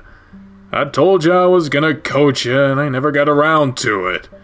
And I'm the tit dirt who made Dax stay behind. Maybe he could have helped? I don't fucking know. Gila takes in a seething breath. You can't be expected to go into this shit blind and spit out exactly what some mid-level manager like Skyle wants to hear. World's fucked like that and just banging walls sometimes. No, dude, I'm the one that screwed up in the interview. Carl settles back in his seat. Now that fuck up out of the way. I sigh, looking at the hazy horizon in the direction where Echo is. On to the next. None of this fucking matters, Carl. Don't worry. Flynn gives me a look, then closes his eyes. So with that, I turn on the ignition and pull out of the parking lot, leaving the print shop and the alley far, far behind us. It's quiet inside. Not that I expected any noise or anything, but still. Flynn's desk looks pretty clean, except for a stack of documents labeled March 1st Country Code Amendment Board Review. Upon a closer inspection, there also appears to be a book propped up against his monitor. Municipal Economic Development Free Market Solutions for Public Problems. A sticky note is attached to the front with flowery cursive handwriting that states, "Read this!" I hear Flynn step up beside me, seeming to notice my gawking. He doesn't say anything, though. Instead, he just walks over to his computer chair and takes a seat. Carl ambles in after him. If I didn't know better, I'd think he was high, judging on how puffy and red his eyes are. Yeah, we just finished with his disaster of an interview. The poor fuck. You've never been in here, have you, Carl? That voice did not work. Carl shakes his head. Still really weird that you're a secretary. Carl half mumbles. Clerk. Flynn rests his elbows on the desk, rubbing his fingers together. You know, elections are coming up here soon. There's a few positions up for grabs. He looks to Carl, and it takes a few seconds for Carl to look back and get the meaning. That's cool, I guess. Flynn opens his mouth, pauses, then speaks. Maybe even the clerk position. I was heading towards the mailroom, but that catches my attention. I stop. What? Do you think you'll be, voted out? Flynn shrugs. I might not run. Carl lets out a little huffy noise, sniffling and wiping his nose with the inside of his shirt. So, you gonna go back to unloading freight? Flynn doesn't respond immediately, as if weighing something in his mind. He pushes the power button on his desktop tower, and the whir of the internal fan breaks the silence. It may not even be here. Carl looks up now. Huh? The Gila seems to grimace slightly, his maw pulled into a sneer, as if whinging at himself. Fucking Chase, you gotta get your shit scanned or not. I straightened some, not really having expected him to shift focus and snap at me. Well, pry your head into the mailroom. I want to know information, goddammit. What do you pursue the plot? What the hell? What does he mean by that? Flynn, what? He's staring at me, and it's like all the air has been sucked out of the room. I swallow. Are you going somewhere? Flynn looks to Carl as if expectant. Carl blinks, meeting Flynn's gaze. Are you, dude? Flynn's sharp stare lulls, but only slightly. I don't know yet. What the fuck? Carl, it really does... Shit. Do you see the way Chase is acting? Carl looks at me a moment, then back to Flynn. No. His voice is quiet. You're gonna leave too? I don't want to leave, Carl. Flynn shifts in his seat, his tail curled tight around the base post of his chair. Carl just seems still. I can't even see him breathing. Jesus fuck, Chase! All I did was ask. Flynn reaches into his desk drawer and pulls out a can of lemon lime soda, holding it up in Carl's direction. You did something, alright? Just give me a minute, I need to talk to Lard Ass. Do your shit. I rub the space between my brow and step out of the room. Damn. That L looks photoshopped. The mail room looks a little different for some reason. Not nearly as neat as it was, with some of the parcel folders scattered on the main table, documents dog-eared and tape-tagged. I step forward and the heel of my foot hits something hard and metal. It rolls out from beneath me and I have to use my tail to catch my balance. Jesus fuck!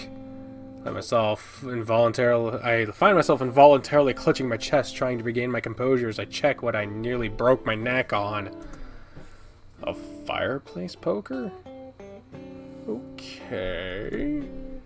Well, actually, pokers. There's like 5 of them just sitting here on the floor.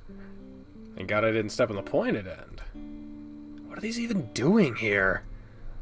I step around the pile when I hear the sound of Flynn's raspy voice from the other room. So, you didn't see anything? Carl speaks next, but his tone is so low and rumbly to make anything out.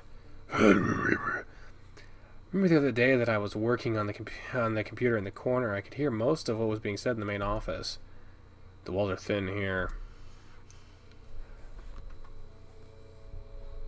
Let's see, nosy or focus on the project? Pursue the plot. Let's listen in. We're gonna be a dick. If we're gonna be a dick, we're going full fucking dick. I move to the corner of the room and press my ear against the wall. First I don't hear anything, but then Carl coughs and it sounds like he's right next to me. Dude, I don't know what you're going off about. Don't bullshit me. Flynn snaps back. Silence follows. I hear what sounds like metal scraping against the wall. The last drywall creaks ever so slightly in reaction to Carl's shifting weight. I don't know.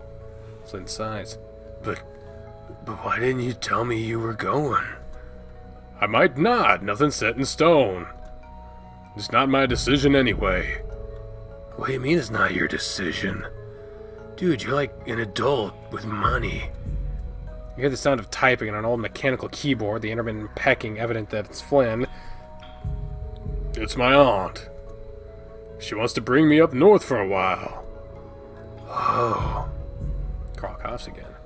Is this for, the FLDS stuff? You know what? Shit, I don't fucking know. If chair creaks, Flynn must be leaning back or standing up. She gets all obsessed with shit, like she's religious and stuff and all that, but she couldn't give 2 fucks that I like dick. She only believes what she wants to believe in, and a lot of it's shit that's made up. Even more made up, I mean. Oh shit. There's a pause. Not to go full fedora on you. What I'm trying to say is she's been pushing me to leave because she feels like we should. And you're okay with that? She's been saying everything's gonna go to tits soon. The hair's wrong, something's in the rocks. She's right. She's always right. What? Silence. Not even a shuffling of hooves or the squeak of a chair. I hold my breath, trying to hear something, anything. All I hear is the slight ringing of them in my ears and the thud of my own heartbeat. Feels like minutes pass and nothing happens. Fuck, do they know I'm listening? I quickly step back away from the wall and shuffle back to the center table with all the folders. My eyes dart to the doorway, half expecting Flynn to be standing there with blue-green eyes piercing right at me, but there's nothing. I'll have to ask Carl about all this when he's feeling better. For now, I should probably at least try to focus on the task at hand. Looks like some of the folders I went through are still on the desk. Thought I put those away? Maybe the mayor was checking to make sure I didn't take anything, or was just curious what I was looking at. Well, it doesn't matter now. It actually cuts down on some work of trying to find most of his stuff. I plug in my keychain thumb drive to the printer and began scanning. Can't help but think about Carl in the print shop while I'm at it. He's basically been on a giant summer vacation for the past 2 years with no real worries about money or anything. To go from that to having to wake up every morning at 6 a.m., then drive all the way to Peyton and do this for 8 hours. I mean, it's easy, I think. Once you get the basic handle of things, it's the kind of job that you can kind of autopilot. You can drift away and just daydream most of the day. I had jobs like that growing up. Hell, if I went to Mesa instead of Pueblo, I would probably have ended up behind the till at Leo's dad's place. Despite everything, I can't help but feel that might have been actually kind of fun. Leo's dad's really nice, always offering to help with things and never seeming too skeeved regarding gay stuff. We're sidetracking, that means we're leading into some shit. But, of course, I had to get away from this town. And Peyton's not far enough. Just not even sure if I like journalism. I mean, the classes are interesting and all, but I'm imagining trying to sell myself and my work to all those outlets, and I don't know. I guess I don't really have the energy for it. Plus, I never really liked looking at myself on screen. Oh, there's a picture. Huh. I don't really remember seeing this one before. What is it? It's a blurry kind of picture, mix of drawing and real life picture. Some sort of people. I don't know. This will be from a folder I didn't look at. I want to check out the 1915 Echo prequel, but I believe that's a Patreon perk. So not only would I have to pay for it, but I'm not sure that would be welcomed as a playthrough. I'll have to message Hallie or McSkinny about that. Because I remember I was a Patreon backer of Little Kariba for a while.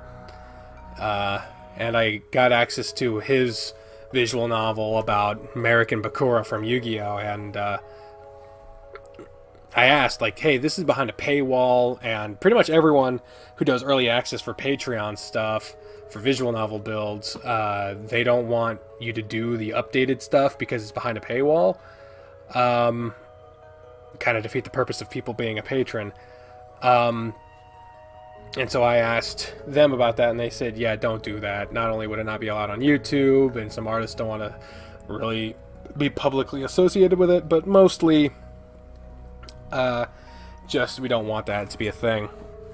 Of course, some people didn't ask that, and so there are videos of it online, but I will not be one of those people, unfortunately. So I'll have to keep that in mind if I ever ask about the 1915 thing. There's no descriptive text attached to it.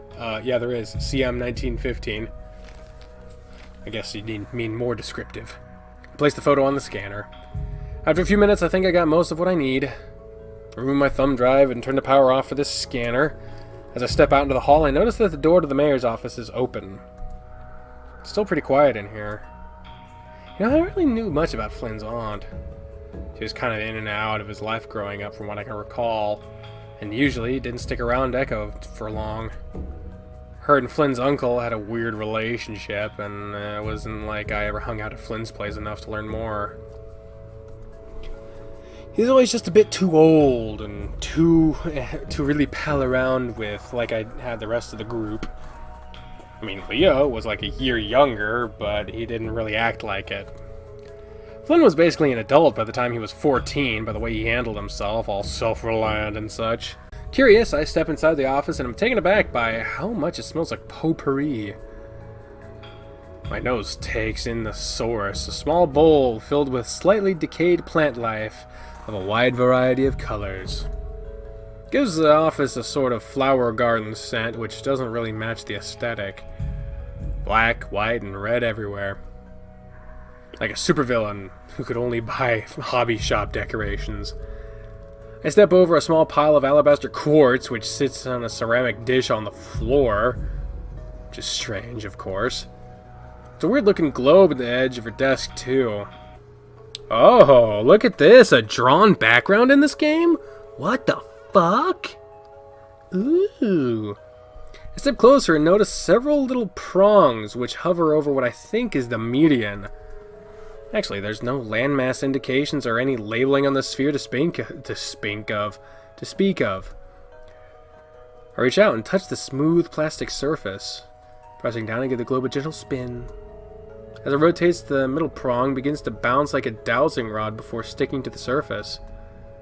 As the sphere continues to spin, the sticky effect lessens, and it bounces back. Huh, must be a magnet on the other side. I spin it some more, and the other prongs lean slightly toward specific points on the globe. It's a weird kind of knick-knack. There's not really anything in here that can help me with my project. With that, I turn and make my way back to the front office. Suddenly, a familiar link surrounds the corner. Oh, hey! Chase?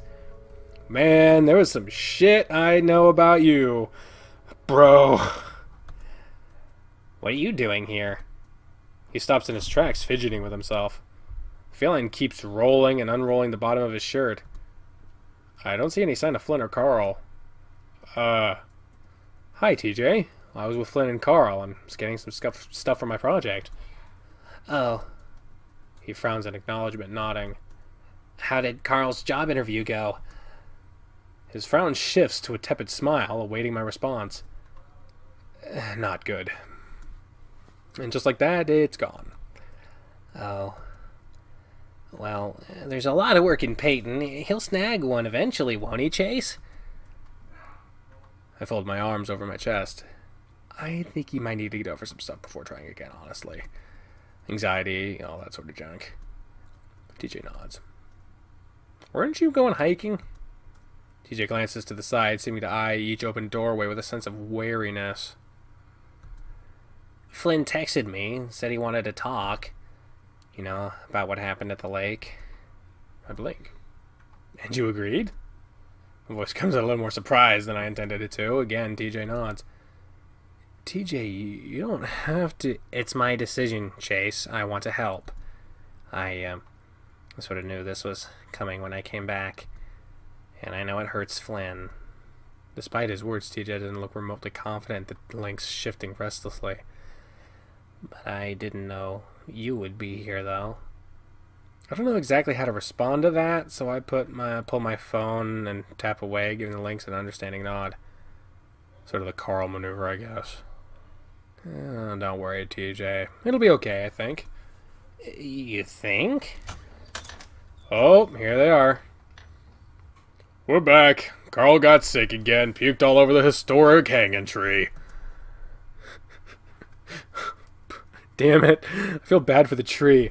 Just realized there's a bunch of empty space. I don't like empty space. Carl offers a meek wave, which freezes when he sees TJ standing next to me. He quickly shoves both of his paws into his front pockets. Flynn notices TJ as well. Didn't show any signs of nervousness. Jesus, is this really happening? He moves over to us and rests his behind on the back of the desk, his large tail wrapping around it. There's something about this sight that accentuates how damn huge he is, and I can't help but wonder if he's doing it on purpose. Carl remains motionless by the front door. We lock eyes for a moment, but our attention shifts as Flynn speaks. Thanks for, showing up and shit stuff. TJ says nothing, the link's standing next to a small pod, which he keeps bouncing his foot against. I see Flynn's Adam's apple bob, the gila wetting his palate like his whole mouth has gone dry. Meanwhile, Carl looks like he's about to be sick again. Ooh, hoo, hoo, hoo.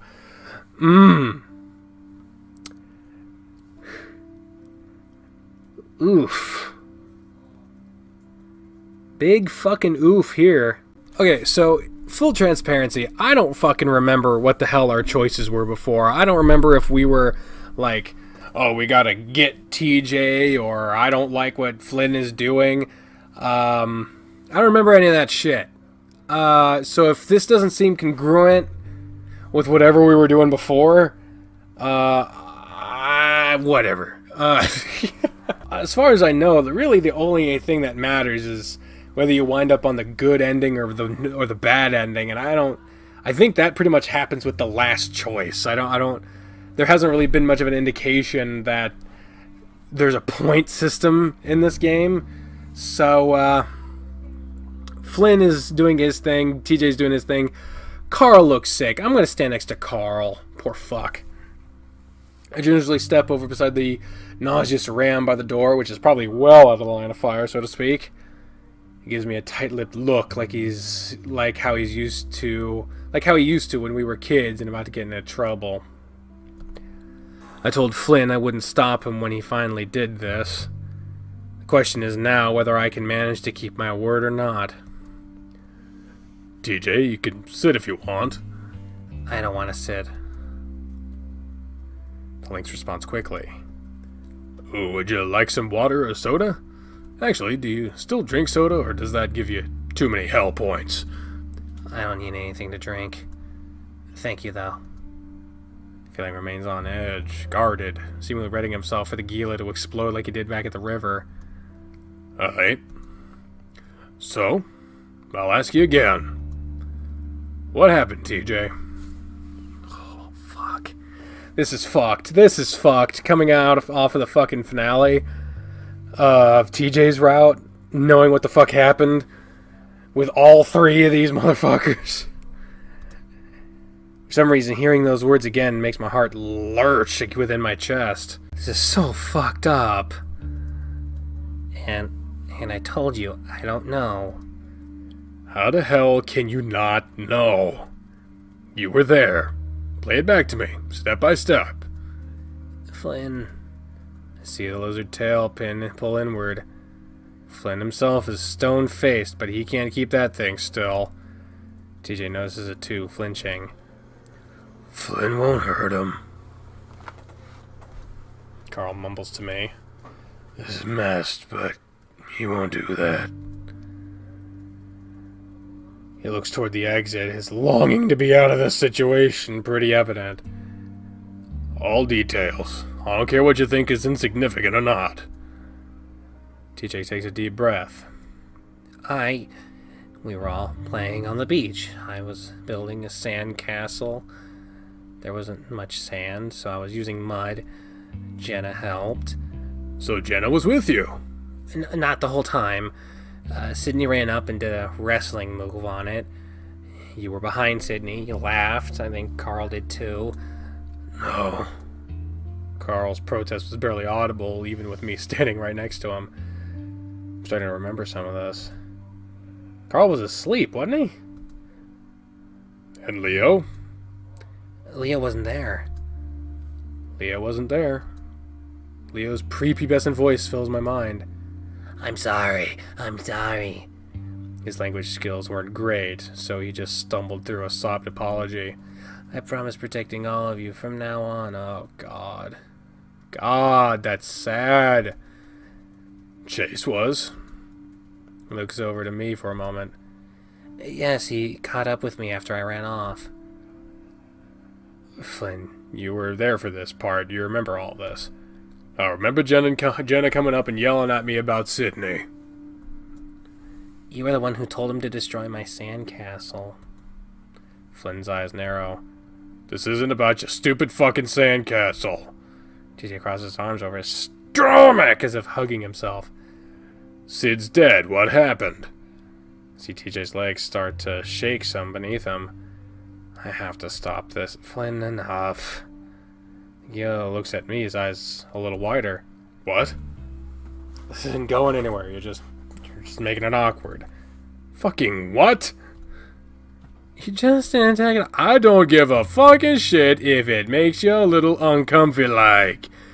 You're all goddamn adults. I'm sure all your expensive therapists told you to talk about it. So talk about it. Chase caught up with me. All eyes should back to TJ. He kept asking where Leo was. Then he ran off. Flynn looks to me. I couldn't find him. Oh fuck, someone's knocking at the door. Oh god, it's the new Jenna.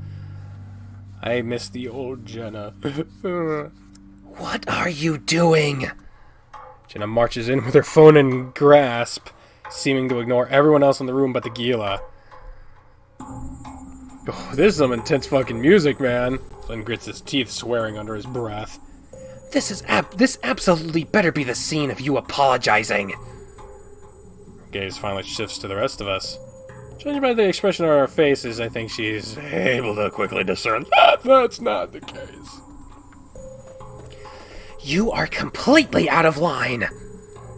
Jenna, not now. TJ came here of his own volition. You're disgusting, you know that. You get pleasure out of toying with people. You always have, no matter how much it hurts them. She stands in the center of all this, speaking in a clear, solid tone. Jesus Christ. Doesn't seem to matter that she's over 1.5 feet smaller than Flynn. Like I was saying, TJ came here of his own accord. The others can vouch for that. There's only so much that can be of his own accord when you've been harassing him with text messages all week.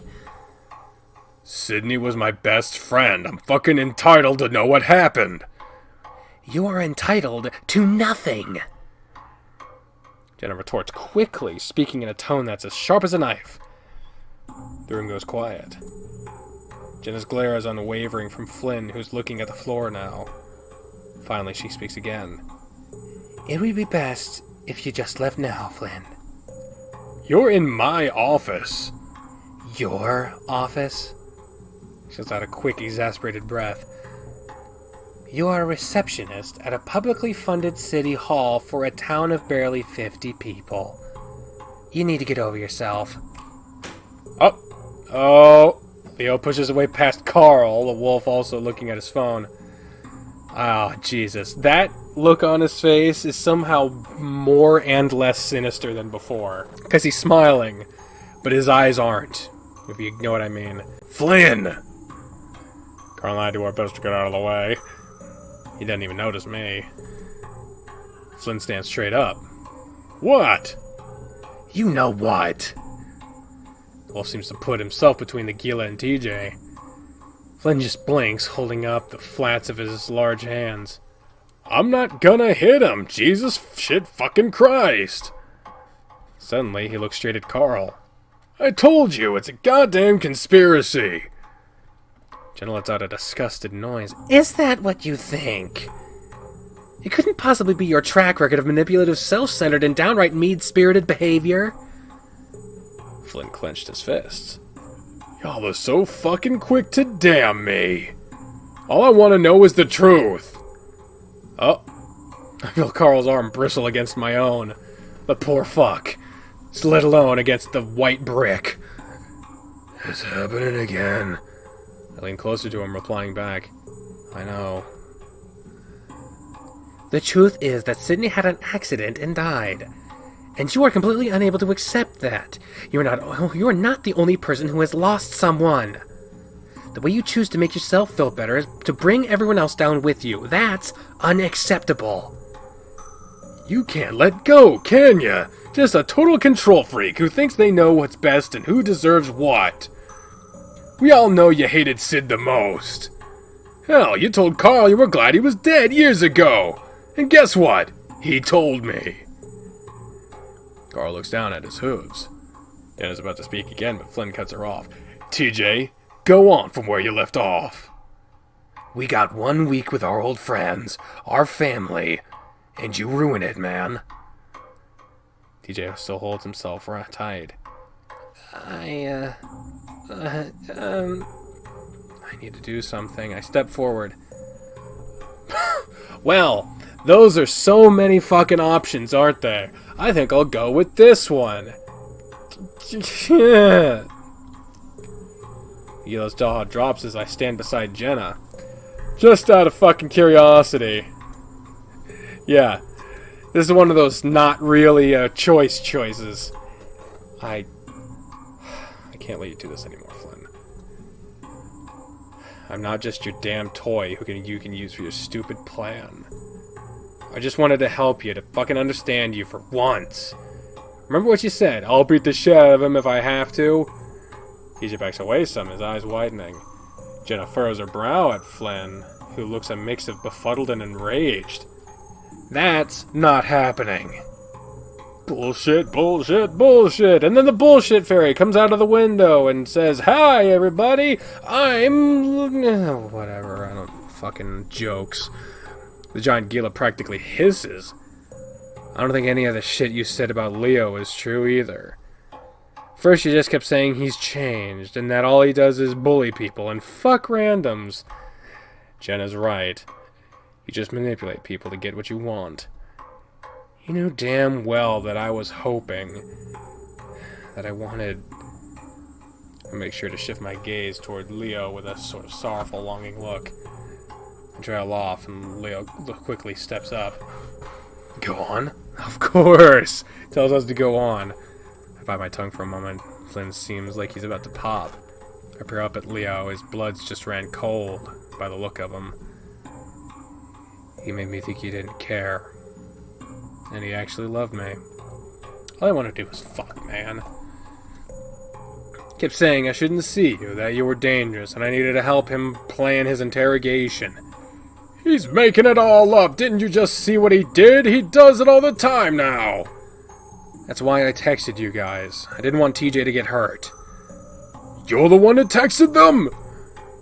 Jeez. Next thing I know, Leo is bending down to scoop me into his embrace, his muscled arms around my back. It feels good, despite the circumstances, and I hug him back. What the fuck, you false motherfucker? Flynn? Jenna, you have to... Just shut up. Look on her face is absolute repulsion at the whole situation. Man, it's been a long week. I mutter. I feel the wolf just shake his head. His cheek rubs firmly against mine. Fuck yeah, it has. What? No. Carl speaks up from the corner of the room. His voice is faint, but we all hear it. Oh, there they are. Dude, Flynn wouldn't hurt TJ. I don't know why you guys think he would. Even if he did say it. Carl's voice peters out meekly. Neil pulls back from me, and I feel a weird sense of loss. Maybe I'm just touch-starved or something. This sort of bad business just sounds like him, huh? I knew it. I just knew he was trying to take you, Otter. Oh, God. Oh, no. Oh, God, I don't... Jesus, no. Leo route flashbacks. Leo route flashbacks. Even Jenna gives Leo a bit of a sidelong look. And was manipulating Teach, that too. Fucking Christ. He adds quickly. He just keeps frowning, his face placid with a blank stare. Oh, we know what that means. I don't, pretend to understand the whole Chase Flynn thing, but almost none of that sounds like him. You think I'm some sort of femme fatale type, seducing poor fucking innocent Chase to do my bidding? Absolute balls! Did you? Did I what? Leo says nothing, unable to bring the words to reality. He shakes his head, and I think I can see his fangs start to bare. Flynn throws up his arms, letting out an exasperated exhale. Yeah, Leo, I fucked him. And he moaned like a oh, shit! Leo tosses such fierce slug of a punch at Flynn's face that it vibrates in place. Gila crumples to the ground. Leo! Leo kicks the large lizard's waist as he attempts to cover himself, Flynn letting out a choked groan. Oh shit. I'm not saying that. Well, I'm not gonna fucking say it aloud, in tone. Yeah, you patchy shit. Who is moaning like a bitch now? Hey. Sup? Yeah, no.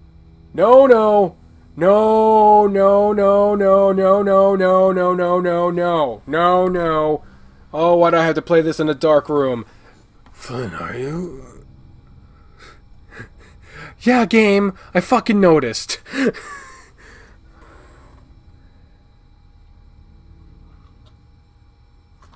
I really don't like this shit.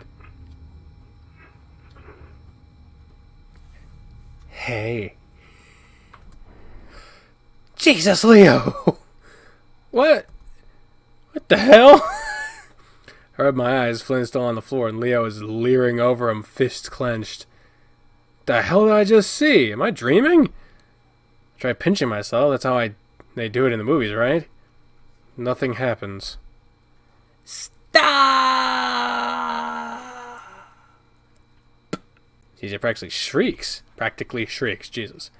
All heads turn, even Flynn's, which is looking a little battered. TJ, I saw how Sydney died. His voice is so quiet. Damn it! In contrast to his initial yell that it's like a splash of cold water.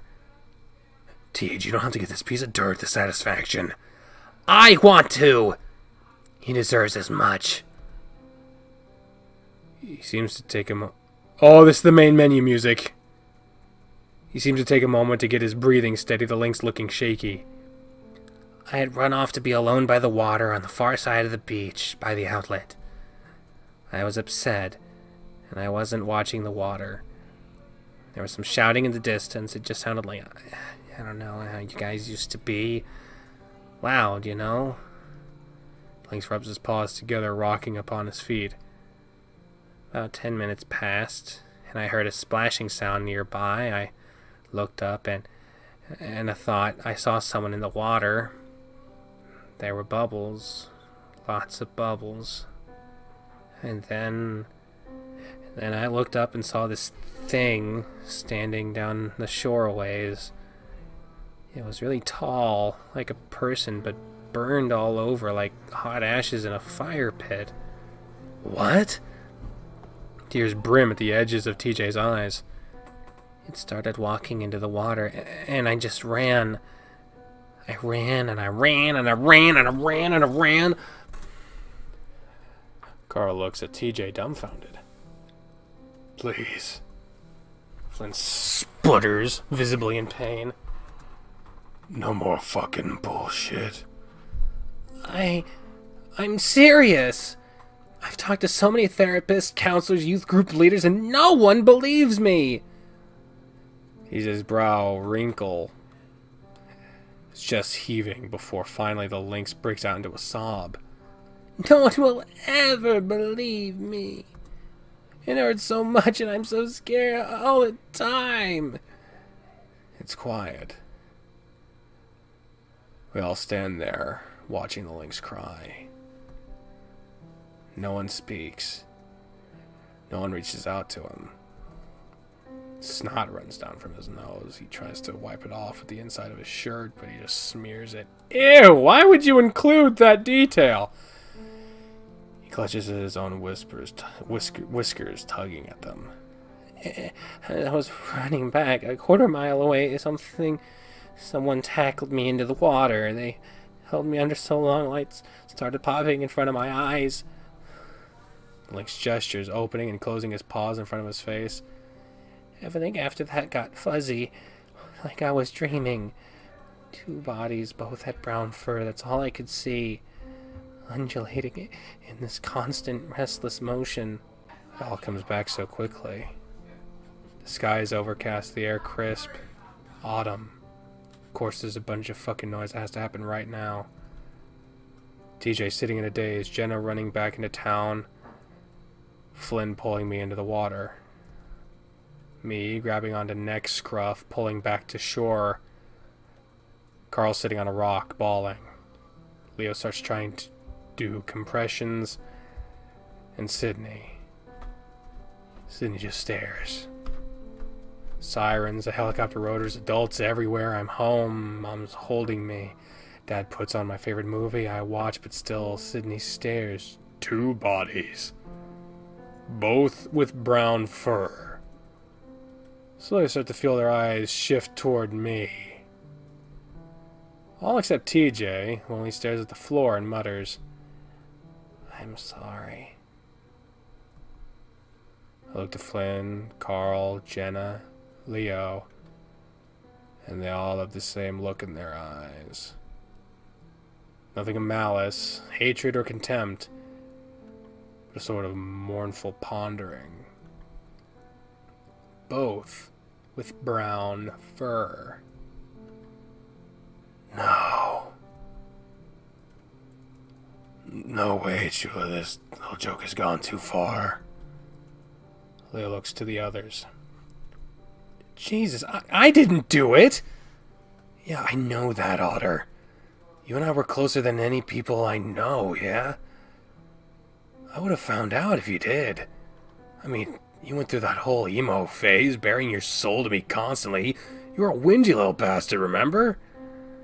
Puts on a smile, seeming to shine like a spotlight to the others in hopes that it would be contagious.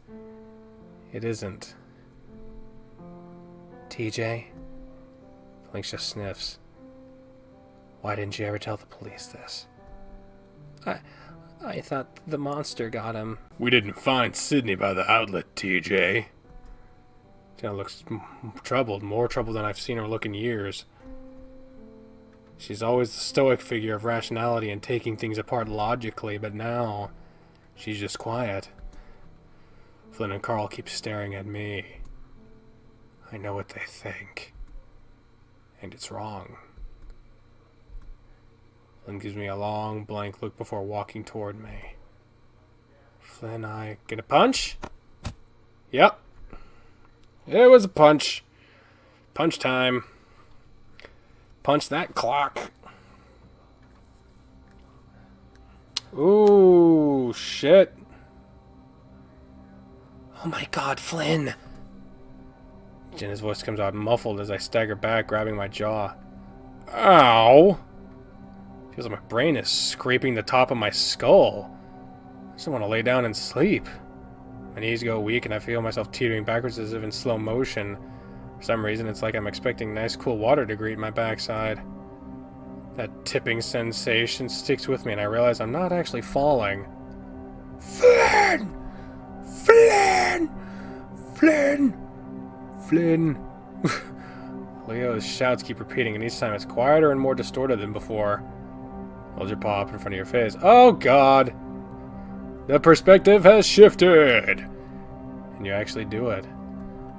You move. I didn't do that? The kids in front of you are just red blurs.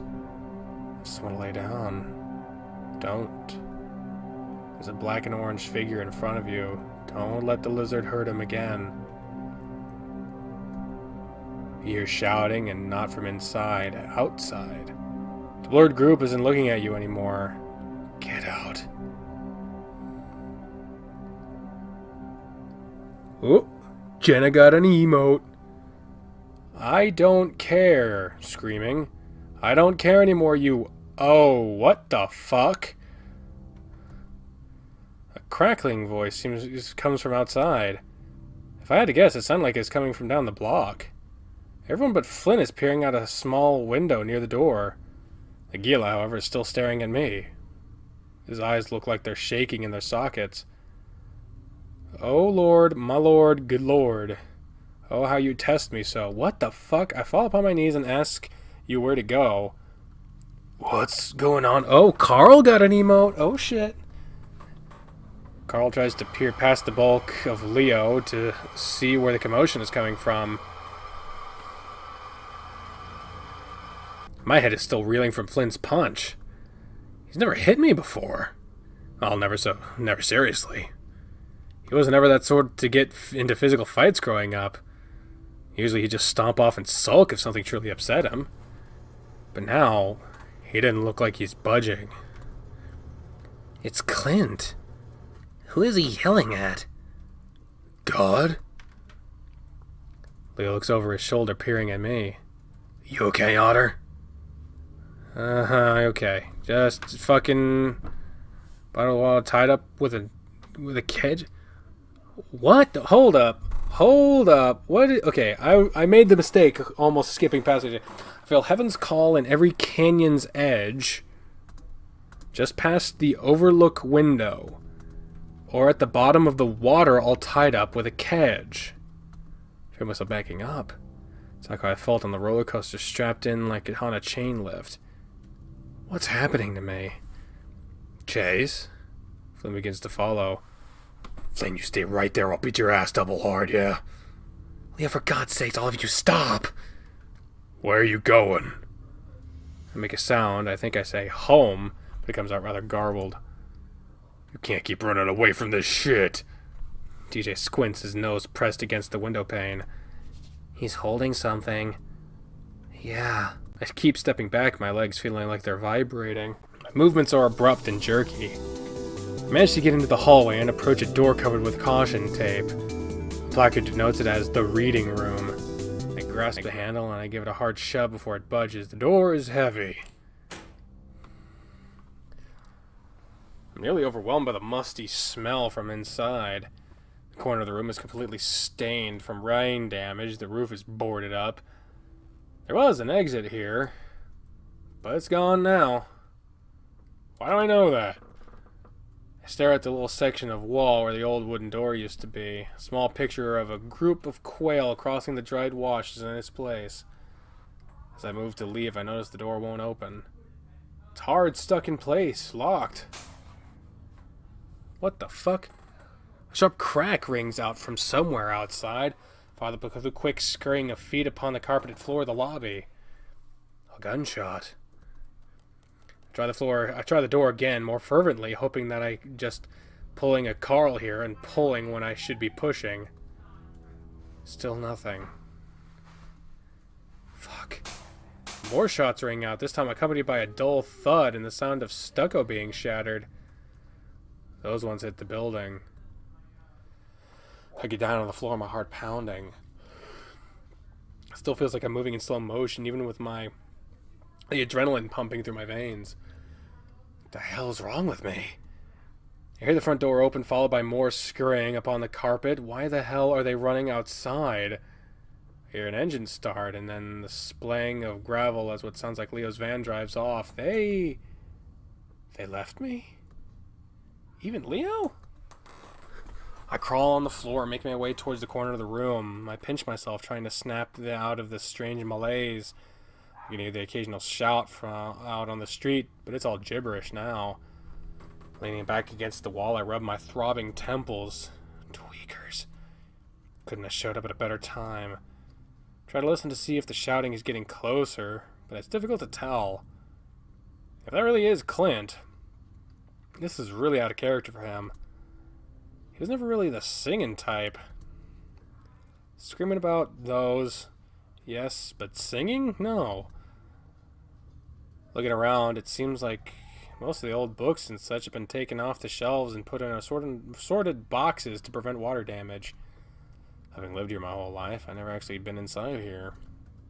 Feels like quite a feat, noting I've covered damn near everything in every other square inch of this town. There's a few binders and booklets near my side with titles like Colville Stormwater Drainage Plan 1999 and Drought Resistance Plan Guide. Next to them, there's what looks to be some kind of unopened canister of fumigation stuff. I reach down and grab it, and that's when I notice the fur on my arm. It's wriggling? A couple brown strands of fur seem to bounce back and forth, and I become cognizant that my arm has been tingling for a while now. Glancing past my fingertips to see the beige mass near the end of my foot. And that's when I see the legs. A blonde tarantula, about an inch away from the tips of my toes. Ugh! My throat closes in on itself before I fully scream. I blink, writhing back. Next thing I know, it's on my chest. It moves fast than I can even see. Its pittering legs feeling like they're all over me. I grab the edges of my shirt, trying to fling it off, but it's already on my neck. I slap at it, feeling the squish, and hearing a very light clicking squeak. The edge of my neck begins to burn, and I pull back my paw to inspect my palm. There's no tarantula. Instead, I see 8 razor-thin legs and a black abdomen. On the abdomen, there's splotchy pigmentation of red. The number 8. My pulse quickens and I realize it's an hourglass. Black Widow. Oh my god. Oh my god, oh my god, oh my god. I look down at my arms again and I realize that it isn't just my fur moving. There are little red and black specks everywhere. No! I tear at my own shirt, jumping to my knees and trying to bat at the seemingly infinite number of spindly, fanged arachnids. Each time I bat at my arms, more of their guts cover my paw pads in fur until it feels like my paws are wet. It's not just my arms anymore. They're inside my shirt, my shorts, my face. I try plugging my nose, keeping my muzzle shut as I roll on the floor, not daring to open my mouth to scream. Fling my shirt off and pull off my shorts. Oh God. I see the webbing of the nest I had sat upon in the fabric of my shorts, oodles of the baby and not so baby spiders crawling out. Naked, I managed to scramble to my feet and run to the other side of the room. I tear at my own fur, pulling out spider-filled clumps in the process, with such ferocity that the skin beneath bleeds. I pull and pull, my vision blurred from my own fear-induced weeping. The needle-shot sensation of when they bite is the worst part. It didn't hurt as much as I thought it would, but I can feel every time, over and over again. I pull a large one off my face and throw it to the ground, a scruff of fur and some of the goatee along with it. Dancing up and down, I try to shake the remaining ones off, but they cling incessantly. Trying to pull each one off is impossible. They're too fast. Sometimes I can only manage to grab a few legs or a thick abdomen, and the rest of them remains embedded in my fur. Spider blood isn't red or green like it is in video games or movies. It's this faint kind of blue kind of color. And it feels like it's all over me. I take rapid short breaths, each one more strained than the last. My whole body shakes. I can't tell whether they're symptoms of panic or the venom itself. Try the door again, pulling and pushing as hard as I can before throwing myself at it. Nothing happens.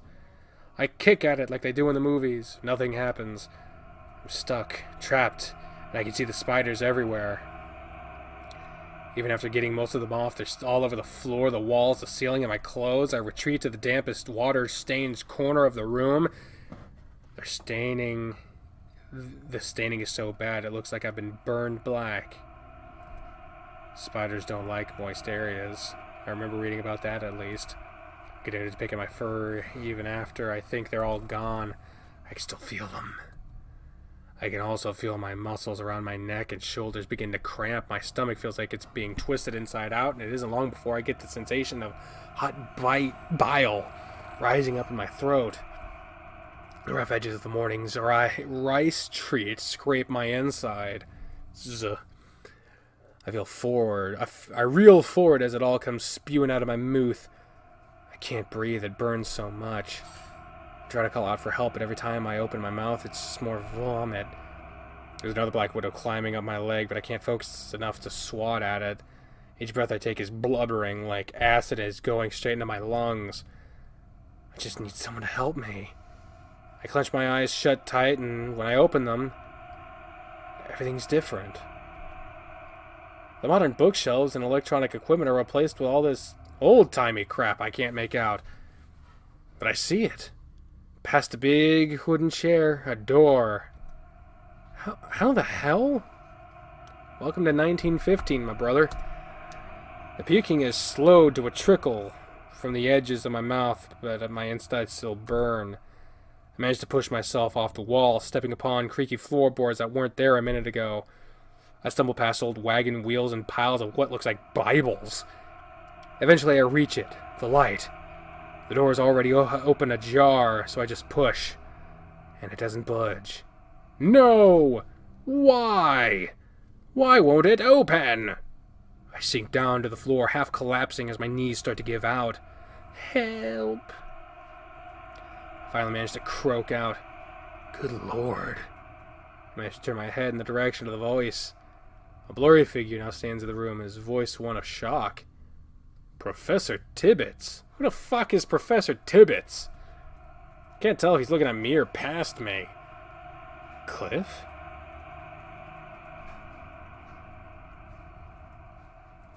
Wait, what? And just like that, he's gone. The room, though, the room is still here. It's all red like before. I feel compelled to stand up again, but my legs won't budge. I just can't. Everything hurts. I shift my eyes down. The black widow that was crawling up me earlier is now a blonde tarantula. What?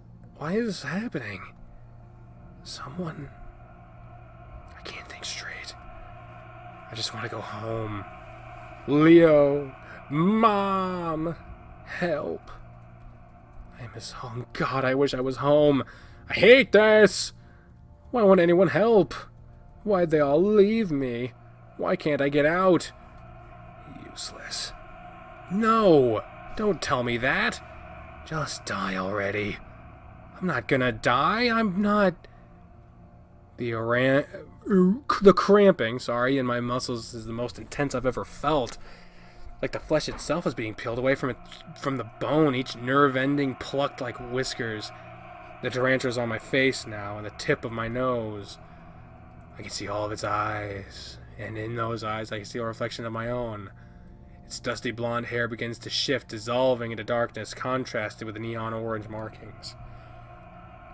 And then it becomes nothing. I close my eyes and wait.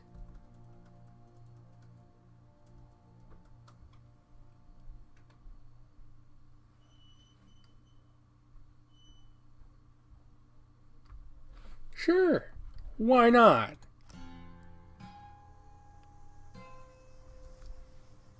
Dead. I sling the bow over my shoulder and set my quiver down on the little yellow plastic table next to me. What? It's got a little cubby holder. It's got a little cubby holder in the center meant for storing crayons and shit, but I haven't used it for a long time. I approach the target and tear off the photograph I printed out in the school's library. I remember the librarian giving me quite the look about it. Not that I was going to explain to her what it was for. Right between his turban, though. What? Not bad for 150 feet. I smile, holding up and seeing the sunlight shine through the hole. It's at the moment that I start to feel a little bit silly. What the fuck am I kidding? Nobody's gonna kill this guy with a bow. I'll blast him into 100 pieces with a weaponized UAV. What?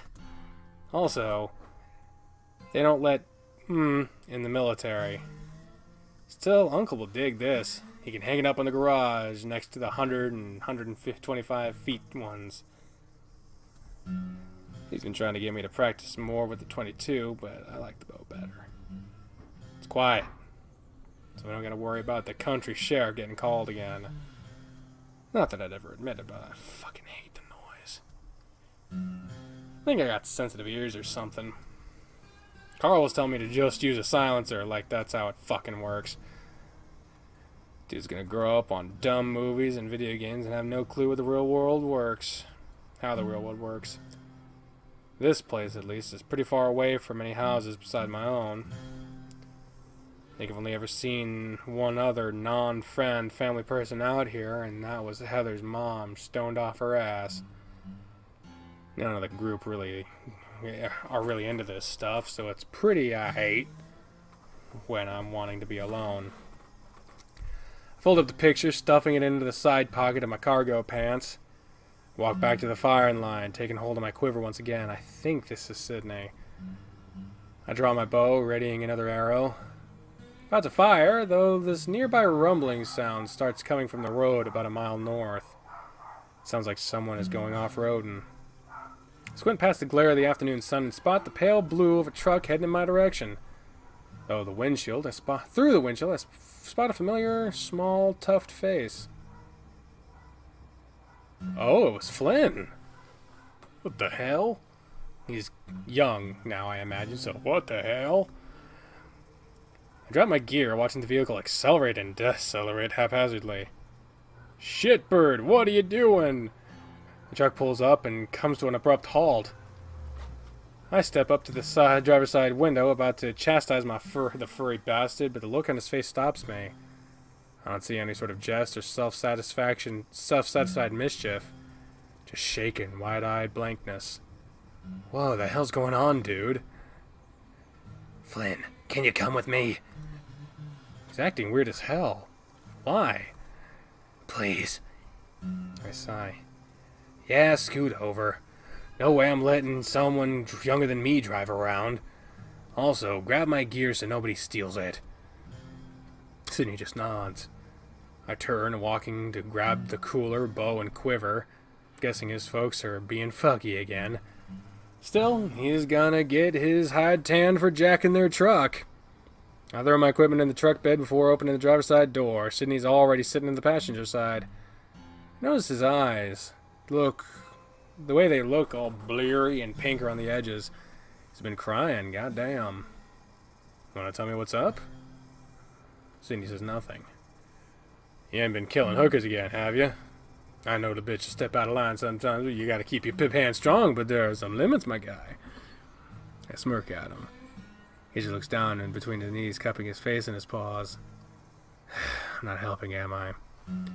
Clear my throat. Well, shit. At least tell me where we're going. Sidney rubs his face with webbed paws. Finally lifts his head and speaks. We step around the damp sticks and bramble before eventually reaching clearing. Sidney seems to get more nervous every step we take, muttering something about being tough every now and then. This is where he killed his dad, I think. I decided a while ago I wasn't going to pry, but I feel myself getting increasingly nervous. What the hell are we doing all the way out here?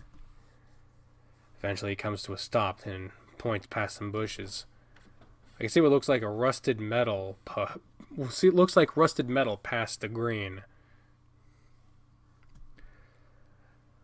I raise a brow at him before stepping through. Oh, it's that fucking thing again. I see him, and my gut sinks. Part of me wondered what could have possibly made Sidney act like this, and the thought crossed my mind, but I didn't want to believe it. He's laying down in an awkward pose, legs bent up and tucked underneath the front bumper of the abandoned van. At first I think his mouth is open, but then I realize half his jaw is missing. A clear hole viable all the way through his neck. I can see where his spine connects to the brain and everything. The blood is so dark, it looks like motor oil. The words catch in my throat. I'm gonna be sick. I hear crying from beside me. I know he's there. I know he's seeing this too. Okay. Wow. Wow? Really? What did you... I didn't kill him! I didn't, I swear! I spot the rifle next to the corpse. It's a .22. Long barrel. A really awkward weapon to try to kill yourself with due to its span. I turn, the sight of it all making me feel like I'm about to lose my breakfast. Are you sure? I wouldn't blame you if you did. I did it! His shrill yell catches me off guard and I nearly lose my nerve. Okay. He took you out here and shot himself? We were arguing and he saw the van and started acting weird. His voice is much higher pitched than it usually is. Sidney always puts on this fake gravelly sort of cadence to sound tough. What the fuck are you saying, man? He doesn't have any of that now. Just sounds like any other scared little kid. He left me, then came back an hour later with his gun. He said he wanted to watch him. He said he wanted me to watch him do it. He looks like he's about to hyperventilate. He covers his face with his forearms, whimpering aloud. My head hurts. I take him by the shoulders and turn him away from the scene. Let's take you back to the truck, eh? I believe you. Sidney's dad was a weird motherfucker. Real grinny, like TJ's folks, but even more completely fucking fake. We all used to go to the same church down in Prior Valley, so he treated me like I was one of them. As of late, though, he'd been acting really strangely towards me. I was wondering if my parents told him something.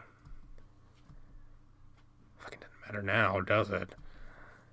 Let's sit you back down in the truck, okay? It's warm in there.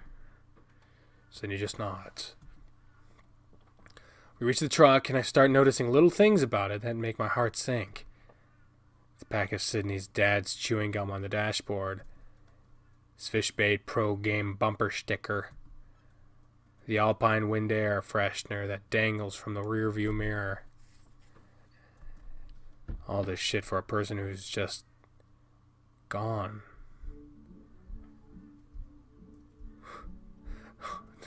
I was wondering why the fuck is the Blackgate music playing. I put the keys in the ignition, then turned the heater on the heater and the radio. All that the antenna picked up out here is some twangy country stuff.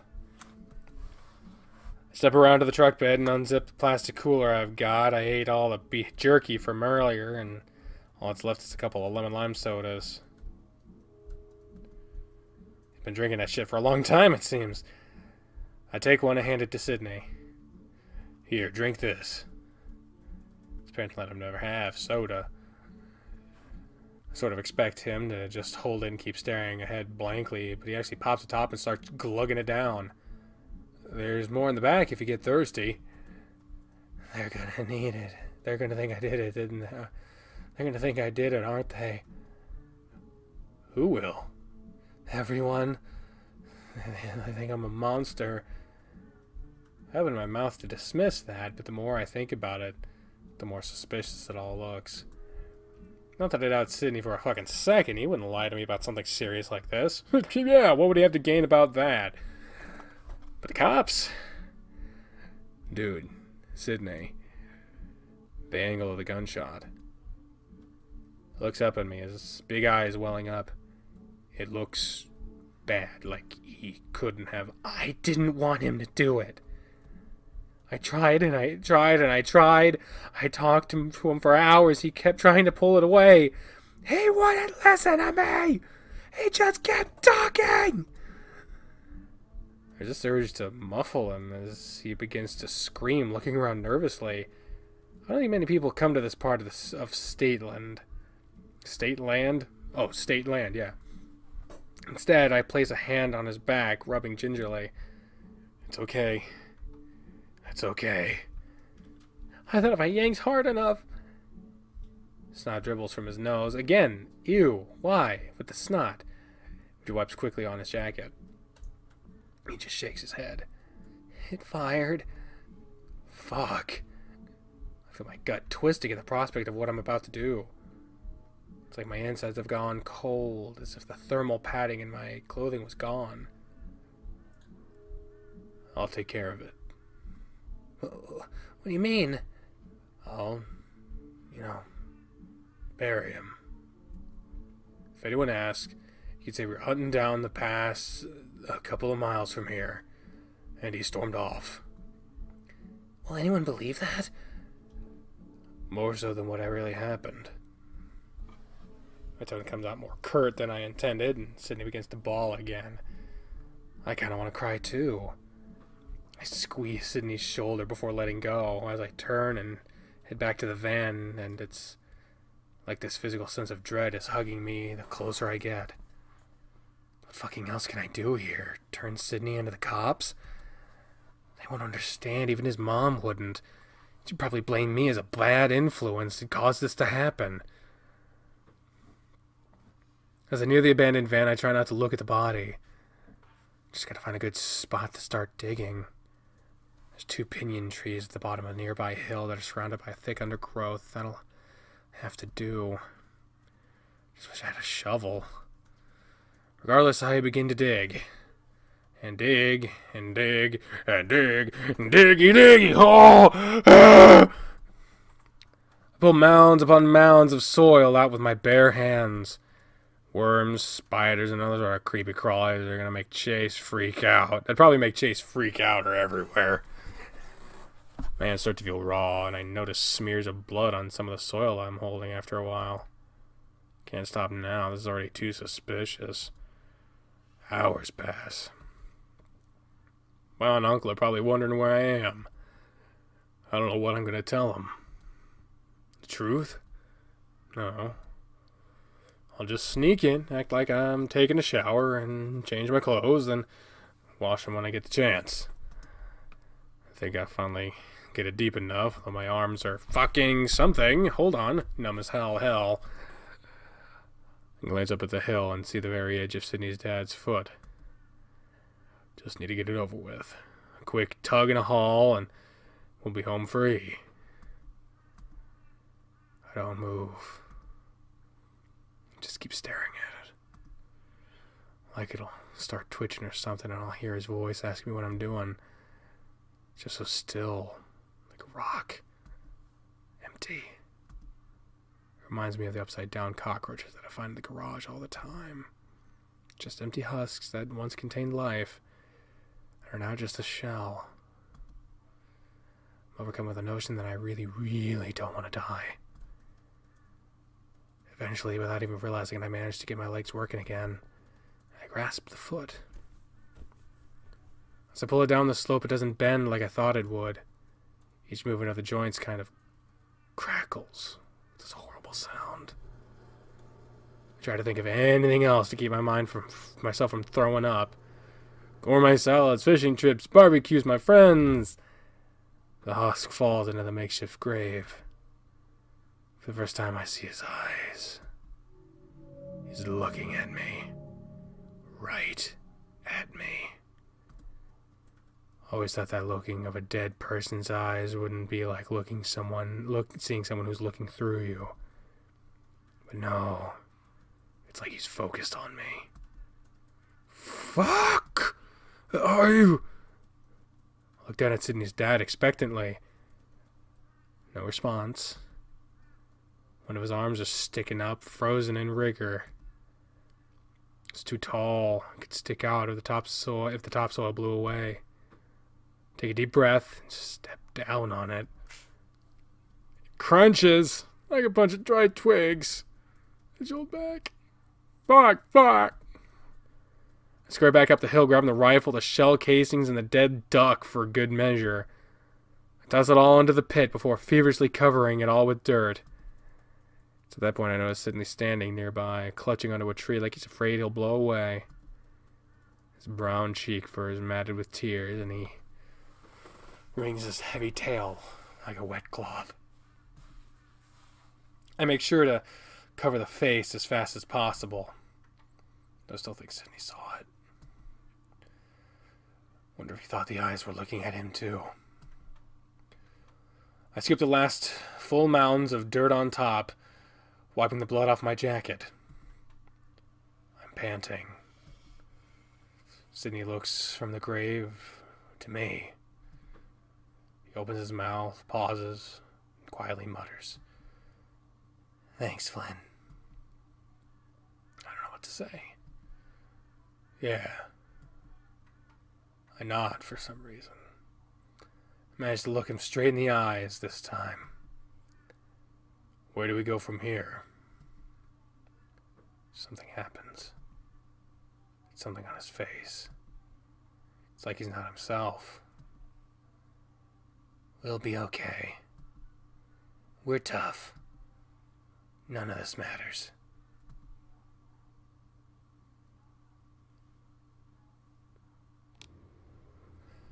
What the fuck?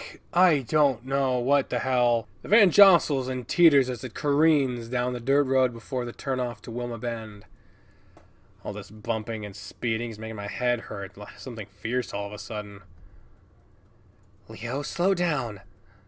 The Red Wolf keeps looking over his shoulder as he drives, as if afraid Clint would be sprinting behind us. Turn up here. Your place? Yeah, it's closest. I can't believe we left Chase behind. So, who the fuck are we in the back? I told you, he bolted out the back door first chance he got.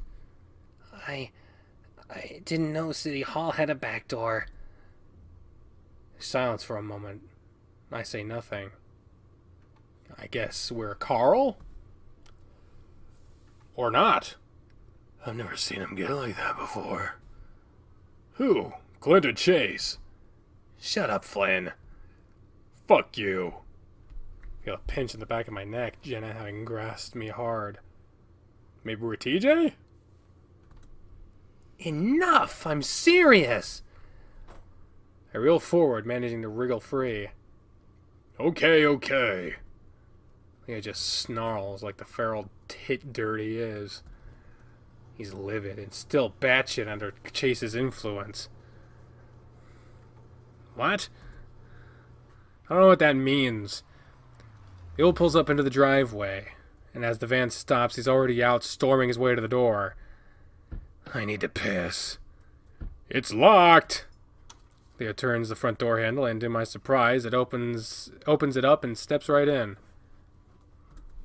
Or not. I step outside, stretching my limbs. There's not much room in Leo's mommy missile for someone like me. Someone like me? Who the fuck are we right now? My mind's still buzzing, trying to comprehend everything that just happened. Chase. That fucker. So we're not Chase. We're not TJ. We're not Carl. We're not Jenna. We're not Flynn. We're not Leo. Who the fuck are we right now? I think I've been fantasizing about him nonstop for the past goddamn week like a horny 14-year-old. Wait, maybe we are Flynn? No, we talked about Flynn. I'm confused. He sabotaged the whole thing, made me look like some kind of calculating, sadistic rapist. Okay, we are definitely playing as Flynn right now. Okay, wow, Jesus. And nobody else noticed when his face changed. Every time. TJ and Jenna passed along beside me, both looking a mix of worry and exhausted. Wonder how much they believed. They're so gullible to bullshit coming from a whimpering face after all. Carl follows suit, clutching his phone in his paws, but not looking at it. Maybe not all of them, though. I shut the car door and head in. I enter in the dry heat, feels so good on my scales. I let out a big sigh, taking a moment to just not think for a while and ignore the stares in my direction. Flynn? The moment lasts less than 5 seconds. Yeah? Do you have a landline? We're trying to dial the sheriff, but none of us can get any reception on our phones. It shows bars every now and then, but then drops shortly after they appear. Do I look like I'm 40? Nobody has landlines these days. Out in the middle of nowhere they do. You kinda do. Oh, you kinda do. I mean, from the back. I resist the urge to ask how, instead letting out a quick huff of air. Let me check mine. I reach into my pocket. After taking out my phone, I noticed the signal bars at the top right are fluctuating wildly, almost blinking. I try to call 911, but nothing goes through. Shit. Not working for you either? I toss my phone on the kitchen island. I'll just get my repeater. Your what? Flynn, seriously? Are you planning on turning this into some kind of Wild West shootout? This is not the time for one of your urban-ass anti-gun lectures. This is my house. It starts up a rebuttal, but I'm already gone. I head down the hallway to the storage closet opening and reaching up to my top shelf.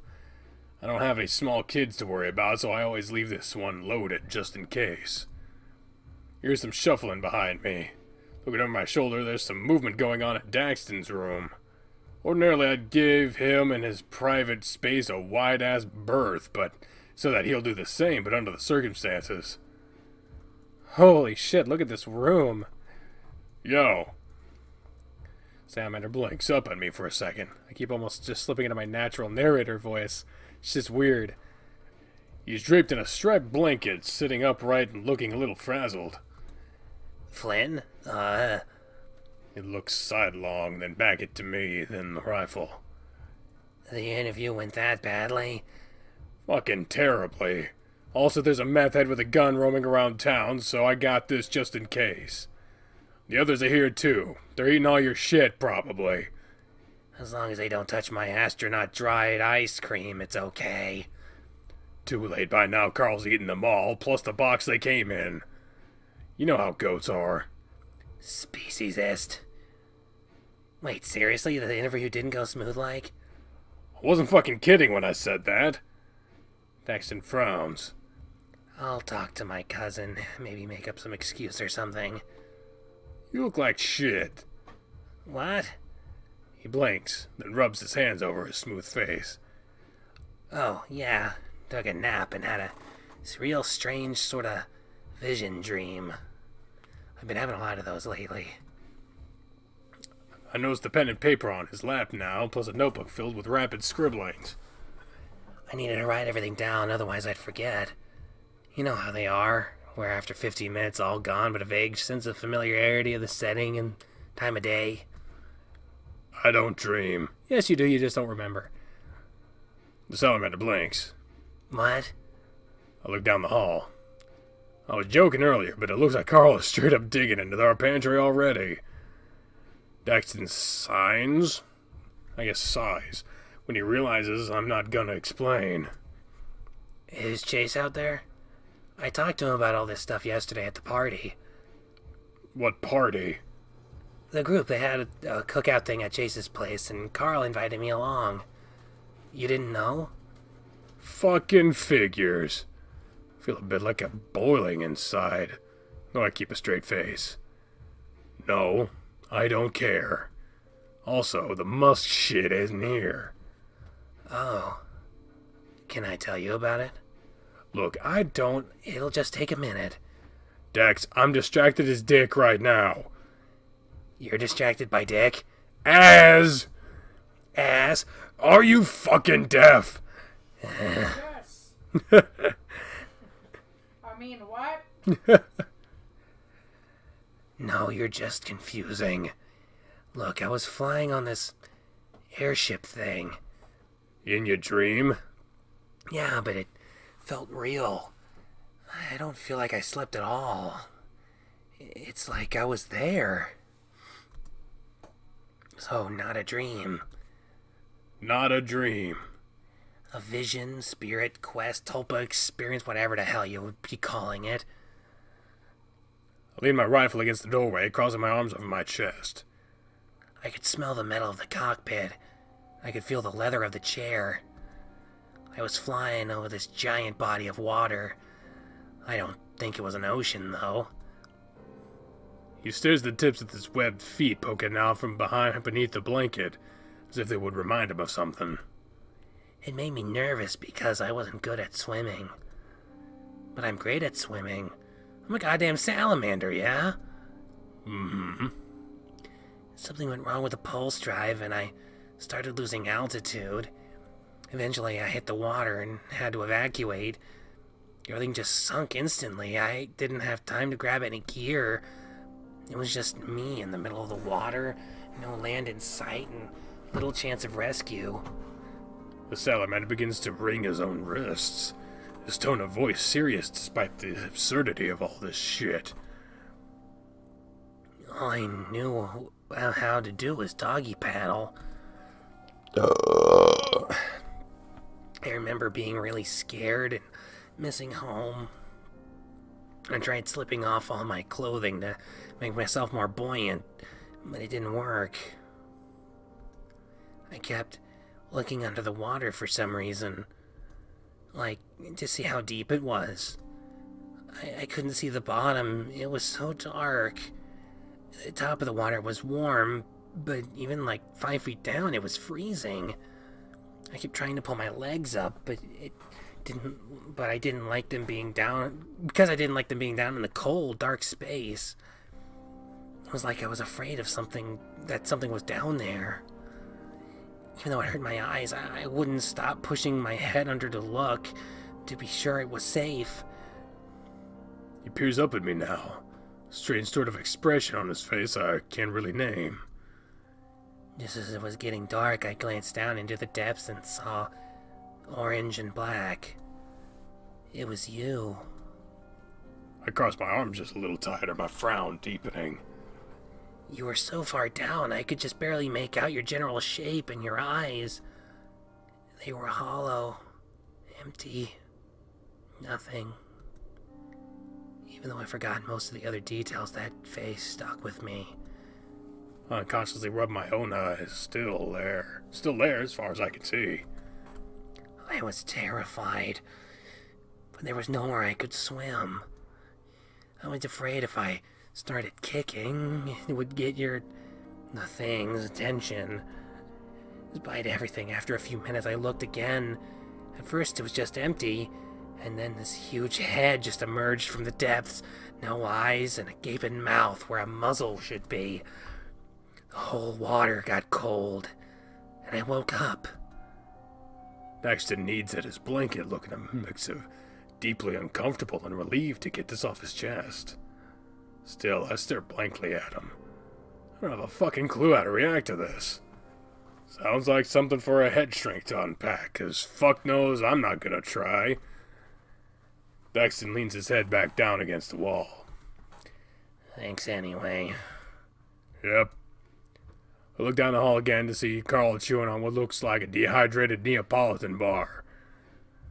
Carl's eating your shitty ice cream that you like for real, by the way. What? Oh, goddammit! Carl! The ram stops, his mouth full of the crumbly stuff. What? Daxton peels off his blanket, marching up to the kitchen in a huff. I sigh, shaking my head some as I pick up the rifle and plop myself by a window in the dining room. TJ looks most surprised at the weapon in my... Oh, hey, TJ got an expression! Holy shit! TJ looks the most surprised at the weapon in my grasp. The link's actually stepping back. Oh, TJ got multiple expressions, goddamn! Jenna puts her phone down and Carl stops his apologizing to Daxton. At that moment, Leo steps out of the bathroom. Well, ain't everyone fucking here. He doesn't move, just looks at the rifle, then me. Oh, what the hell, these idiots act like they've never seen a gun before. Oh, for fuck's sake. I bring the rifle up to my chest. You don't gotta worry, I just have this to shoot y'all for treating me like shit all these years. I smirk, snickering some. No one else laughs. Oh shit. Even as I peer at Carl, he just looks down at his hooves. It was a fucking joke. I'm joking. You guys are so stupid. Way to go, Flynn. I turn, shifting focus to the outside. It's nearly nightfall now.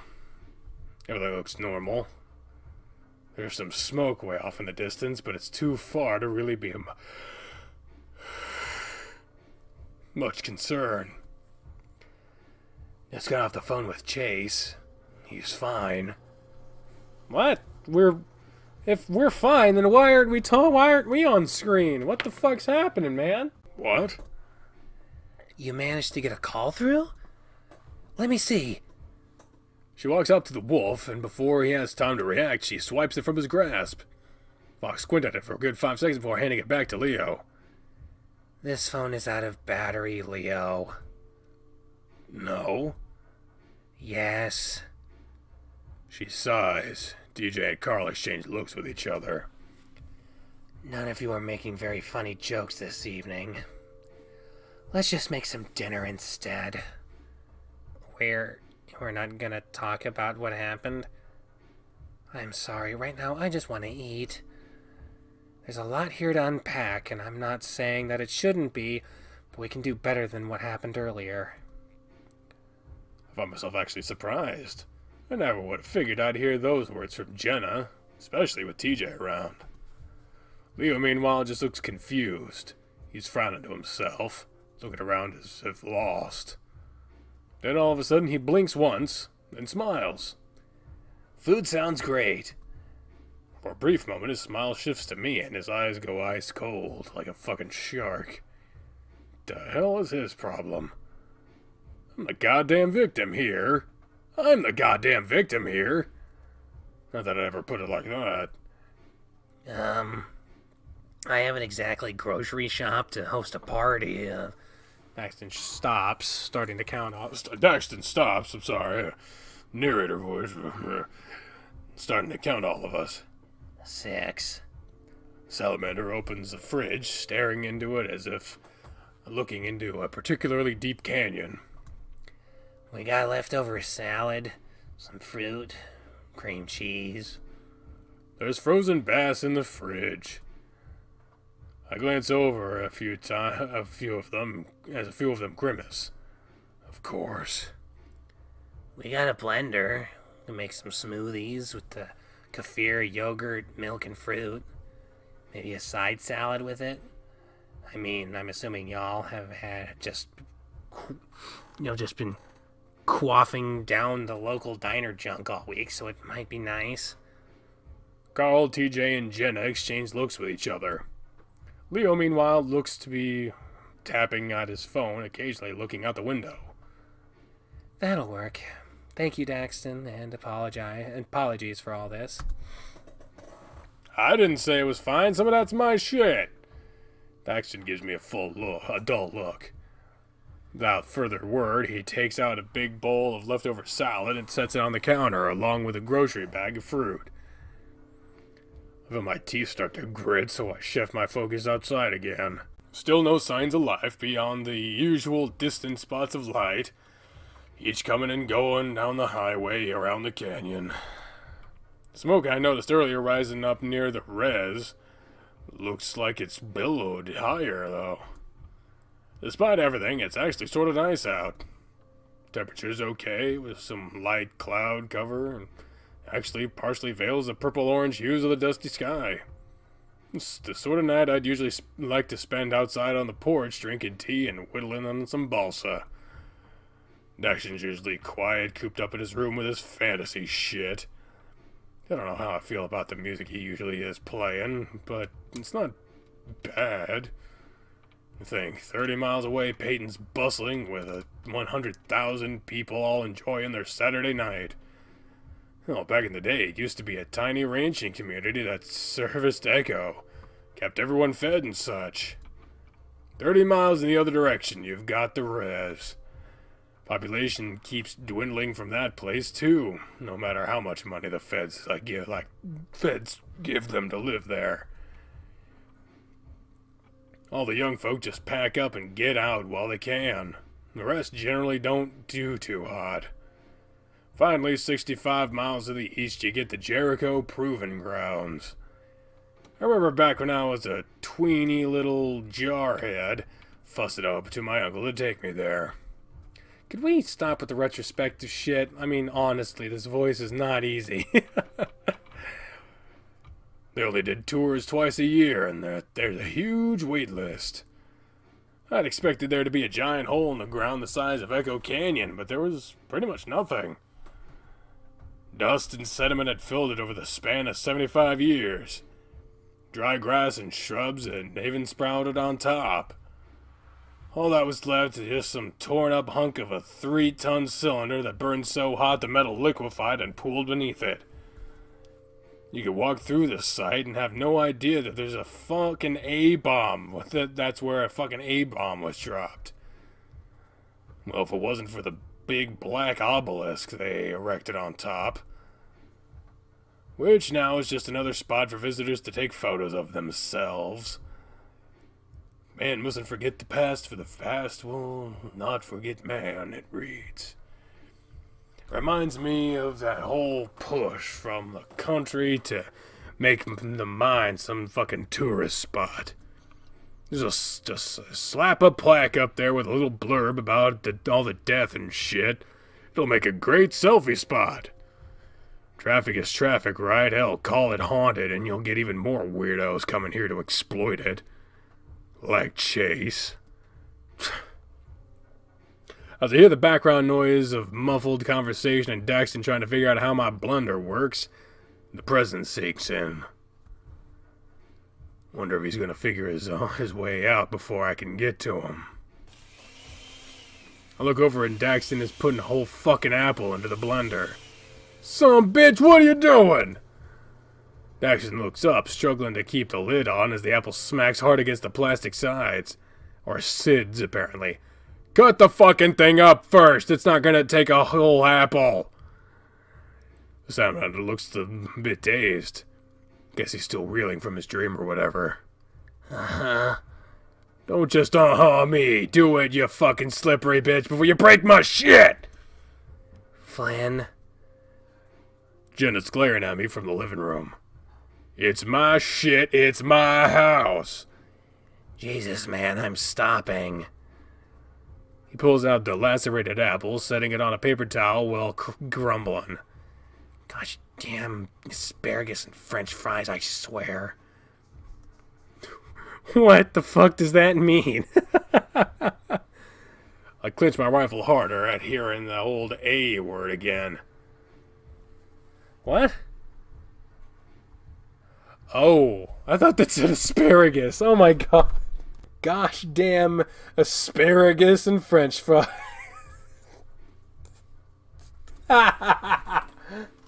Oh, that was fucking stupid.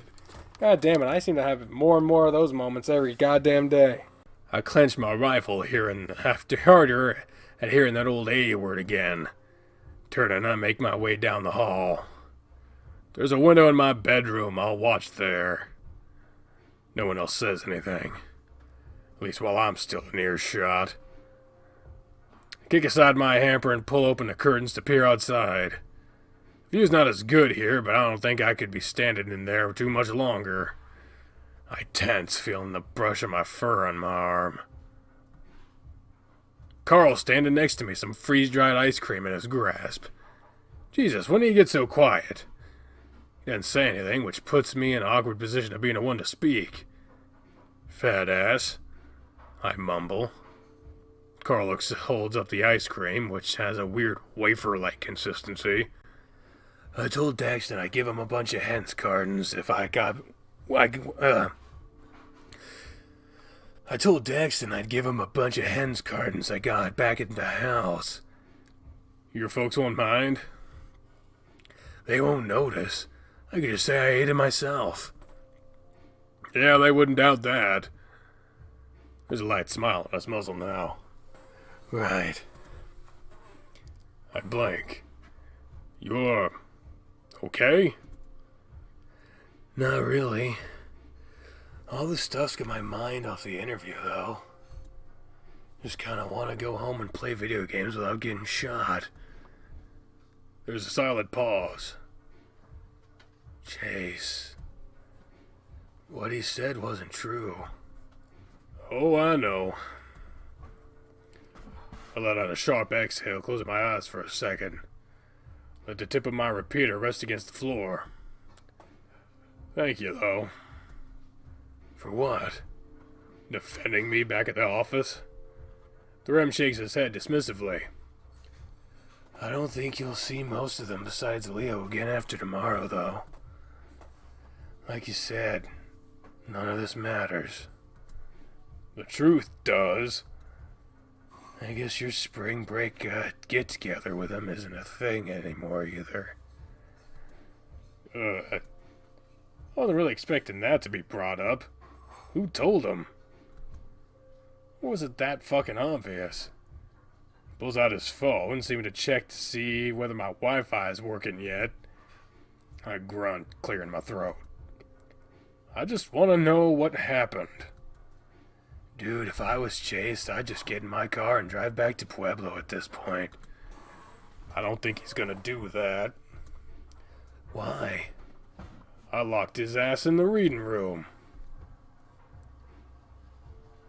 Carl's eyes widen, the Ram reacting much quicker than normal without his usual pot haze. So that's where you went. I think that's a crime, man. So is murder. Dude, this is Chase you're talking about. Yeah. I look offward, peering at the sorry state of my room is at the moment. I usually keep shit tidy, but now there's dirty laundry all over the place and everything kind of smells musky. Still nowhere as near as bad as Carl's, but still. I'm just gonna talk to him. No torture or anything, right?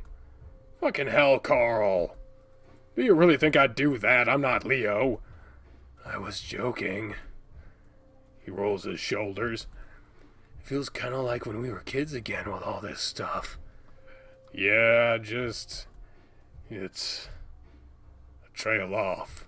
Like my mouth is refusing to speak the words in my head. He sets his not icy ice cream down on my nightstand, and I resist the urge to yell at him about the crumbs. Meanwhile, Daxton starts up the blender again in the other room. Man. I think I heard Carl sigh.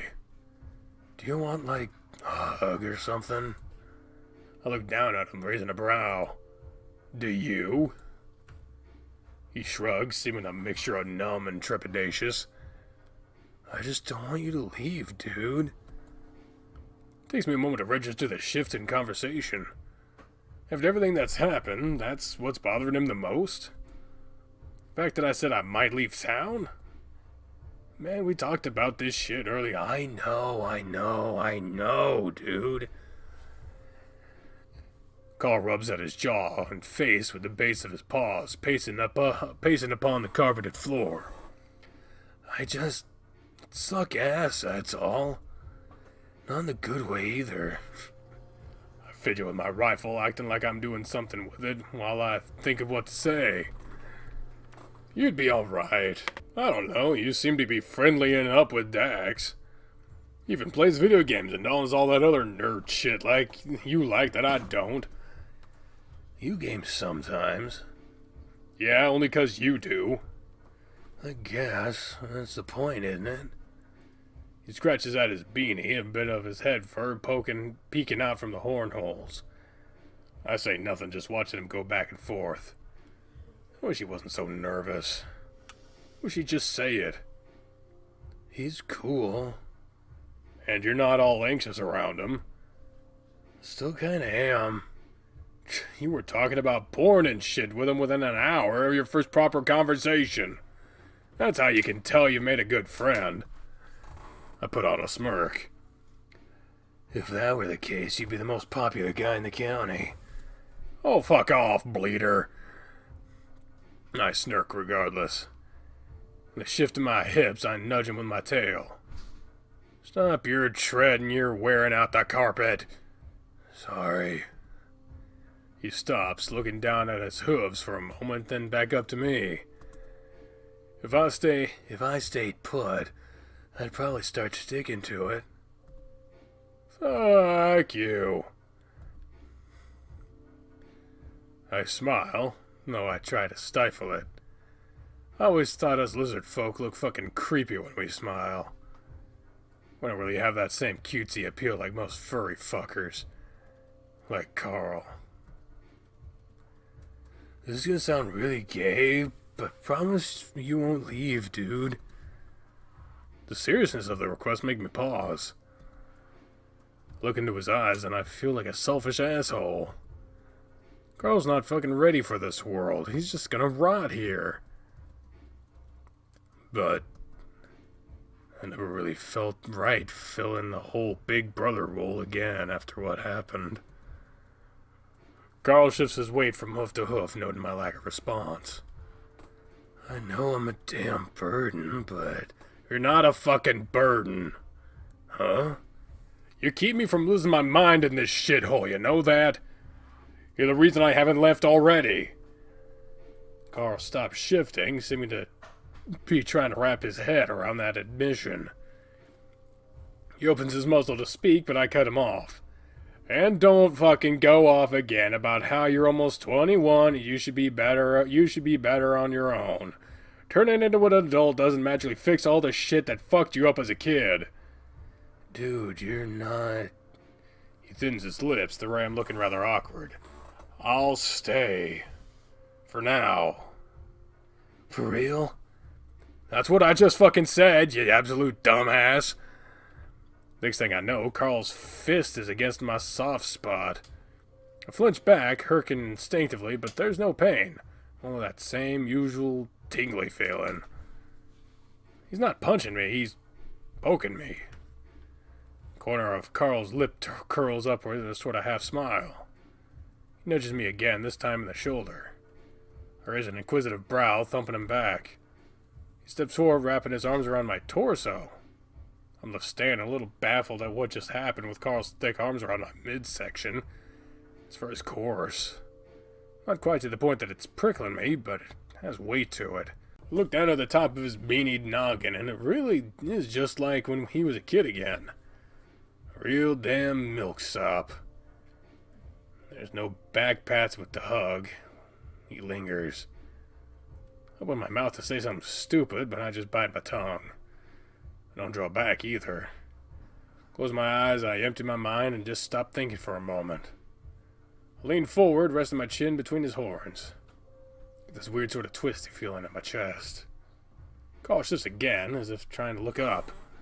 And of course, the edge of his hoof steps right on on one of my toes. I suppress a grimace just as the ram lifts his head up enough to meet me eye to eye. Sorry. It's fine, I'm tough.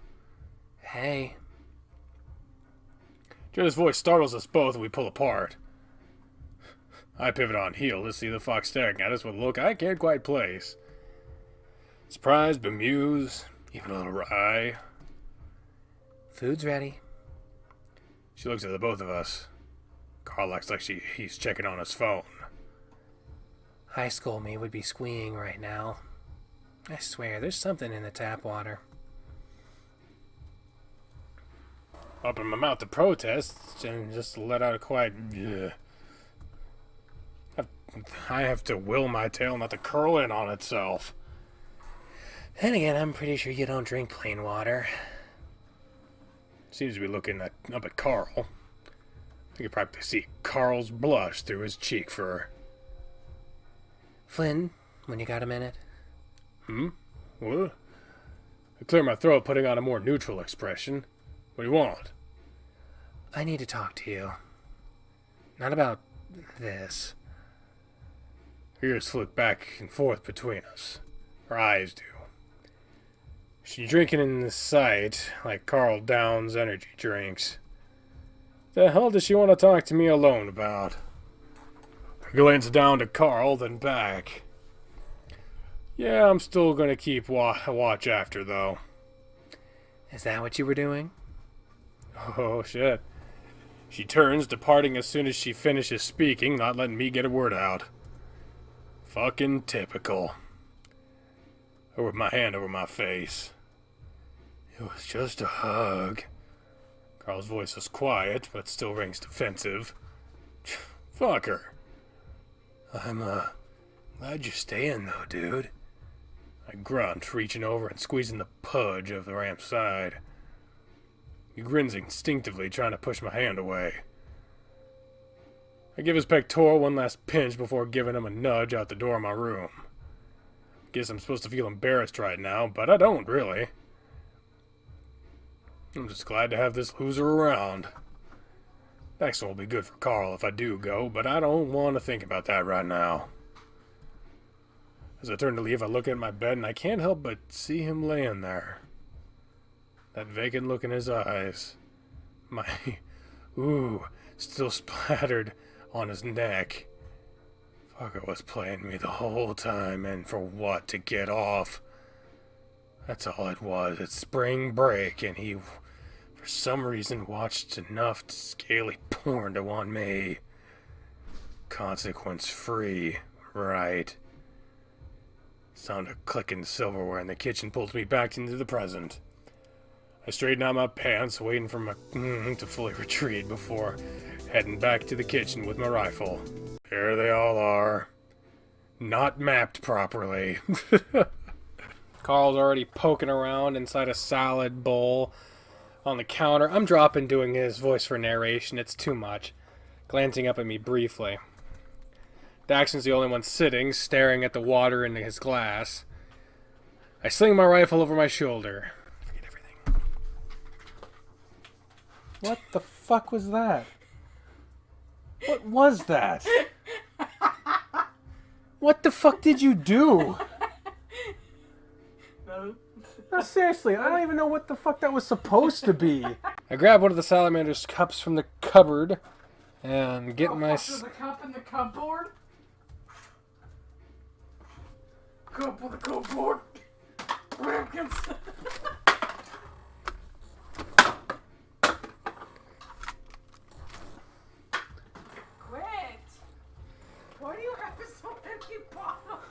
I grab one of the salamander's cups from the goddamn cupboard and get myself what looks like an apple banana smoothie.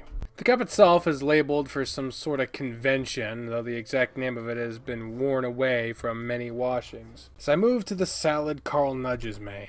At first I think he's just being playful, but then I follow his eyes. Leo's standing by the window with his nose practically pushed up against it. You can see the condensation from his breath murking at the glass. It's getting dark out, so he's probably just keeping watch. Still doesn't stop him from looking like a real weird motherfucker. Teacher's looking at him too, his expression difficult to place. He's never been exactly hard to read when he's upset like this. His nervousness tick always gives it away. Yet I can't tell what he looks more of, concerned or guilty. I'm usually good at reading folks, so this is kind of pissing me off. Take a seat next to Daxton. I'm, a bit out of the loop here. His big blue eyes shift from person to person. Might be best if you fuck off again for a bit. Seriously, can you just explain something for once instead of being like a weird cryptic shithead? I can see lines form along Daxton's smooth forehead as he furrows his brows. His skin so tightly stretched across his body it makes his even slightest change of face readily available. I don't have a clue how the furry tits get my kind confused with his. As I grunt and mutter for him to eat my shit, I can't help but wonder if I should bring him up to speed or not. I guess part of me wants as many people as possible to know what happened. I mean, fuck, that's what I've always wanted, right? These fuckers finally acting like something happened and not that our little group wasn't just little old Leo, Chase, TJ, Jenna, Carl, and I. Eventually everybody sits down to eat. Not enough room at the kitchen island for everybody, so TJ and Jenna sit on the counter by the fridge. TJ's still not saying much. Gotta say, this route is way fucking longer than the rest. At least it feels like it. Alright, I still can't access Wi-Fi or make calls. Daxton, is it? Yep. Were we not taking shelter from Clint? We wouldn't mean to impose upon you like this, so my apologies. It's alright. He pokes at a clump of almond shavings in his salad. I just kind of want to know what's going on. She looks to TJ, then after a quiet affirming nod from the lynx, she responds to the salamander. When we were younger, one of our neighbors, our friend, drowned in Lake Emma. She pauses. Actually, they died in a hospital later on, but the point is, we were all there for it. It was a rather traumatizing experience, even for the older members of our sort of friend group at the time. She speaks in such a plain, even tone, she might as well be reading the directions off the back of a TV dinner. Everyone, including Daxton, looks incredibly uncomfortable. Salamander just nods in faux understanding. Oh. He digs into his salad with such focus it's like he's trying to read a book in there. So, let's just jump straight into it. Let's just jump into it. She takes a big drink from her smoothie, leaving us in anticipation. I groan quietly. Flynn. Fucking what? Do you believe that Chase killed Sydney? What? Daxton looks up, letting out a small wisp of laughter, assuming we're joking. As he sees he's the only one laughing, he starts to look visibly tense. I didn't expect her to just straight up ask me this either. Well, the way I see it, either Chase is lying or TJ is. Well, fuck it, maybe they both are and are covering for each other's asses. That's what happened in the TJ route, but Chase in there was spouting bullshit like a steer's rear. I point to TJ, who quickly looks away. Threw me under the bus the moment he started squealing. Chase would never lie to me like that. He lied to you all the fucking time, you not-brain bastard. Leo snarls. Do you have any non-rose-tinted memories left in that fucking thick skull of yours? I don't need to listen to nothing coming from someone who manipulated him for sex. I stand up, my stool falling back and hitting the floor. How goddamn dare he? Not this shit again. I didn't fucking do that! You really think I'm some sort of fucking rapist? You're so stupid. Why won't you goddamn listen to me? Enough! Another TJ emote. They've all been very sad. TJ shifts, looking like he's about to start crying again. I'm not lying. I clutch the edge of the counter, trying to control my breathing. I slowly pull up my stool and sit, trying to ignore the strange look Leo is giving me. Kind of reminds me of those fish in a freezer, where they stare forever and when there's no more circuits firing in their tiny brains. I wonder if I'll ever love somebody enough to go full stupid in the face for facts like this. What a poor, crazy idiot. It's still word versus word with you two. And Chase fucked off once TJ told us what happened from his point of view. Which took you long enough, by the way. I hard-eye the lynx, and his own eyes are cast so far away from me they might as well be in the back of his head. TJ. Jenna rubs her paws on napkin. On just napkin. Wringing it some before speaking again. Tell us about the monster you saw. Oh, come on. Jenna ignores me. Give us as many details as you can. And take as much time as you need. TJ clutches his bowl of salad in his lap with both paws. It looks like he hasn't had a bite. His eyes take on that more reflective quality they always do when tears are starting to well. It's unnerving on a sort of primal level to see TJ tearing up like this. He's an adult, a grown-ass man, looking like he did when he was a kid.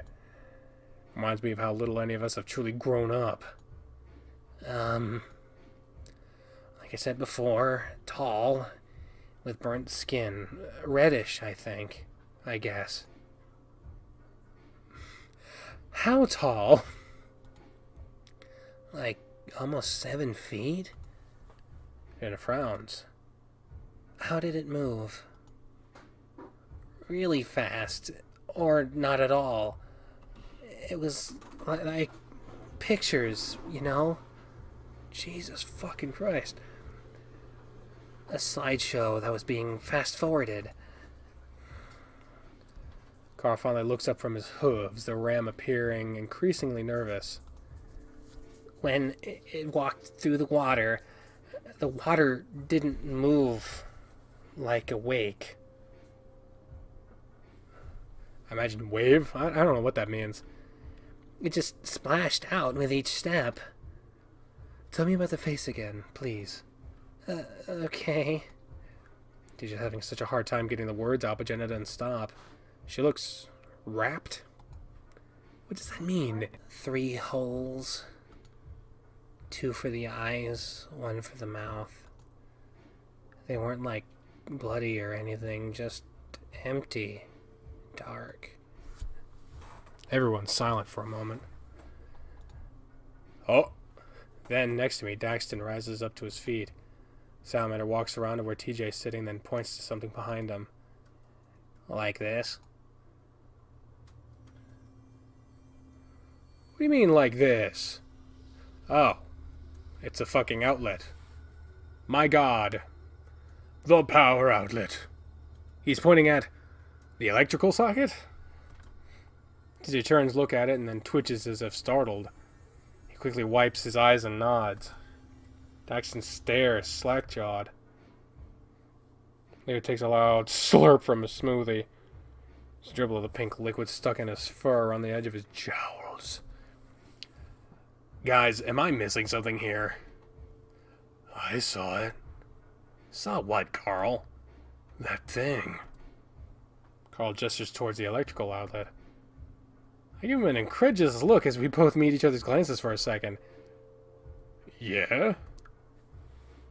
I saw a pretty nifty light switch back when I was 13. I look to TJ. It didn't make me hide the truth about my friend's murder for about a decade. Shut up, dude. I blink at Carl, who now is in front of Leo. He stands up, still staring at the socket. When I crashed my car that night, you remember? I do. Carl didn't want to talk about it for months after it happened. Only found out about the truth then. It was after he dropped out of college. Apparently it was way fucking past twilight and he was drugged out of his mind. That Scrabbles-ridden fat-ass Jeremy gave him acid in his trailer and he had a bad trip. Carl described some cartoon he put on, a tiger and a bird, and the tiger baking the bird alive. He mentioned how vivid everything was, and how fucking Jeremy wouldn't stop laughing. He busted out of there and drove off all hightailed like. While making his way down Route 65, ho ho ho, he swerved and hit a pole. The impact would have killed him if he weren't so thick-skulled. And of course, he told his dear old parents about it, and they took the blame for everything.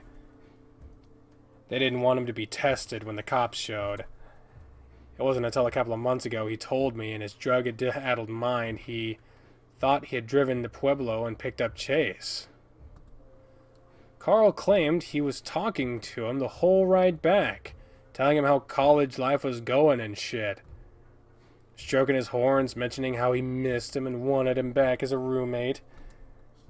You know, all the shit Chase never actually said after Carl dropped out. The fucker barely even responded to his messages. He could have sworn when he swerved off the road he struck the pole he killed Chase, crushed somehow at impact. He wouldn't stop shaking. Made a joke that I would have helped him bury the body. I threw up later thinking about it. Yeah. Time is looking at me now with these really big, sad eyes. I never see him like this. Sober and fully fucking aware of really bad shit. Usually the moment shit starts getting remotely bad, he tokes until his mind melts the horrors away, as he calls them. None of that shit here, that's for certain. I never liked how it made me feel. And Daxton's too nerdy to know any pot dealers. This is gonna sound real nuts, but that thing TJ is describing with the electrical socket face, it was chasing me that night, man. I saw it. Exactly how TJ described. That's how it moved. I thought I outran it, but then it was in the car with me, and I thought, where I thought Chase was, and I hit the fucking pole, man. Where Chase was? Leo looks at Carl with raised eyebrows. Let out a puff of exasperated air. You were tripping balls on acid. I look at the rest of the group. That's why he thought he was with Chase. Leo's expression furrows. You've done acid, Carl? Yeah, I know how it sounds. I thought it seemed familiar earlier when TJ was describing it at City Hall, but that face, it was just like an outlet. Daxton's nodding along with everything Carl says. Flynn, I was literally telling you about this shit. Literally just telling you about this shit. I saw it in my dream. In the water. It's the second time I've seen it in 2 days. I recognize it too. Not in a dream or because of drugs, though. He looks over at TJ, who appears even more frightened with the confessions from those around him. When I was younger, well, much younger, I sometimes saw it during times I was really angry or sad. It's the closest thing I've ever had to what my grandmother described as a spiritual experience. When I told her about it, she told me it sounded like a lot like a Wendigo. This is really silly, guys. We just need to talk to Chase. He'll clear up all of this for us. Leo continues to eat, and the one of us still doing so at this point. Daxton gawks at him. Are you for real right now, man? I'm the only one who's thinking real things right now, yeah. Wolf scarfs down an incredibly large bite of salad. A guy like Leo probably needs to eat 4 meals a day with his wolf metabolism. His nose is starting to bleed too, probably cracking from how dehumidified keep it in here. So, despite all of us, sans you and Flynn, having had experiences with this thing, you want to completely disregard it? Leo just nods. And to be fair, I'm fucking flabbergasted by what they're saying as well. But at the same time, the coincidence of all this is just too much. TJ's tough to read now, but I don't doubt the sincerity of Carl, Jenna, or even Daxton and that they believe what they're saying. I just want the truth. That's all I want. I sigh. I think we should talk to my aunt. Why your aunt? She's good with this sort of shit. I pause. Well, I don't know what this is that's happening, but fuck, I don't know what else to do. Leo just frowns at me. I frown back at him. You can go home if you want. I know it's tempting now that Chase isn't here for you to stalk. Chase will track me down like he always does. He'd be right pissed if I let anything happen to you guys, though. Who knows, maybe he's seen the Wendigo, too. Daxton side-eyes me with a baffled look. Do you have a spare gun I can borrow? Jesus, is this really what it's come to? I look at Leo for a long moment.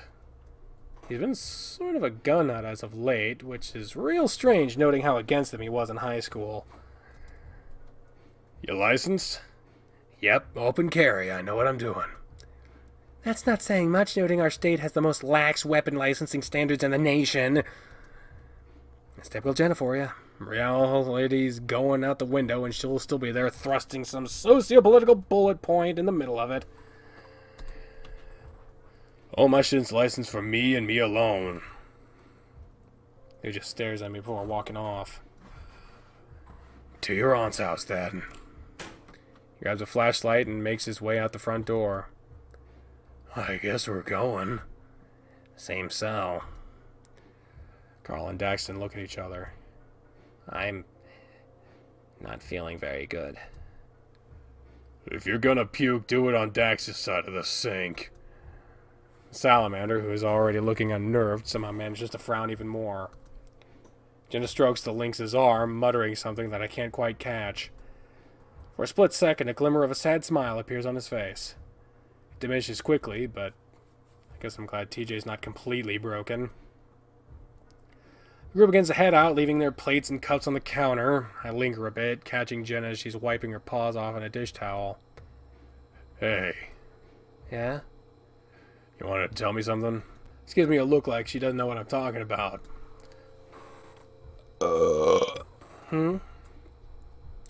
She pauses, then nods as if remembering something. I'm happy for you and Carl. Her tone is idle, her mind seemingly focused elsewhere. If he's going to explore sexuality, it's good that it's with someone he knows and trusts who's, experienced. What? I cross my arms tightly over my chest, squinting down at her. How the fuck she knows I'm experienced? We ain't a thing. Yes, you weren't ever much for having things in general. She looks out the window, her expression kind of like a mix of distant and troubled. Everyone's filing into the van except Daxton, who's holding up his phone to the sky, trying to get service, I guess. As if in my mouth to rebut, she holds up her paw. It's not what I wanted to talk to you about, and I suppose current matters are. She sighs. More pressing than would be appropriate to delay for this conversation. Her demeanor seems to shift, partially not as full of that holier-than-thou air that she usually seems hell-bent on putting on. I can see Leo behind the wheel now, surely getting antsy. Yeah, Leo looks like he's about to pop a hemorrhoid already. I just wanted you to know I understand your concerns more clearly. I grunt. Yeah? Well, hopefully my aunt can help me understand yours. I thumb back toward the electrical socket. Jenna looks at it, purses her lips and scowls. Can't tell if she's frowning at herself at this point. All logic's gone out the fucking window. Her shtick of being a rational mind here is certainly a challenge. With a small nod, she turns, heading out with the rest. I sigh, pulling back on the lever on my repeater and watching the clip extend outward. I remember to load it after all. Here's hoping I don't need it. I push back in and head outside. Leo's quiet as he drives, occasionally checking the rearview mirror. Everyone else is pretty silent too. It's weird being in a car with Carl and him just sitting there quietly, not staring at his phone or anything. By the way, The narration is from Flynn's perspective, but I'm not doing the Flynn voice for that because that voice is taxing after a while, okay? It's like he doesn't know what to look at and is stuck pondering his own thoughts for a change. I look back at Jenna, who's monitoring her phone for any sign that the signal will stay consistent enough to get a message out. It's hard to believe it, but she was actually trying to apologize earlier. In her own weird way, of course. Part of me wanted to say I was sorry for what I said at the river about how she treats her family, but that would be lying. I'm not sorry for what I said, but I can tell when something hit hard and hurt more than I'm happy with. People dance around shit all the time when so much of this bullshit could have been avoided if people were just honest with each other. I rolled down the window and propped my knees up on the dash, craning my neck some to peer at TJ in the mirror. He knows I'm watching him. Hell, I think everybody's watching him. Even with Socket Man as a cover story, him keeping silent about all this for so long is just cruel. Did he truly think not mentioning the fur color of the person in the water with Sydney was for the best? Maybe he thought he could avoid a situation like this, our group getting shattered. Well, our group is fucked now. No way in hell I want to hang out with anyone but Carl after all this shit. And it wasn't like it was all peaches and gravy these past few years anyway. Peaches with gravy. Chase, TJ, and Jenna hadn't so much as texted me since I left for college. And Leo. He used to visit me back in the water warehouse when I packed freight. We fucked a couple times, but he seemed to get more and more disgusted with the arrangement. Couldn't tell if it was with me or him, but it was awkward as hell. I mean, I'm not the sentimental type, but when you're being screwed by somebody and they glance away anytime you look at them, it makes you feel like shit. I eventually had enough, told him I wasn't his fucking otter and to get a fleshlight like the rest of us. Cut me out of his life right then and there, even stopped visiting Carl. It's shitty watching somebody who was once a social butterfly turn into an absolute recluse. For the first part of the week, he was trying so hard to act like his old self that nothing had changed.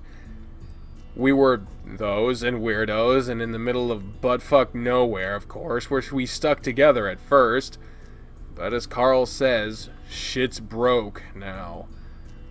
As we make the turn off onto Margaret Street, I spot the familiar dust-covered plastic flamingos that adorn Auntie's yard. I don't want to say auntie because that's someone in my life, and I ain't trying to bring real life into this shit. The manufactured house was built back in the 80s and still has this sort of faded turquoise color scheme. She added these pink diamond-shaped bathroom tiles all around the roof's edge a couple of years ago, too. For Halloween and Christmas, she hangs up neon-colored tube lighting, and I swear you can see her house lit up from miles away. I'm not entirely sure what aesthetic she's going for. Carl called it vintage trailer trash once, and I guess that's fitting enough. Leo slows the van some as we approach. I don't see any lights on. No car in the driveway. She can't have parked in the garage. It's still packed full of boxes of Uncle's stuff. Guys.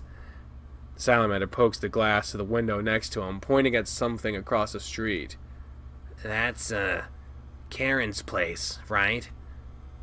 Our old bus driver. It looks like somebody broke in. Is that recent? The colored glass of the front door is shattered. Piles of Technicolor shards are splayed across the concrete porch. Yeah, very. As in, it wasn't like this when I stopped by this morning. People are taking advantage of emergency services being out. I hope she's okay. Her car's not there either. They broke her statue, too. The little sombrero chihuahua man statuette she had next to the door is completely shattered. It's smashed into 100 pieces. The wooden... I don't know how to say that. I could try, but I'd fuck it up. Sign that used to hang around his neck is split in half and laying in the dirt. Good, Jenna mumbles. I clutch my rifle a little tighter, trying to see if there's any movement going on inside the house. It's completely still beyond a light swaying of pink lace curtains from the breeze outside. It's still probably best that we speak with the mayor. Perhaps with what's going on, she'd return to City Hall? My heart drops a beat. My heart drops in my chest. Yeah, that makes sense. Hopefully the crazy guy's gone by now. I don't know. She doesn't usually work on Saturdays. Jenna raises an eyebrow at me. Well, this is quite a Saturday, Flynn. Leo sighs, putting the van into gear. City Hall it is. Oh, God. It's well into the night by the time we pull into the gravel parking lot. Sure enough, Auntie's teal hatchback Jeep is parked by the side of the building. Daxton squints at it, then points. Adjust your bumper sticker. Lade has good taste. On the chrome bumper, there's a decal of what I guess is a silhouette of Captain Amicus. With some sort of insect on his face. Merch table, just saying. In golden, spacey font it reads, "These things are harmless, don't worry." Imagine it's the spiders. I didn't know your aunt was cool. She's not. I grumble idly, my mind racing as I try to think of a distraction to keep everyone away outside. Everyone but Carl and I are already getting out of the van. The ram gives me a nervous look before nodding at me and speaking up. Dudes, wait a second. What? Oh, Leo's got an expression now. Oh, fuck. Leo's tone is curt as he looks back at the ram, who's sluggishly pulling himself outside. I feel like I'm gonna be sick. Now? It's all that freeze-dries ice cream. It's so shitty. I can't handle it. Carl begins to make retching noises, but Jenna quickly covers her ears. Oh, God, Carl!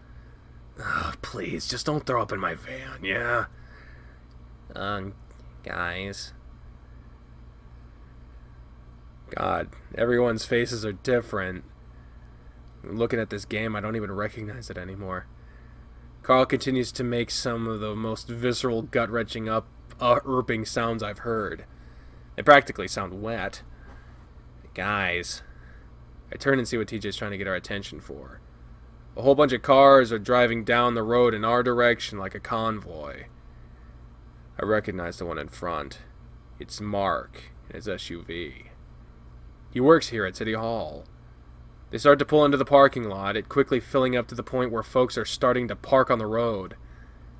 What's going on? Here's my chance. That's Mark. Maybe he'll have some answers. I need to head inside real quick. I'll be right back. Jenna nods slightly, watching what looks like a bunch of townsfolk get out of their cars in front of us. Now's his chance, huh? I pass the still hunched over Carl and give him a squeeze on the shoulder. Thanks. I feel like I'm actually gonna puke now after that. Don't. I head inside. It's quiet when I enter, though I can hear the subtle sounds of shuffling paper coming from down the hall.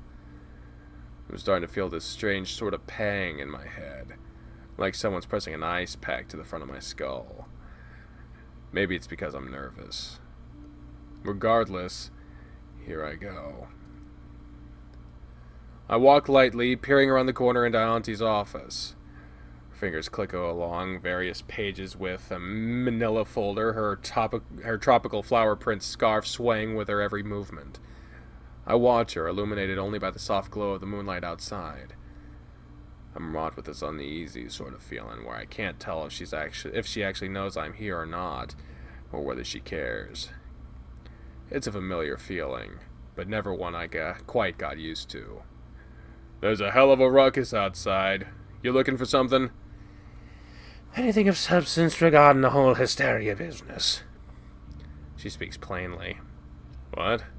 I'll tell you in a second. Is Mark here yet? She cranes her neck to peer out into the tiny slitted window at the corner of her office, yet there's not much of a view other than from the side of the sagebrush. I saw him pulling up in his SUV outside with like a whole convoy of folk following him. This about Clint. She looks up, seeming to notice my repeater for the first time. Brow furrows. You know, under any other circumstances, I'd give you a chewing out for bringing that thing inside. I did hear he's been making a hell of a scene around town, waving a gun around. Figured it was a meth binge until I saw Dale doing the same damn thing. Diner Dale? That fucking otter is kind of a softy, ain't he? You don't think it's got to do with this painkiller addiction? I popped 4 of the pills he takes earlier, you know, for the aches. It ain't the sort of thing to put you in a gunfighting mood. I nod. Despite everything she's telling me, I can't really focus on it. I keep looking back towards the closed reading room door behind me. Fuck, might as well get it over with. I take a deep breath. Did you let Chase out? What? She seems confused at the sudden change of topic. Chase? Leo's lover boy? Former lover boy. He hasn't been pounding on the door to get out. Boy, what are you talking about? I haven't seen him since you brought him and the Hendricks boy to City Hall the other afternoon. I turn, moving out to the hallway and unlocking the reading room door. I always thought it was weird that it had a lock facing the hall, though I think Auntie mentioned there used to be a back exit through here. What the hell? Flynn, what did you do? I ignore my aunt's exasperated voice as I push open the door, stepping into the dark room. It's mustier than a skunk's ass in here with all the rain damage. I can practically feel the mildew and mold on my toes as I run my hand along the wall. Eventually, I find the light switch. Chase? He's not in there? Carl's voice takes me by surprise, the ram standing slightly behind me. And of course Daxton's there too, the salamander gulping at the interior like he's in some kind of museum. I can't believe you locked Chase up. Like, do city clerks have the authority to do that? Not unless he's, like, archiving him. You told him? I glare down at the ram, who quickly throws up the flat of his paws defensively. He's your roommate, dude, come on. It's not like he's part of the old group anyway.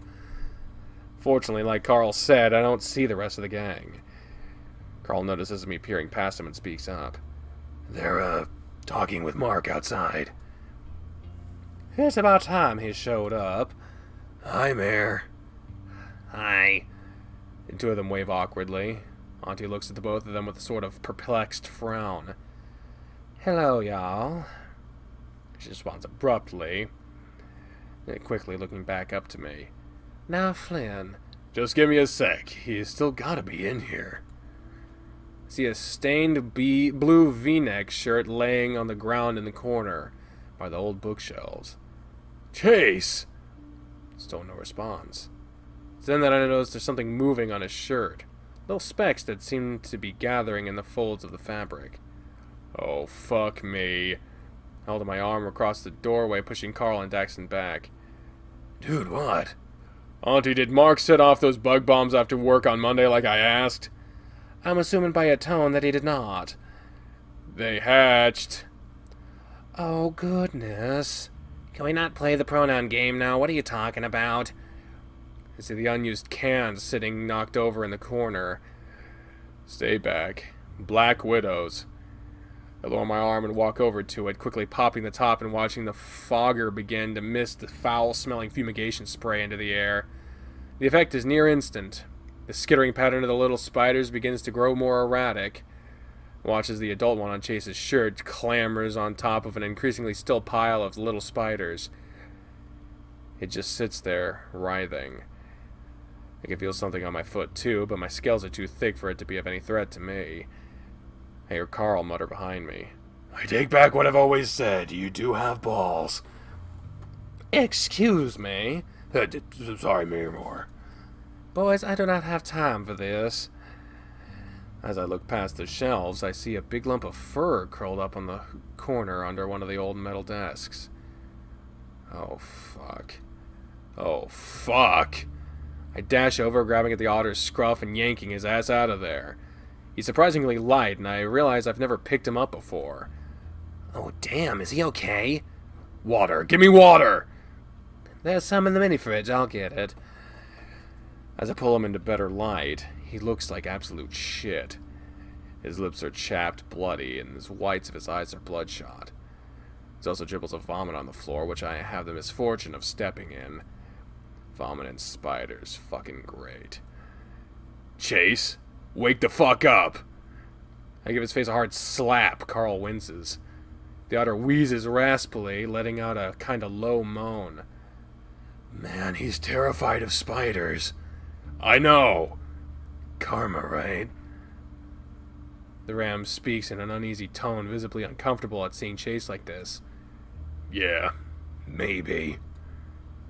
Next thing I know, Auntie's handing me a bottle of water. I bring it to his lips. Drink, you stupid idiot. If this was a prank of yours, it ain't a real gutbuster, Flynn. Move over, you're gonna drown him. I feel a weird tingle in the back of my neck. Reluctantly, I step aside. I look at Chase, and part of me hopes he never wakes up. And I feel sick. Why is he in just his breeches? I blink, glancing down and getting an eyeful of Chase's briefs. You didn't undress him before you shoved him in there, right? Or was that part of it? Jesus, no, God, no! I didn't do that! Daxton gives me a dubious look before shifting his concerned gaze back to the otter. Auntie, meanwhile, is propping his head up on a couple of office chair cushions, quietly urging the otter to drink as she wets his lips. They part for a moment, then Chase complies enough to get the swallow down. Again, part of me breathes a sigh of relief, while the other half seems to be filled with this sort of angry dread. Don't wake up.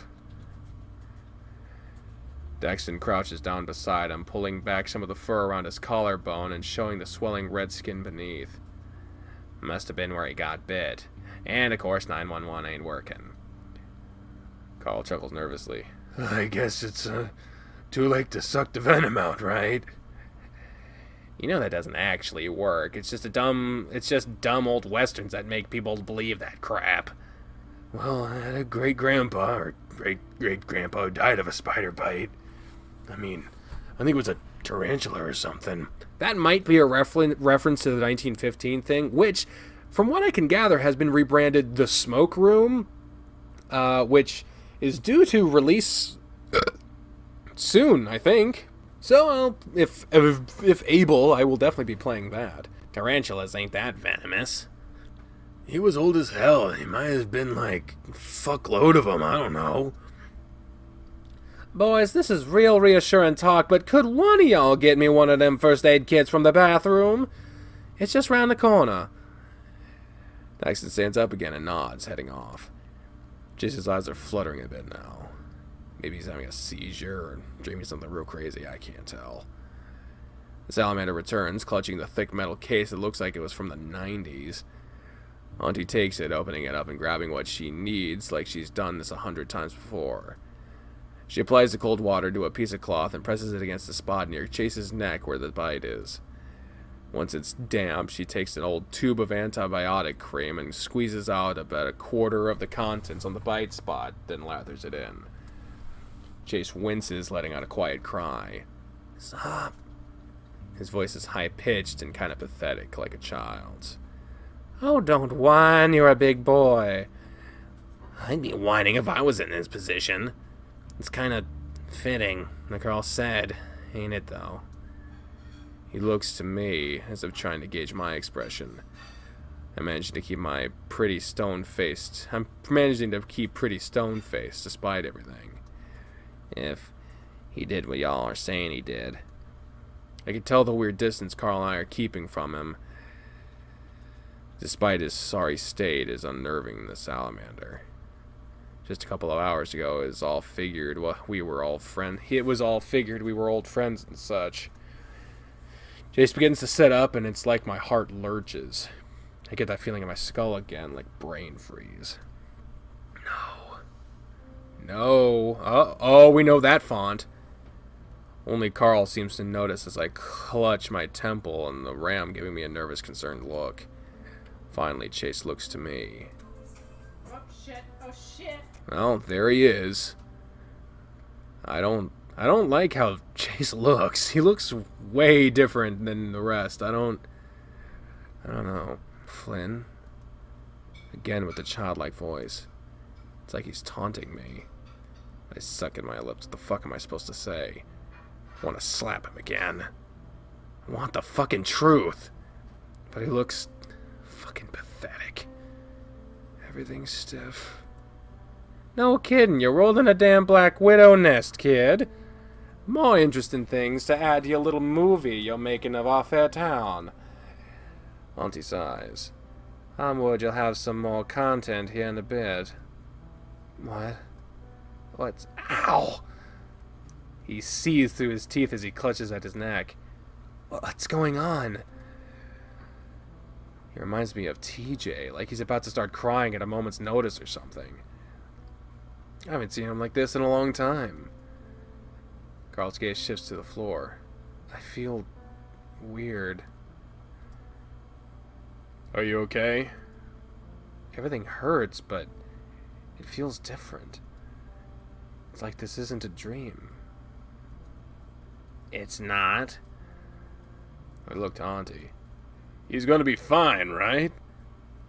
These bites can be real painful. It could have been nastier with a brown recluse, but it still ain't gonna be fun. I'd get him to some professional help if I were you. If that's possible. I'm not gonna die? Chase peeps up, still clutching at his neck. Unless you're an infant, elderly, or allergic, it's doubtful. He oughta closes his eyes, letting out a long exhale. Meanwhile, Auntie stands up, heading toward the door. I need to speak with Mark and see what he's found. I'll be outside. Thanks. As she leaves, I can hear the rumble of engines and hushed murmurs from a small crowd. Then the door shuts and it's quiet again. What's wrong with you, Chase? I try to keep my voice steady, though my vocal cords shrill a bit as I say his name. I practiced for years to get rid of the girly, gay tinge my voice had after puberty, but times like this I can't really hide it. Are you like a fucking sociopath or something? Are you getting off to this? You're just gonna go home and come thinking about all the pain you caused? Daxton flinches. You can tell he wants to step in Chase's defense. Chase says nothing. I can understand screwing me over, you know.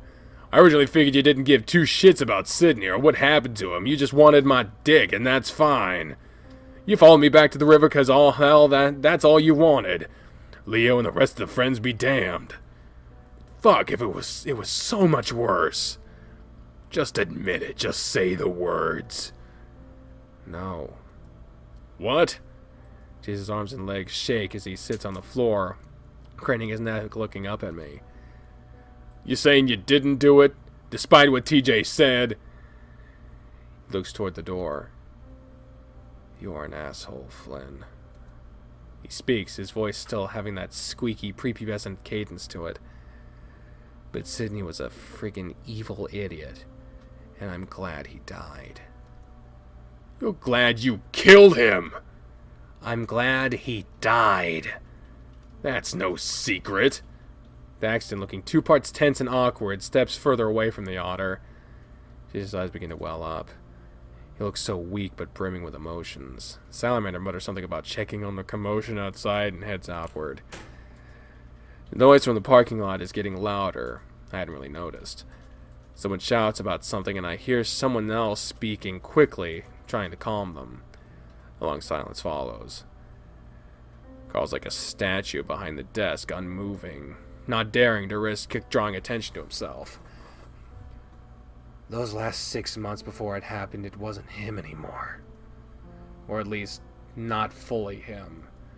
What do you mean? You remember that one time he got Toby that ice cream cone in the corner shop in Peyton? The cactus-themed place that had the agave ice cream? I pause. That's such a weirdly specific thing that takes me a moment to recall. It's so fucking strange to hear Chase call TJ Toby again. He teased him the whole car ride up, and he was upset, like usual. Sydney bought him that strawberry waffle cone scoop, the one with the pointy end. He felt guilty, I think, for a while.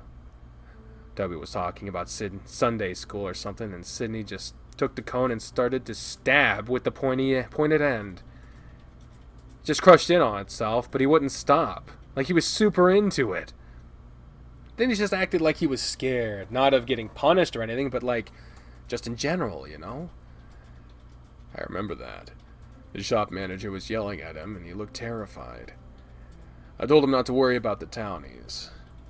My teenage self thought it was hilarious. Do you remember the moment he decided to do that? The look on his face. It was like a... Chase clutches his neck once more, the otter clenching his eyes shut. Thing was in front of him.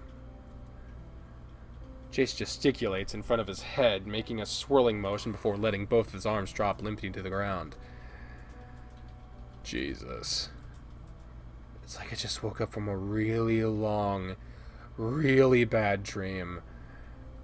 I haven't been myself in so freaking long. Out of the corner of my vision, I can see Carl looking at me. The same shit that was happening to Sydney after what happened to you? But, fuck, I didn't see you do any of this shit until this week? I don't know, I just had bad dreams at first. Sometimes I'd see stuff from the dreams in the real world.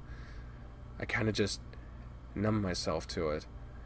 And Leo helped me keep my mind off things, I guess. He looks over at Carl. Then we went to college and it wasn't so bad. I stopped taking my medication and things felt a little better, I guess. Not great. I was still all hollow.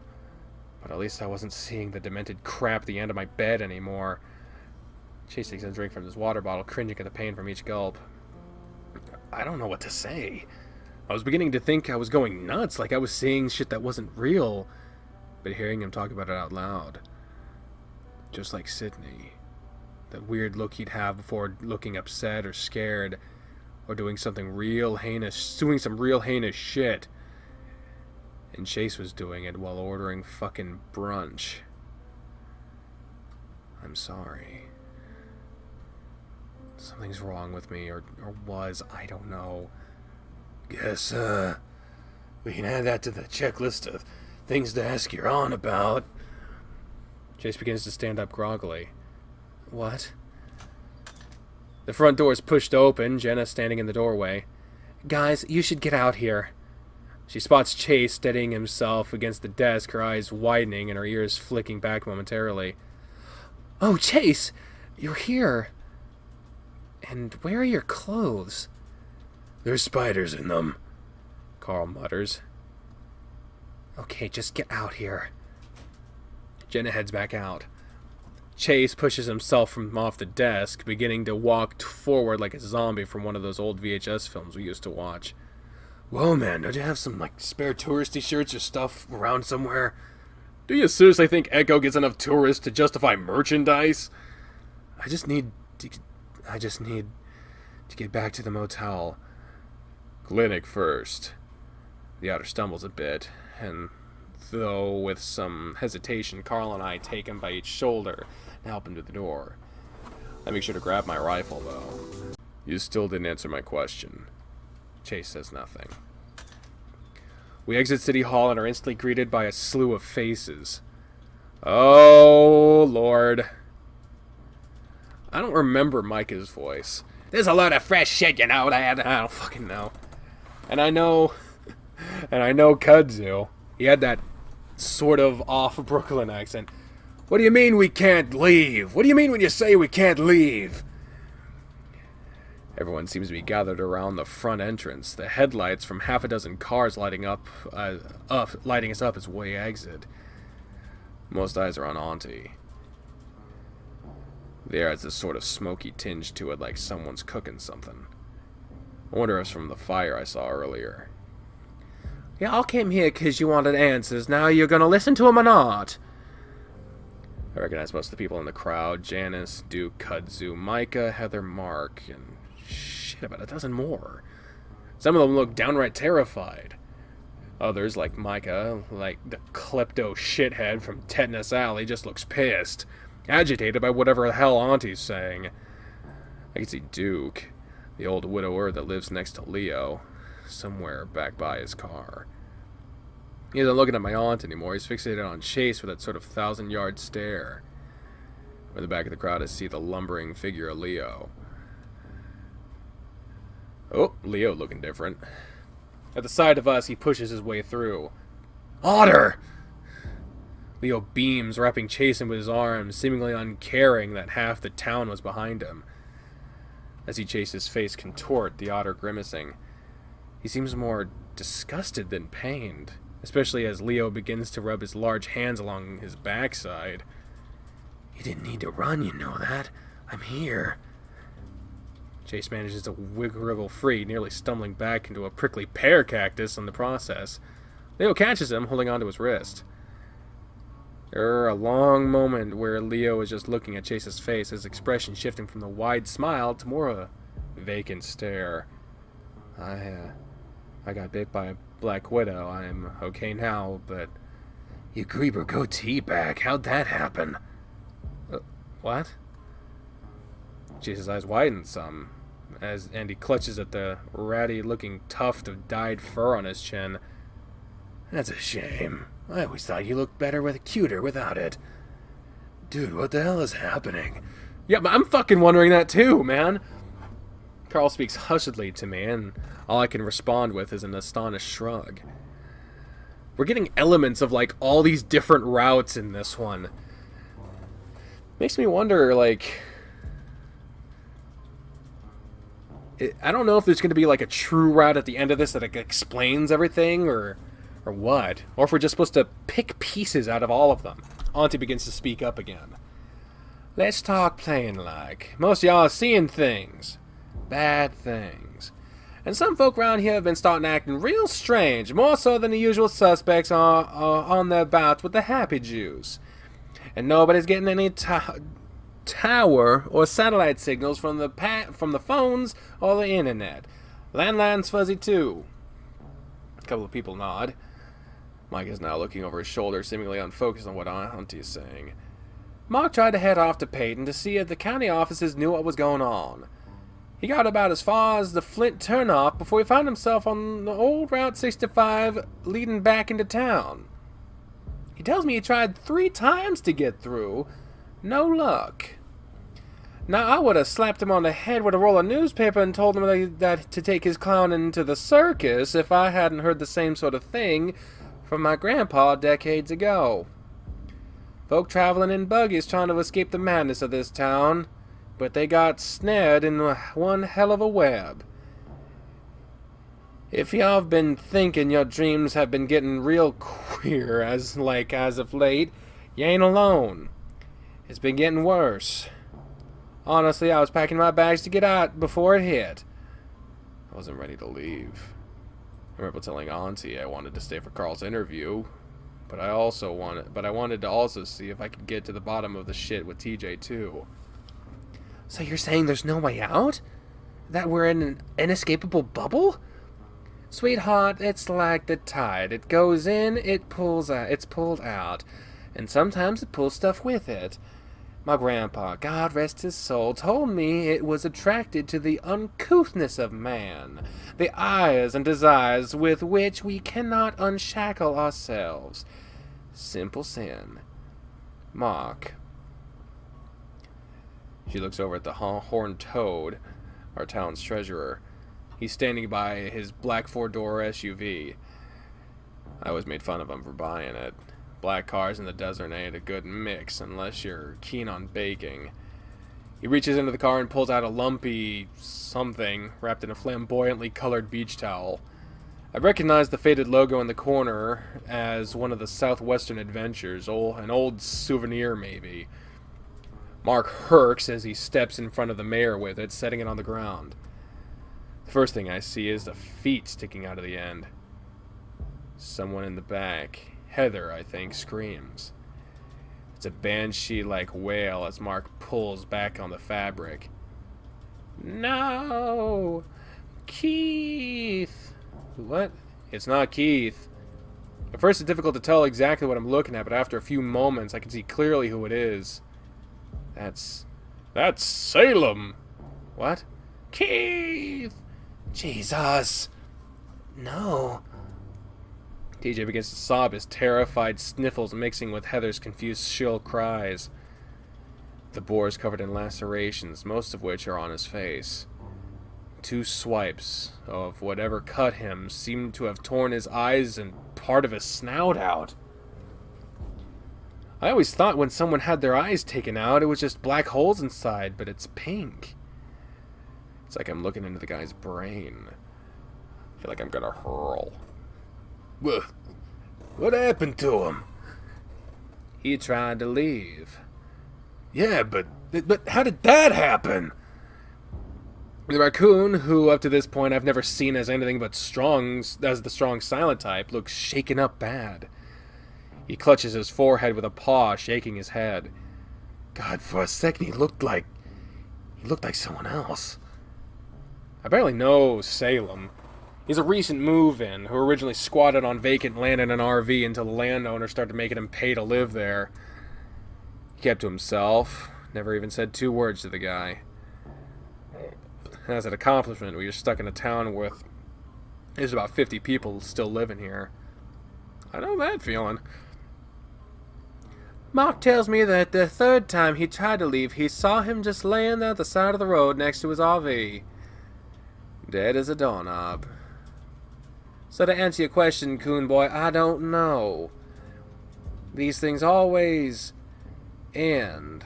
But there's no clear definition of when or how.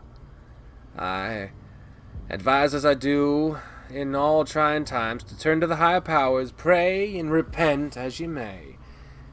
There's a shocked silence from those present.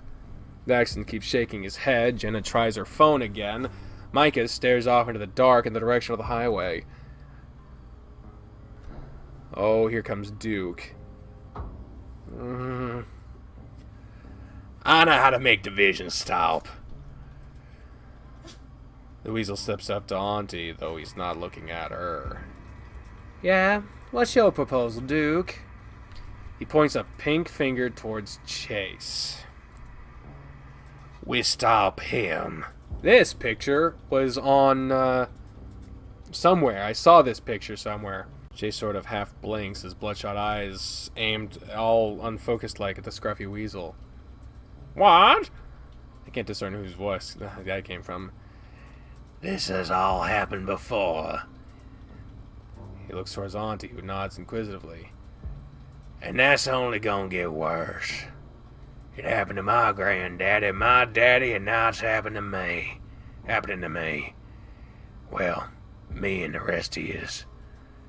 Dale's missing. Cynthia drove into the desert. Clint and Jeremy are running around shooting and screaming at nothing. Thing is, we've all got something after us, something bad. Won't let you leave when it starts. What's after you? The raspy-voiced bat chimes up, still looking off into the desert away from the crowd. Duke's quiet for a moment, rolling a handmade cigarette between his thumb and index finger. It's always triggered by something. Duke begins to pace, still pointing at Chase. I seen you here last week, before all the rest of your little friends showed up. Late at night outside his house. He nods at Leo's direction, the wolf clasping Chase's shoulder protectively. Just standing there. For hours and hours. I didn't even need to be asleep to see you. The last line rings strange, Duke saying it as if it makes perfect sense. Chase's gaze shifts to his feet, his legs beginning to tremble. Hey, I'm not saying you did it, or that you're wanting all this to happen. He steps over Salem's body, approaching the otter. It's just that you gotta know something, anything that we can use to stop this. 'Cause anytime I ask big ol' Leo here, he just got this glazed look in his eyes, telling me where I can stick my inquiries. That doesn't make any sense. Well, someone told me that you would know.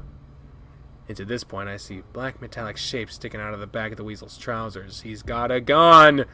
Daxton flinches, seeing it too. Oh shit. He mutters, and I feel Carl step closer against me. Who?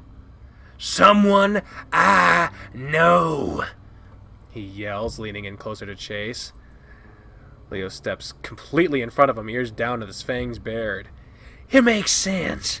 Something bad happens, and if you don't fix it, it won't stop coming after you. Leo lets out a deep, guttural rumble, looking like a feral ready to pounce. Duke holds up his paws, smiling uneasily. This is all real timey with your friends showing up. So what happened, Chase?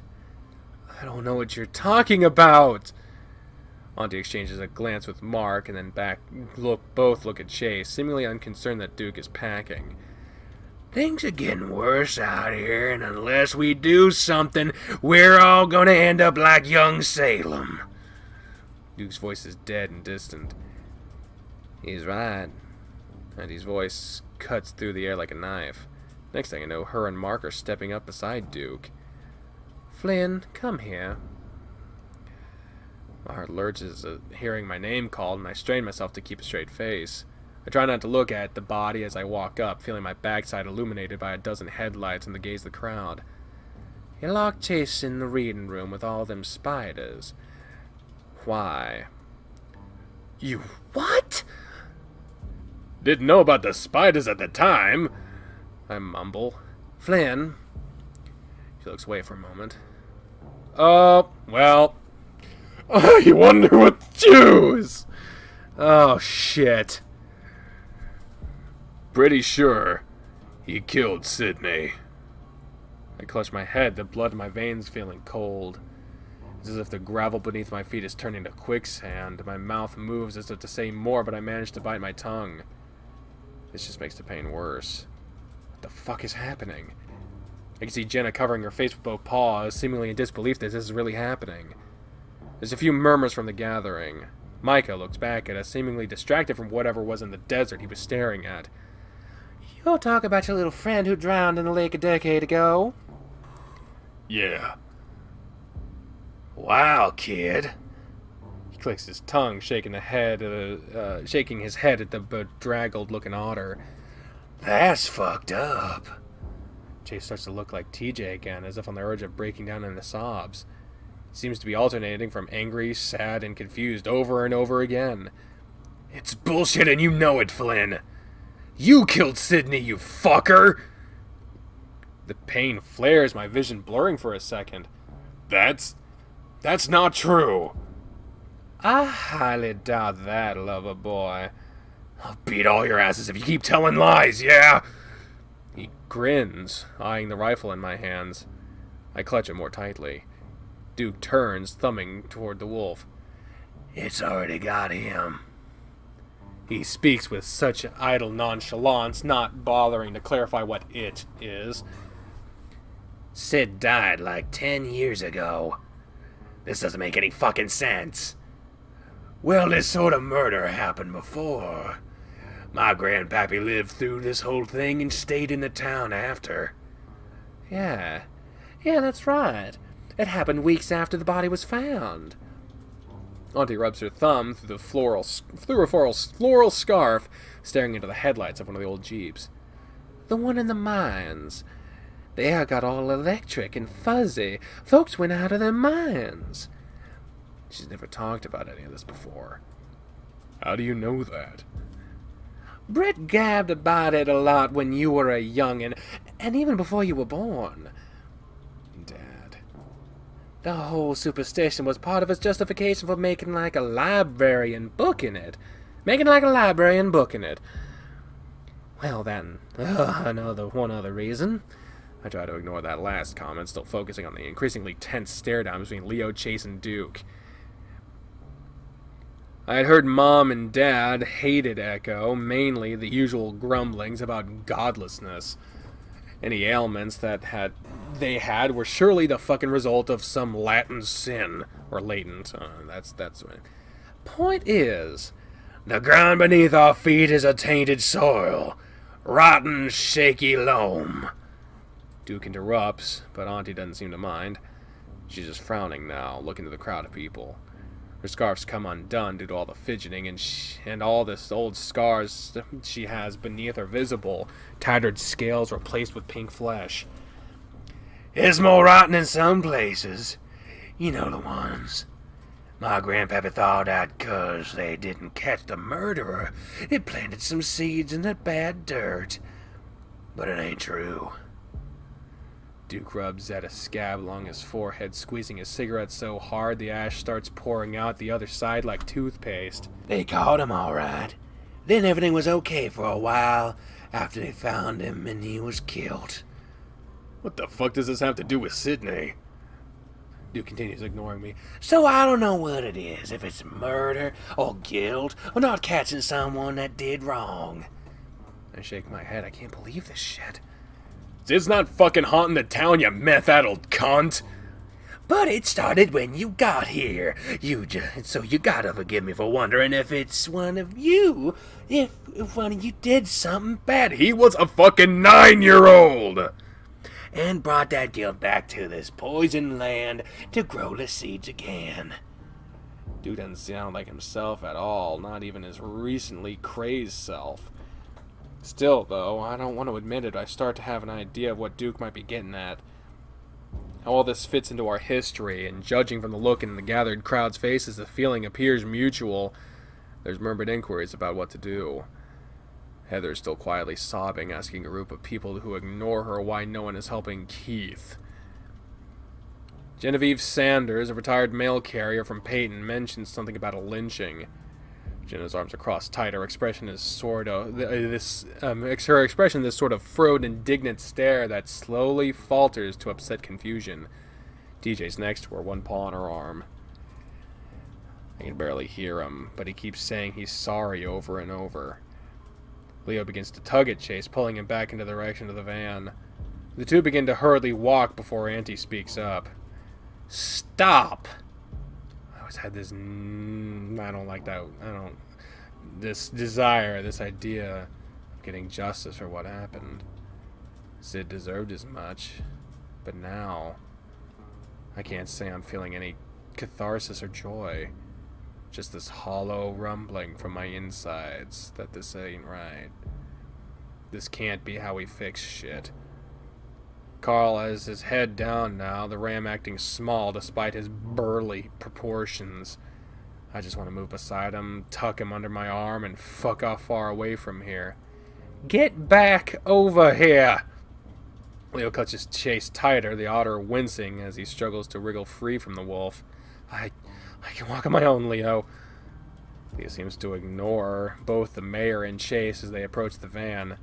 Jenna quickly shoves her phone into her purse, the Fennec visibly trying not to look at the body as she, TJ, Carl, and Dax join them. Jesus. I rub in my aching head. Fuck this, I gotta get out of here. I hear a clicking noise to my side.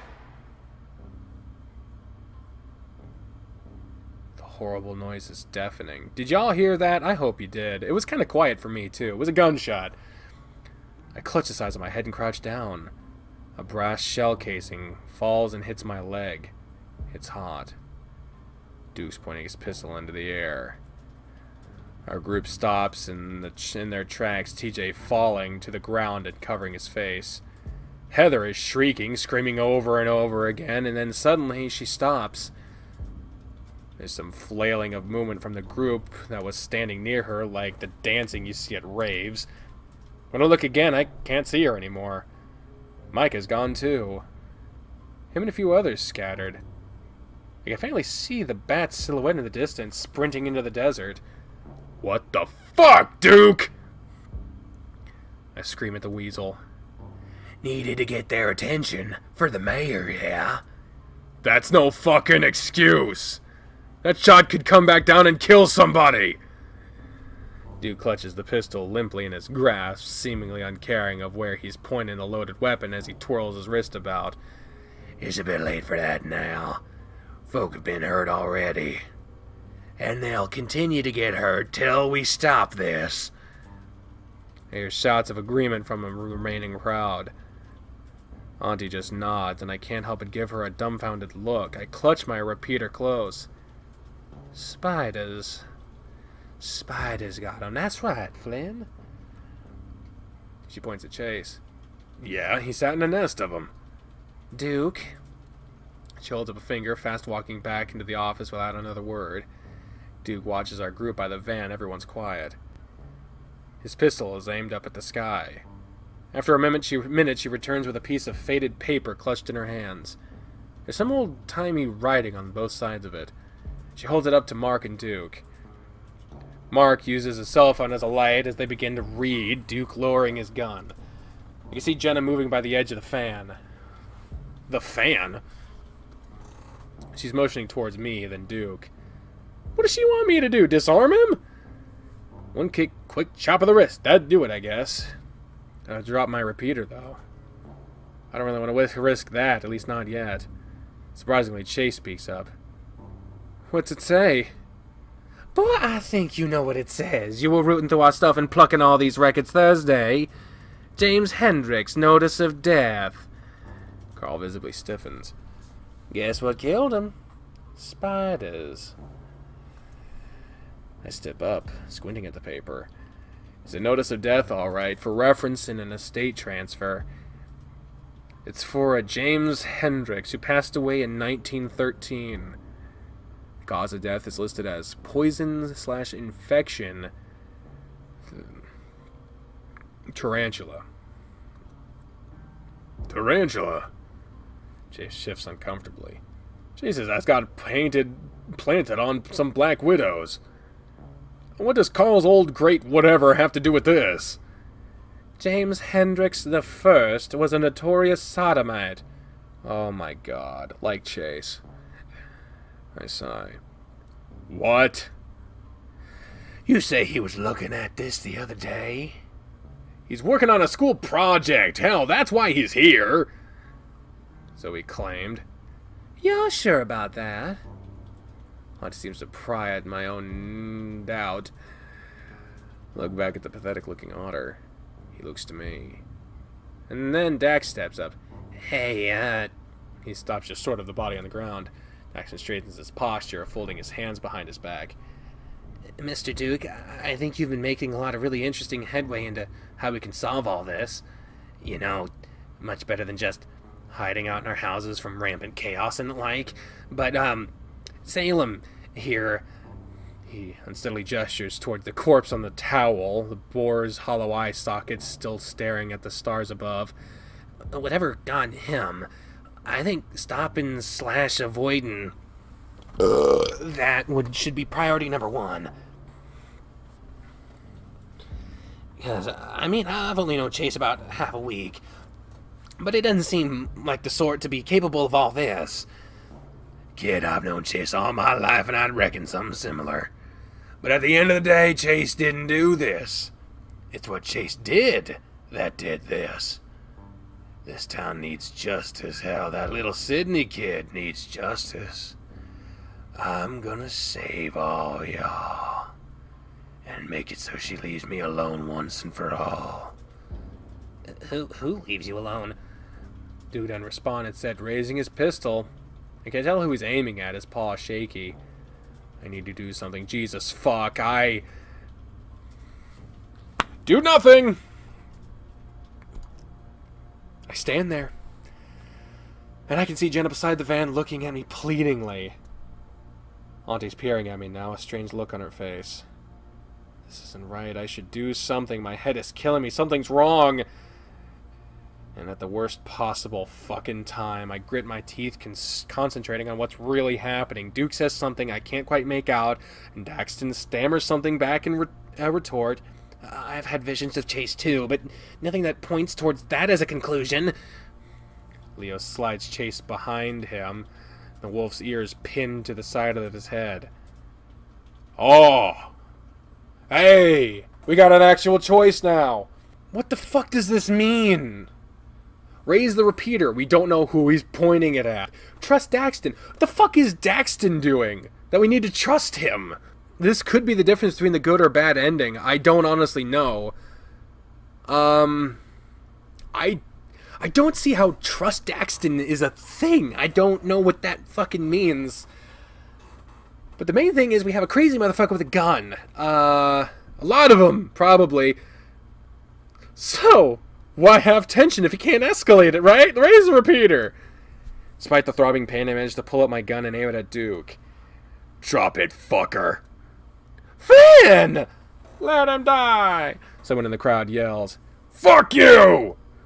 I ain't gonna kill him, Flynn. He just needs to stay put. If the spider bites get him, then that's fate. And if he doesn't stay put? I'll make him stay put. The fuck you will. Put the gun down! Dude just stares ahead at the otter, pistol still raised.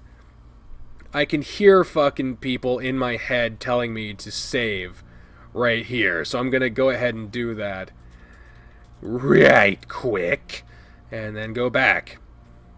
Back to where we were. Oh, well, that was going backwards. Yeah, there we go. Duke just stares ahead at the otter, pistol still raised. Daxton holds up his hands, immediately stepping to the side and out of the line of fire.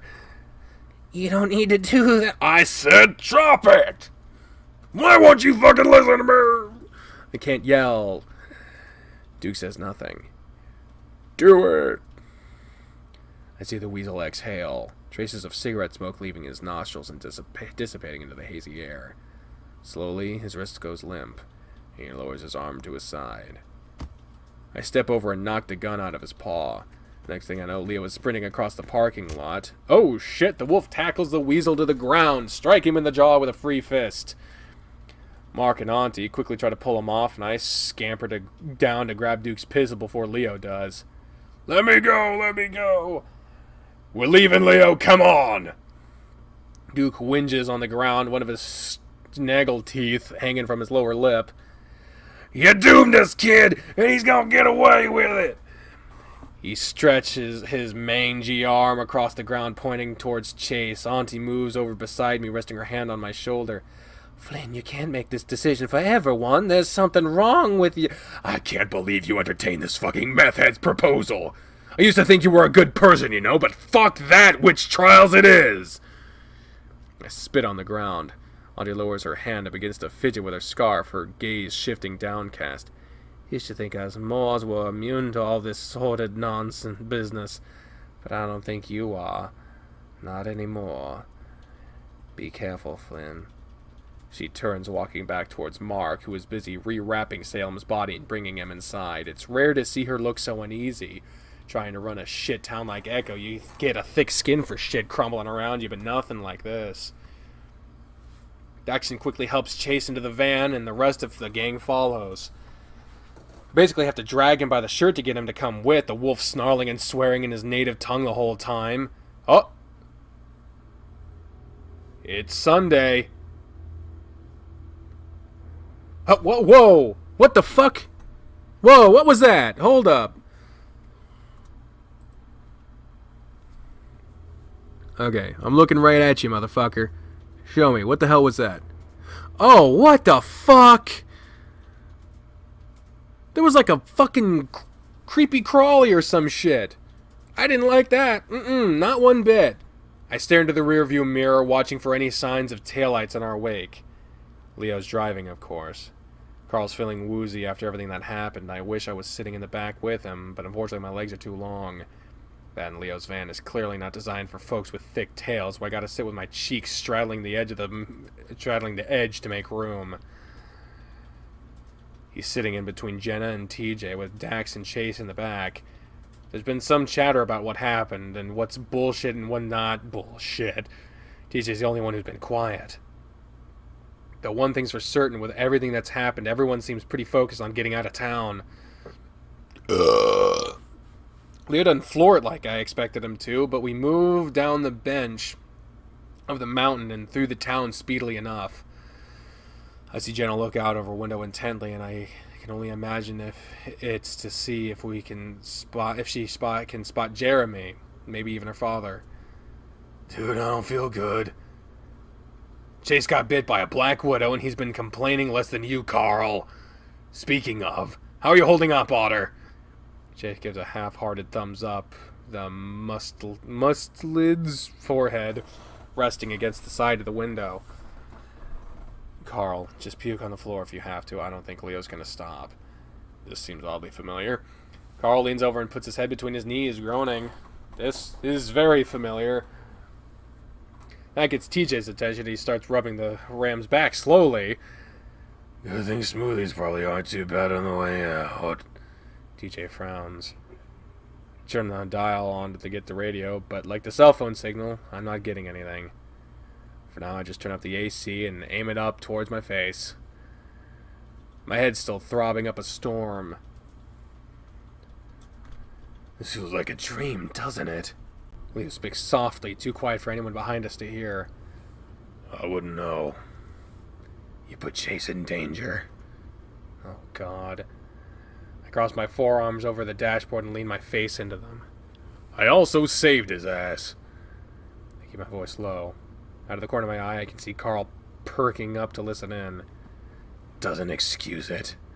7 years ago, I swore to Chase I'd fuck up anybody who pulled anything like what you just did. I'm not in the mood for this shit, Leo. You want to hit me? Sure. Whatever keeps your alpha dog juices flowing. Leo goes quiet for a second, seemingly not having expected me to relent. You're gonna stay away from him then? Gladly. Dunno if I believe you. Jesus fuck. I can see him begin to fidget with the mirror, squinting at it for a second. He pushes the cab light, and the interior of the van is quickly illuminated with a sort of too bright amber glow. What is it, Leo? I push myself up. Leo is still staring at the mirror. Chase, you shaved again. Dax screams, "What the fuck?" I and the others quickly turn around to see what the commotion is about. For a split second, I think I see something fading into the seat cushions between Dax and Chase. It's this blackish-brown silhouette of a person. It reminds me of how when you stare at a light for a while and close your eyes, you can still see it for a moment. I blink, and it's gone. You saw that, right? What in the Sam Hill? Tell me you saw that. I don't know what I saw. Carl's rubbing his eyes. I didn't see anything. What happened? God damn, I can feel that thing. Dax looks to Chase, who's clearly kind of out of it at this point. You remember when I told you about how in the dream thing I could feel your fur? It was just like that. Really? Huh. Chase sounds nonplussed. The skin around his eye is a bit pale. It's unclear whether he saw what he did, the otter patting the fabric of the spot where the silhouette was. It looked like you. Relax, guys. It's just Chase. He wouldn't hurt a fly. Chase, the real Chase, groans. Yeah, sure. His voice is still weird and high-pitched. It kind of seems like I'm the only person who's noticing it. No, Leo, I'm talking about the fact that there were two frickin' Chases next to me. Chase, do you know what's happening? The otter grimaces as he rolls his neck to look at me. It's the hysteria, man. It's like what the mayor and Duke said. People see stuff and go nuts. I'm just glad I'm not the only one seeing this stupid shit anymore. So you're telling me that this is some sort of collective psychosis? That you all are witnessing hallucinations of the same thing? Dude, I've been on acid before. You can at least tell that something weird's happening in your body when stuff starts popping up.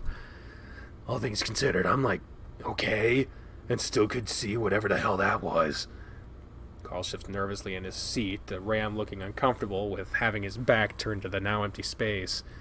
It's like Shadow Chase. I saw it in the rearview mirror first. Leo's still looking in said mirror. We're fucking fortunate we're on a straight shot road now. He visits a lot. Jenna furrows her brow at the wolf.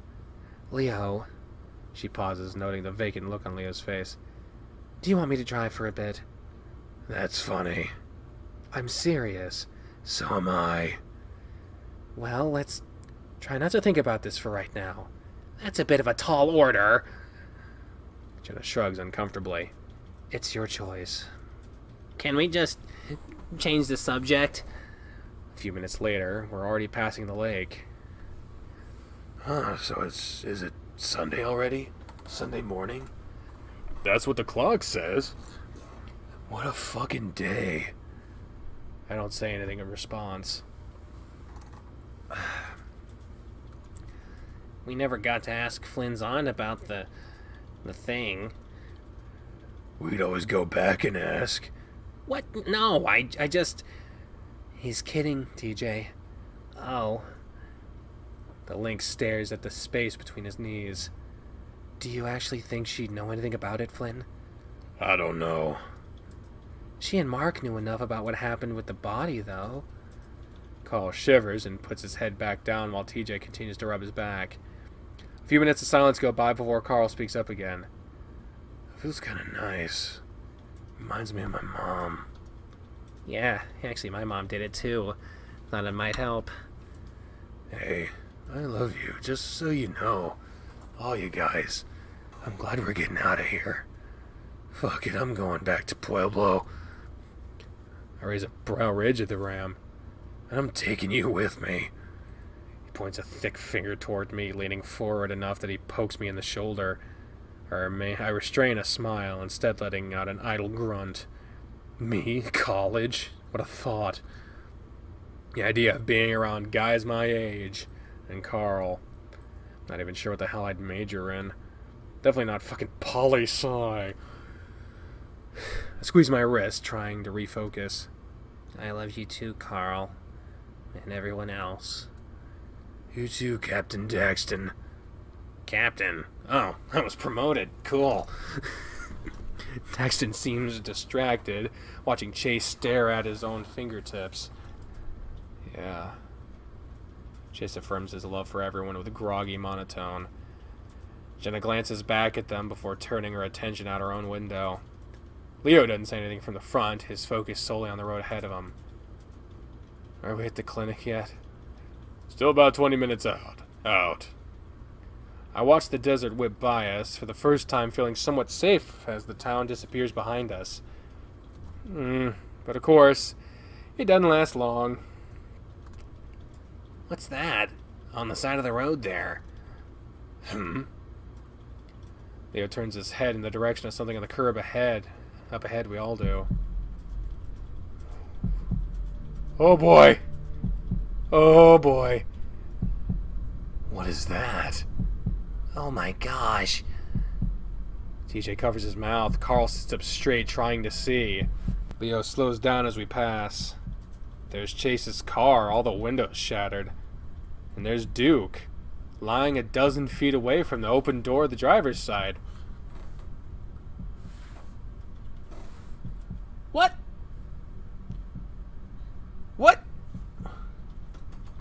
And there, crashing over him, is something I can't explain. Yeah, we've definitely slipped into a different route, but we haven't actually slipped into a different route. There's just... shit is shifting now. There's... because Duke was back there, but now he's up ahead of us, and... this is the whole thing where we got launched into the lake. Or at least the setup to it. There, crouching over him, is something I can't explain. Hairless, body and limbs long. Way too long. The head comes up and all I see is 3 holes in blood. TJ screams next to me and Leo shouts something before he's stepping on the gas, slamming me back into my seat. I try to look back, but whatever it was is gone. At least it's gone from where it was, because I see something move next to my window and I turn to face it, and it stares back at me. But only for a moment. That thing, whatever the fuck it is, disappears almost the instant I register that it's there. I'm only staring out into the blackness of the desert. Still, 3 holes, eyes, and a mouth blink back at me in a sort of afterimage before that too vanishes. It's him, it's him, it's him. TJ reaches up and grabs my arm, claws out. I'm too shocked to even pull away as TJ leans forward next to me, staring out my window. At least I know I'm not the only one that saw it.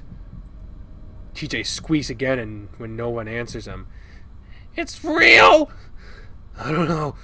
Some kind of animal, maybe? I've never seen anything like that before. Dude could have had a disease. Lost all of its fur or something. Maybe Duke hit it. But it was walking! That was Duke here. He was back at City Hall. Maybe it dragged him? Faster than our car? How'd he get Chase's car?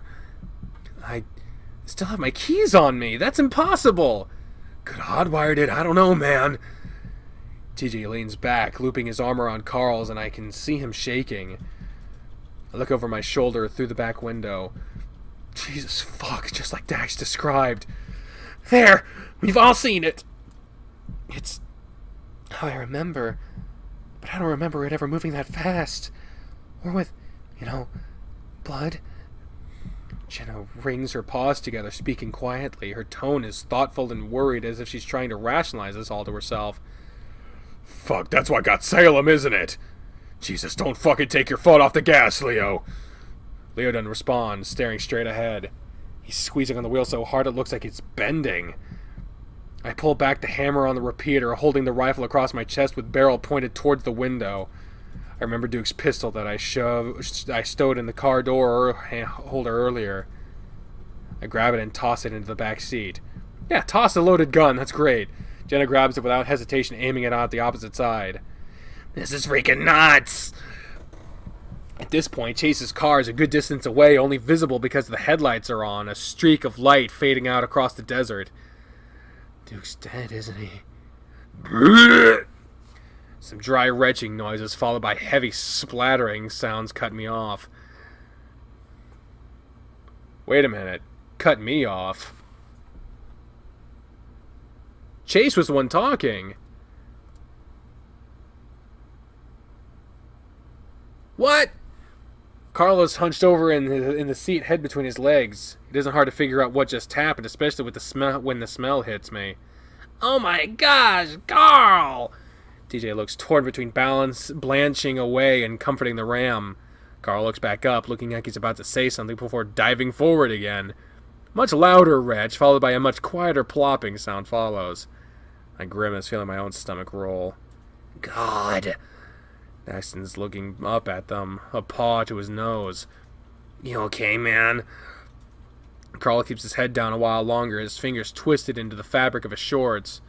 TJ tentatively rubs his back. I would have out of the window if I didn't want to open any of the windows now, though. It's okay. Leo, are there any napkins up there? Leo, who's been silent up until now, remains silent. He's staring at the windshield hard, paws on the wheel in a death grip. Chase, meanwhile, okay, so maybe that was just a typo earlier. Chase, meanwhile, clutching at his chest, his eyes red and bleary. He leans forward, and the sound of something wet hitting the fabric floor mat is audible throughout the cabin. Chase's puke sounds much less wet than Carl's, and Wretch is more grotesque. Wretch is more grotesque. I can practically feel the bile in my own esophagus. Daxton stops what he's doing and holds Chase. Fuck! The otter manages to exclaim between the bouts of puking. Drink some water!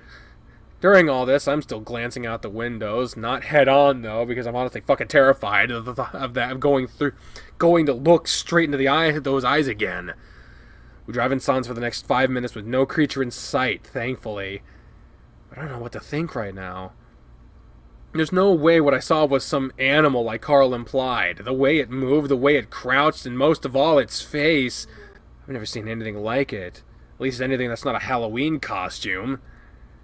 Maybe one of the locals dressed up in a costume or something. Is this some sort of shitty prank show? Like the one on the science fiction channel? Then how the fuck did it keep up with the car? Were we going that fast? Leo did slow down a little. I keep these thoughts to myself. Everyone looks freaked out enough without any more speculation. I feel trapped, like I'm stuck in a metal box I can barely move in. With a gun, I can't aim. That's actually what's happening.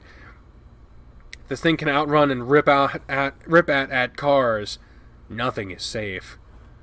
I just have to focus. We're on our way out, and soon I'll be safe in a clinic, police station, or an applauding audience surrounded by a shit ton of cameras.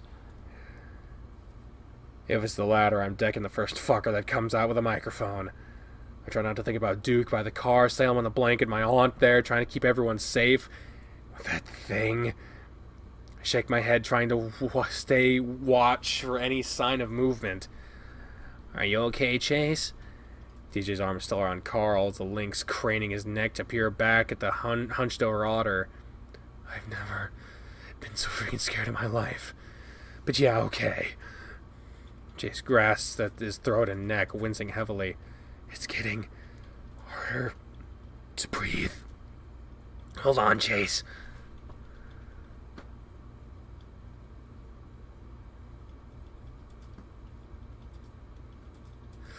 Motherfucker, dude. Oh my god, what a fucking place to stop.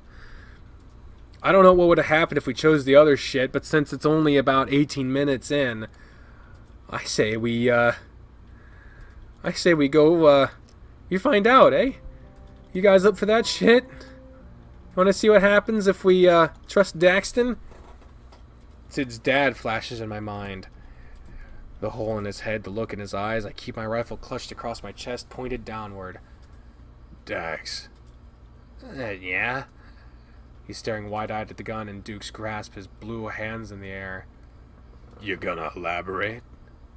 Oh, yeah, hi. Dax is a sort of awkward wave before slowly lowering his hands. Jesus Christ. I'm sorry, I don't think this is right. Perhaps we can perceive the guilt of others at times in these sort of waking visions. You mentioned, you see, her. I don't presume to be knowing who her is, but it also sounds like you've got some baggage, too. You're testing me some fierce. Move, kid! Daxton flinches, and I gingerly take a few steps closer to the weasel. We, needn't put all that out in the open with the details. I'm just saying, to assume that this is all caused by Chase here is perhaps overstating Chase's importance, and killing somebody, or even just letting him die, might just be fueling the madness at hand. In my dreams, the ones with Chase in them, nothing's pointing towards some deep, otherworldly call that he needs to perish. Even you, Miss Mary, you can see the logic in that. Auntie stands with her hands on her hips, lips pursed. And what counters madness? Logic. Daxton smiles uneasily. Shoot 'em both! Someone in the crowd yells. I step forward and smack Dude's wrist, the gun falling to the ground, the gravel beneath. Next thing I know, Leo is... Oh. Well, what the fuck is the difference? Oh, let's see the thing again. See the thing? Oh, there it was. Oh, scary. No. How can... What? The car lurches as Leo slows us down again. I squint my eyes, attempting to peer past the glare of the headlights' reach and into the darkness beyond, but I don't see anything. Just the road stretching ahead of us. On the back seat, Chase's croaking, high-pitched voice... Oh yeah, we're speaking as fucking Flynn. I forgot. High-pitched voice pipes up. What's wrong? Leo's quiet for a moment. His face is blank, ears twitching. Don't worry about it, Otter. Just a little distracted, that's all. That's a fucking understatement. Why'd we stop? DJ sounds panicked. The lynx turned around in his seat as he stares out the back window. It's the first time I've seen him in a car without his seatbelt on. Leo is silent, his vacant expression contorting to brief flickers of confusion. He's looking to the mountains that surround Echo Canyon. Wait, I know what you mean. Jenna scoots forward in the edge of her seat, pointing to something outside. The hills. Those were on our right side a while ago. We must have looped around. But we've been going straight the whole time. The only way we'd be going back this way is if we got turned around when we hit the main highway. But we haven't hit the main highway, have we? Chase presses his furry cheek against the window, his tired eyes bulging. What in the goddamn... He trails off. So we just seamlessly transitioned from going one way to going the other without any of us noticing? No, Leo must have gotten off and turned around on a side road that I... There's no way! Oh, He slaps the steering wheel hard, a honk ringing out and echoing throughout the valley of desert scrub beyond the guardrail. DJ gasps, digging his claws into the fabric of the seat. Please don't do that! Let's be quiet, okay? Leo, we're going the wrong way. Jenna speaks as calmly as possible, clearly aware that the wolf's addled mental state, but also the fact that she's now holding Duke's pistol. Leo brings the car to a hard stop, throwing me forward into the seatbelt. Then he does a quick three-point turn, shoving me right and left before I'm smacked back into the seat as Leo accelerates again. Hear a soft thunk of flesh on glass that a groan from the back, Chase rubbing his face with a sore-looking nose. Injury upon injury. You okay? No. He responds back hoarsely, sinking back further into the scratchy fabric of his seat. Oh, same.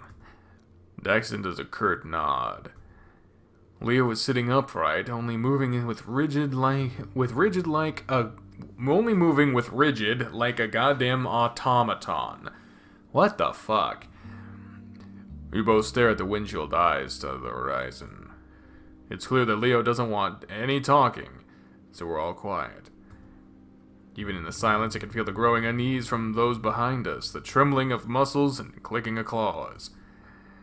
I try to block it out, to just focus on what's ahead. All things considered, it's not so bad as long as I can keep the fear from clouding my mind. Though, that could be said about most things in life. We just have to keep driving to get out of this fucking town. We can't get sidetracked again, especially with that fucking eyeless thing around. I wonder if it heard the horn earlier. I focus on the mountains now, making sure that they don't disappear. They slope up and down gently under the moonlight, speckled with the dark spots of rock and vegetation. Vaguely, I remember back to when I was younger, leading Sydney around the bend and entertaining his explorer fantasies. I brought my BB gun and he'd run around, shooting at mesquite trees and looking for signs of lost native treasure. I told him that the pioneers thought that there was a city of gold buried beneath the mountain's topsoil, waiting to be unearthed. He fucking loved that, even though he even bought a little trench shovel, too, as he put it, dig his own mine. Pretty sure he thought that the whole reason for Echo's old mine was to find the city and shit. It wasn't a complete lie either.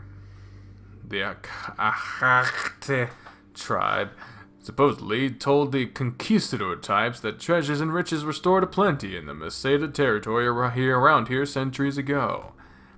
Of course, it was so that they'd fuck off and bother their rivals instead of them, but the prospectors did eventually find gold in the mountains. All Sid ever found was some feldspar and alabaster quartz. He kept a whole collection. I blinked, staring at the window as the mountains just disappear. Slope down into nothing. I squint and I look out Chase's window in the back. Sure enough, mountains.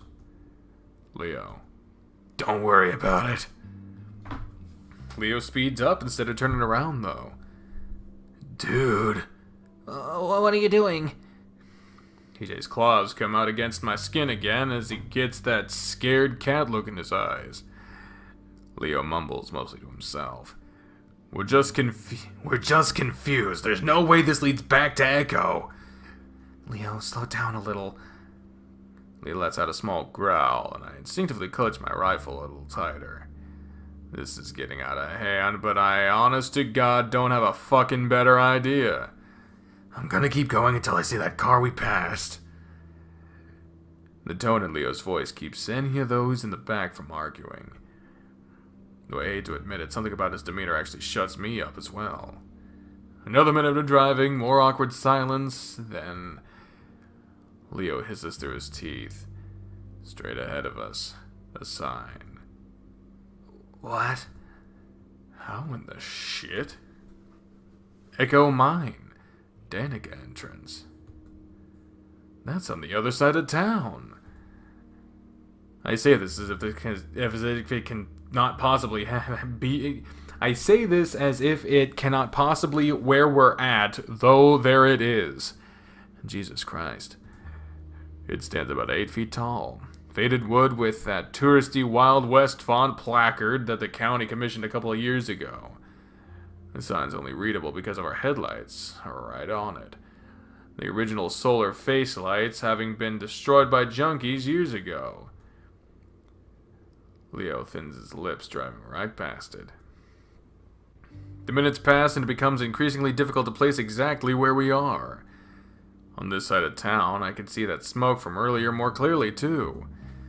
The smell, like burnt charcoal, seeps into the cabin through the AC. Leo, can I drive? I might have better eyes for night stuff. No offense, of course. Leo says nothing, though the wolf begins to pull off to the side of the road. Only to flip around and go the other way again. Jenna lets out a strange sigh. It's laden with her common exasperation, but there's a slight quiver in her vocal cords. We keep going, and more time passes. Daxton mutters something I can't quite make out to Carl, who has been oddly silent, his paws over his face. I occasionally catch Chase looking at me in the rearview mirror. Despite his shit with the spider bite, he looks more, well, animated than I've seen him in a long time. There's a lot less staring off into the distance and more active grimacing, muttered soft-core swears and darting eyes.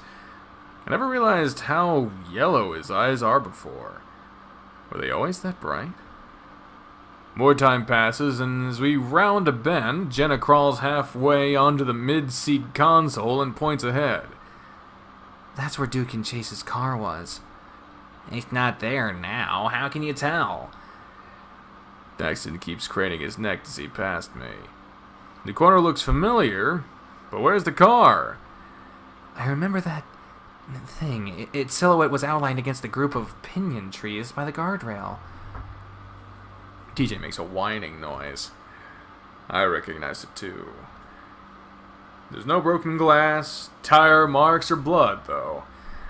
Absolutely no remnant of the memory to be found. God. There's nothing there, don't worry. He, of course, is directing these reassurances solely to Chase. His tone is so soft, it's almost cooing, treating Chase like a child. That's what's making us worried, you hollow-headed bitch. Dude doesn't react right away, then out of the corner of my eye, he slowly begins to turn his head to look directly at me. It's fucking bizarre. He just stares, his gaze like a goddamn plastic doll's.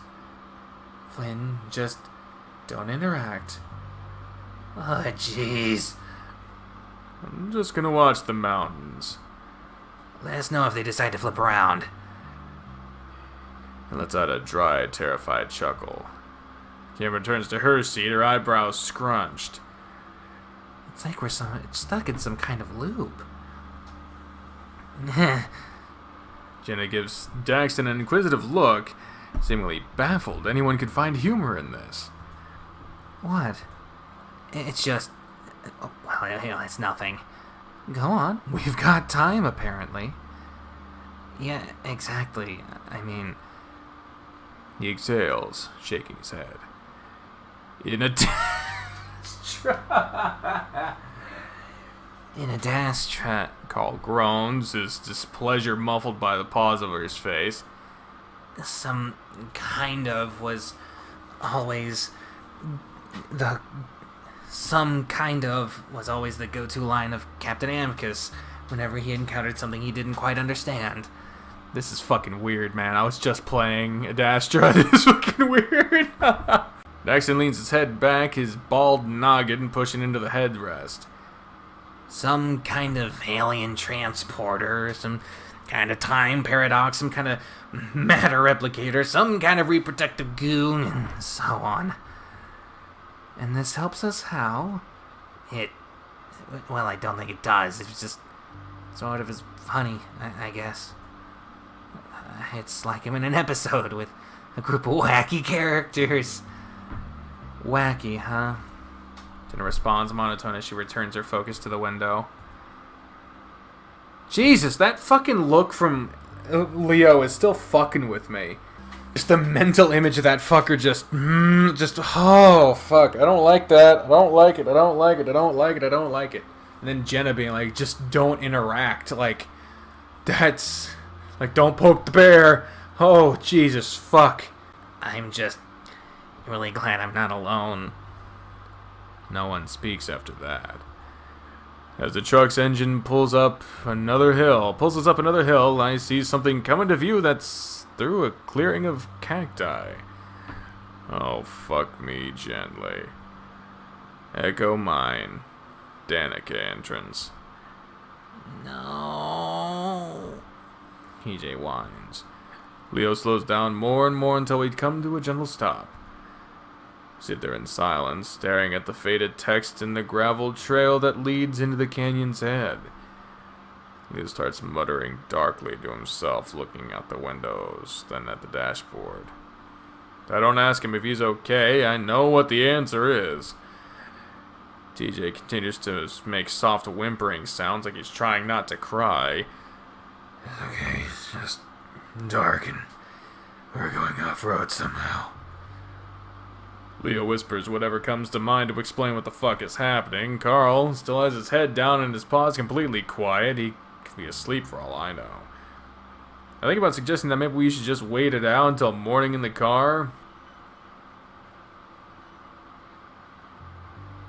But as I open my mouth, I hear a scratching noise toward the back of the car. TJ's ears perk up, which lets me know that I'm not the only one.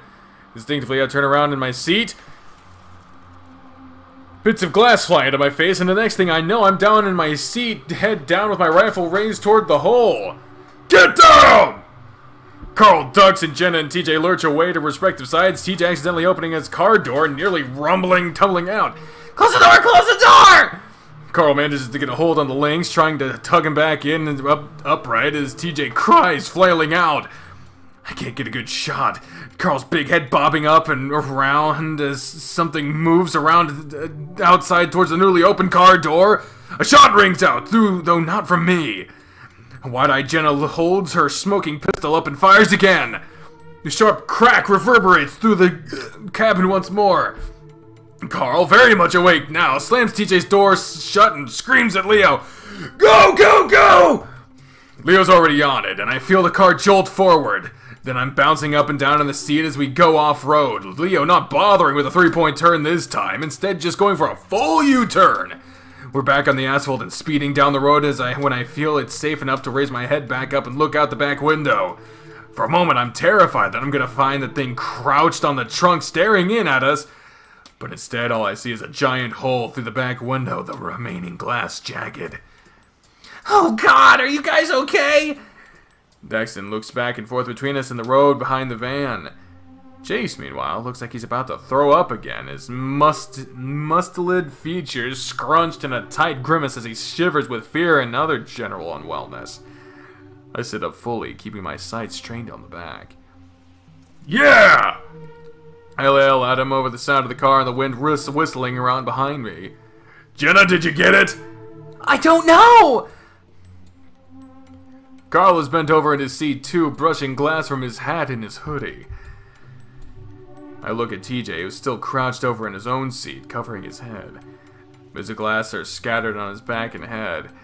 I pick some of the pieces out from his fur on his neck and lean over him. TJ, are you alright? TJ shudders and doesn't say anything as Jenna plucks some of the shards from under his collar. What was that? Daxton shouts back at us, though staring through the window. Fuck if I know! I don't want to think about what I actually think it was. I just need to be ready if it comes again. Leo keeps up the high speed, hitting some of the potholes hard enough that I'm worried we're going to get a flat. Then we'd be in some real deep shit. We drive on for another 5 minutes in silence. And then the sign appears in front of us again. This time no one says anything and Leo doesn't bother turning around. I watch out my window as we fly past the historic path. But nothing happens. All I see is a tall piece of wood with the broken lights, and all I hear is the wind whipping around us. Jenna keeps a paw on TJ's back as he remains hunched over, and the other still holding Duke's pistol. Carl sits quietly staring out his window. On the bright side, the bashed-in back window has diminished to the smell of the sick, but the smoke smell is stronger than ever. Sparse dots of light show up on the horizon, indicating where Echo is. And that's when Leo speaks up. How about we head back to my house? You guys can get some sleep while Chase and I figure out what to do next. Leo pauses, waiting for an answer. What? Sure. I'd rather not meet the same fate as the guy on the blanket. Yeah, I reckon that sound. I shift myself onto one knee in the seat, the old thing creaking under my weight. I have to hunch low so that my head doesn't smushed against the ceiling, quietly praying that Leo doesn't hit any serious bumps in the road. There's a sinking feeling in my stomach as the thought of going back into Echo. Part of me wonders whether Duke and Chase's car are still there. And then we just imagine the whole grisly scene. I stare out my window, watching the hills move slowly by under the moonlight as we turn onto Lake Emma Road. Maybe taking one of the mountain roads out of town would be worth it. Whether we'd have enough gas when it happens. A crouched figure sits on the peak of a hill, just about 50 feet from where we are. I squint at it, just barely able to make out what looks like shoulders and a head hunched up under the light of the moon. Oh shit.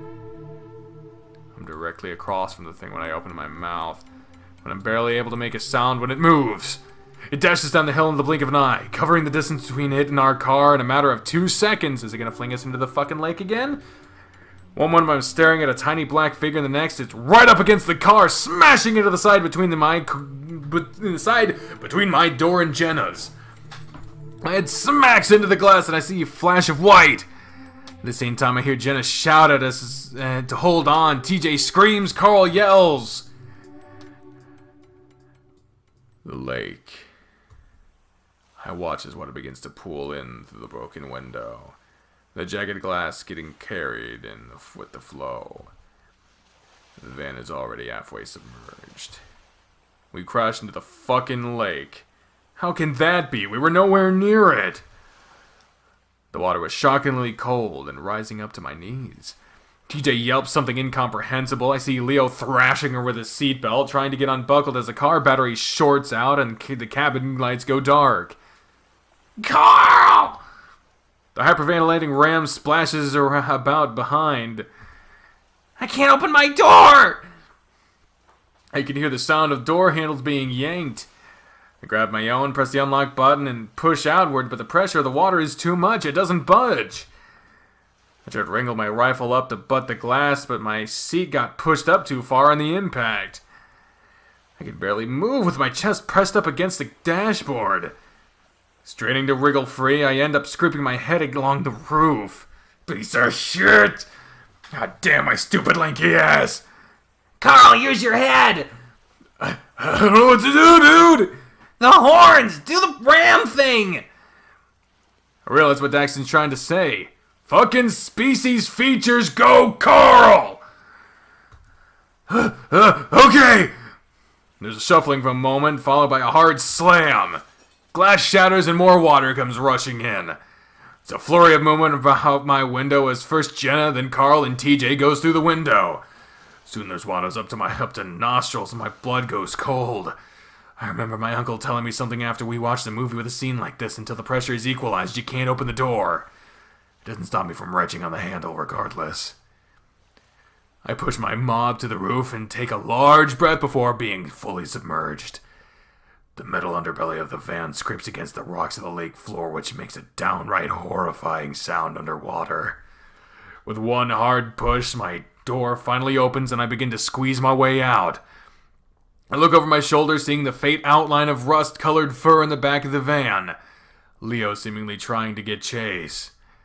My lungs begin to burn and I realize I can't see the surface. I kick my legs, trying to push myself off the slimy lake bed. The pressure on my eardrums are like drills pushing into my skull. The seconds pass. 1, 2, 3, 4, 5, and finally, I breach the surface. After a moment, the water splashes and Chase and Leo emerge from the depths.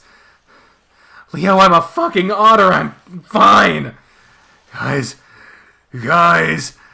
Carl pants, the ram appearing to be clutching one paw into TJ's shoulder to keep afloat.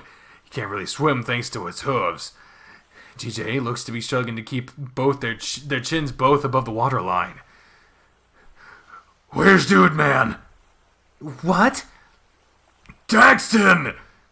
I don't know. Did anyone see where that thing went? We need to get out of the water. It could be here with us. I know it. TJ's voice sounds like a mix of a whisper and a shout. Please! His voice cracks like a 12-year-old's as he stutters from a mixture of cold water and shock. I look around at the massive bobbing heads of the water that's around me, but neither Daxton or whatever attacked us is anywhere in sight. In fact, land is 100 yards away? How in the fuck? Daxton! Dax! Carl, you need to stop yelling! Jenna's tone is hushed but firm, and the wet fennec looking like a soggy mop under the moonlight. I notice a glint of steel and realize she's still holding Duke's gun. I left mine on the lake floor. TJ's right. We need to get to shore. There's a coldness in her voice, one controlled by fear. It takes her a moment to realize what she's saying, and a horrible contortion of worry and guilt crosses her soaked features. Chase, can you get him? I don't know. I don't know. No way, you're in no condition. TJ looks down, opening his mouth to speak, but nothing but whimpers escapes him. Fucking hell, he's probably all the way down in the van! We gotta get him!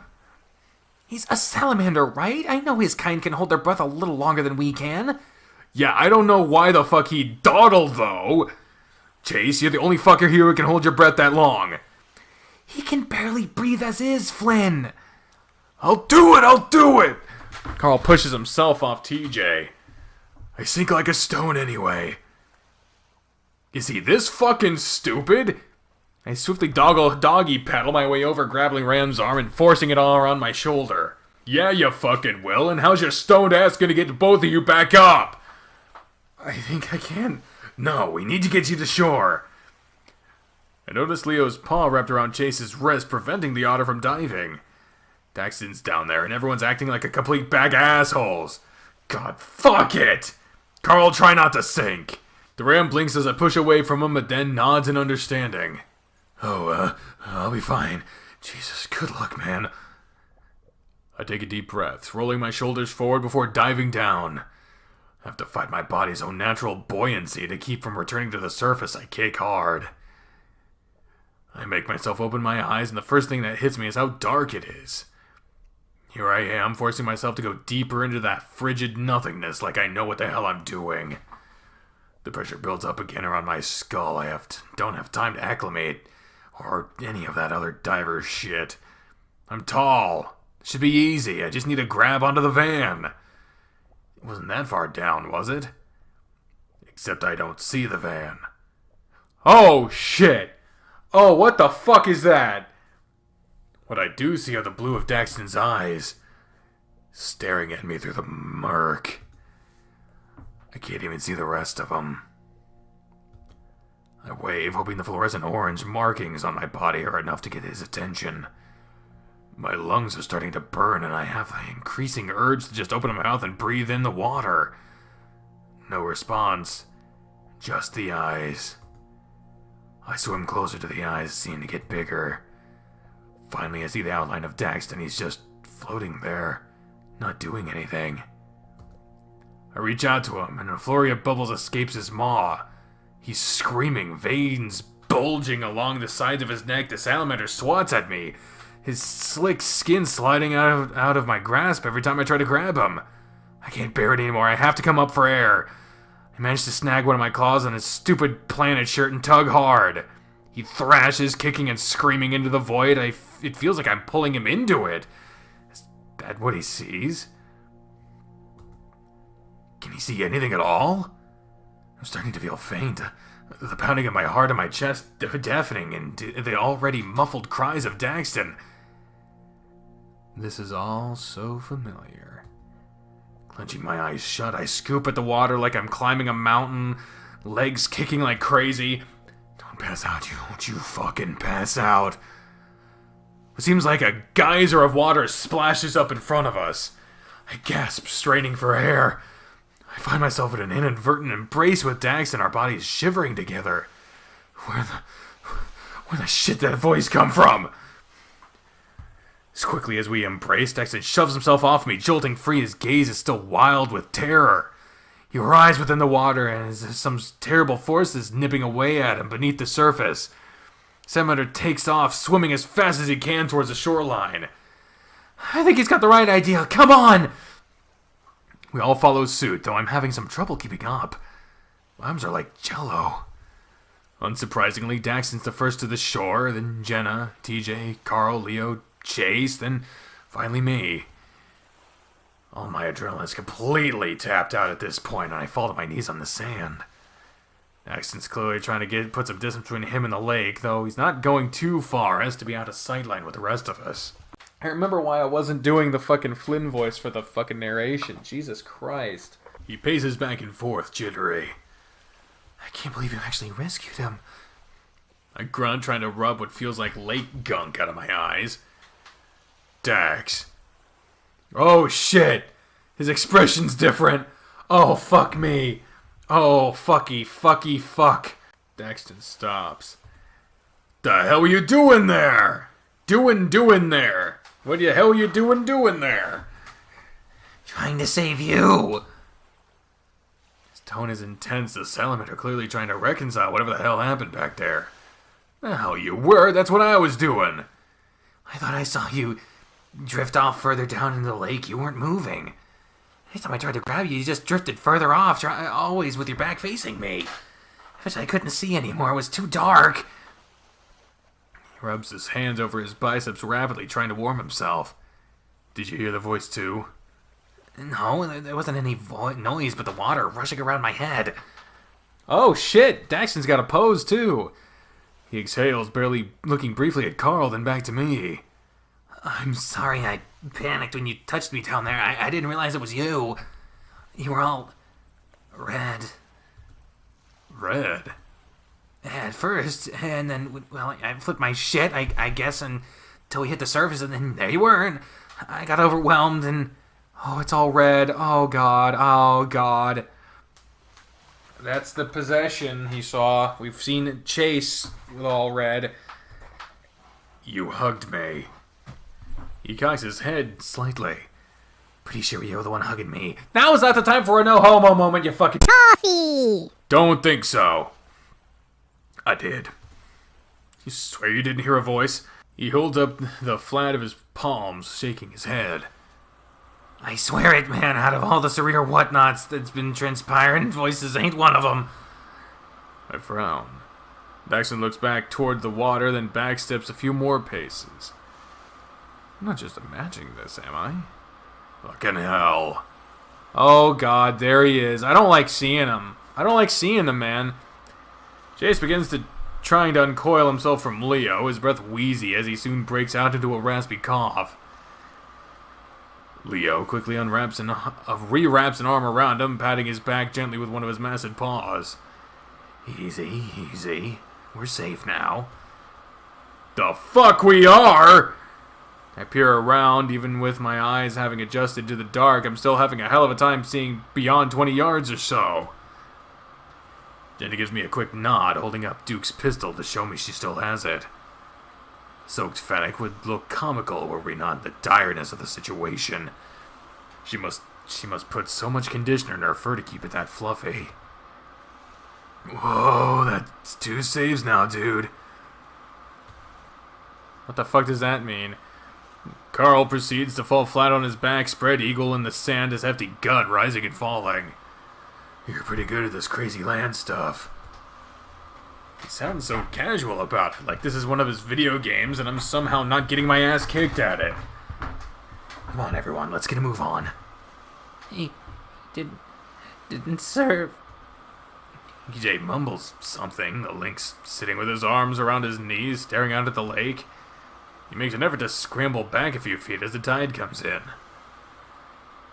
Jenna moves over beside him, hugging the links from the side. We just need to get to fucking Leo's. Fucking fuck. Leo lives on the outskirts of town by an old railway tracks. It's fairly isolated from the rest of the town. Going there is not the worst idea, but if that fucking thing could catch up to us in the van going 50... Fuck, I saw how it moved, too. Like a strobe light was being turned off and on, and got closer with every pulse. That is still the plan. Leo affirms this with a nod, the wolf standing upright and ready. He's trying not to show his exhaustion and fear. TJ's just looking at Chase now, and he's got a shimmer in his eyes. He's crying again. Chase, how long did he... He's cut off before he can finish. Come on, TJ, we have to go. Chase looks over at him. His expression is harder to read. What? Everyone but Chase seems to be pretending they're not hearing the whimpering TJ, ushering him along. I rise up to my feet, nearly tripping over myself as I get used to the solid ground again. Jenna pulls TJ up with her, trying to move the links along. Leo also follows suit, helping Chase up the shallow incline through the loamy soil into the basin of dry grass. TJ peers back over his shoulder. He's still looking at Chase.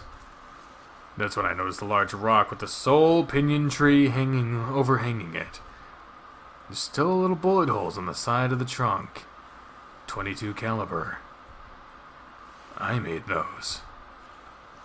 I look around at right where Carl's laying. I see it. His blank stare, the blue eyes. He reminded me of a fish. This is where it happened.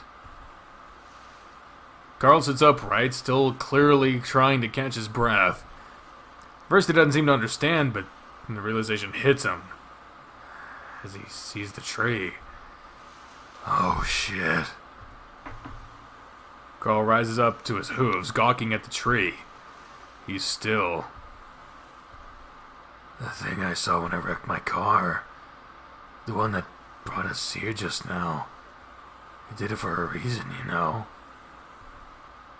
I mean, I used to think my house was haunted. That it comes with the territory of big, spooky mansions. But maybe it's us. Carl extends out his paws to his surroundings. I assume he means the whole group. I sigh, feeling rather vulnerable out in the open without my repeater. The hysteria, it's affecting the whole town. Everyone goes crazy in their own way. It's what my aunt always told me. And it even got her in the end. Wonder if she's okay, or if they found some other poor schmuck to blame the end times on. And why are we all seeing this? He gesticulates with a swirl of his hand to the tree, and then the lake itself, before letting his arm fall limply at his side. We're all here for a reason. We meet each other's gaze, and Carl suddenly lets out a small chuckle, rubbing the space between his horns. Unless I'm just imagining you seeing this.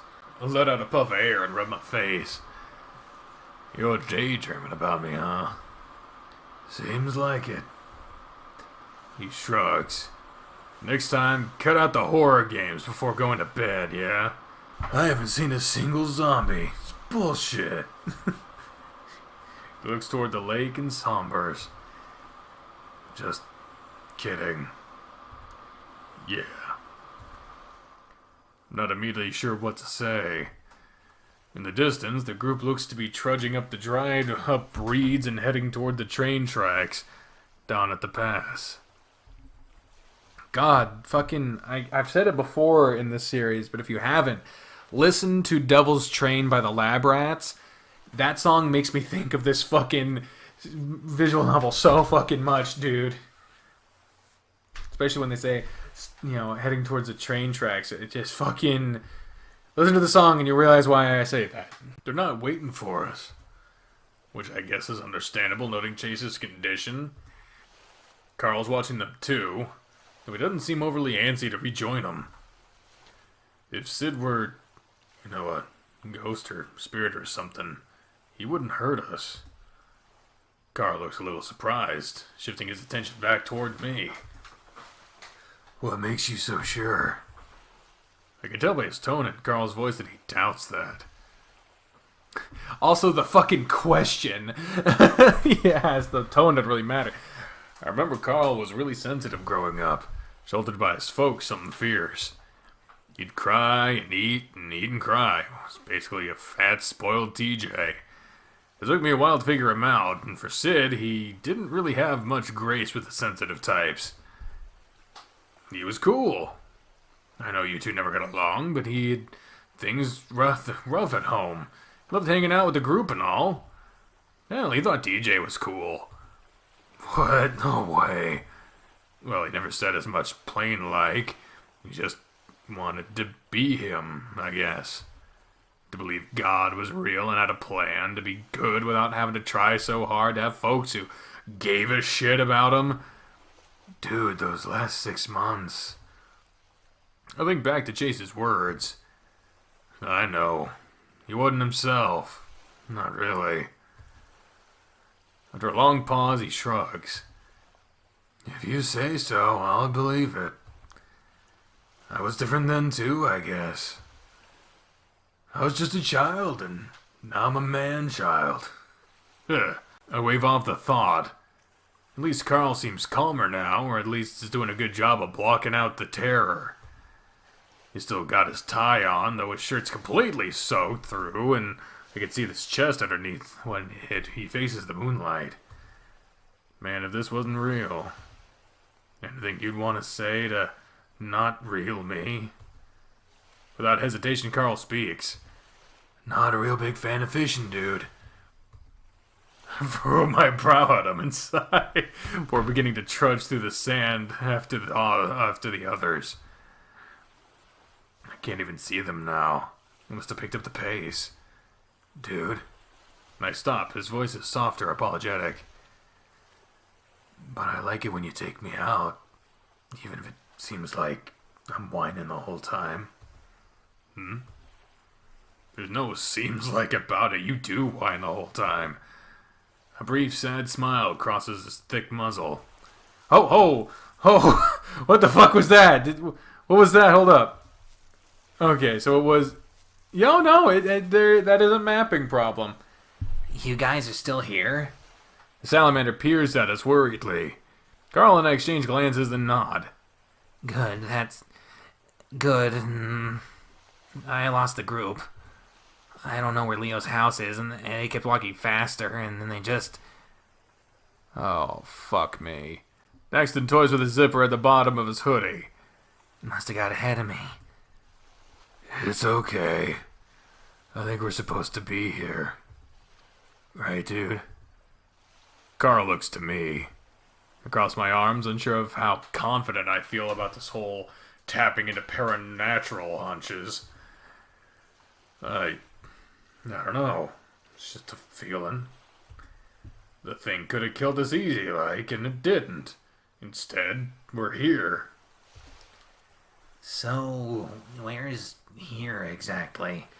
Where our friend died. Well, where he drowned and later died in a hospital. Carl's bluntness takes even me off guard. There's no coldness in his tone, though. Just the truth of it. That's... terrifying. I'm sorry I asked. After a moment, he speaks again. And sorry for your loss. I feel like this past week I've just been a dingleberry on you guys. It's okay. It's cool you're here. Everyone goes quiet. Daxton occasionally looks over his shoulder to see if there's any sign of the group the group sent someone back for us. No such luck. I'm starting to realize how exhausted I am. Coasting on adrenaline for an hour straight will really take the wind out of you. I lower myself to a squat, then sit cross-legged in the sand. Despite all the water and vegetation, the air still feels kind of dry and smoky. I wonder where that fire's coming from. No response. I look over and Carl and Daxton are sitting together watching the tide. They look as tired as I am. What do you want to happen here? Carl eventually speaks, his tone droll and somewhat monotone. I look toward the tree with all the bullet holes. I want to know what happened. Oh, we got the scary music. The scary fucking music. They're gone? I spy the ass prints of Carl and Dax in the sand next to me, but they're nowhere in sight. I quickly rise to my feet, hesitant to call out to them, noting what happened earlier. Move up to the top of the hill next to us, stepping through the dry grass. As I look around, I see no movement beyond the rolling tide of the waves, illuminated only by the slight moonlight. Fuck.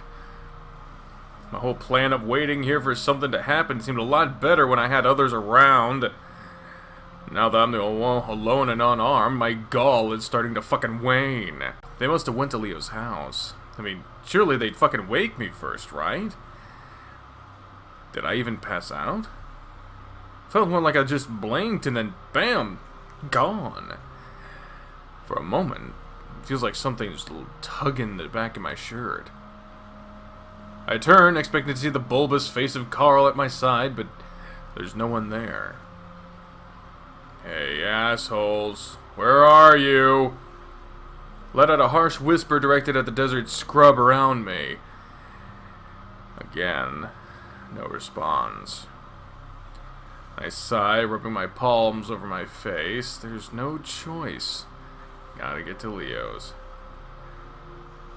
My gaze drifts back at the bench in the bullet-ridden pinyon tree.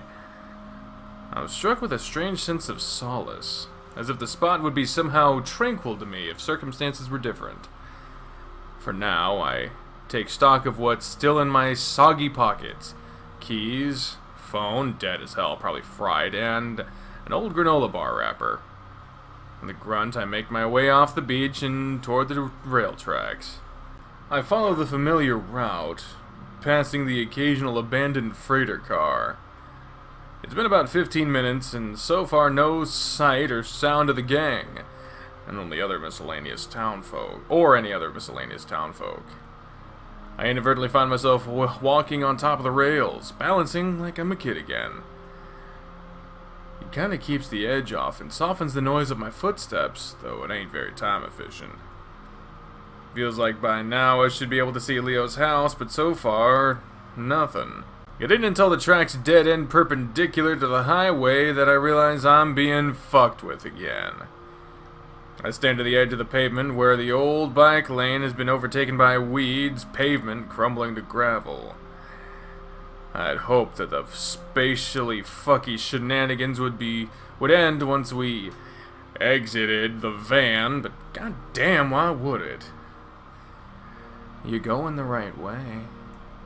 The back of my skull tingles and I cup hands over the sides of my head. That wasn't my goddamn thought. To Leo's? I ask aloud like the fucking loony I am. I wait. No response. I clench my fists to my sides. Fuck it! Fuck this! I take off in a run down the road, keeping the power lines on my right. I run mindlessly, knowing damn well the nature of the loop, but trying not to think about it. I'm not usually the sort to be doing my running in echo on account of the centuries worth of broken glass that lines the sides of the roads. That and the fact that the sight of a 6'7" Gila sprinting tends to naturally raise alarm, even with folk who already know who I am. Somewhere between 30 minutes and an hour passes before I see something ahead. I stop somewhere along the center line of the winding old highway, the cracked asphalt feeling like it's chipping away at my already blistered heels. I stare at the faded red building.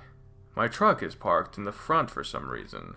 She says only in my head. She says, I know it's only in my head. Girl in the car in the parking lot says, man, you should try and take a shot. Can't you see my walls are crumbling? And she looks up at the building, says she's thinking of jumping. She says she's tired of life. She must be tired of something around here. She's always on my mind. Why the fuck am I here? Right. Why do you come here? The voice in my head is clearer than before, like some harsh whisper coming from inside the back of my neck and slinking its way into my head. It almost feels like I thought the words myself. Is that a fucking clue? It's a mystery. My thought was rhetorical, and hearing it respond so aptly takes me off guard. I clutch my throbbing head in both hands. I've gone full fucking schizo. Thank you. When the weird shit's on the outside, it's one thing, but on the inside. I grimace, bracing myself against the gate in front of me. Gate? There's no gate in front of this place in real life. I take a closer look and see the entire place is fenced off, like some kind of high security complex. A tarnished rebar gate is the only entrance point. My truck is just on the other side. It's only about up to my chest in terms of height, though it's got security spikes about every foot along the top. A single key lock is all that keeps each side of the gate together. It doesn't look too sturdy. I eye the truck through the bars, and then check to make sure I still have my keys in my pocket. Sure enough, I feel the familiar leather saguaro keychain between my fingers. Try your keys on the gate lock or break the lock. I don't see what the fucking choice here is mattering. I don't know why our keys would work on the lock. That doesn't make any goddamn sense. I guess... I mean, there's no fucking harm in trying the keys, I guess. Let's try them. Without even thinking, I take out my keys, flipping through the ones for the city hall. I grab the sides of the lock, push in the key, twisting. To my surprise, I keep twisting my wrist without resistance. I hear a soft click as the fastening point comes unlatched. I stare at the lock, feeling some fleeting sensation of accomplishment. It soon falters as I note the lock being there in the first place doesn't make a lick of sense.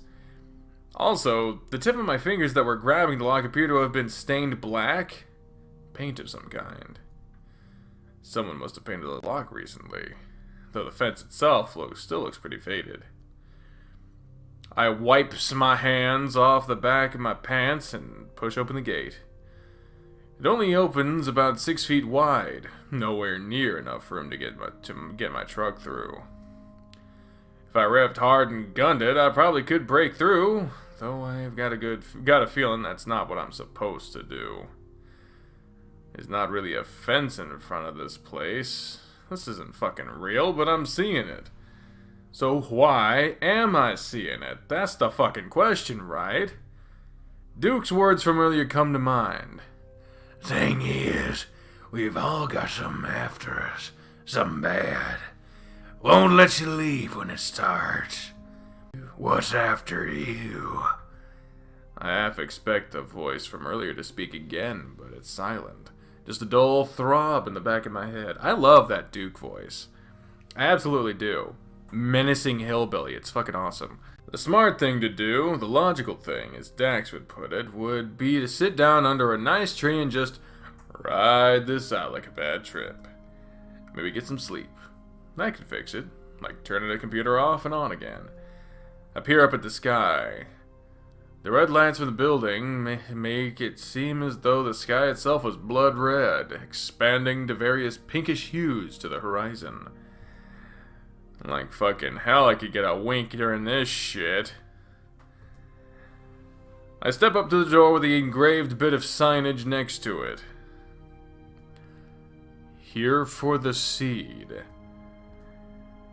That, of course, ain't what it usually says. The cheeky-ass, winking smiley face is still there, though. I let out a short sigh. You fucking idiot. I turn the handle and pull, but it doesn't budge. I push next, and still nothing. The handle shouldn't turn if it's locked. I'd know. I've been here before when it was. I push once more, and I am surprised that it gives, the door opening. I only leave it open a crack, still a bit wary about whatever weirdness lies within. The first thing I notice is the burning smell. It's stronger than it is on the outside. It's hot as hell, too. If this place had a kitchen, I'd swear something was being overcooked in it. At first, it's quiet. Nothing but the creaking wood beneath my feet. Then, music starts to play. I notice the boxy television set in the corner of the room is turned on, a grainy old cricket match on the screen. It's all very much the same from what I remember, except for a lone otter sitting at the bar counter. He's holding something to his head, an ice pack, and he's nursing some shitty import pale ale in his free paw. There's no one else in here but him, at least in the front area. Hey, you! The otter's posture stiffens. Yeah, you! Are you real? What? He responds back, his tone exasperated and groggy. Confusion, that's a good sign, I guess. I step a little closer, the otter using the bar counter to rotate himself in his swivel bar stool. He's decked out in a skull t-shirt, cargo pants, and one of those lame scout caps that only jarheads, leather daddies, and theater kids wear. Seems dazed, squinting at me like I'm a bright light. Someone tuning up an orchestra in here? What? After a moment, something seems to click and his eyes widen slightly. A long smile crossing his snouty muzzle. Motherfucker. He pushes himself to his feet, making his way through the bar's haze. Who the fuck is this person? I don't like their eyes. I don't like their eyes. Why does this person have a custom character sprite? Unless this game has gotten to the point where even extras have sprites now. This is an important person. What are you doing here, you big-ass bitch? He claps my shoulder roughly, then pulls me into a tight hug. For an otter, he's got a strong grip, and I actually irk aloud as he pats my back. The fuck the hell are you doing? After a moment, he pulls away, raising a shadowed brow beneath his hat. Instead, I notice his eyes. Baby blue, almost gray. Not a common color. Not a common color for his kind of otter. There's some bags under them, though, like he hadn't slept in some time. I was fixing to ask you the same thing. It's been dead all night, and I wasn't expecting company. It's kind of unreal seeing you here like this, though. There's been... He huffs, astonished with a slight air of sheepishness. Well, a while. He folds his arms over his chest, the otter looking up at me from beneath the brim of his hat with a sort of wry expression. He seems happy to see me. And it's all so familiar. Wait a second. I blink. Jesus.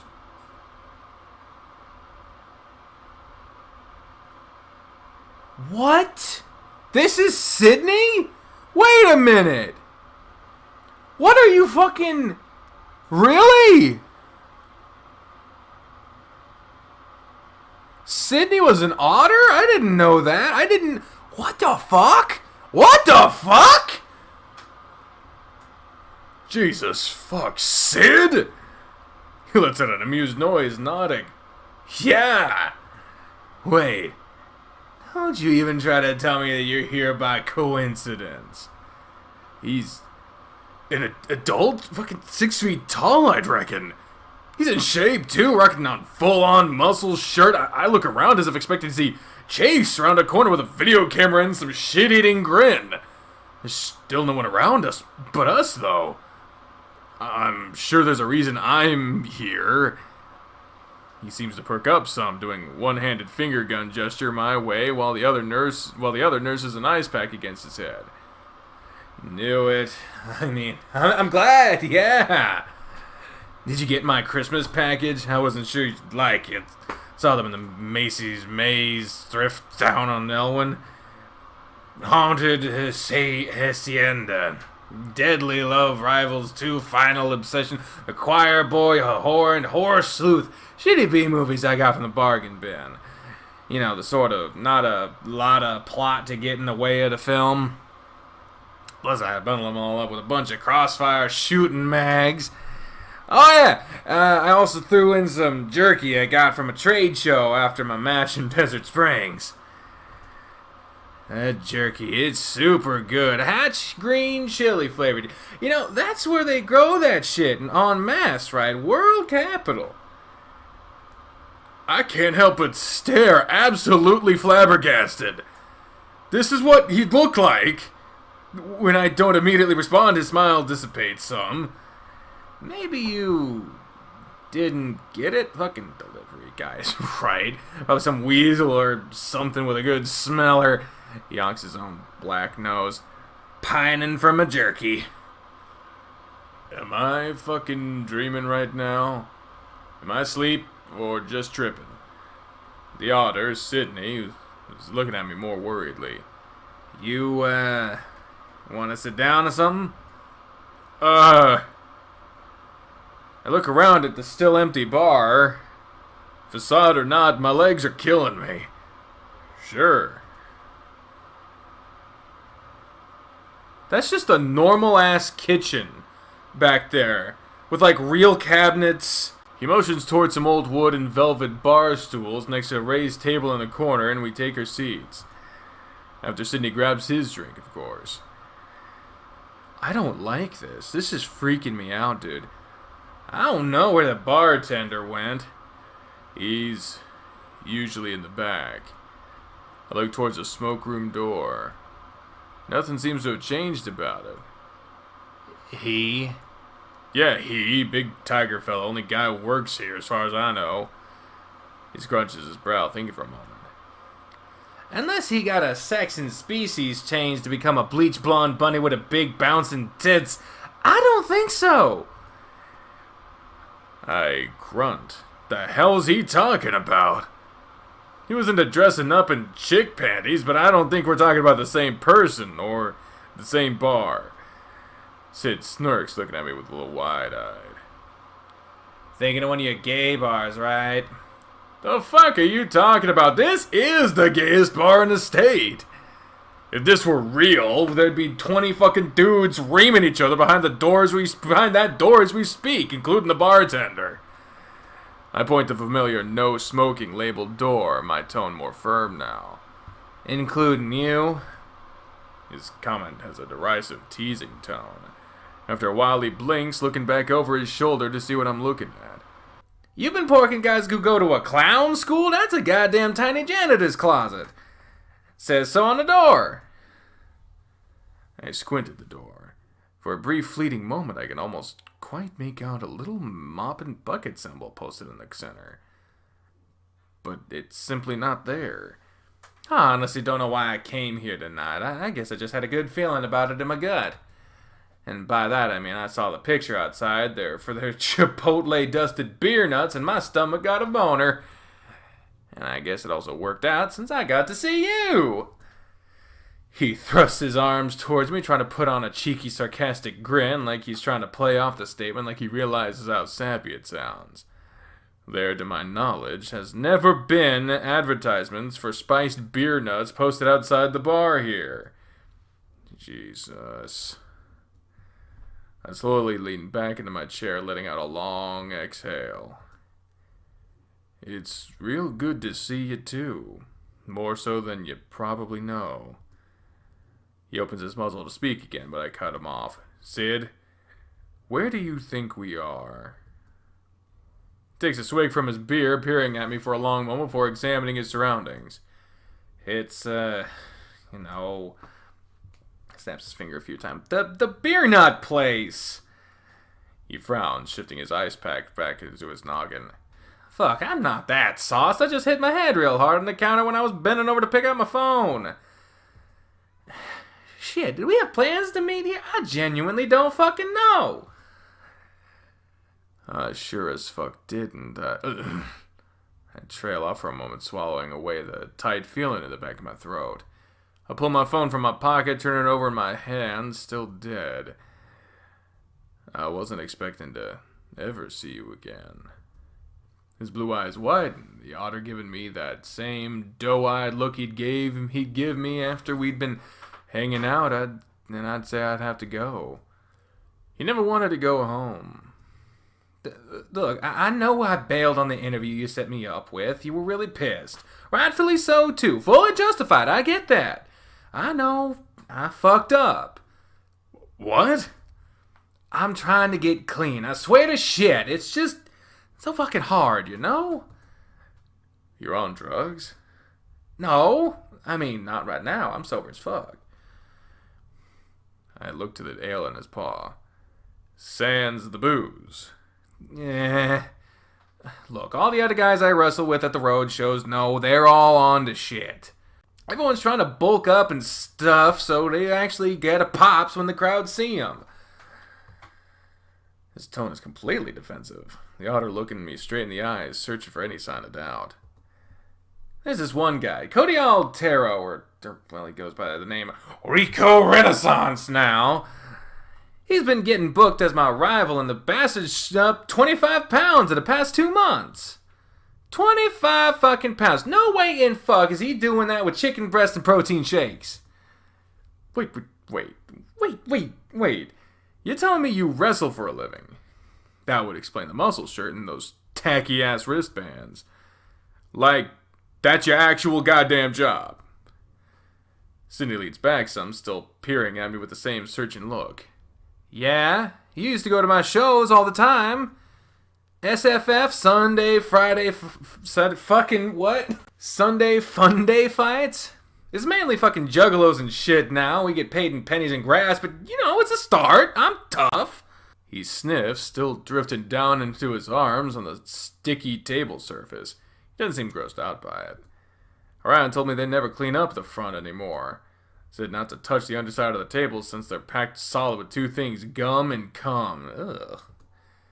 I notice patchy areas of fur near his inner elbows. That makes me take a moment to register. He's got fucking injection marks. He seems to see me staring and pulls back his arms. I gawk at him for a moment, Sydney bracing himself for whatever I'm about to say. Gives me a sinking feel in my gut, but it makes sense. With the shit Sid dealt with growing up, every sign was pointing towards him getting some sort of chemical addiction down the road. It ain't just roids, is it? Yeah, well, you know me. I take some shit for, the mental stuff. Mental stuff? I'm assuming it ain't prescription. You assume correctly.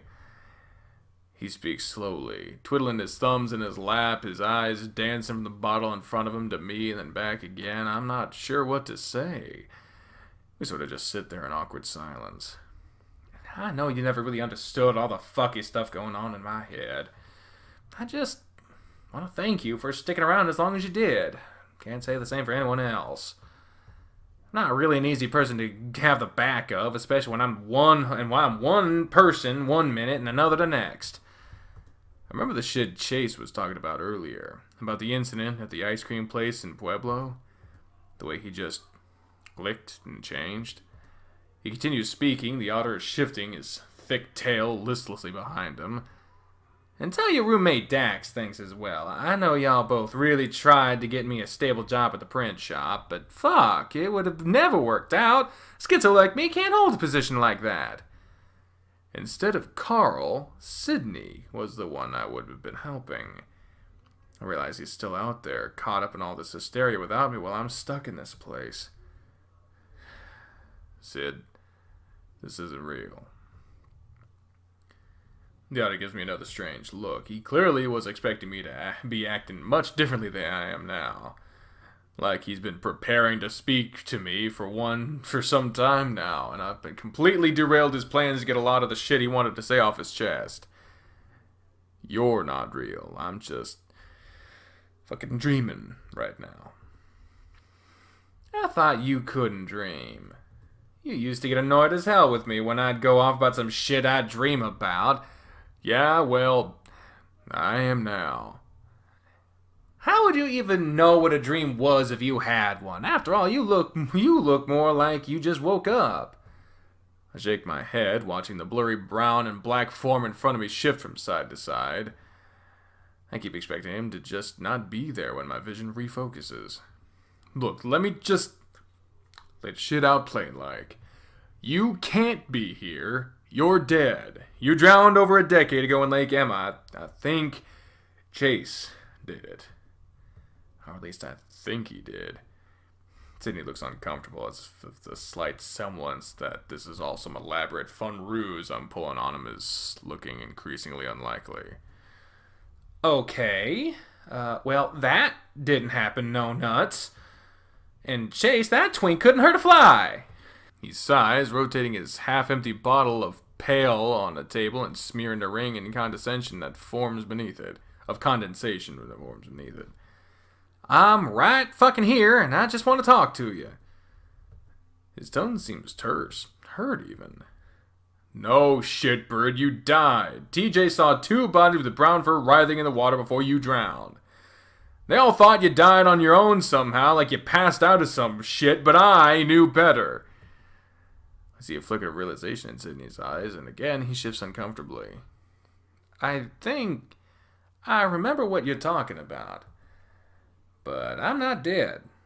I'm here, motherfucker. Feel me! He reaches across the table and takes my wrist, squeezing hard. It's like he's trying to give me an Indian burn, but like he used to do. I yank back my hand. Fuck off! He stares wide-eyed at me, his maw slightly agape. A moment passes before he speaks again. Why are you acting like this? Like you can't just fucking enjoy some goddamn company. Plus, you're so goddamn intense. You're not even high right now. This isn't fucking fair. I'm your goddamn best friend. Hell, you're like my gay, scaly brother. You can't fuck with me like this. This is too real. I quickly shake my head, closing my eyes. You're dealing with me right now, not the thing inside my head. And that's fucking becoming a rarer and rarer thing these days. So I'm just really trying to enjoy what time I got. Just talk to me. I don't want to think. He trails off, staring down at his lap. Think about what? There it is. The change.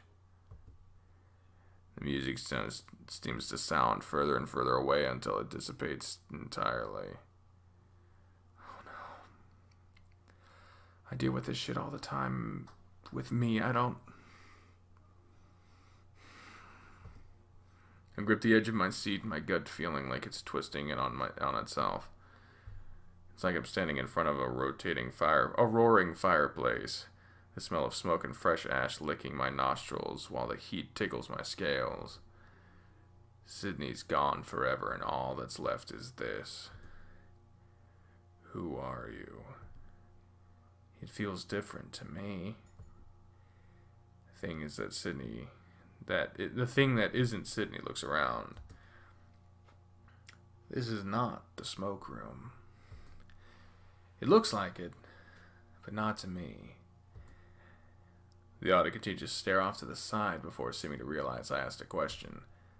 Sam, I am. The fuck?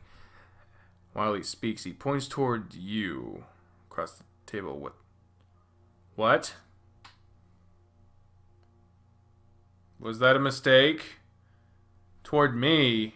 Does he mean towards us? As Flynn, or us as in us? 'Cause I don't want to... What? There's something metal in his grasp, long with a barbed end. I can't make out what it is exactly. I swallow and try to speak evenly. Who's Sam.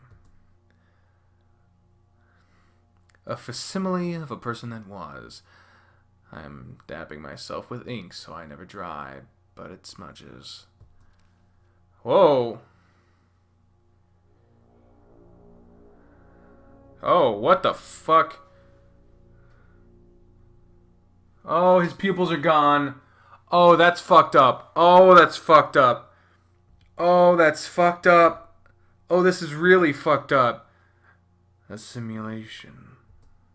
In here, I become we with you. Me? What the fuck did it... Podpalads? No? What? I'm not sure I hear that first part correctly. At first they came through the gate, then they came through the stars. There's a pause. Did they come for you?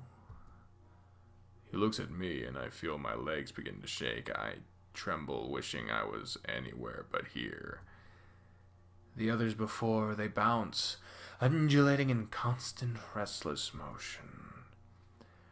The hollowed figure heaves, breathing heavily as he sways Sydney's body up and down. He stares at me with eyes that remind me of the fish Carl and I catch in the pond. But that's not what you want. You want the answers.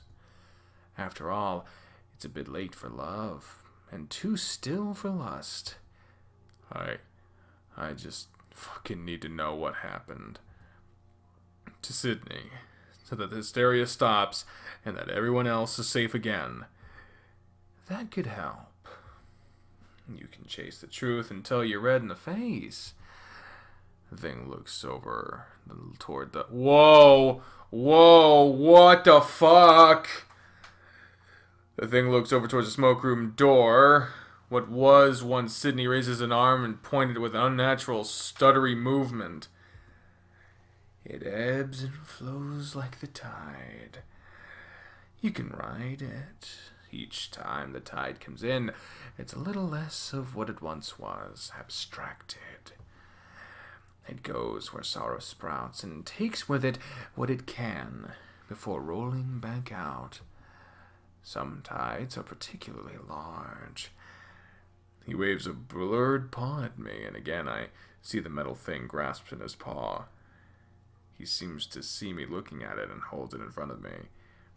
You burn them all down around you until only the truth remains. The fucking building's on fire. Can you hear this shit? The volume might be down a little too much. You needn't the superfluous kindling, for those are but the lies they tell others and eventually themselves. You'd make a good detective if you weren't marinating in your nepotist squalor.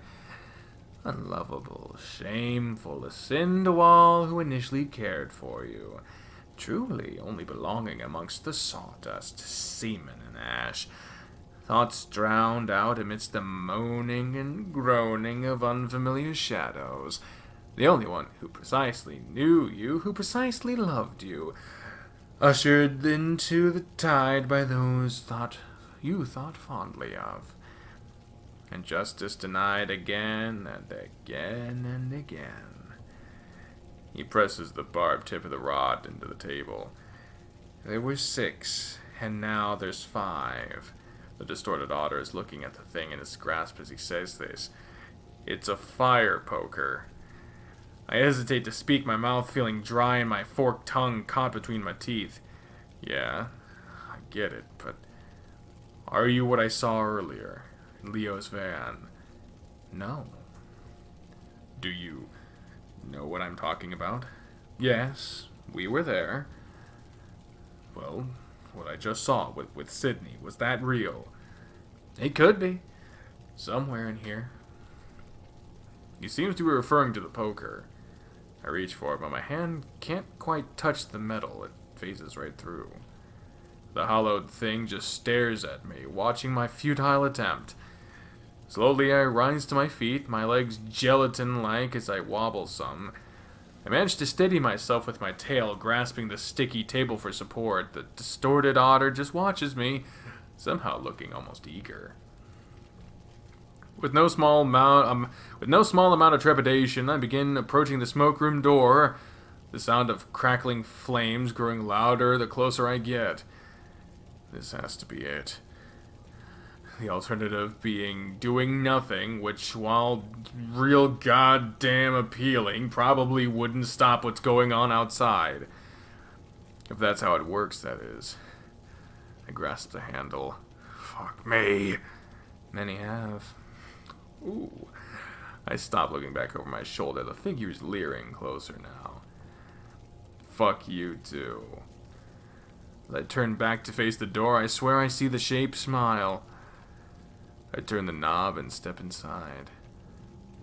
There is absolutely electric, and I feel myself involuntarily shiver. I brace myself against the wood-sided walls, staring through the darkness. Yeah, that's just the fucking room. I've never seen it this empty before. I get this sensation in my gut that something terrible happened here. Looking back, I don't think the shape followed me. I'm still here. God damn it, leave me alone! I feel my blood chill, but I keep moving. Just ignore it, just ignore it, just ignore it. The version of the smoke room is impossibly large. I keep walking into the darkness, expecting to reach an end, but it doesn't happen. It just keeps looping in on itself. I don't even know what I'm supposed to be looking for. I hear a sharp crack, a gunshot, followed by a low cry, someone wailing. It doesn't sound like it's coming from inside, but rather a reverberating noise outside, far away. The whole room begins to vibrate as if activated. The rumbling, it's stronger on one side of the room. I walk in that direction. As I approach, I hear more wailing, more voices, some sounding different and rather close. Flynn!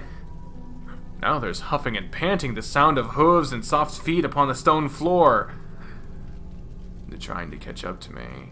At the other end of the long, cavernous hallway, I'm not in the smoke room.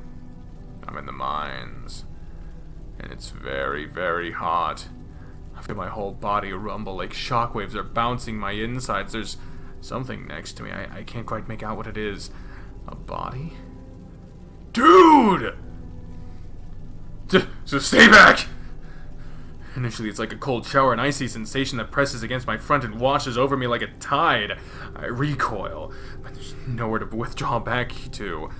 At first measure, the whole of the body is unable to discern the extreme cold from the extreme heat, though the time soon passes and burning feels all too real. I can feel it seep in between the cracks of my scales and lick at the more vulnerable flesh beneath. I'm standing in fire, but I don't see it. I see nothing. I can't even tell where it's coming from. Wherever I go, the burning follows. The fabric of my clothes ripples and the seams begin to snap away. Some of it falls to the floor, the rest clings to my body like new skin. Even the air I breathe burns, making my insides boil. I flee all into the darkness, running now.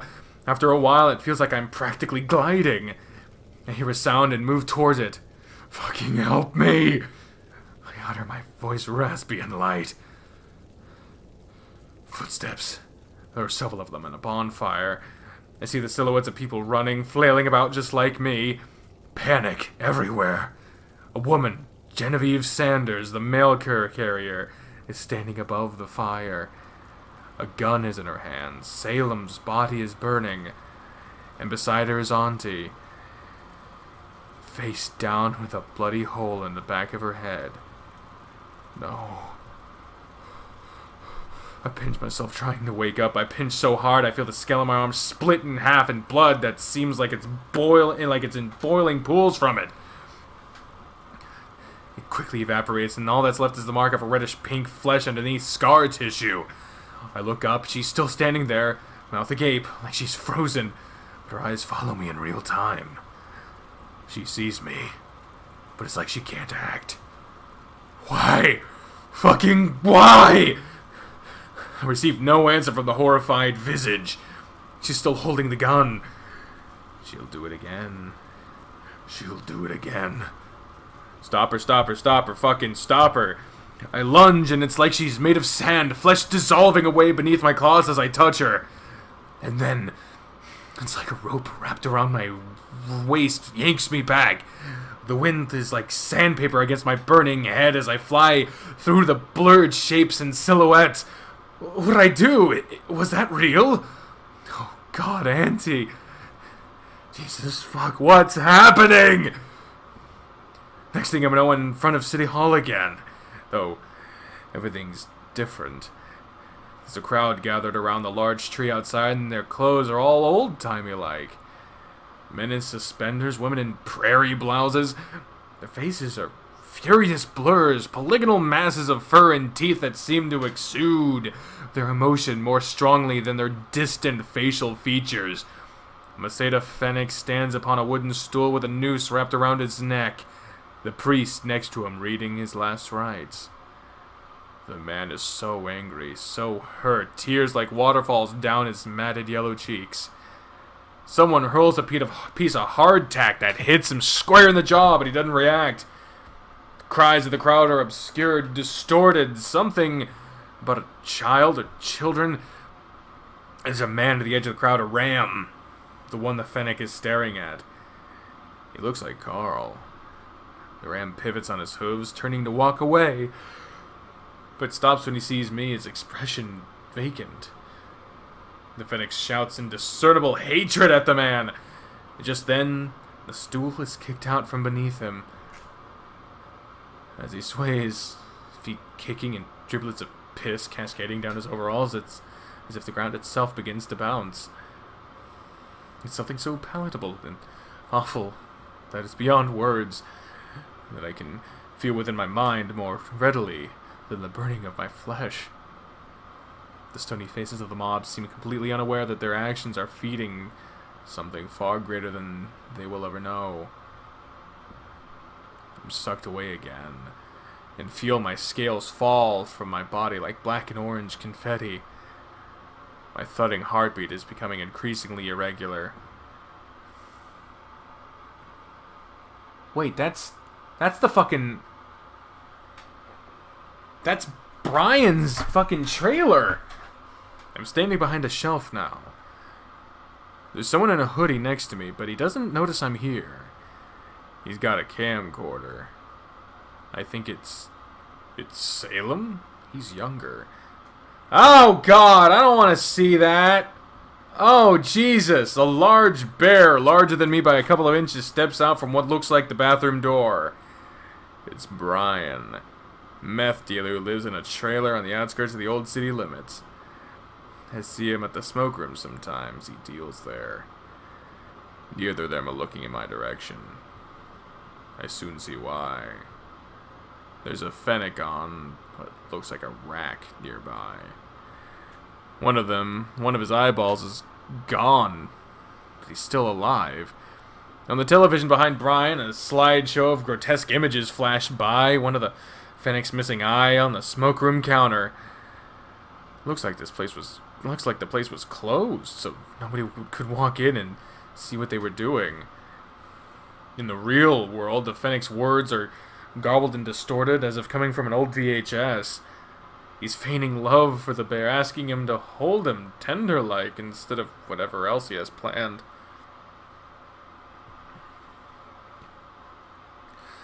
The Fennec's face becomes increasingly blurry. Is that Danny? Casey? Keith? There were so many, they blur together. Salem's grinning, the reflection of his camcorder screen leaving a stark glint in his eyes. I feel myself move out from behind the shelf beyond my own will. There's a rumbling pull in my gut. I'll be pulled away any moment now. Attack Brian, attack Salem, put the Fennec out of his misery. What the fuck kind of choice is this? Fucking attack Brian! Brian sees me, his eyes going as large as saucers. They're real, is all he can get out before my hands pass through his gut. The hairy flesh seems like it practically disintegrates at my fingertips until I notice that it's all splattered on the wall beside me. As I'm pulled away, I can just make out the tusk smiling face of Salem. It's full of shock, but the smile remains, and so does the maimed fennec. I gasp into the void, the fresh blood mixing with my own. My actions no longer feel entirely of my own volition. It's like something pulling in my skull. Like back at City Hall, when I condemned Chase. We make the justice we're given. I pop back in front of the familiar ram and salamander like all that had happened was some horrible vision. But my body feels the same. And the gaping expressions of the duo show me no signs of relief. I can barely make the noise of my throat the way it is.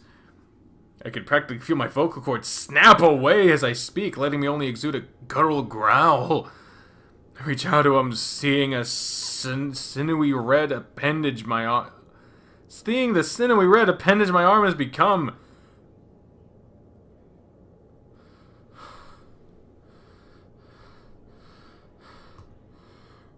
The tunnel shakes around me.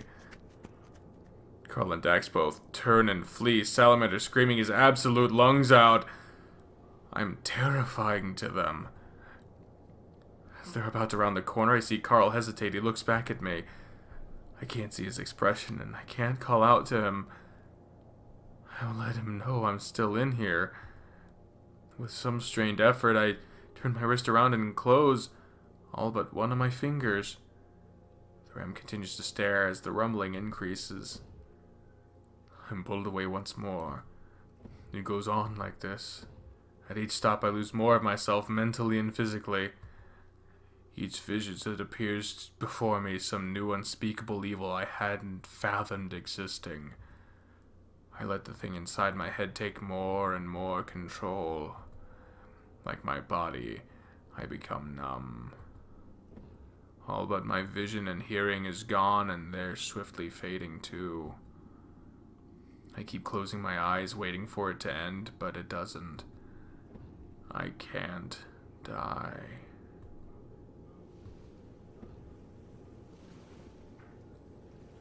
I hear the soft pitter of feet on a rocky embankment.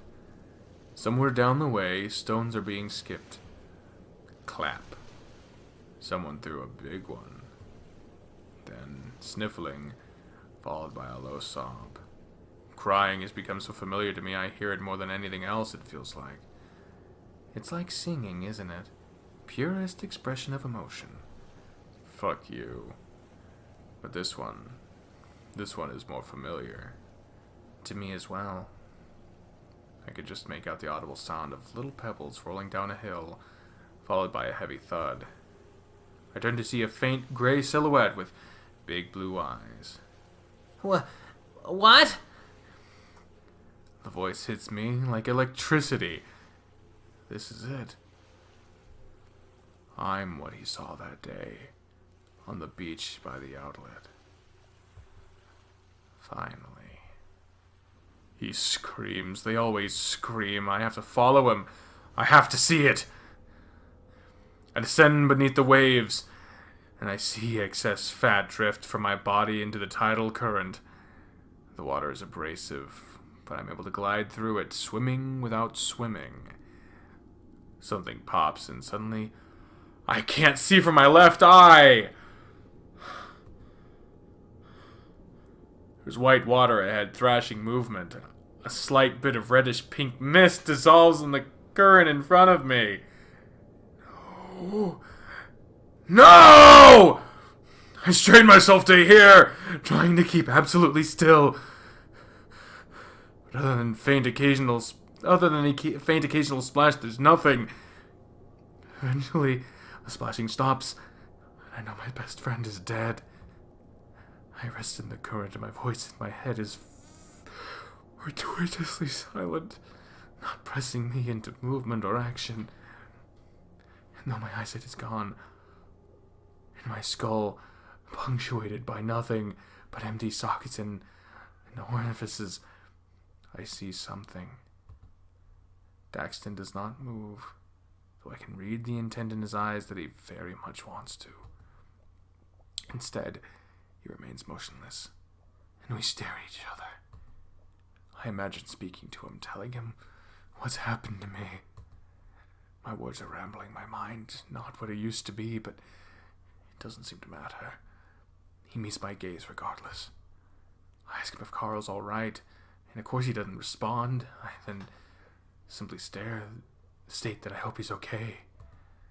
I go on and tell him about all the crap the Ram and I have been through, about how much I hope he fucking makes it out decently enough. I'm sure they'll give him another shot at the interview on account of townwide madness. I tell him I hope it's over now, wherever he is. And finally, I apologize for what an absolute ass I was to him, when he deserved a goddamn none of my angsty bullshit. He never shows any indication of understanding or even blinking. Most surprisingly of all, it feels as though hours pass, and the hysteria simply holds on, whisking me away. No rumbling, no fire, no screeches into sudden chaos. Just a slow, eventual feeling of drifting away somewhere else, somewhere dry. There was a telltale sound of a hot water heater rumbling nearby. It's humming away. Someone must be taking a shower, or it's laundry day. I feel the vibrations more than I actually hear the thing. Then a faint whisper. The sound is stifled, as if the upset individual is trying to hold back tears. It's high pitch, feminine, a girl. The distortion is only slight. I bring my hand up and feel the wooden slats. And when I push harder, the whole surface bends and folds outward. It's a closet door. The sniffling stops. Slowly, I hold up my hand and do a small wave, gentle movements, as I'm sure the distortion is making it look faster. It's quiet. All I can hear is the water heater in the girl's room. There's the shuffling of sheets, then small footsteps. Hi. Her voice is timid. There's another long pause. Are you real? I look for a moment. I think for a moment.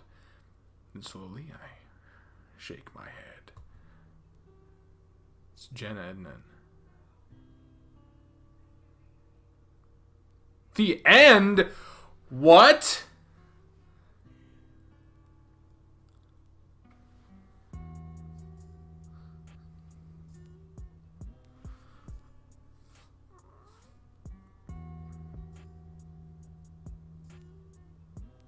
So we became the thing. The thing that haunted everyone. We became Eye Socket Man? Or not Eye Socket Man, Electrical Socket Man.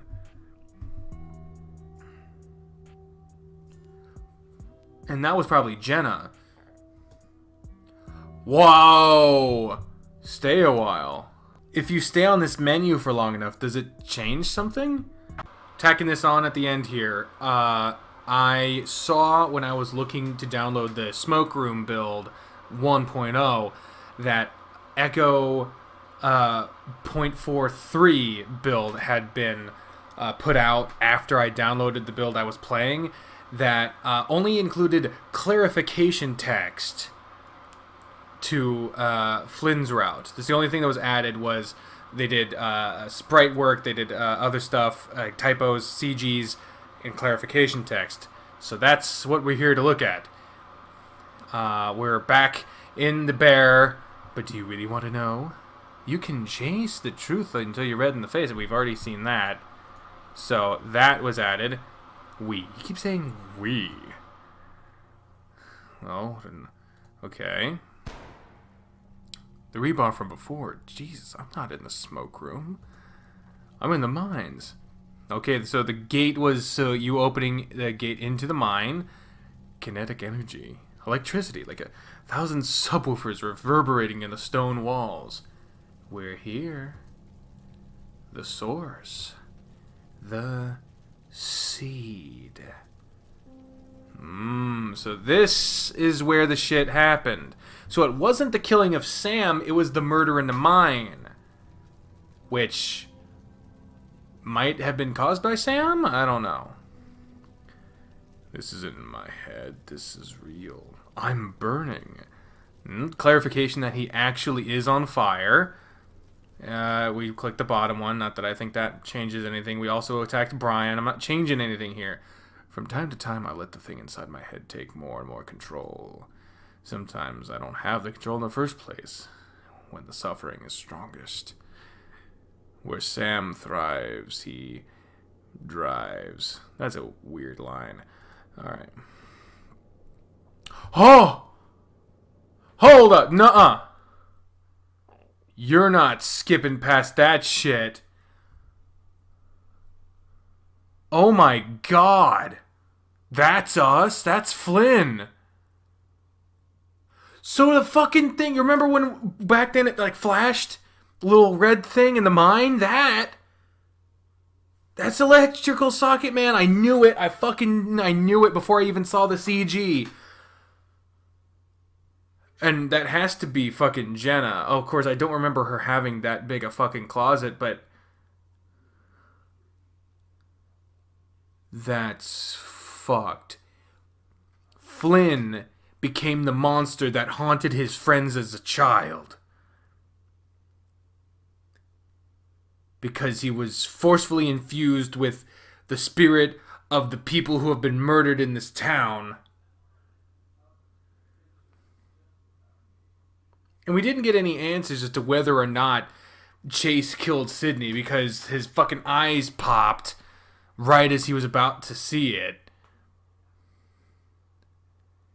That is one fucking haunting image, dude, man. That's fucking fucked. And it goes 5 years later. And I gotta be honest with you guys. Gotta be honest. I did read through it on my own. I usually don't do that. I don't think anyone gives a fuck, but I do have to say it because once I realized this was a thing, again, I was thinking, oh, I've already seen this. And the first part of this is identical to what it is in the TJ one. Like, line for line, I promise. Like, yo, he'll fucking, oh, the shoving, and then there's a burger, and then literally it is the same shit. And it looked exactly the same. And if you want to read through this on your own, go ahead. This is where it's different. Because in the TJ one, they went to the lake. And then that one, they are talking about whether they're going to get away with being there, that they didn't think much about it, or that Devin, who is the big grizzly bear, the one behind the YouTube vlog channel, sad, tired eyes, apparently, and Cameron, his boyfriend, assumedly, because they're all kissy-kissy, they're all like, we're gonna get arrested. But then Cameron sees what sounds like Flynn's decaying corpse in the lake. It has no eyes and no lower jaw. But as soon as he freaks out, falls on the rocks, looks back up, and catches Devin's attention, not there anymore. And that was the thing that left off on TJ's route. But for this is where it's different, because they're not going to the lake in this one. As you can see, yeah, he's almost missed the turn. Why? And this is where it's different. So I will read from here. Why? Because a lot of shit happened here. These are the voices I default through at the characters without thinking about it. So maybe when the main game comes around, I'll do different ones. I don't know. That's just what I did for the other teaser. The grizzly hops out of the car, making the entire thing tilt sideways as he squeezes his bulk out before reaching back in for the camera bag. He takes out a small, compact camcorder from inside and wraps it around his wrist. He flicks a switch and Cameron sees the familiar red recording light flashing. He points the lens at the coyote and he quickly covers his face, letting out a frustrated sigh. I'm not the horror you're after, Dev.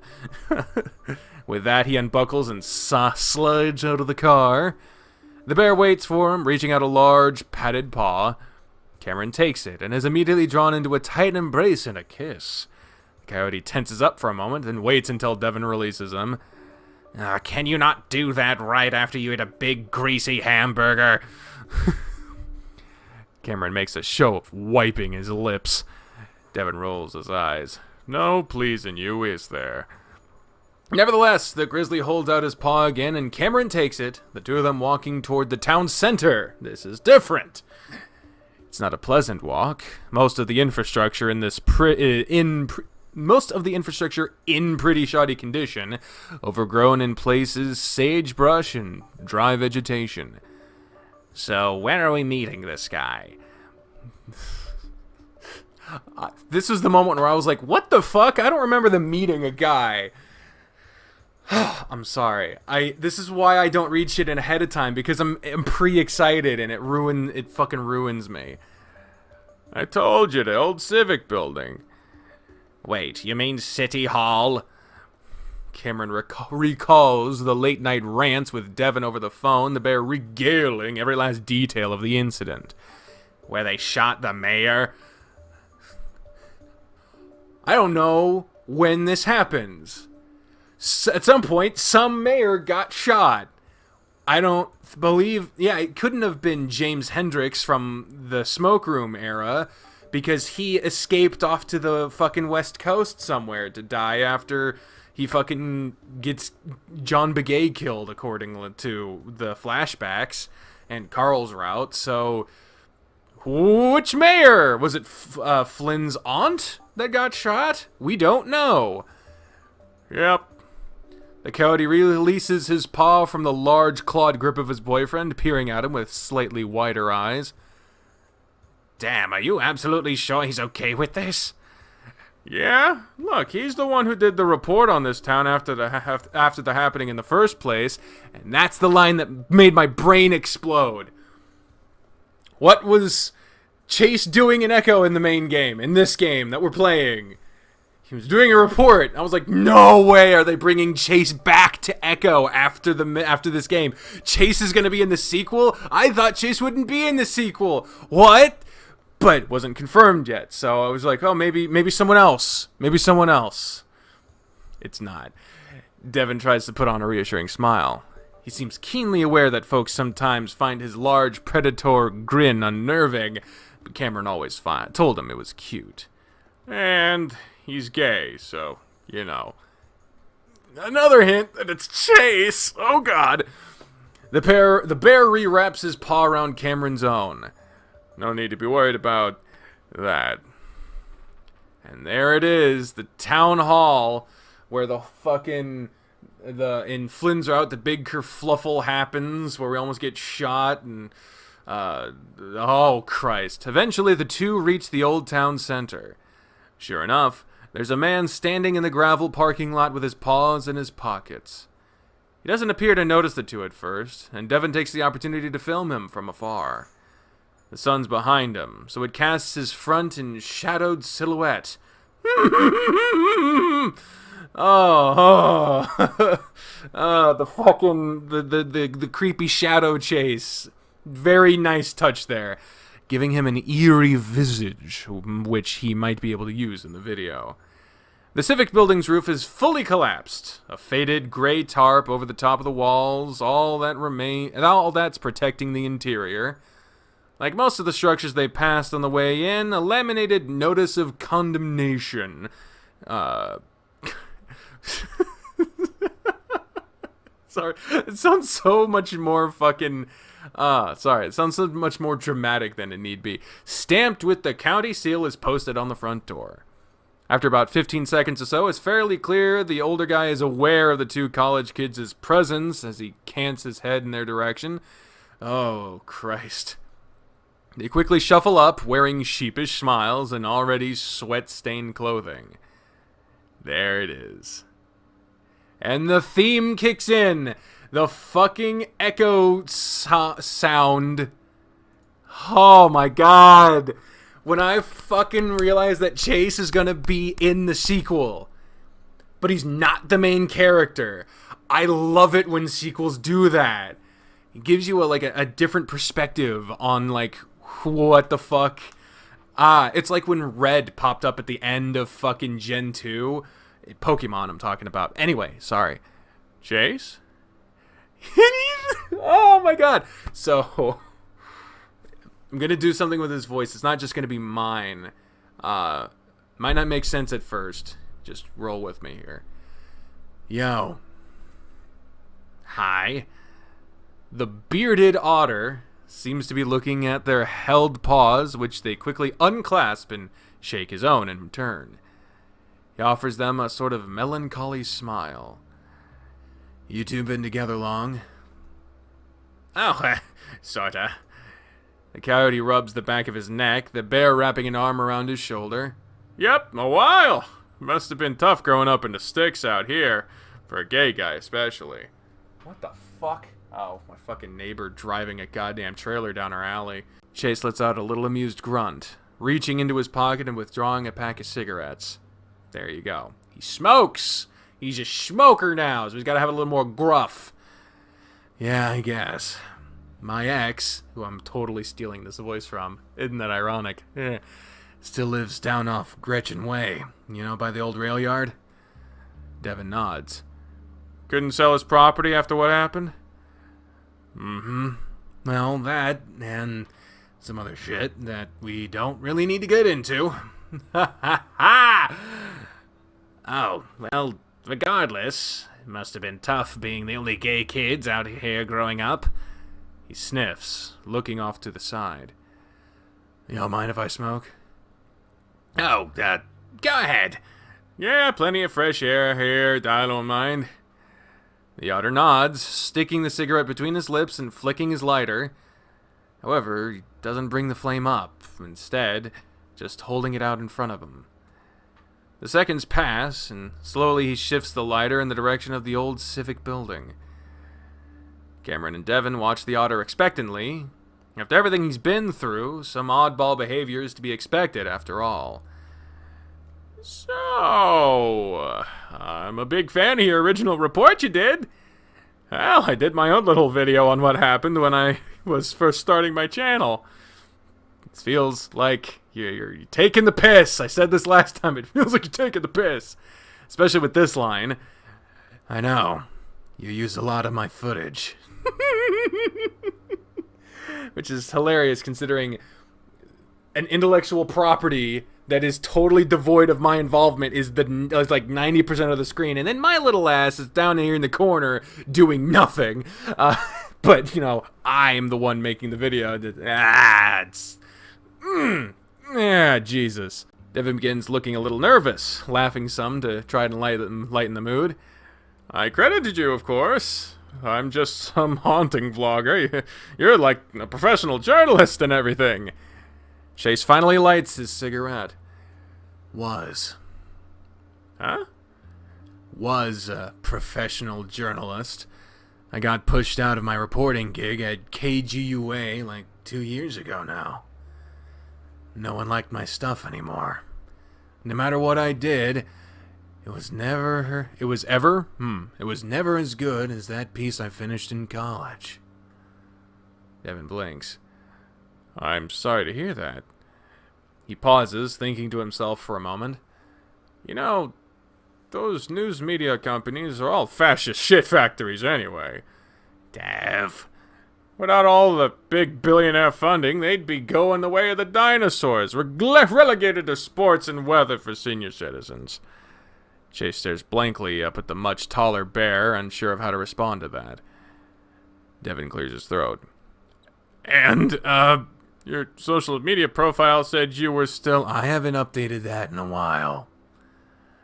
Ah. Chase takes a long drag from his cigarette, stopping at the first speed bump. He seems to become increasingly aware of the uneasy stares from the two college kids in front of him. Sorry. It's been a difficult few years for me. The statement from the otter makes sense, looking at him now.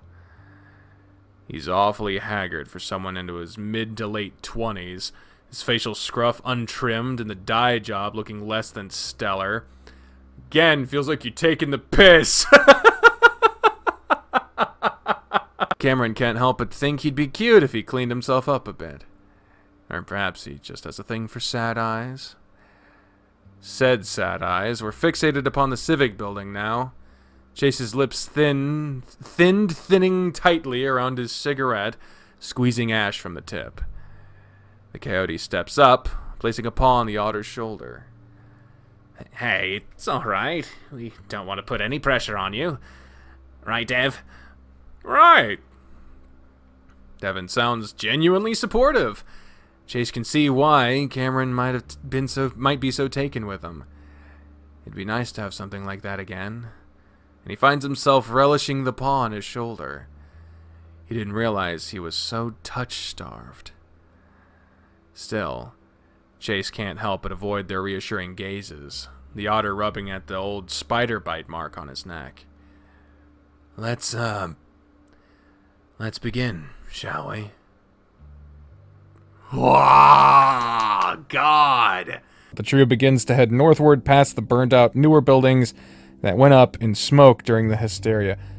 Devin finds an odd-looking globe broken in the middle of the road. Why the fucking globes are coming for us, man? Cameron offers to carry it with him, though Devin seems rather adamant about not looting anything. That's good practice. Chase doesn't appear to care either way. Oh shit, he's taking him to the fucking mine? Oh, that's never a good sign. Eventually they arrive on the outskirts of the nearby... What?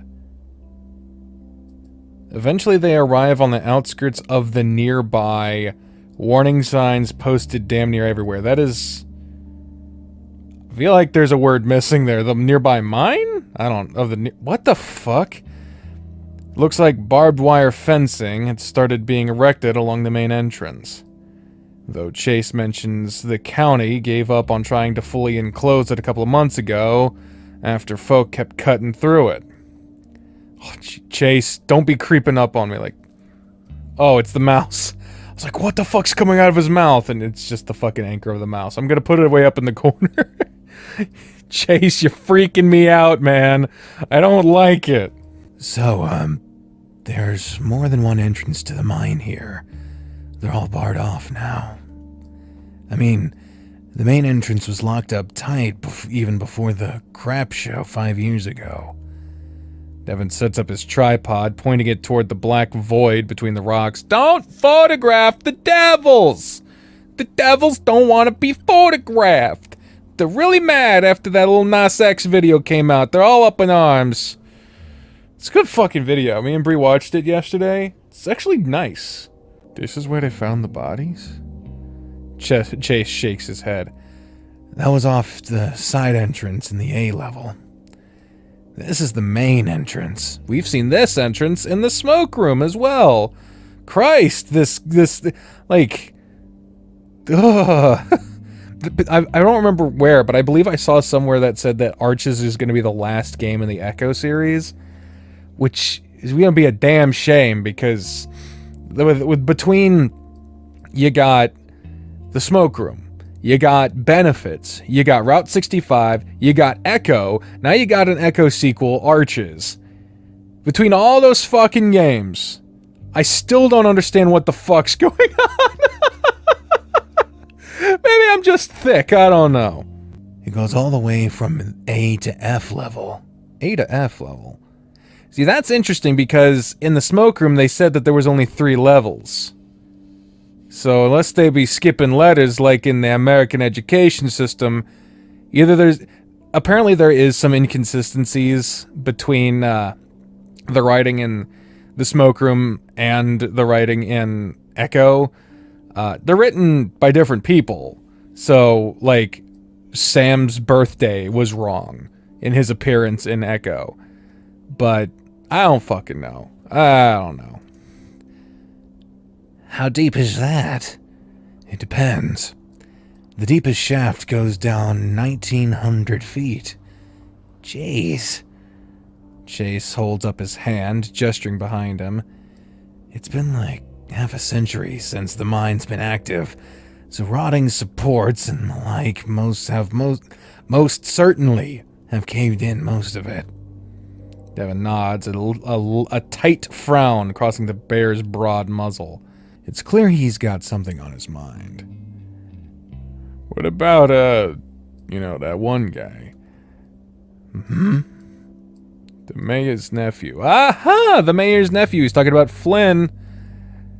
I've read the reports and all, but what's your take on what happened?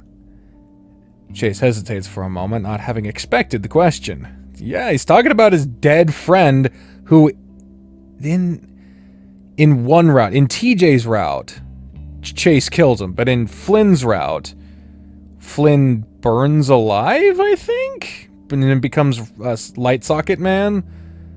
I don't know. I don't know what the in-universe explanation is for that, or what Chase thinks happened. Or at least, hoping it wouldn't come up at all. The otter steps back, bringing his fingertips up to the bars of the mine. He touches them in the cave wall that they're embedded in. He draws back and shows the two his blackened fingertips. Oh, the cave is scorched. Okay, so yeah, remember, at one point during Flynn's death scene, he wakes up in the mine and he's like on fire, and Carl and what the fuck is his name? Fucking Salamander Man. No, it wasn't Jax. No, it was Jax, wasn't it? I think so. The nerd guy. They ran up to him, and then they said he was like on fire or something, and then they like ran away or something. I don't fucking know.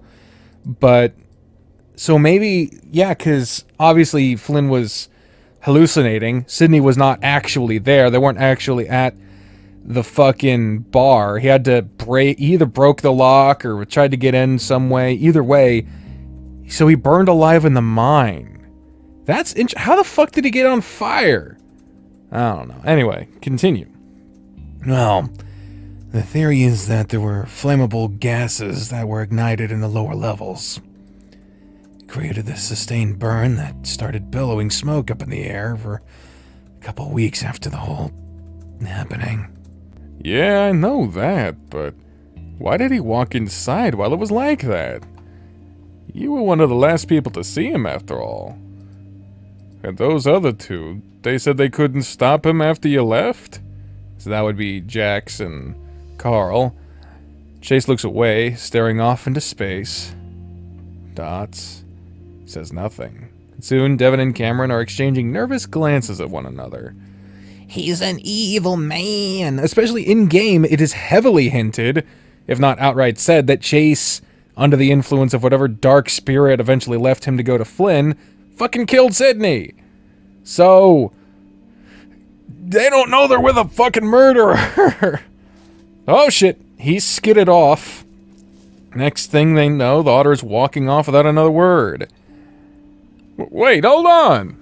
He swears under his breath, Cameron looking on with crossed arms as Chase heads towards his car. Oh, fuck. He's not gonna... Oh, damn, he totally is. The hell? Devin whines. I was being insensitive, wasn't I? You never know when you strike a nerve with these kinds of things. These kinds of things? What do you mean? Devin quirks a curious brow towards the coyote, though judging by his grimaced expression, Cam regrets bringing it up and doesn't speak further. The other sound of an engine starting in the distance. Devin sighs. Good thing we brought our Jeep instead of riding with him, eh? Fuck. Cameron frowns, reaching up and holding the big guy's arm. Hey, don't worry, I'll get the camera. Flying on our own could be pretty cool, right? Bear's nostrils flare with a hefty exhale. Yeah, I'll pull the Jeep around. Cameron gives Devin a thumbs up before moving to grab the camera. As he's about to close the viewfinder display, he notices a green square appear in the center of the frame. That would be facial recognition, brother. I know cameras, that is not a good. He leans down to look more closely, pressing the display adjust button. Face detection disabled. The square vanishes. Huh? He hits the button again. The square returns. See, I see. I was fucking right, man. I know my shit. That's weird. He flicks the switch on the side to auto white balance the image. Auto white balance is the biggest fucking lie ever. The whole screen flashes as the lens adjusts, and as it comes into focus. Fuck! The lizard stands in the darkness behind a lizard stands in the darkness behind the bars. Oh, fuck me. But he can't stare. Not really, because his eyes are gone. Half them has muzzle missing. Cameron jumps back, tripping over the rocks and landing against the sharp edges. Cody hisses in pain, but fear spurs him on, trying to scramble up the rocks after Devin. The bear's already turned around, though, reaching down to pull Cameron up. Shit! You alright? What happened? As Cameron clings to the large bear, he looks back, but nothing's there. I don't know. I saw it. Devin looks in the same direction, squinting. Cameron stares a while longer, then turns back and shakes his head against Dev's chest. And Cameron looks back up at the bear. He's grinning, though. Holy shit, did you see a ghost? This is what happens at the lake. Thing is, right, like, I believe, yeah, in the route where he saw him at the lake, that was TJ's route. And that's where Flynn died. So he's seeing Flynn wherever he's going. Cody scowls. What? No, I just thought I saw something. It's probably the camera glitching out. Bear gives him a knowing smile. What? You're gonna be a believer by the end of all this. I know it. He might be dead by the end of all this. Don't fucking count your chickens. The grizzly hugs him tightly as Cameron frowns, still looking back at the cavern's entrance. It had been so real. But before he can really collect himself, Devin is pulling him and the camera along, back to the Jeep. Damn, son.